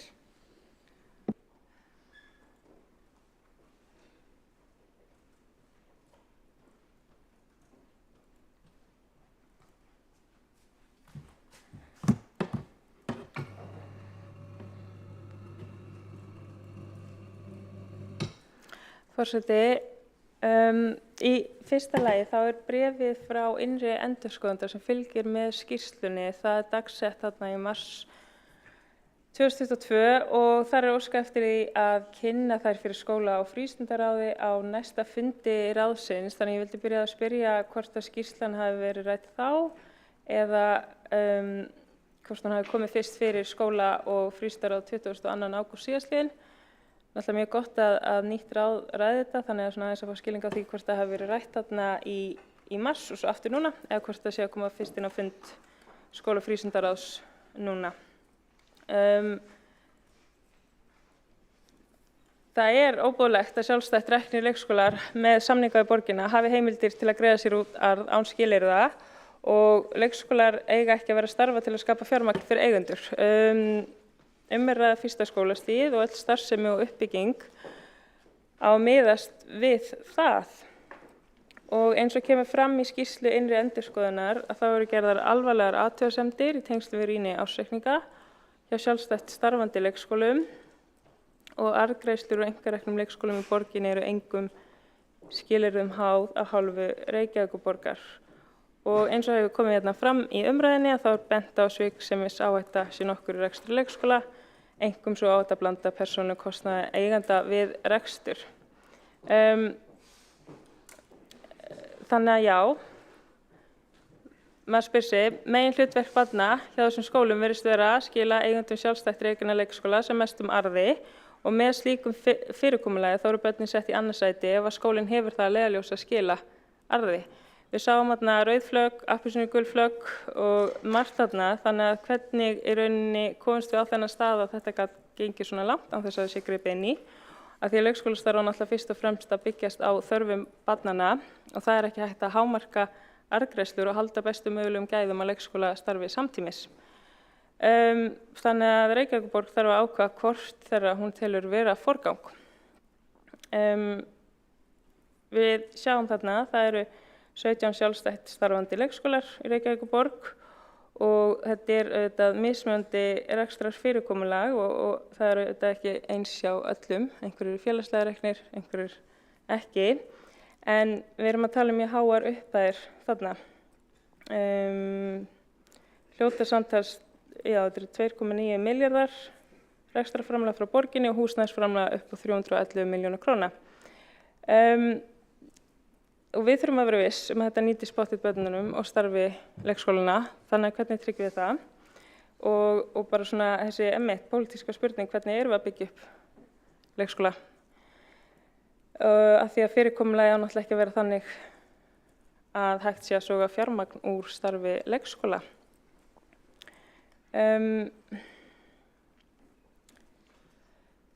Að mati okkar sósíalista þá auðvitað eiga skólar, leikskólar að vera reknir á félagslegum grunni og við eigum ekki verið að setja þetta þannig upp að það sé gjaldtekið og það sé síðan einhvern veginn sett inn í þetta kerfi að einhver geti tekið til sín síðan fjármagn fyrir það.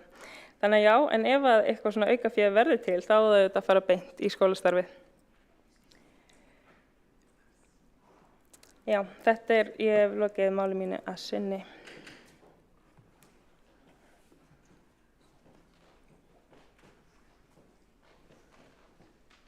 Borgarfulltrúi hefur lokið máli sínu og einn borgarfulltrúi hefur óskað eftir því að koma í andsvar. Það er Skúli Þór Helgason, gjörðu svo vel. Forseti, ágæta borgarstjórn. Ég var upplýstur það hefði verið beint spurningu til mín. Ég var því miður í miðju samtali og misti af því, en mér skildist að það hefði verið spurt hvort að þessi tiltekna skýrsla frá innri endurskoðun hefði verið kynnt í skóla- og frístundaráði í vor, sem sagt fyrir kosningar.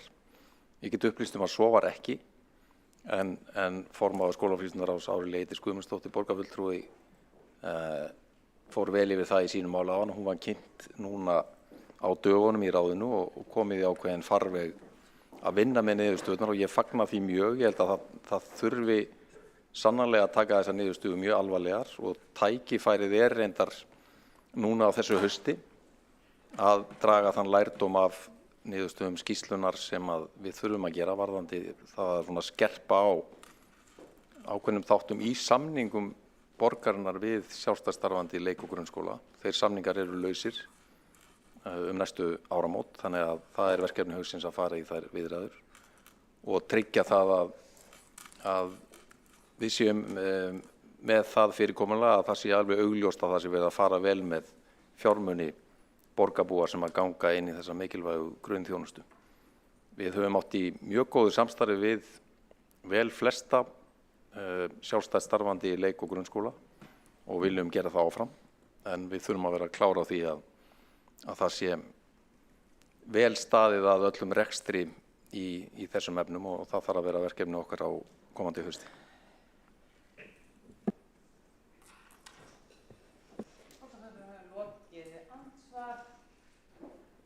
Svara þá ansvari Sanna Magdalínu Mörtudóttur. Forseti, borgarstjórn, já, þetta er komið í hóp sem eru að skoða þetta. Ég bara velti fyrir mér að því að innri endurskoðun óskar eftir þetta fari fyrir ráðið. Ég bara velti fyrir mér hvort það sé nokkuð fleiri svona skýrslur þar sem að innri endurskoðun eða einhver eftirlitsaðili hefur óskað eftir að vera kynntar fyrir ráðið þar sem ráð hefur ekki fengið umfjöllun. Ég vona að svo sannarlega sé ekki. Borgarfulltrúi hefur þá lokið við að svara andsvari. Forseti getur upplýst það að allar skýrslur innri endurskoðunar eru gerðar opinberar nema þær sem eru tilheyra innri félögum borgarinnar og eru þá þar vegna trúnaðar, en allar aðrar skýrslur eru opinberar á vef innri endurskoðunar. Mikið efni þar, nægt lesefni ef að fólk hefur áhuga. En ekki eru andartak, ekki hafa fleiri hvatt til hljóðs undir þessum dagskrárlið og því mun loka umræðunni borgarfulltrúi Líf Magnúsdóttur.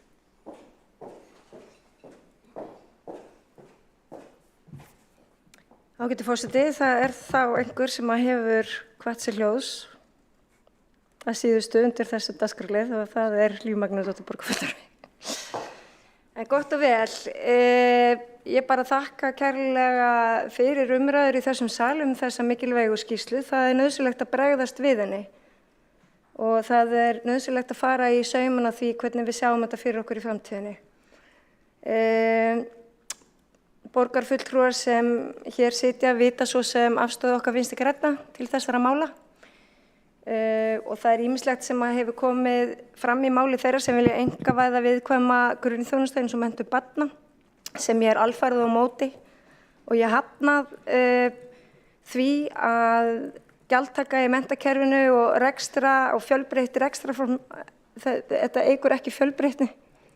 Ég hafna þessu og ef þið gefið ykkur tíma og farið yfir þá sjálfstætt reknu leikskóla og grunnskóla og bendi mér á fjölbreytnina, þá skal ég skoða það.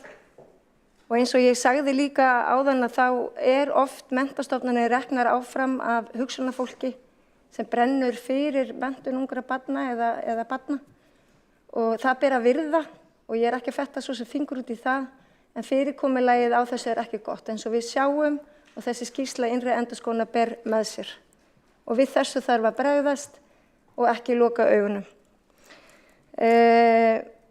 Og ég mun fylgjast með því að það verði gert. Ég ætla að lesa upp bókun okkar Vinstri grænna við þessum lið. Hún hljóðar svo: Skýrsla innri endurskoðunar Reykjavíkurborgar einkarekna leik- og grunnskóla vekur upp margar spurningar eftirlit með skólastarf og meðferð á opinberu fé. Vinstri-hreyfingin Grænt framboð minnir á þá stefnu sína að menntakerfið skuli vera í samfélagslegum rekstri, greitt úr sameiginlegum sjóðum og notendum sínum að endurgjaldslausu. Það skoðum Vinstri grænna að hagnaðardrifin félög skuli ekki á nokkurn hátt koma að rekstri þess. Einkavæðingadekur og pilsfaldakapítalismi aldrei til bóta og sérstaklega varhugaverður þegar kemur að viðkvæmri grunnþjónustu sem varðar menntun og velferð barna. Vinstri græn hafna einkavæðingu og ný frjálshyggju í menntakerfinu.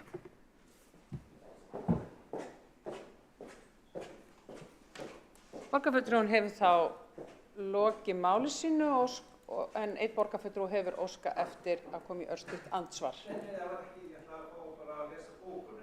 Já, eigum við ekki bara að lesa bókunarnar allar í lokin?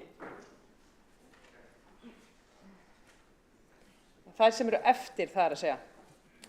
Einhverjir hafa nú... Já, en það hins vegar ágætt að borgarfulltrúi Helgi Ás kjúað inn bókanir af því að það væri gott að fá þar allar sendar til Helgu Björkar Laxdal. Þannig að við lesum það síðan upp í lokin. Það bókanir sem ekki hafa þegar verið lesnar upp í ræðum. En þessi dagskrárliður sem var dagskrárliður númer 6 var umræða og þar af leiðandi engin ástæða til þess að ganga til neina atkvæðagreiðslu eða afgreiða neitt mál, en við höldum áfram og tökum næsta mál á dagskrá sem mál númer 7 til að borgarfulltrúa Sjálfstæðisflokksins hjólareinar. Það frummælandi Kjartan Magnússon sem fyrstur á mælendaskrá.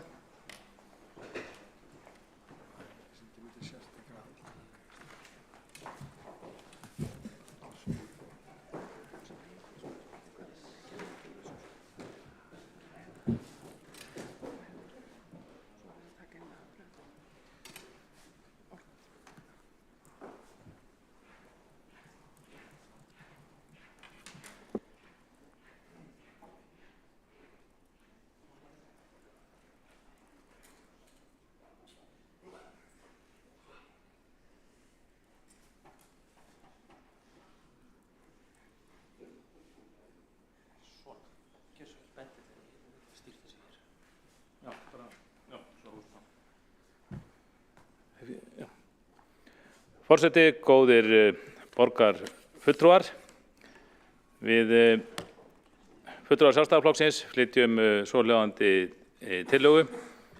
Með leyfi forseta, í því skyni að bæta aðstæður til hjólreiða í Reykjavík samþykkir borgarstjórn að við hönnun nýrra gatna og endurgerð eldri gatna verði leitast við að leggja sérmerktar hjólareinar milli götu og gangstéttar þar sem aðstæður leyfa. Nú, ég held að flestum sé ljóst að það hafa orðið góðar framfarir hvað aðstæður hjólreiðafólks varðar hér í Reykjavík á undanförnum árum og áratugum. Árið 2007 samþykkti borgarstjórn í fyrsta sinn að ráðast í sérstaka hjólreiðaáætlun fyrir Reykjavík og markmið þeirra vinnu var að móta heildarsýn og aðgerðaáætlun til framtíðar hjólreiðar og gera þar þannig að fullgildum samgöngumáta fyrir Reykvíkinga. Áætlunin var samþykkt árið 2010 og þar var gert ráð fyrir að lengd hjólaleiða yrði tíföldum milli áranna 2010-2020, hjólahraðbrautir lagðar og brú yfir smíði yfir Elliðaárósa, eingöngu fyrir hjólandi og gangandi vegfarendur. Í október 2015 var áætlunin endurskoðuð fyrir árin 2015-2020 og í júní 2021 var samþykkt ný hjólreiðaáætlun fyrir tímabilið 2021-2025. Síðast en ekki síst fyrirhugað stóra átak við lagningu nýrra stíga á höfuðborgarsvæðinu fyrir gangandi og hjólandi í tengslu við samgöngusáttmála svonefnda. Og þessu til viðbótar má bæta að það eru rauninni góð orð uppi í nýsamþykktum meirihluta-sáttmála sem var til umræðu hérna fyrir á fundinum. Og rauninni áður en með segja þessi hjólreiðaáætlun var samþykkt 2007 þá var lögð fram umferðaröryggisáætlun 2002 þar sem og rauninni fleiri áætlanir þar sem kom fram vilji til þess að bæta aðstæður hjólreiðafólks í Reykjavík. Og það eitt af þessu ánægjulega að það hefur breið pólitísk samstaða alltaf náðst slíkar áætlanir borgarstjórnar í þágu hjólreiða. Og vissulega í samræmi þar hafa margvíslegar umbætur verið gerðar. Það er endurspegla þannig góðan vilja til að fjölga hjólaleiðum í borginni og þær hafa skilað árangri og Reykjavík óneitanlega á góðri leið með að ná því markmiði gildandi áætlunar að verða hjólaborg á heimsmælikvarða. Og þá skiptir auðvitað máli að það hefur aukið tillit verið tekið til hjólandi vegfarenda við hönnun gatnamannvirkja. Þó eru dæmi og alveg ótrúlega mörg dæmi að götur, nýjar og gamlar, séu hannaðar á þess að fullnægjandi tillit sé tekið til hjólreiðafólks. Ég kom að þessum málum svolítið á sínum tíma þegar verið að móta áætlanir og umferðaröryggisáætlanir og fleira. Og þetta voru allir sammála að það var gjarnan talað að okkar fyrirmyndir væru í Danmörku og Hollandi hvað þetta varðaði, þar sem mikið tillit var tekið til hjólreiðafólks. Og stóra kannski breytingi þar, við fórum á ráðstefnur í þessum löndum til að fjalla þetta, það var þetta þegar að algjör aðskilnaður náðist eða mestu leyti með sérstökum hjólareinum. Þá oftast milli götu og gangstyttar, mjög vel merktar, þannig að bílstjórar áttuðu sig mjög vel á því líka gangandi vegfarendur að þær voru fyrir hjólandi. Það var mjög mikið talað það að það að ná þessari breytingi gegn því að á hverju ári þá voru við svona áhugamennum þetta sáum að það var verið að leggja nýja götur, það var verið að hanna aðrar götur en hjólareinarnar þær gleymdust alltaf. Og þetta var alveg furðulegt því allir í borgarstjórn voru sammála að þetta leggja þar. Og maður fekk alls konar skýringar og afsakanir en menn allir alltaf mun eftir þessu næst. Það er svona þetta undrandi þegar maður kemur tilbaka eftir hlé frá störfum hérðan að mér sýnist þetta ennþá vera svolítið vandamál. Og ég held að fara því mjög vel á því að borgarstjórn hnykki á þeirri skoðun að við alla slíka gatnahönnun þá komið til skoðunar hvort unnt sé og æskilegt að leggja sérmerkta hjólaleið milli götu og gangstyttar. Ljóst að það er ekki alltaf hægt að koma því við. Til dæmis bara í kannski mjög litlum íbúðagötum ekki ástæða til þess og eldgamla götur geta verið svo þröngar þess heimsagt ekki hægt. En það er þó minnstakosti rétt að rýnin eigi sér stað. Það verði skoða hverju sinni og metið hvort að sé hægt að koma þessu fyrir. Hvort sem það er hönnun á nýrri götu eða endurgerð eldri götu. Og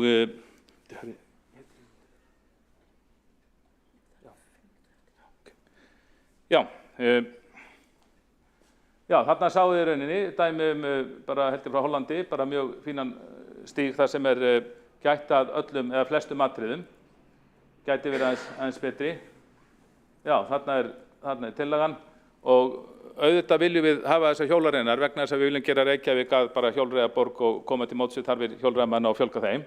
En það er alveg rosalegt að sjá aukning á slysastíðni.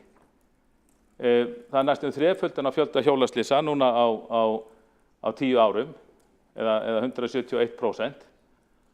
Þá á ég við reiðhjól og rafhjól. Bið ykkur öll borgarfulltrúar góður að sjá þessa mynd. Hérna sjáum við efsta línan, hún sýnir þegar við erum að ná árangri hvað varðar umferðaröryggi í öllum öðrum samgöngukostum eða flestum, þá þessi lína bara beint upp. þetta er mjög slæm lína og ég held að mér er sagt að við fáum að sjá slæmar tölur í lok þessa árs sem bara þetta ár er ekki liðið. Og þetta bara er góð ástæðin á sér til þess að huga miklu betur að þessum þætti heldur en gert hefur verið. Já, það er nú kannski ekki tími en þarna þetta er tölfræði, þessi tölfræði er öll frá Samgöngustofu og hún sýnir þetta rauninni mjög vel uggvænlega þróun sko. Og eina svo afsökun sem fengum á sínum tíma var það að þetta er að vera svo breiðir stígar en við sem svona lítum eftir þessi útlöndum, við sjáum að svo er alls ekki. Áherslan hjá þeim sem taka umferðaröryggi mjög alvarlega sem eru Svíar, Danir og Hollendingar og fleiri eru að bjóða einhvers konar hjólastíga jafnvel þó þeir séu frekar þröngir þessi skárin ekki afmarkað á vel til þess að vekja athygli bílstjóra í umferðinni sem fara síðan að taka tillit til þeirra. Þarna sjáum við eitt vel mertan, sko, hann nær yfir gatnamót, það er þessi bílstjóra þurfu auðvitað sína sérstaka aðgæslu. Þessi frekar þröngur þó afmarkaður, ekki nóg vel mertur kannski.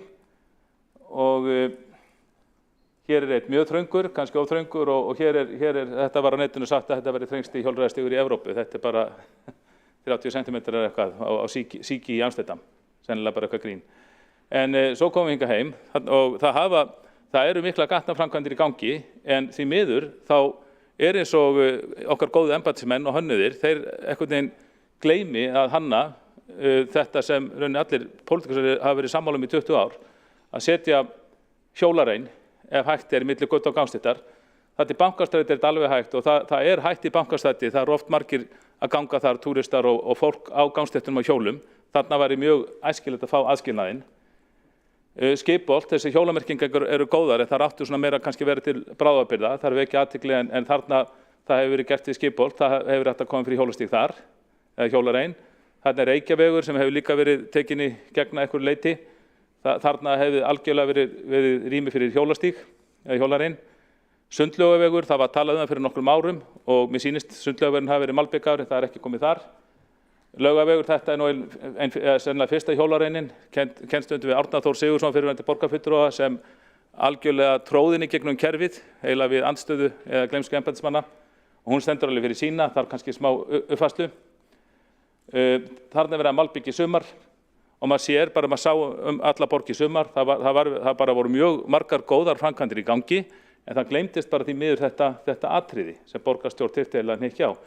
Hofsvallagatan, reynarnar voru gagnrýndar þar, hjólreiðamenn hafa sagt að það er betra að fá einn almennilega hjólastíg heldur en tvo svona sem er ekki alveg nógu góðir.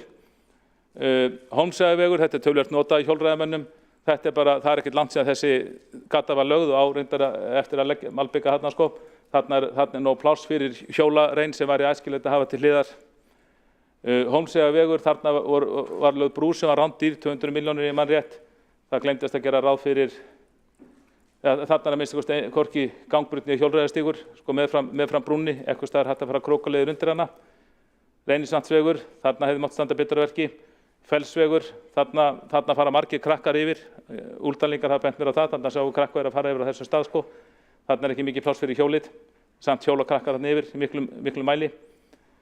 Laxalón, þarna hafa menn staðið sér betur sko, þó ég skil ekki alveg útfærsluna en þarna er þó allan að hugsa fyrir þessu. Lambhavegur, þarna var líka að hugsa sæmilega fyrir þessu en þetta er ekki sama plan á bílnum, þannig að svo göngubrúnni hafi verið bætt eftir á. Þetta er sama mynd. Sævarhöfði, þarna er mikill hraðakstur, mikill töluverður akstur hjólreiðamanna eftir götunni og eftir gangstéttinni en þarna þyrfti afmörkun. Þarna þyrfti á þessari breiðu gangstétt að koma afmörkun hjólreiðastígs. Svarthöfði, lögð fyrir nokkrum árum, hefði alveg verið að koma fyrir smá braut fyrir hjólreiðamannin þarna. Þarna er mikill hraðakstur líka, þetta vantar. Já, þetta er rauninni, þarna hefur ágætlega við staðið að verki. Okkar góðu brýr Elliðaárósa, það þyrfti aðskilja þar, milli gangandi og hjólandi. Kirkjustræti, mjög dýr lausn, þarna var ekki nógu vel hugað að þessu. Austurstræti, sem sagt, skilaboðin eru rauninni þau, get ekki, það er tíminn í liðin, en skilaboðin eru þau að það hefði svo víða verið svo hægt að standa miklu betur að verki og þetta er ekki, það skortir ekki vilja, ég er sannfærður að hann er fyrir hendi í kerfinu, en það þarf eitthvað svona smiðshögg á þetta og borgarstjórn og það má lesa þetta út öllum áætlunum en það er kannski ekki nóg skýrt kveð orði. Þannig ég held að sé mjög æskilegt að bara borgarstjórn hnykki á þessu, þannig að það sé að okkar góðu hönnuðir þeir geti ekki vikið sér undan því að taka minnst kosti afstöðu til þess í hverju tilviki og þurfi þá að raunni rökstyðja það ef þeir ætla að hanna nýja fjölfarna götu þar sem ekki hjólarinn meðfram. Borgarfulltrúinn hefur lokið máli sínu, takk fyrir það. Þá er næsta mælendaskrá Alexandra Briem.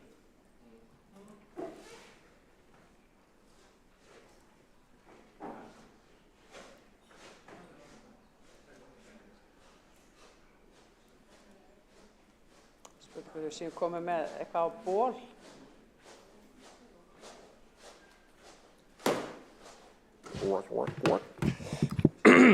Forseti, borgarstjórn og aðrir góðir áheyrendur. Ég þakka fyrir þessa ágætu tillögu. Í sjálfu sér ekkert til fyrirstöðu að hún sé skoðuð í samhengi við hjólreiðaáætlunina. Auk þess virðist mér hún ríma ágætlega við hugmyndir borgarhönnunarstefnu. Ég legg það til að tillögurinn sé vísað til umhverfis- og skipulagsráðs, þar sem hægt er að skoða hana nánar með umsögn frá sviðinu til hliðsjónar. Ég ætla að lesa bókun líka. Hún næstum því samhljóðað ræðunni. Þegar í innleiðingu hjólreiðaáætlun Reykjavíkurborgar og eðlilegt að tillagan sé skoðuð í samhengi við þá áætlun. Eins mætti skoðana í samhengi við fyrirhugaða stefnu borgarhönnun. Tillögunni því vísað til umhverfis- og skipulagsráðs til afgreiðslu. Takk.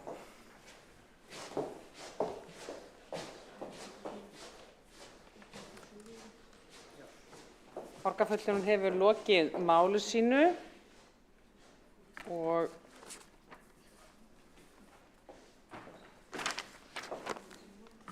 þá mælendaskrá tæmd í þessu máli. Komið hefur fram málsmeðferðartillaga að vísa málinu til umhverfis-, skipulags- og samgönguráðs til frekari útfærslu samtals og skoðunar. Og þá ég að fara að gera þetta.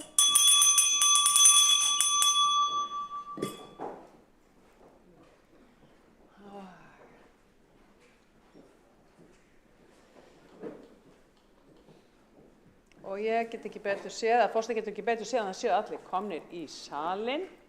Borist hefur fram málsmeðferðartillaga að vísa tillögunni til umhverfis-, skipulags- og samgönguráðs, umhverfis- og skipulagsráðs og þeir sem eru því samþykkir vinsamlegast gefi merki. Og mér sýnist þetta bara vera samhljóma með öllum greiddum atkvæðum. Kærar þakkir fyrir það. Það gefur kannski svolítið vonum það hvernig verið tekið í tillöguna en í ráðinu og hvernig umræðan verður. Kærar þakkir. Þá erum við komin að nokkrum liðum hér í röð og við byrjum á lið 8 sem kosning í borgarráð.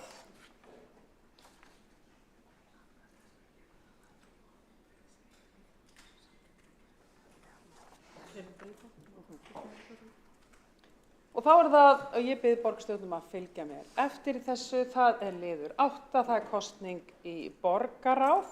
Lagt til að Alexandra Briem og Kjartan Magnússon taki sæti í borgarráði í stað Dóru Bjartar Guðjónsdóttur og Ragnhildar Öldu Maríu Vilhjálmsdóttur.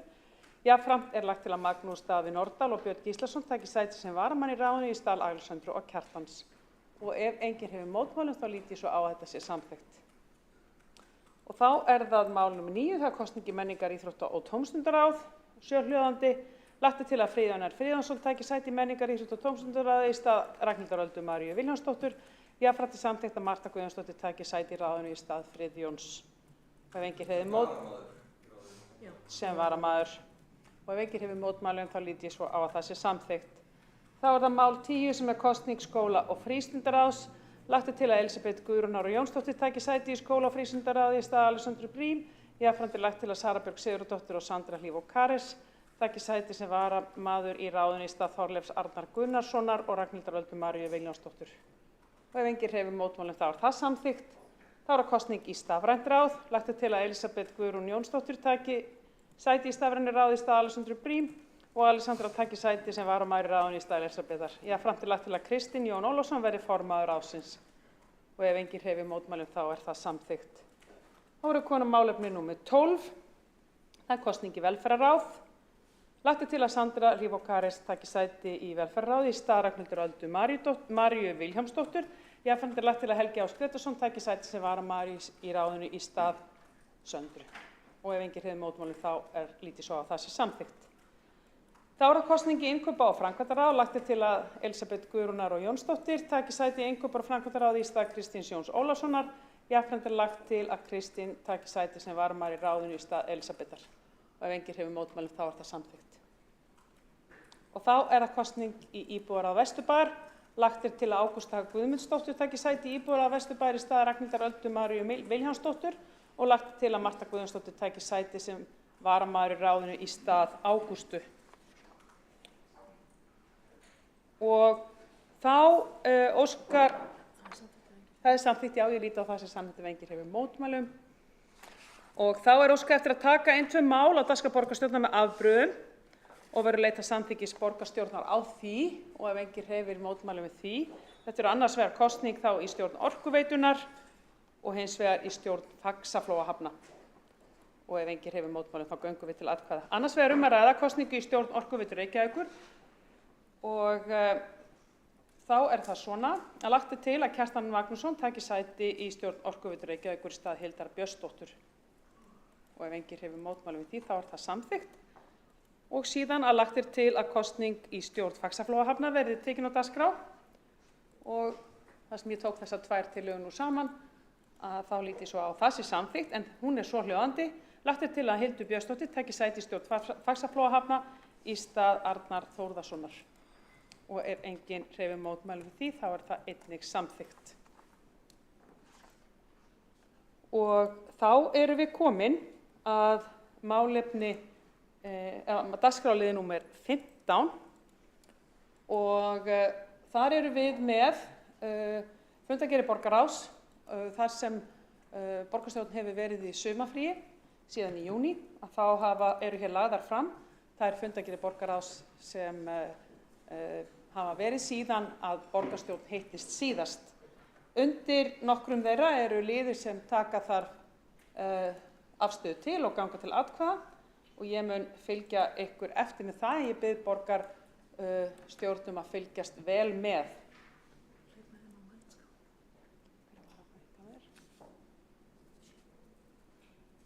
Og óskað hefur að taka til máls borgarfulltrúi Sanna Magdalena Mörtudóttir og forseti óskar eftir þegar að borgarfulltrúar koma upp í málum dagskrárliðum eins og þessum, þar sem margar fundargerðir eru undir, að borgarfulltrúar tilgreinir strax undir hvaða máli og undir hvaða lið viðkomandi hyggst taka til máls. Gjörðu svo vel.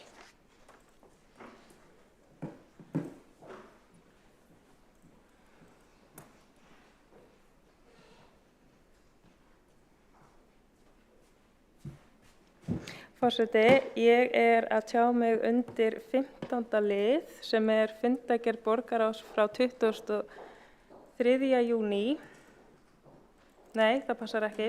Þetta 15. liður, þar undir fundargerð borgarráðs frá 1. september og þar undir 8. liður, tillaga samningsmarkmið vegna húsnæðissáttmála.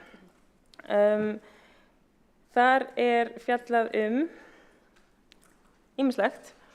Og maður sjá meðal annars að samningsmarkmiðin kveða þarna á að 35.000 íbúðir að lágmarki verði byggðar á árunum 2023 til 2032 og við erum ekki að tala Reykjavíkurborg, það þarna verið að tala sveitarfélög á höfuðborgarsvæðinu og að 30% íbúðanna verði hagkvæmar íbúðir á viðráðanlegu verði og þar segja íbúðir innan almenna íbúðakerfisins og hlutdeildar lána íbúðir eða óhagnaðardrifin uppbygging fyrir aðra hópa, svo sem stúdenta, eldra fólk og öryrkja eins og stendur þar.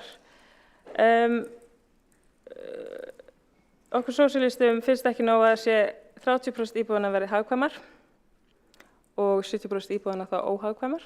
Eins og við höfum farið hér yfir, þá bara staðan hræðileg á þessi húsnæði staða og við þurfum þá að gera miklu betur. Og að samanskapi nauðsynlegt að endurskoða markmiðið 5% íbúða Reykjavíkurborgar verði félagslega leiguíbúðir eins og fjallað hér sem eitt af samningsmarkmiðunum. auðvitað vitum við að önnur sveitarfélög verða að standa sig betur í húsnæðisuppbyggingu en það fríar okkur ekki frá ábyrgðinni sem að Reykjavíkurborg hefur. Það er líka þarna talað húsnæðisstuðning, að það verði þá samræmt. Eins og núna þá er þetta ekki á sama stað í öllum sveitarfélögum, húsnæðisbætur og sérstakur húsnæðisstuðningur, og bara mikilvægt að tryggja að húsnæðisstuðningurinn nýtist þeim sem þurfa á því að halda, að þegar þetta verði endurskoðað að það leiði ekki til einhverja breytingar sem eru þá útilokandi. Reykjavíkurborg hefur verið með þetta félagslega mat sem að ekki öll önnur sveitarfélög eru með, þannig að það er auðvitað mjög gott að endurskoða það, þannig að við séum að skoða þetta út frá bara fjárhagslegri stöðu fólks.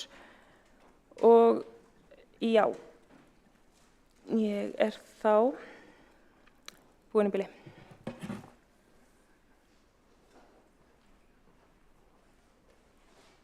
Borgarfulltrúinn hefur lokið máli sínu og við höldum áfram. Og forseti lokar mælendaskrá þá undir 15. lið. Og við erum leggjur hér fram. Flott. Fundargerð borgarráðs frá 23. júní, 30. júní, 7. júlí, 21. júlí, 11. ágúst, 18. ágúst og frá 25. ágúst, og undir þeim lið er fyrsti liður sem við þurfum að taka afstöðu til. Það eru göngugötur í Reykjavík og þeir sem eru því samþykkir gefið merki. Þetta er liður 1 undir fundargerð borgarráðs 25. Fyrsta lið göngugötur í Reykjavík og það er samþykkt með yfirgnæfandi. Ég þarf að ná þessu nákvæmlega. Nú skulum við 1, 2 og nú sýna. Takk. Samþykkt. Samhljóma. Þá er það síðan fundargerð borgarráðs frá 1. september. Allir að fylgjast með núna. Það er 8. liður tillaga samningsmarkmið vegna húsnæðissáttmála. Þeir sem eru því samþykkir. Það er samþykkt. Höldum höndunum uppi. Má ég sjá.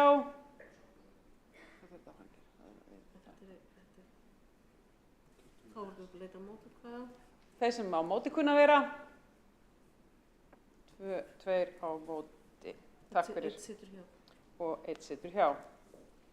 Og þá er það 12. liður undir sömu fundargerð. Það er viðauki við fjárhagsáætlun Reykjavíkurborgar 2022. Það er fjárfestingaráætlun. Þeir sem eru því samþykkir, gjörðu þið svo vel.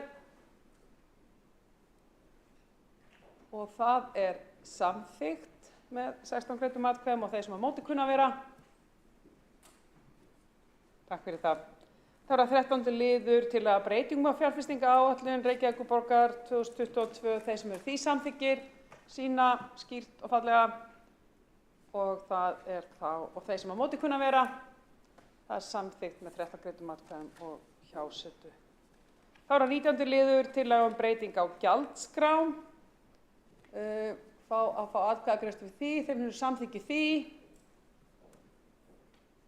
og þeir sem á móti kunna vera og það er samþykkt með 13 atkvæðum og 1 atkvæði á móti. Og þá er 21. lið, gjaldskrárnar,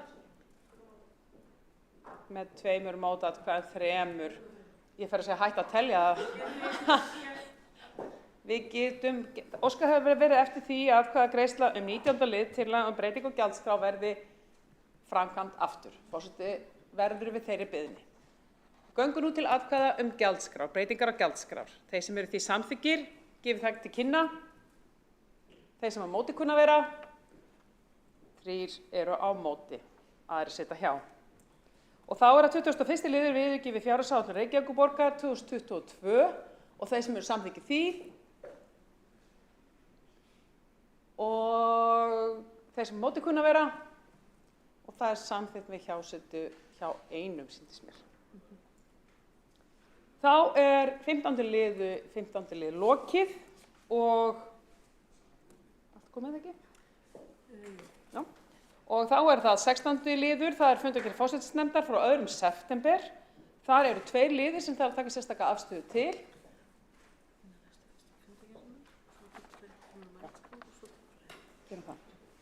Ég mun þá fyrst lesa fundargerðirnar upp, dagsetningarnar á þeim, síðan ganga til atkvæðagreiðslu þá liði sem eftir eru, en það sem sagt fundargerð forsætisnefndar frá 2. september sem við þurfum síðan að taka afstöðu til 2 liða. Það fundargerð mannréttinda- og ofbeldisvarnaráðs frá 30. júní og 25. ágúst. Það fundargerð menningar, íþrótta- og tómstundaráðs frá 23. maí og 22. ágúst. Það fundargerð skóla- og frístundaráðs frá 24. maí, 17. og 22. ágúst. Það fundargerð stafrænsráðs frá 29. júní og 24. ágúst og fundargerð umhverfis- og skipulagsráðs frá 29. júní og síðan 10., 17., 24. og 31. ágúst og fundargerð velferðarráðs frá 25. maí og 10. og 31. ágúst. Þá eftir út af stendur undir þessum dagskrárlið liður 2 undir fundargerð forsætisnefndar frá 2. september, breyting á samþykkt stjórn Reykjavíkurborgar, fundarsköp borgarstjórnar og þetta fyrri umræða og þá hefur óskað að taka til máls Sanna Magdalena Mörtudóttir. Gjörðu svo vel.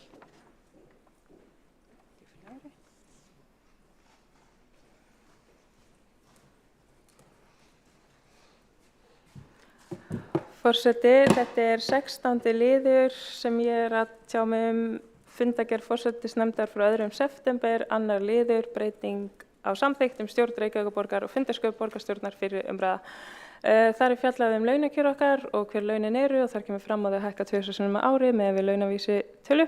Þetta ég að rugla? Ég að rugla? Ekki vera með mígreni á borgarstjórnarfundi. Ég hægt að tjá mig. Takk. Það næst liður. Ég samþykktum, já, ég að tjá mig undir liðnum samþykktum kjör og starfsaðstæður og það sem ég ætla að tala eru kjörin og góðu kjörin sem við borgarfulltrúar erum með og mikilvæg þess að við skoðum þetta í heildarsamhengi við kjör annarra starfsstétta og eins og ég kom inn á í fyrriræðu hér í dag að þá á eftir að taka afstöðu til tillögu sem að við sósíalistar komum með fyrr á þessu kjörtímabili að við værum ekki að hækka í launum á meðan að COVID stæði og þetta bara tillaga sem eftir að afgreiða. Þannig mér finnst mjög mikilvægt að meðan að við erum með einhver svona plögg sem að taka afstöðu til þess hver grunnlaunin okkar eru og fulltrúi borgarstjórn hefur sett fram tillögu að við endurskoðum þetta að við þá gerum það. Það má vera nei, en þá þarf svarið að koma skýrt fram svo við allavega getum unnið með það. Þegar við erum að skoða kjörin okkar þá þurfum við eins og ég segi hér að skoða þetta bara í samhengi við kjör allra annarra sem að vinna fyrir borgina. Því þetta að mínu mati mjög hálaun með við aðra starfsstéttir sem eru hér í borginni. Þannig að mikilvægt að við tökum svona umræðu heildstæða launastefnu. Takk.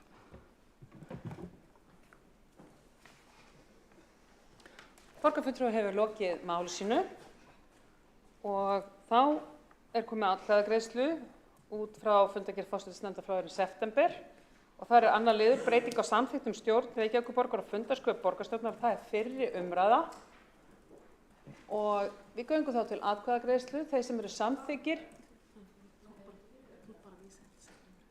ég að vísa því til seinni umræðu, það rétt og þá þarf ekki að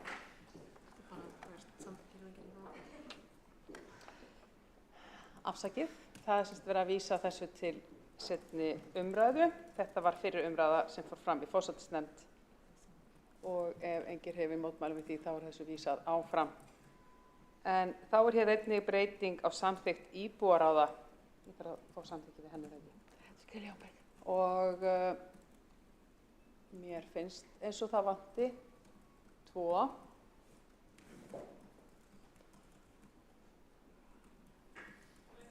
Ok, takk. Borgarstjórn nýtur bara núvitundar á meðan.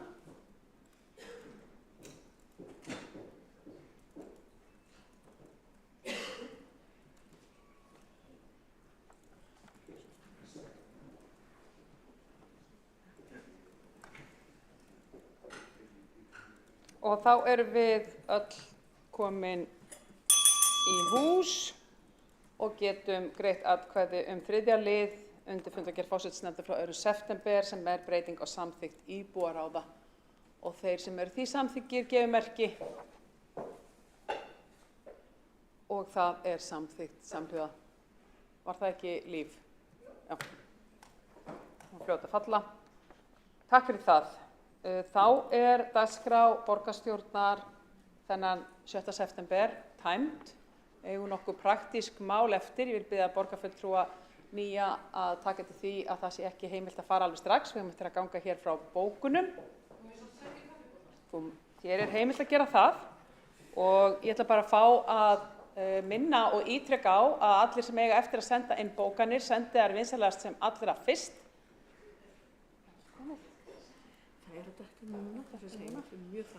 Og ég veit til þess að Sjálfstæðisflokkurinn átti eftir að lesa bókanir. Ekki satt, borgarfulltrúi Helgi Áss? Þú áttir eftir að lesa bókun? Eða var það Kjartan? Marta Guðjónsdóttir mun lesa fyrir hönd Sjálfstæðisflokksins. Gjörðu svo vel, Marta Guðjónsdóttir. Bókun við lið 1 samstarfssáttmáli. Ekki verið séð að samstarfssáttmáli SBPC feli í sér þær breytingar sem borgarbúar hafa kallað eftir. Þær nýjungar sem helst má greina í sáttmálanum eru gjaldfrjáls aðgangur að sundlaugum fyrir börn, varðstaða íslenska hestinn og aðgerðir gegn stjúpblindu. Engin mælanleg markmið í húsnæðismálum, engar trúverðugar aðgerðir í leikskólamálum og engin skýr áform skattalækkanir eða áþreifanlegar hagræðingar. Sáttmálinn virðist endurtekið efni frá fyrri kjörtímabilum og áþreifanlegar breytingar hvergi í sjónmáli. Bókun við lið 2 leikskólamál. Þann 3. mars síðastliðinn í aðdraganda borgarstjórnarkosninga kynnti borgarstjóri verulega fjölgun leikskólarýma á næstu mánuðum og misserum. Sagði hann stefnt að því að taka í notkun 850 ný leikskólarými í ár og að öllum 12 mánaða börnum yrði tryggt leikskólapláss strax í haust. Sjálfstæðisflokkur benti á strax í upphafi áformin gætu aldrei raungerst á svo skömmum tíma enda torvelt að tryggja húsnæði og mannaráðninga fyrir svo mikinn fjölda leikskólarýma. Þar áhyggjur reyndust réttmætar enda hvergi nærri hægt að standa við loforðu leikskólarými fyrir öll 12 mánaða börn nú í haust. Foreldrum voru því gefnar falskar vonir úrræði í kjölfar fæðingarorlofs. Mikilvægt er að atburðarásin endurtaki sig ekki, borgin þarf að setja sér heildstæða stefnu í leikskólamálum, hugsa í fjölbreyttum lausnum og hafa kjarkinn til að innleiða nauðsynlegar kerfisbreytingar svo unnt verði að leysa leikskólavanda meirihlutaflokkanna í Reykjavík. Bókun við lið 3, flugvöllurinn. Að beiðni okkar sjálfstæðismanna var að dagskrá borgarstjórnar í dag umræðum framtíð Reykjavíkurflugvallar. Vegna jarðskjálfta og eldsumbrota á Reykjanesi verður nú að teljast afar ólíklegt að reistur verði nýr flugvöllur í Hvassahrauni. Þá er það nokkuð ljóst að hvergi verður fullbyggður nýr innanlandsflugvöllur næstu 15–20 árin. Þetta er skoðun Icelandair, helstu jarðvísindamanna okkar og fagmann í flugvallargerð. Reykjavíkurflugvöllur er minnstu innanlandsflugs mikilvægur fyrir sjúkraflug og eini varaflugvöllur millilandaflugs á suðvesturhorni landsins. Vegna eldgosanna verður hlutverk hans nú mun mikilvægari en það hefur lengi verið, einkum af öryggisástæðum. Á meðan engin annar kostur er í augsýn og annar flugvöllur ekki tilbúinn til að taka við hlutverki Reykjavíkurflugvallar er mikilvægt að standa vörð rekstraröryggi vallarins. Þá er óraunhæft að stefna að lokum vallarins árið 2032 líkt og meirihluti borgarstjórnar stefnir að, enda ljóst að ekki verði búið að reisa nýjan flugvöll fyrir þann tíma. Fulltrúar Sjálfstæðisflokks kalla eftir skynsamlegri og raunsærri umræðu framtíð flugvallarins. Bókun við lið 6, skýrsla sjálfstætt starfandi leikskóla. Ástæða til að fagna skýrslu innri endurskoðunar Reykjavíkurborgar sjálfstætt starfandi leik- og grunnskóla, meðal annars vegna þess að hún veitir vissa yfirsýn yfir fjárhagslega stöðu þessara stofnana. Eigi að síður er það svo að skýrsla sem þessi er háð vissum takmörkunum, þar eð hún byggir eingöngu á gögnum sem aflað er einhliða og án þess að gefa rekstraraðilum kost á að tjá sig áður en skýrslan er birt. Einnig er nauðsynlegt að árétta að margir sjálfstætt starfandi leikskólar eru tiltölulega fámennir vinnustaðir og eru þá jafnan í eigu eins eða tveggja fagaðila, svo sem fram kemur í skýrslunni blaðsíðu 29. Með hliðsjón af eðli lítils atvinnurekstrar af þessu tagi getur það átt við málefnaleg rök að styðjast að stjórnendur afli sér tekna í formi arðs. Fyllsta ástæða er til að standa vörð fjölbreytt rekstrarform leikskóla og engin þörf á að gera það tortryggilegt að eigendur hagi rekstrinum að þessu leyti með þeim hætti sem þeir telja heppilegast. Þá hefur Sjálfstæðisflokkurinn í Reykjavík klárað að lesa upp bókanir. Á þessum borgarstjórnarfundi þá ætla ég að biðja meirihlutann, Alexander Briem, gjörðu svo vel. Má bjóða þær að kveikja á, gjörðu svo vel. Undir lið 1 samstarfssáttmála. Samstarfssáttmáli Samfylkingar, Framsóknar, Pírata og Viðreisnar endurspeglar þær áherslur sem flokkarnir töluðu fyrir í aðdraganda kosninga. Einhverjum verkefnum þegar lokið, önnur verkefni eru komin af stað og mörg verkefni eru í útfærslu. Samstarfið fer afar vel af stað og má búast við því að verkefni meirihlutasáttmálans verði lokið þegar kjörtímabilið er á enda. Undir lið 2 umræða stöðu leikskólamála í Reykjavík. Staða leikskólamála í Reykjavík er almennt sterk, þó aðstæður séu að sumu leyti krefjandi. Mikil ánægja er meðal foreldra með starfið í leikskólum, yfir 90% barna fá leikskólapláss í sínu hverfi og nú stendur yfir mesta uppbygging nýrra leikskóla sem borgin hefur staðið fyrir. Skortur á leikskólakennurum er mikil áskorun en fjölgun í leikskólakennaranám undanfarin ár gefur þó vonir bættar horfur þar. 6 nýir leikskólar opna þessu ári og fjölgar plássum nær 650 á árinu. Nýjir leikskólar hafa þegar opnað við Eggertsgötu, Bríetartún og Kleppsveg og 3 til viðbótar opnað fram til áramóta. Ævintýraborg við Nauthólsveg opnar í þessari viku, nýjar deildir opnar við leikskólan Bakka í Staðahverfi næstu viku og nýr leikskóli í Ármúla opnar í október. Loks opnar Ævintýraborg í Vogabyggð í desember. Á næsta ári fjölgar plássum verulega og stefnir í rúmlega 500 ný pláss. Tafir hafa orðið af inntöku yngstu barnanna í haust vegna ytri aðstæðna, húsnæðismála og þenslu og byggingamarkaði. En við mótvægisaðgerðum tekst að flýta opnun 2 leikskóla, húsnæði borgarinnar verður nýtt til leikskólastarfs að minnsta kosti tímabundið, dagforeldrakerfið verður eflt, innritunarkerfið bætt til að mæta betur þörfum foreldra og stefnt er að fjölgun uppbyggingaverkefna meðal annars í Fossvogi og við Suðurlandsbraut. Svo erum við með lið 3, umræða framtíð Reykjavíkurflugvallar, að beiðni eitthvað. Samstarf Reykjavíkurborgar og ríkisins varðandi Reykjavíkurflugvöll hefur verið mikið og gott á undanförnum árum. Unnið er að veðurrannsóknum í Hvassahrauni og beðið mats á náttúruvá frá Veðurstofu Íslands. Niðurstaða þessa mats mun liggja fyrir í vetur. Varðandi flugvöllinn í Vatnsmýri þá er verið að rýna niðurstöður EFLU og hollensku geimferðastofnunarinnar vindafari í Vatnsmýri vegna fyrirhugaðrar nýjar byggðar í Skerjafirði. Þá er stefnt að því að niðurstaða starfshópsins Skerjafjörður liggi fyrir 1. október næstkomandi. Svo er það liður 4, tillaga borgarfulltrúa Sósíalistaflokks Íslands sem stofnun byggingafélags Reykjavíkurborgar.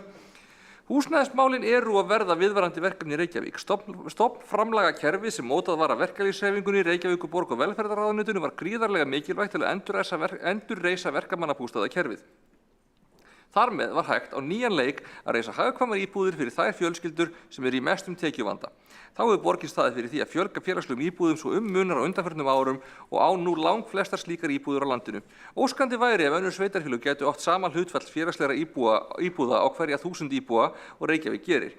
Þá er borgin einnig í miklu samstarfi við önnur húsnæðissamvinnufélög sama hvort þau geti nýtt sér stofnframlagakerfið eða annars konar fjármögnun. Sama hvort þau nýti sér stofnframlagakerfið eða annars konar fjármögnun. Allt stuðlar þetta að fjölbreyttum húsnæðismarkaði. Vandséð er hvernig borgin gæti leyst húsnæðismálin með þeirri tillögu sem hér er lögð fram og er hún því felld. Og búið var að lesa bókunina undir 7. lið og ekki voru það fleiri. Takk fyrir það. Þá hefur meirihlutin í Reykjavík klárað að lesa sínar bókanir og þá hefur óskað eftir að lesa bókanir Líf Magnúsdóttir, fulltrúi Vinstri grænna. Gjörðu svo vel. Já, ég er með eina bókun í leikskólaumræðinu, ágæti forseti.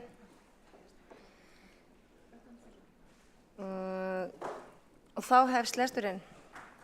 Vandi leikskólastigsins er margþættur fortíðarvandi, seinagangur í eflingu leikskólastigsins og skortur stjórnmálamanna og hugmyndafræði menntun barna svo eitthvað sem nefnt.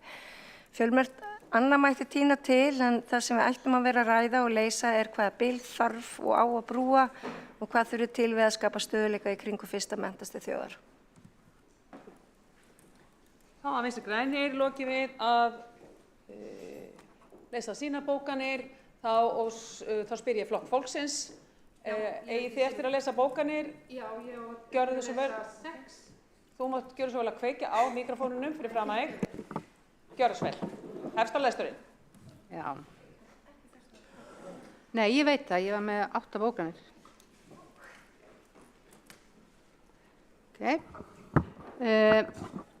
Bókum við lið 1.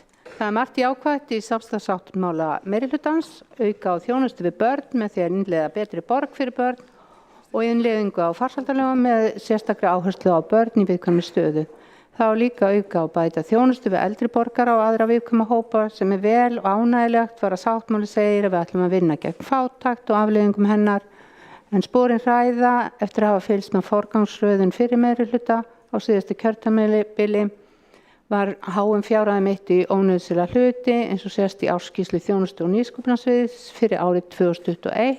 En á árinu komu nokkru tugir nýrra sérfræðinga til starfa á sviðinu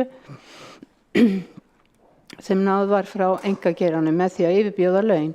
Þeir sem starfa við umönnun og menntun barna svíður þessi forgangsröðun. Leik- og grunnskóli og lögbundin grunnþjónustuna sem sveitarfélagum ber að þjónusta. Við í Flokki fólksins munum halda áfram að veita núverandi meirihluta aðhald þar sem við munum alltaf setja þarfir borgarbúa í fyrsta sæti. Svo það leikskólamálin, liður 2. Ástandið í leikskólamálum borgarinnar er óásættanlegt, engin mótmæli því, ekki einu sinni meirihluti í borgarstjórn. Mikil fjölgun hefur verið á umsóknum og má rekja vandann helst til húsnæðisleysis og manneklu. Vandinn hefur aldrei verið eins átakanlegur og nú störf í leikskóla er ekki eftirsótt, launin léleg og álag mikið. Flokkur fólksins hefur lagt fram tillögur sem ekki hafa fengið skoðun. Ein af tillögum Flokks fólksins er að veita þeim foreldrum sem í mestri neyð aðstoð í formi sérstaks styrks og meðan verið er að ljúka framkvæmdum við leikskóla. Hinn útfærsla Flokks fólksins er á meðan Reykjavíkurborg getur ekki veitt yngstu börnunum leikskólapláss að bjóða foreldrum mánaðarlegan styrk heimagreiðslur sem jafngildi niðurgreiðslum Reykjavíkurborgar fyrir leikskólapláss fyrstu 2 árin. Einhverjir foreldrar hafa tækifæri til að vera heima hjá barni sínu fyrstu misserin og geta vel hugsa sér að þiggja mánaðarlega greiðslur frekar en að þiggja leikskólapláss. Heimagreiðslu úrræði mun létta á biðlistum. Það þarf að forgangsraða betur á meðan leikskólakennurum ætla að vinna í myglu og raka og foreldrum lofa pláss fyrir börn sín í leikskólum sem ekki eru til og þá verið að degra við önnur svið og málaflokka sem ekki eru eins brýn. Liður flugvallamálið, var ekki 3, líkur hafa aukist á að flugvöllur í Hvassahrauni verði fyrir tjóni eða truflunum vegna eldsumbrota í nánustu framtíð. Samkvæmt þessu lítur út fyrir að flugvöllur í Hvassahrauni sé úr myndinni sem framtíð innanlandsflugvöllur. Meðan nýr flugvöllur í stað núverandi flugvallar í Reykjavík hefur ekki verið tekin í notkun eru allir aðilar sammála að flugvöllurinn í Vatnsmýrinni sé miðstöð innanlandsflugs, varaflugvöllur fyrir millilandaflug og kjarninn í sjúkraflugi frá landsbyggðinni. Innviðaráðuneytið telur að ný byggð í Skerjafirði ógni rekstraröryggi Reykjavíkurflugvallar og krefst þess að framkvæmdi verði frestað. Ráðuneytið getur ekki fallist á að framkvæmdur hefjist nema sýnt sér fram á að flug og rekstraröryggi sé ekki stefnt í hættu. Mikil vinna og fjármagn hefur verið veitt í skipulagningu á uppbyggingu í Skerjafirði síðastliðin ár og Flokkur fólksins hefur ítrekað bókað að þetta sé ótímabær vinna vegna óvissu framtíðarstaðsetningu flugvallarins. Flokkur fólksins var með tillögum að fresta öllu skipulagi og deiliskipulagi í Skerjafirði en því miður var ekki hlustað á viðvaranir okkar. Það er von okkur að trú að nýr meirihluti hlusti á þær viðvaranir. Svo var ég búin með 4. Svo var ég nú með bókum við mína tillögu. Ég þakka fyrir að henni var vísað í áframhaldandi vinnu. Og hún er bara einfaldlega svona. Starf kennara er mikilvægt og það að binda vinnu á undirbúningi kennslu við ákveðna staðsetningu og tímaramma er úr takti við nútíma vinnuhætti. Undanfarið hafa grunnskólakennarar borgarnar þurft að stimpla sig inn út úr vinnu. Flokkur fólksins hefur lagt fram tillögu borgarstjórnar að stimpilklukkan verði lögð niður í grunnskólanum Reykjavíkur í samráði við Kennarafélag Reykjavíkur. Þannig var kennurum sýnt traust og komið til móts við sjálfstæð vinnubrögð og sveigjanlega vinnutíma kennara. Stimplun í vinnustund er hvorki bundin í lög né í kjarasamningi kennara. Grunnskólakennarar taka að sér ákveðið verkefni hafi hver skólaðis, það er kenna ákveðnum hópi nemenda. Kennarar er stór hópur og það hentar sumum að ljúka allir vinnu í skólanum en margir vilja sinna undirbúningi kennslu heima í ró og næði. Þetta stimpilklukku eftirlit með grunnskólakennarum í andstöðu nýja tíma og sveigjanlega vinnutíma. Grunnskólakennarar eyða óþarfa tíma það fara inn stimplun í vinnustund. Kennarar sjá ekki tilgangi með þessu eftirliti og veldur það pirringi og minnkar starfsánægju. Mælikvarðinn á árangur kennarans árangur og hamingja nemendana en ekki stimpilklukkan. Við viljum að grunnskólakennarar fái tilbaka það traust og þá virðingu sem þeir nutu áraraðir. Ég var búin með bókun nr. 6 og svo var einhver hérna bókanir við fundagerðir. Ég veit ekki hvernig bókum við lið 16 fundagerð borgarstjórnar, liður 39, fundagerð borgarráðs 1. september. Flokkur fólksins kallar eftir betri forgangsröðum með skatt fyrir borgarbúa á meðan mörg hundruð leikskólapláss vantar og kennurum gert að vinna við óboðlegar aðstæður 20 milljóna í endurbætur á þjónustu og nýsköpunarsviði í Borgartúni. Þetta má lesa í nýútkominni ársskýrslu sviðsins. Ráðnir hafa verið lögfræðingar úr einkageiranum og starfsfólki sviðsins boðin hlunnindi umfram það sem starfsmönnum borgarinnar boðið. Allt og mörg stafræn verkefni hafa verið illa skilgreind og mörgur en ýmist í þróunar, uppgötunar eða tilraunafasa. Byrja hefði átt á lausnum til að einfalda umsóknarferli hjá umhverfis- og skipulagsráði, skóla- og frístundaráði og velferðarráði í stað lausna eins og mælaborð sundlaugagesta, viðburðar og sorphirðudagatal, lausnin sem ekki eru brýn.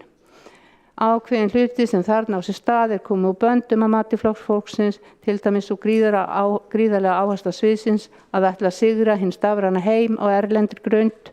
Áherslan þarf að vera á stafræna lausnir sem gagnast borgarbúum beint og að velja ávallt að hagkvæmustu leiðir í öllum tilvikum. Málaflokkurinn hefur verið fluttur í sérstakt ráð og óttast flokkur fólksins áframhaldandi aðhaldsleysi og skort á gagnrýni hugsun yfir hlutans. Það einhver ein fundagerð viðbót, svo ég búin. Flokkur fólksins hefur lagt til að skóla- og frístundasvið fari í kraftmeiri aðgerð í leikskólamálum. Þær 6 tillögur sem meirihlutinn lagði fram duga ekki til. Hluti þeirra lítur að framtíðarlausnum sem hjálpa ekki þeim foreldrum sem núna í vandræðum og komast ekki til vinnu, af því það ekki til leikskólapláss. Það ekki aðeins foreldrar sem ekki komast til vinnu, börnin fá ekki tækifæri til að hætta önnur börn, horfa þarf út fyrir boxið, foreldrar geti þegið margs konar aðstóð ýmist í formi styrkja eða sem dæmi að skipta leikskólaplássi milli tveggja barna, allt eftir því sem foreldrar sjá sér hag í. Aðstæða fólks eru mismunandi, allt er betur en ekki neitt. Finna þarf leiðir til að nýta innviðina og mannauðinn en ekki bara bíða eftir að nýjir skóla verði byggðir og að nýtt starfsfólk verði ráðið. Laga þarf innritunarferli leikskólaborgarinnar strax og gera það gagnsærra fyrir foreldra. Leikskólinn þarf stöðuleika, hann þarf leikskólakennara, fjölga þarf þeim með öllum ráðum. Óvissunar slíka foreldra upplýsingamiðlun til þeirra þarf að vera betri, svo vandi sem nú ríkir var fyrir sjálfan samt er ekkert gert í sumar. Það ekki að lesta rætt. Takk fyrir, þá flokkur fólksins. Þú mátt gjarnan bara slökkva á mikrofónum. Takk fyrir þetta, Helga Þórðardóttir, borgarfulltrúi. Við höfum lokið þá við sínar bókanir og þá spyr ég sósíalista. Eigið þið ekki eftir að lesa bókanir? Já. Gjörðu svo vel, Sanna Magdalena Mörgdóttir. Hér bókum við lið 4, byggingafélag. Tillagan fól í sér að borgarstjórn samþykkja fela viðeigandi sviðum innan borgarinnar að hefja nú þegar undirbúning að stofnun byggingafélags Reykjavíkurborgar. Markmið byggingafélagsins var að byggja íbúðir fyrir þær manneskjur og fjölskyldur sem eru í mestum húsnæðisvanda. Mikill fjöldi býr eftir félagslegu leiguhúsnæði á borginni, fjöldi fólk greiðir himinháa leigu og býr við ótrygga stöðu og borgin verður að stíga inn með sterkari félagslegar lausnir þar sem núverandi stefna, það sem á innsláttarvilla þarna, ég skrifaði, núverandi stefna mætir ekki öllum sem er í þörf fyrir húsnæði. Svo er hérna bókun við lið 6 í dagskráni umræðu skýrslu innri endurskoðunar sjálfstætt starfandi leik- og grunnskóla. Sósíalistum þykir óboðlegt að sjálfstætt reknir leikskólar með samninga við borgina hafi heimildir til að greiða sér út arð án skilyrða eins og framkemur í skýrslu innri endurskoðunar.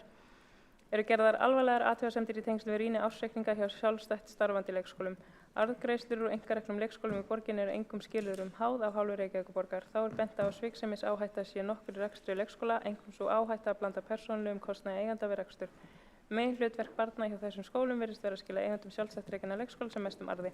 Með slíku fyrirkomulagi eru börnin sett í annað sæti ef skóli hefur það að leiðarljósi að skila arði. Leikskólastarf á fyrst og fremst að byggjast á þörfum barnanna.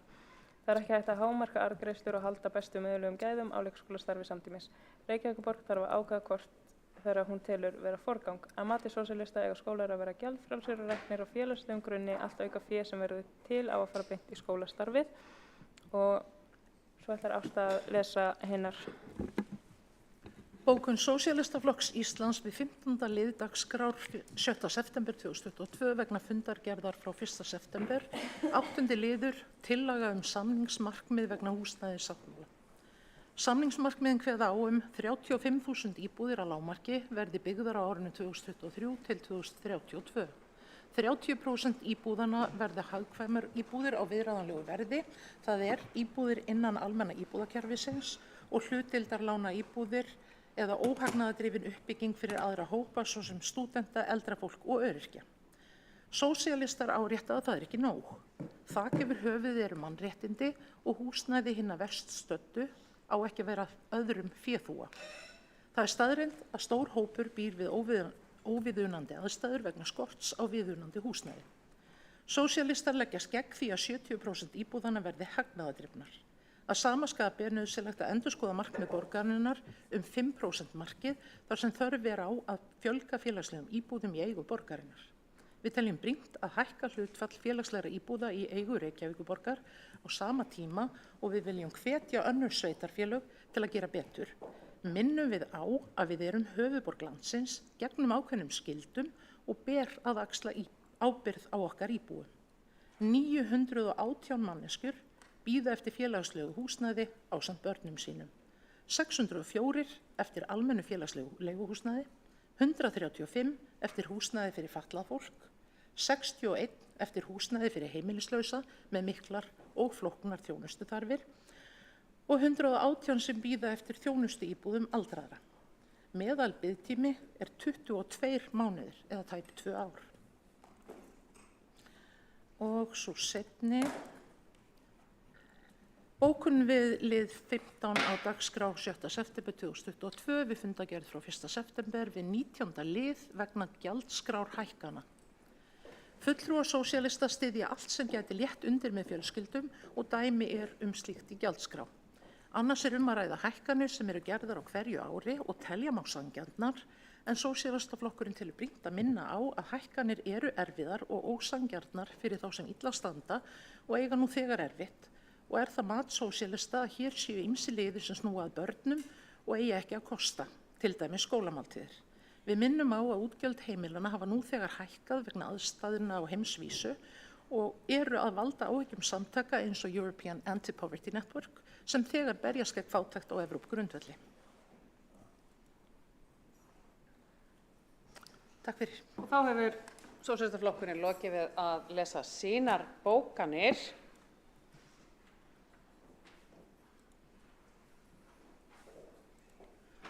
Þá komið að lokum þessa fundar, fyrsta fundar borgarstjórnar á þessu hausti.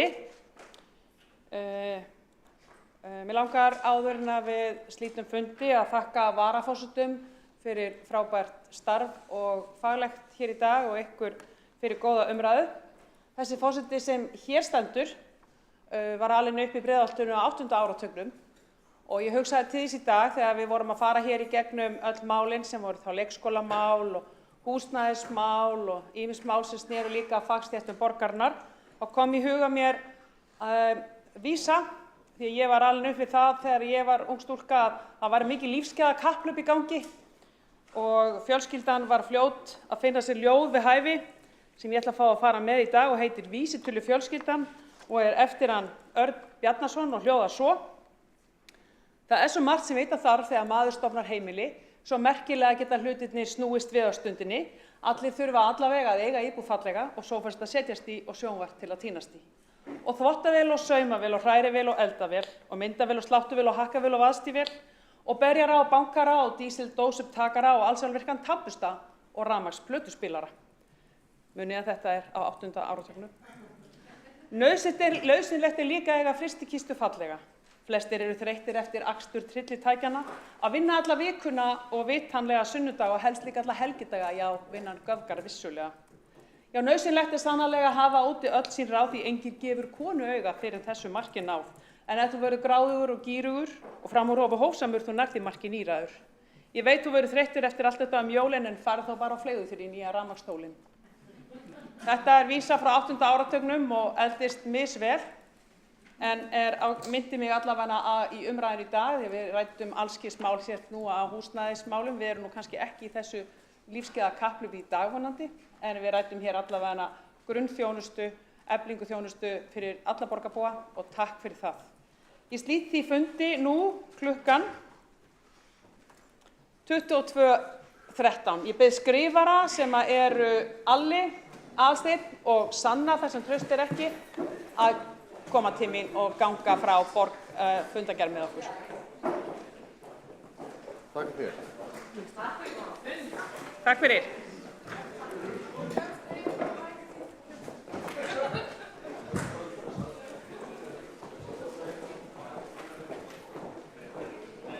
Hvernig var aftur fyrirkomulagið?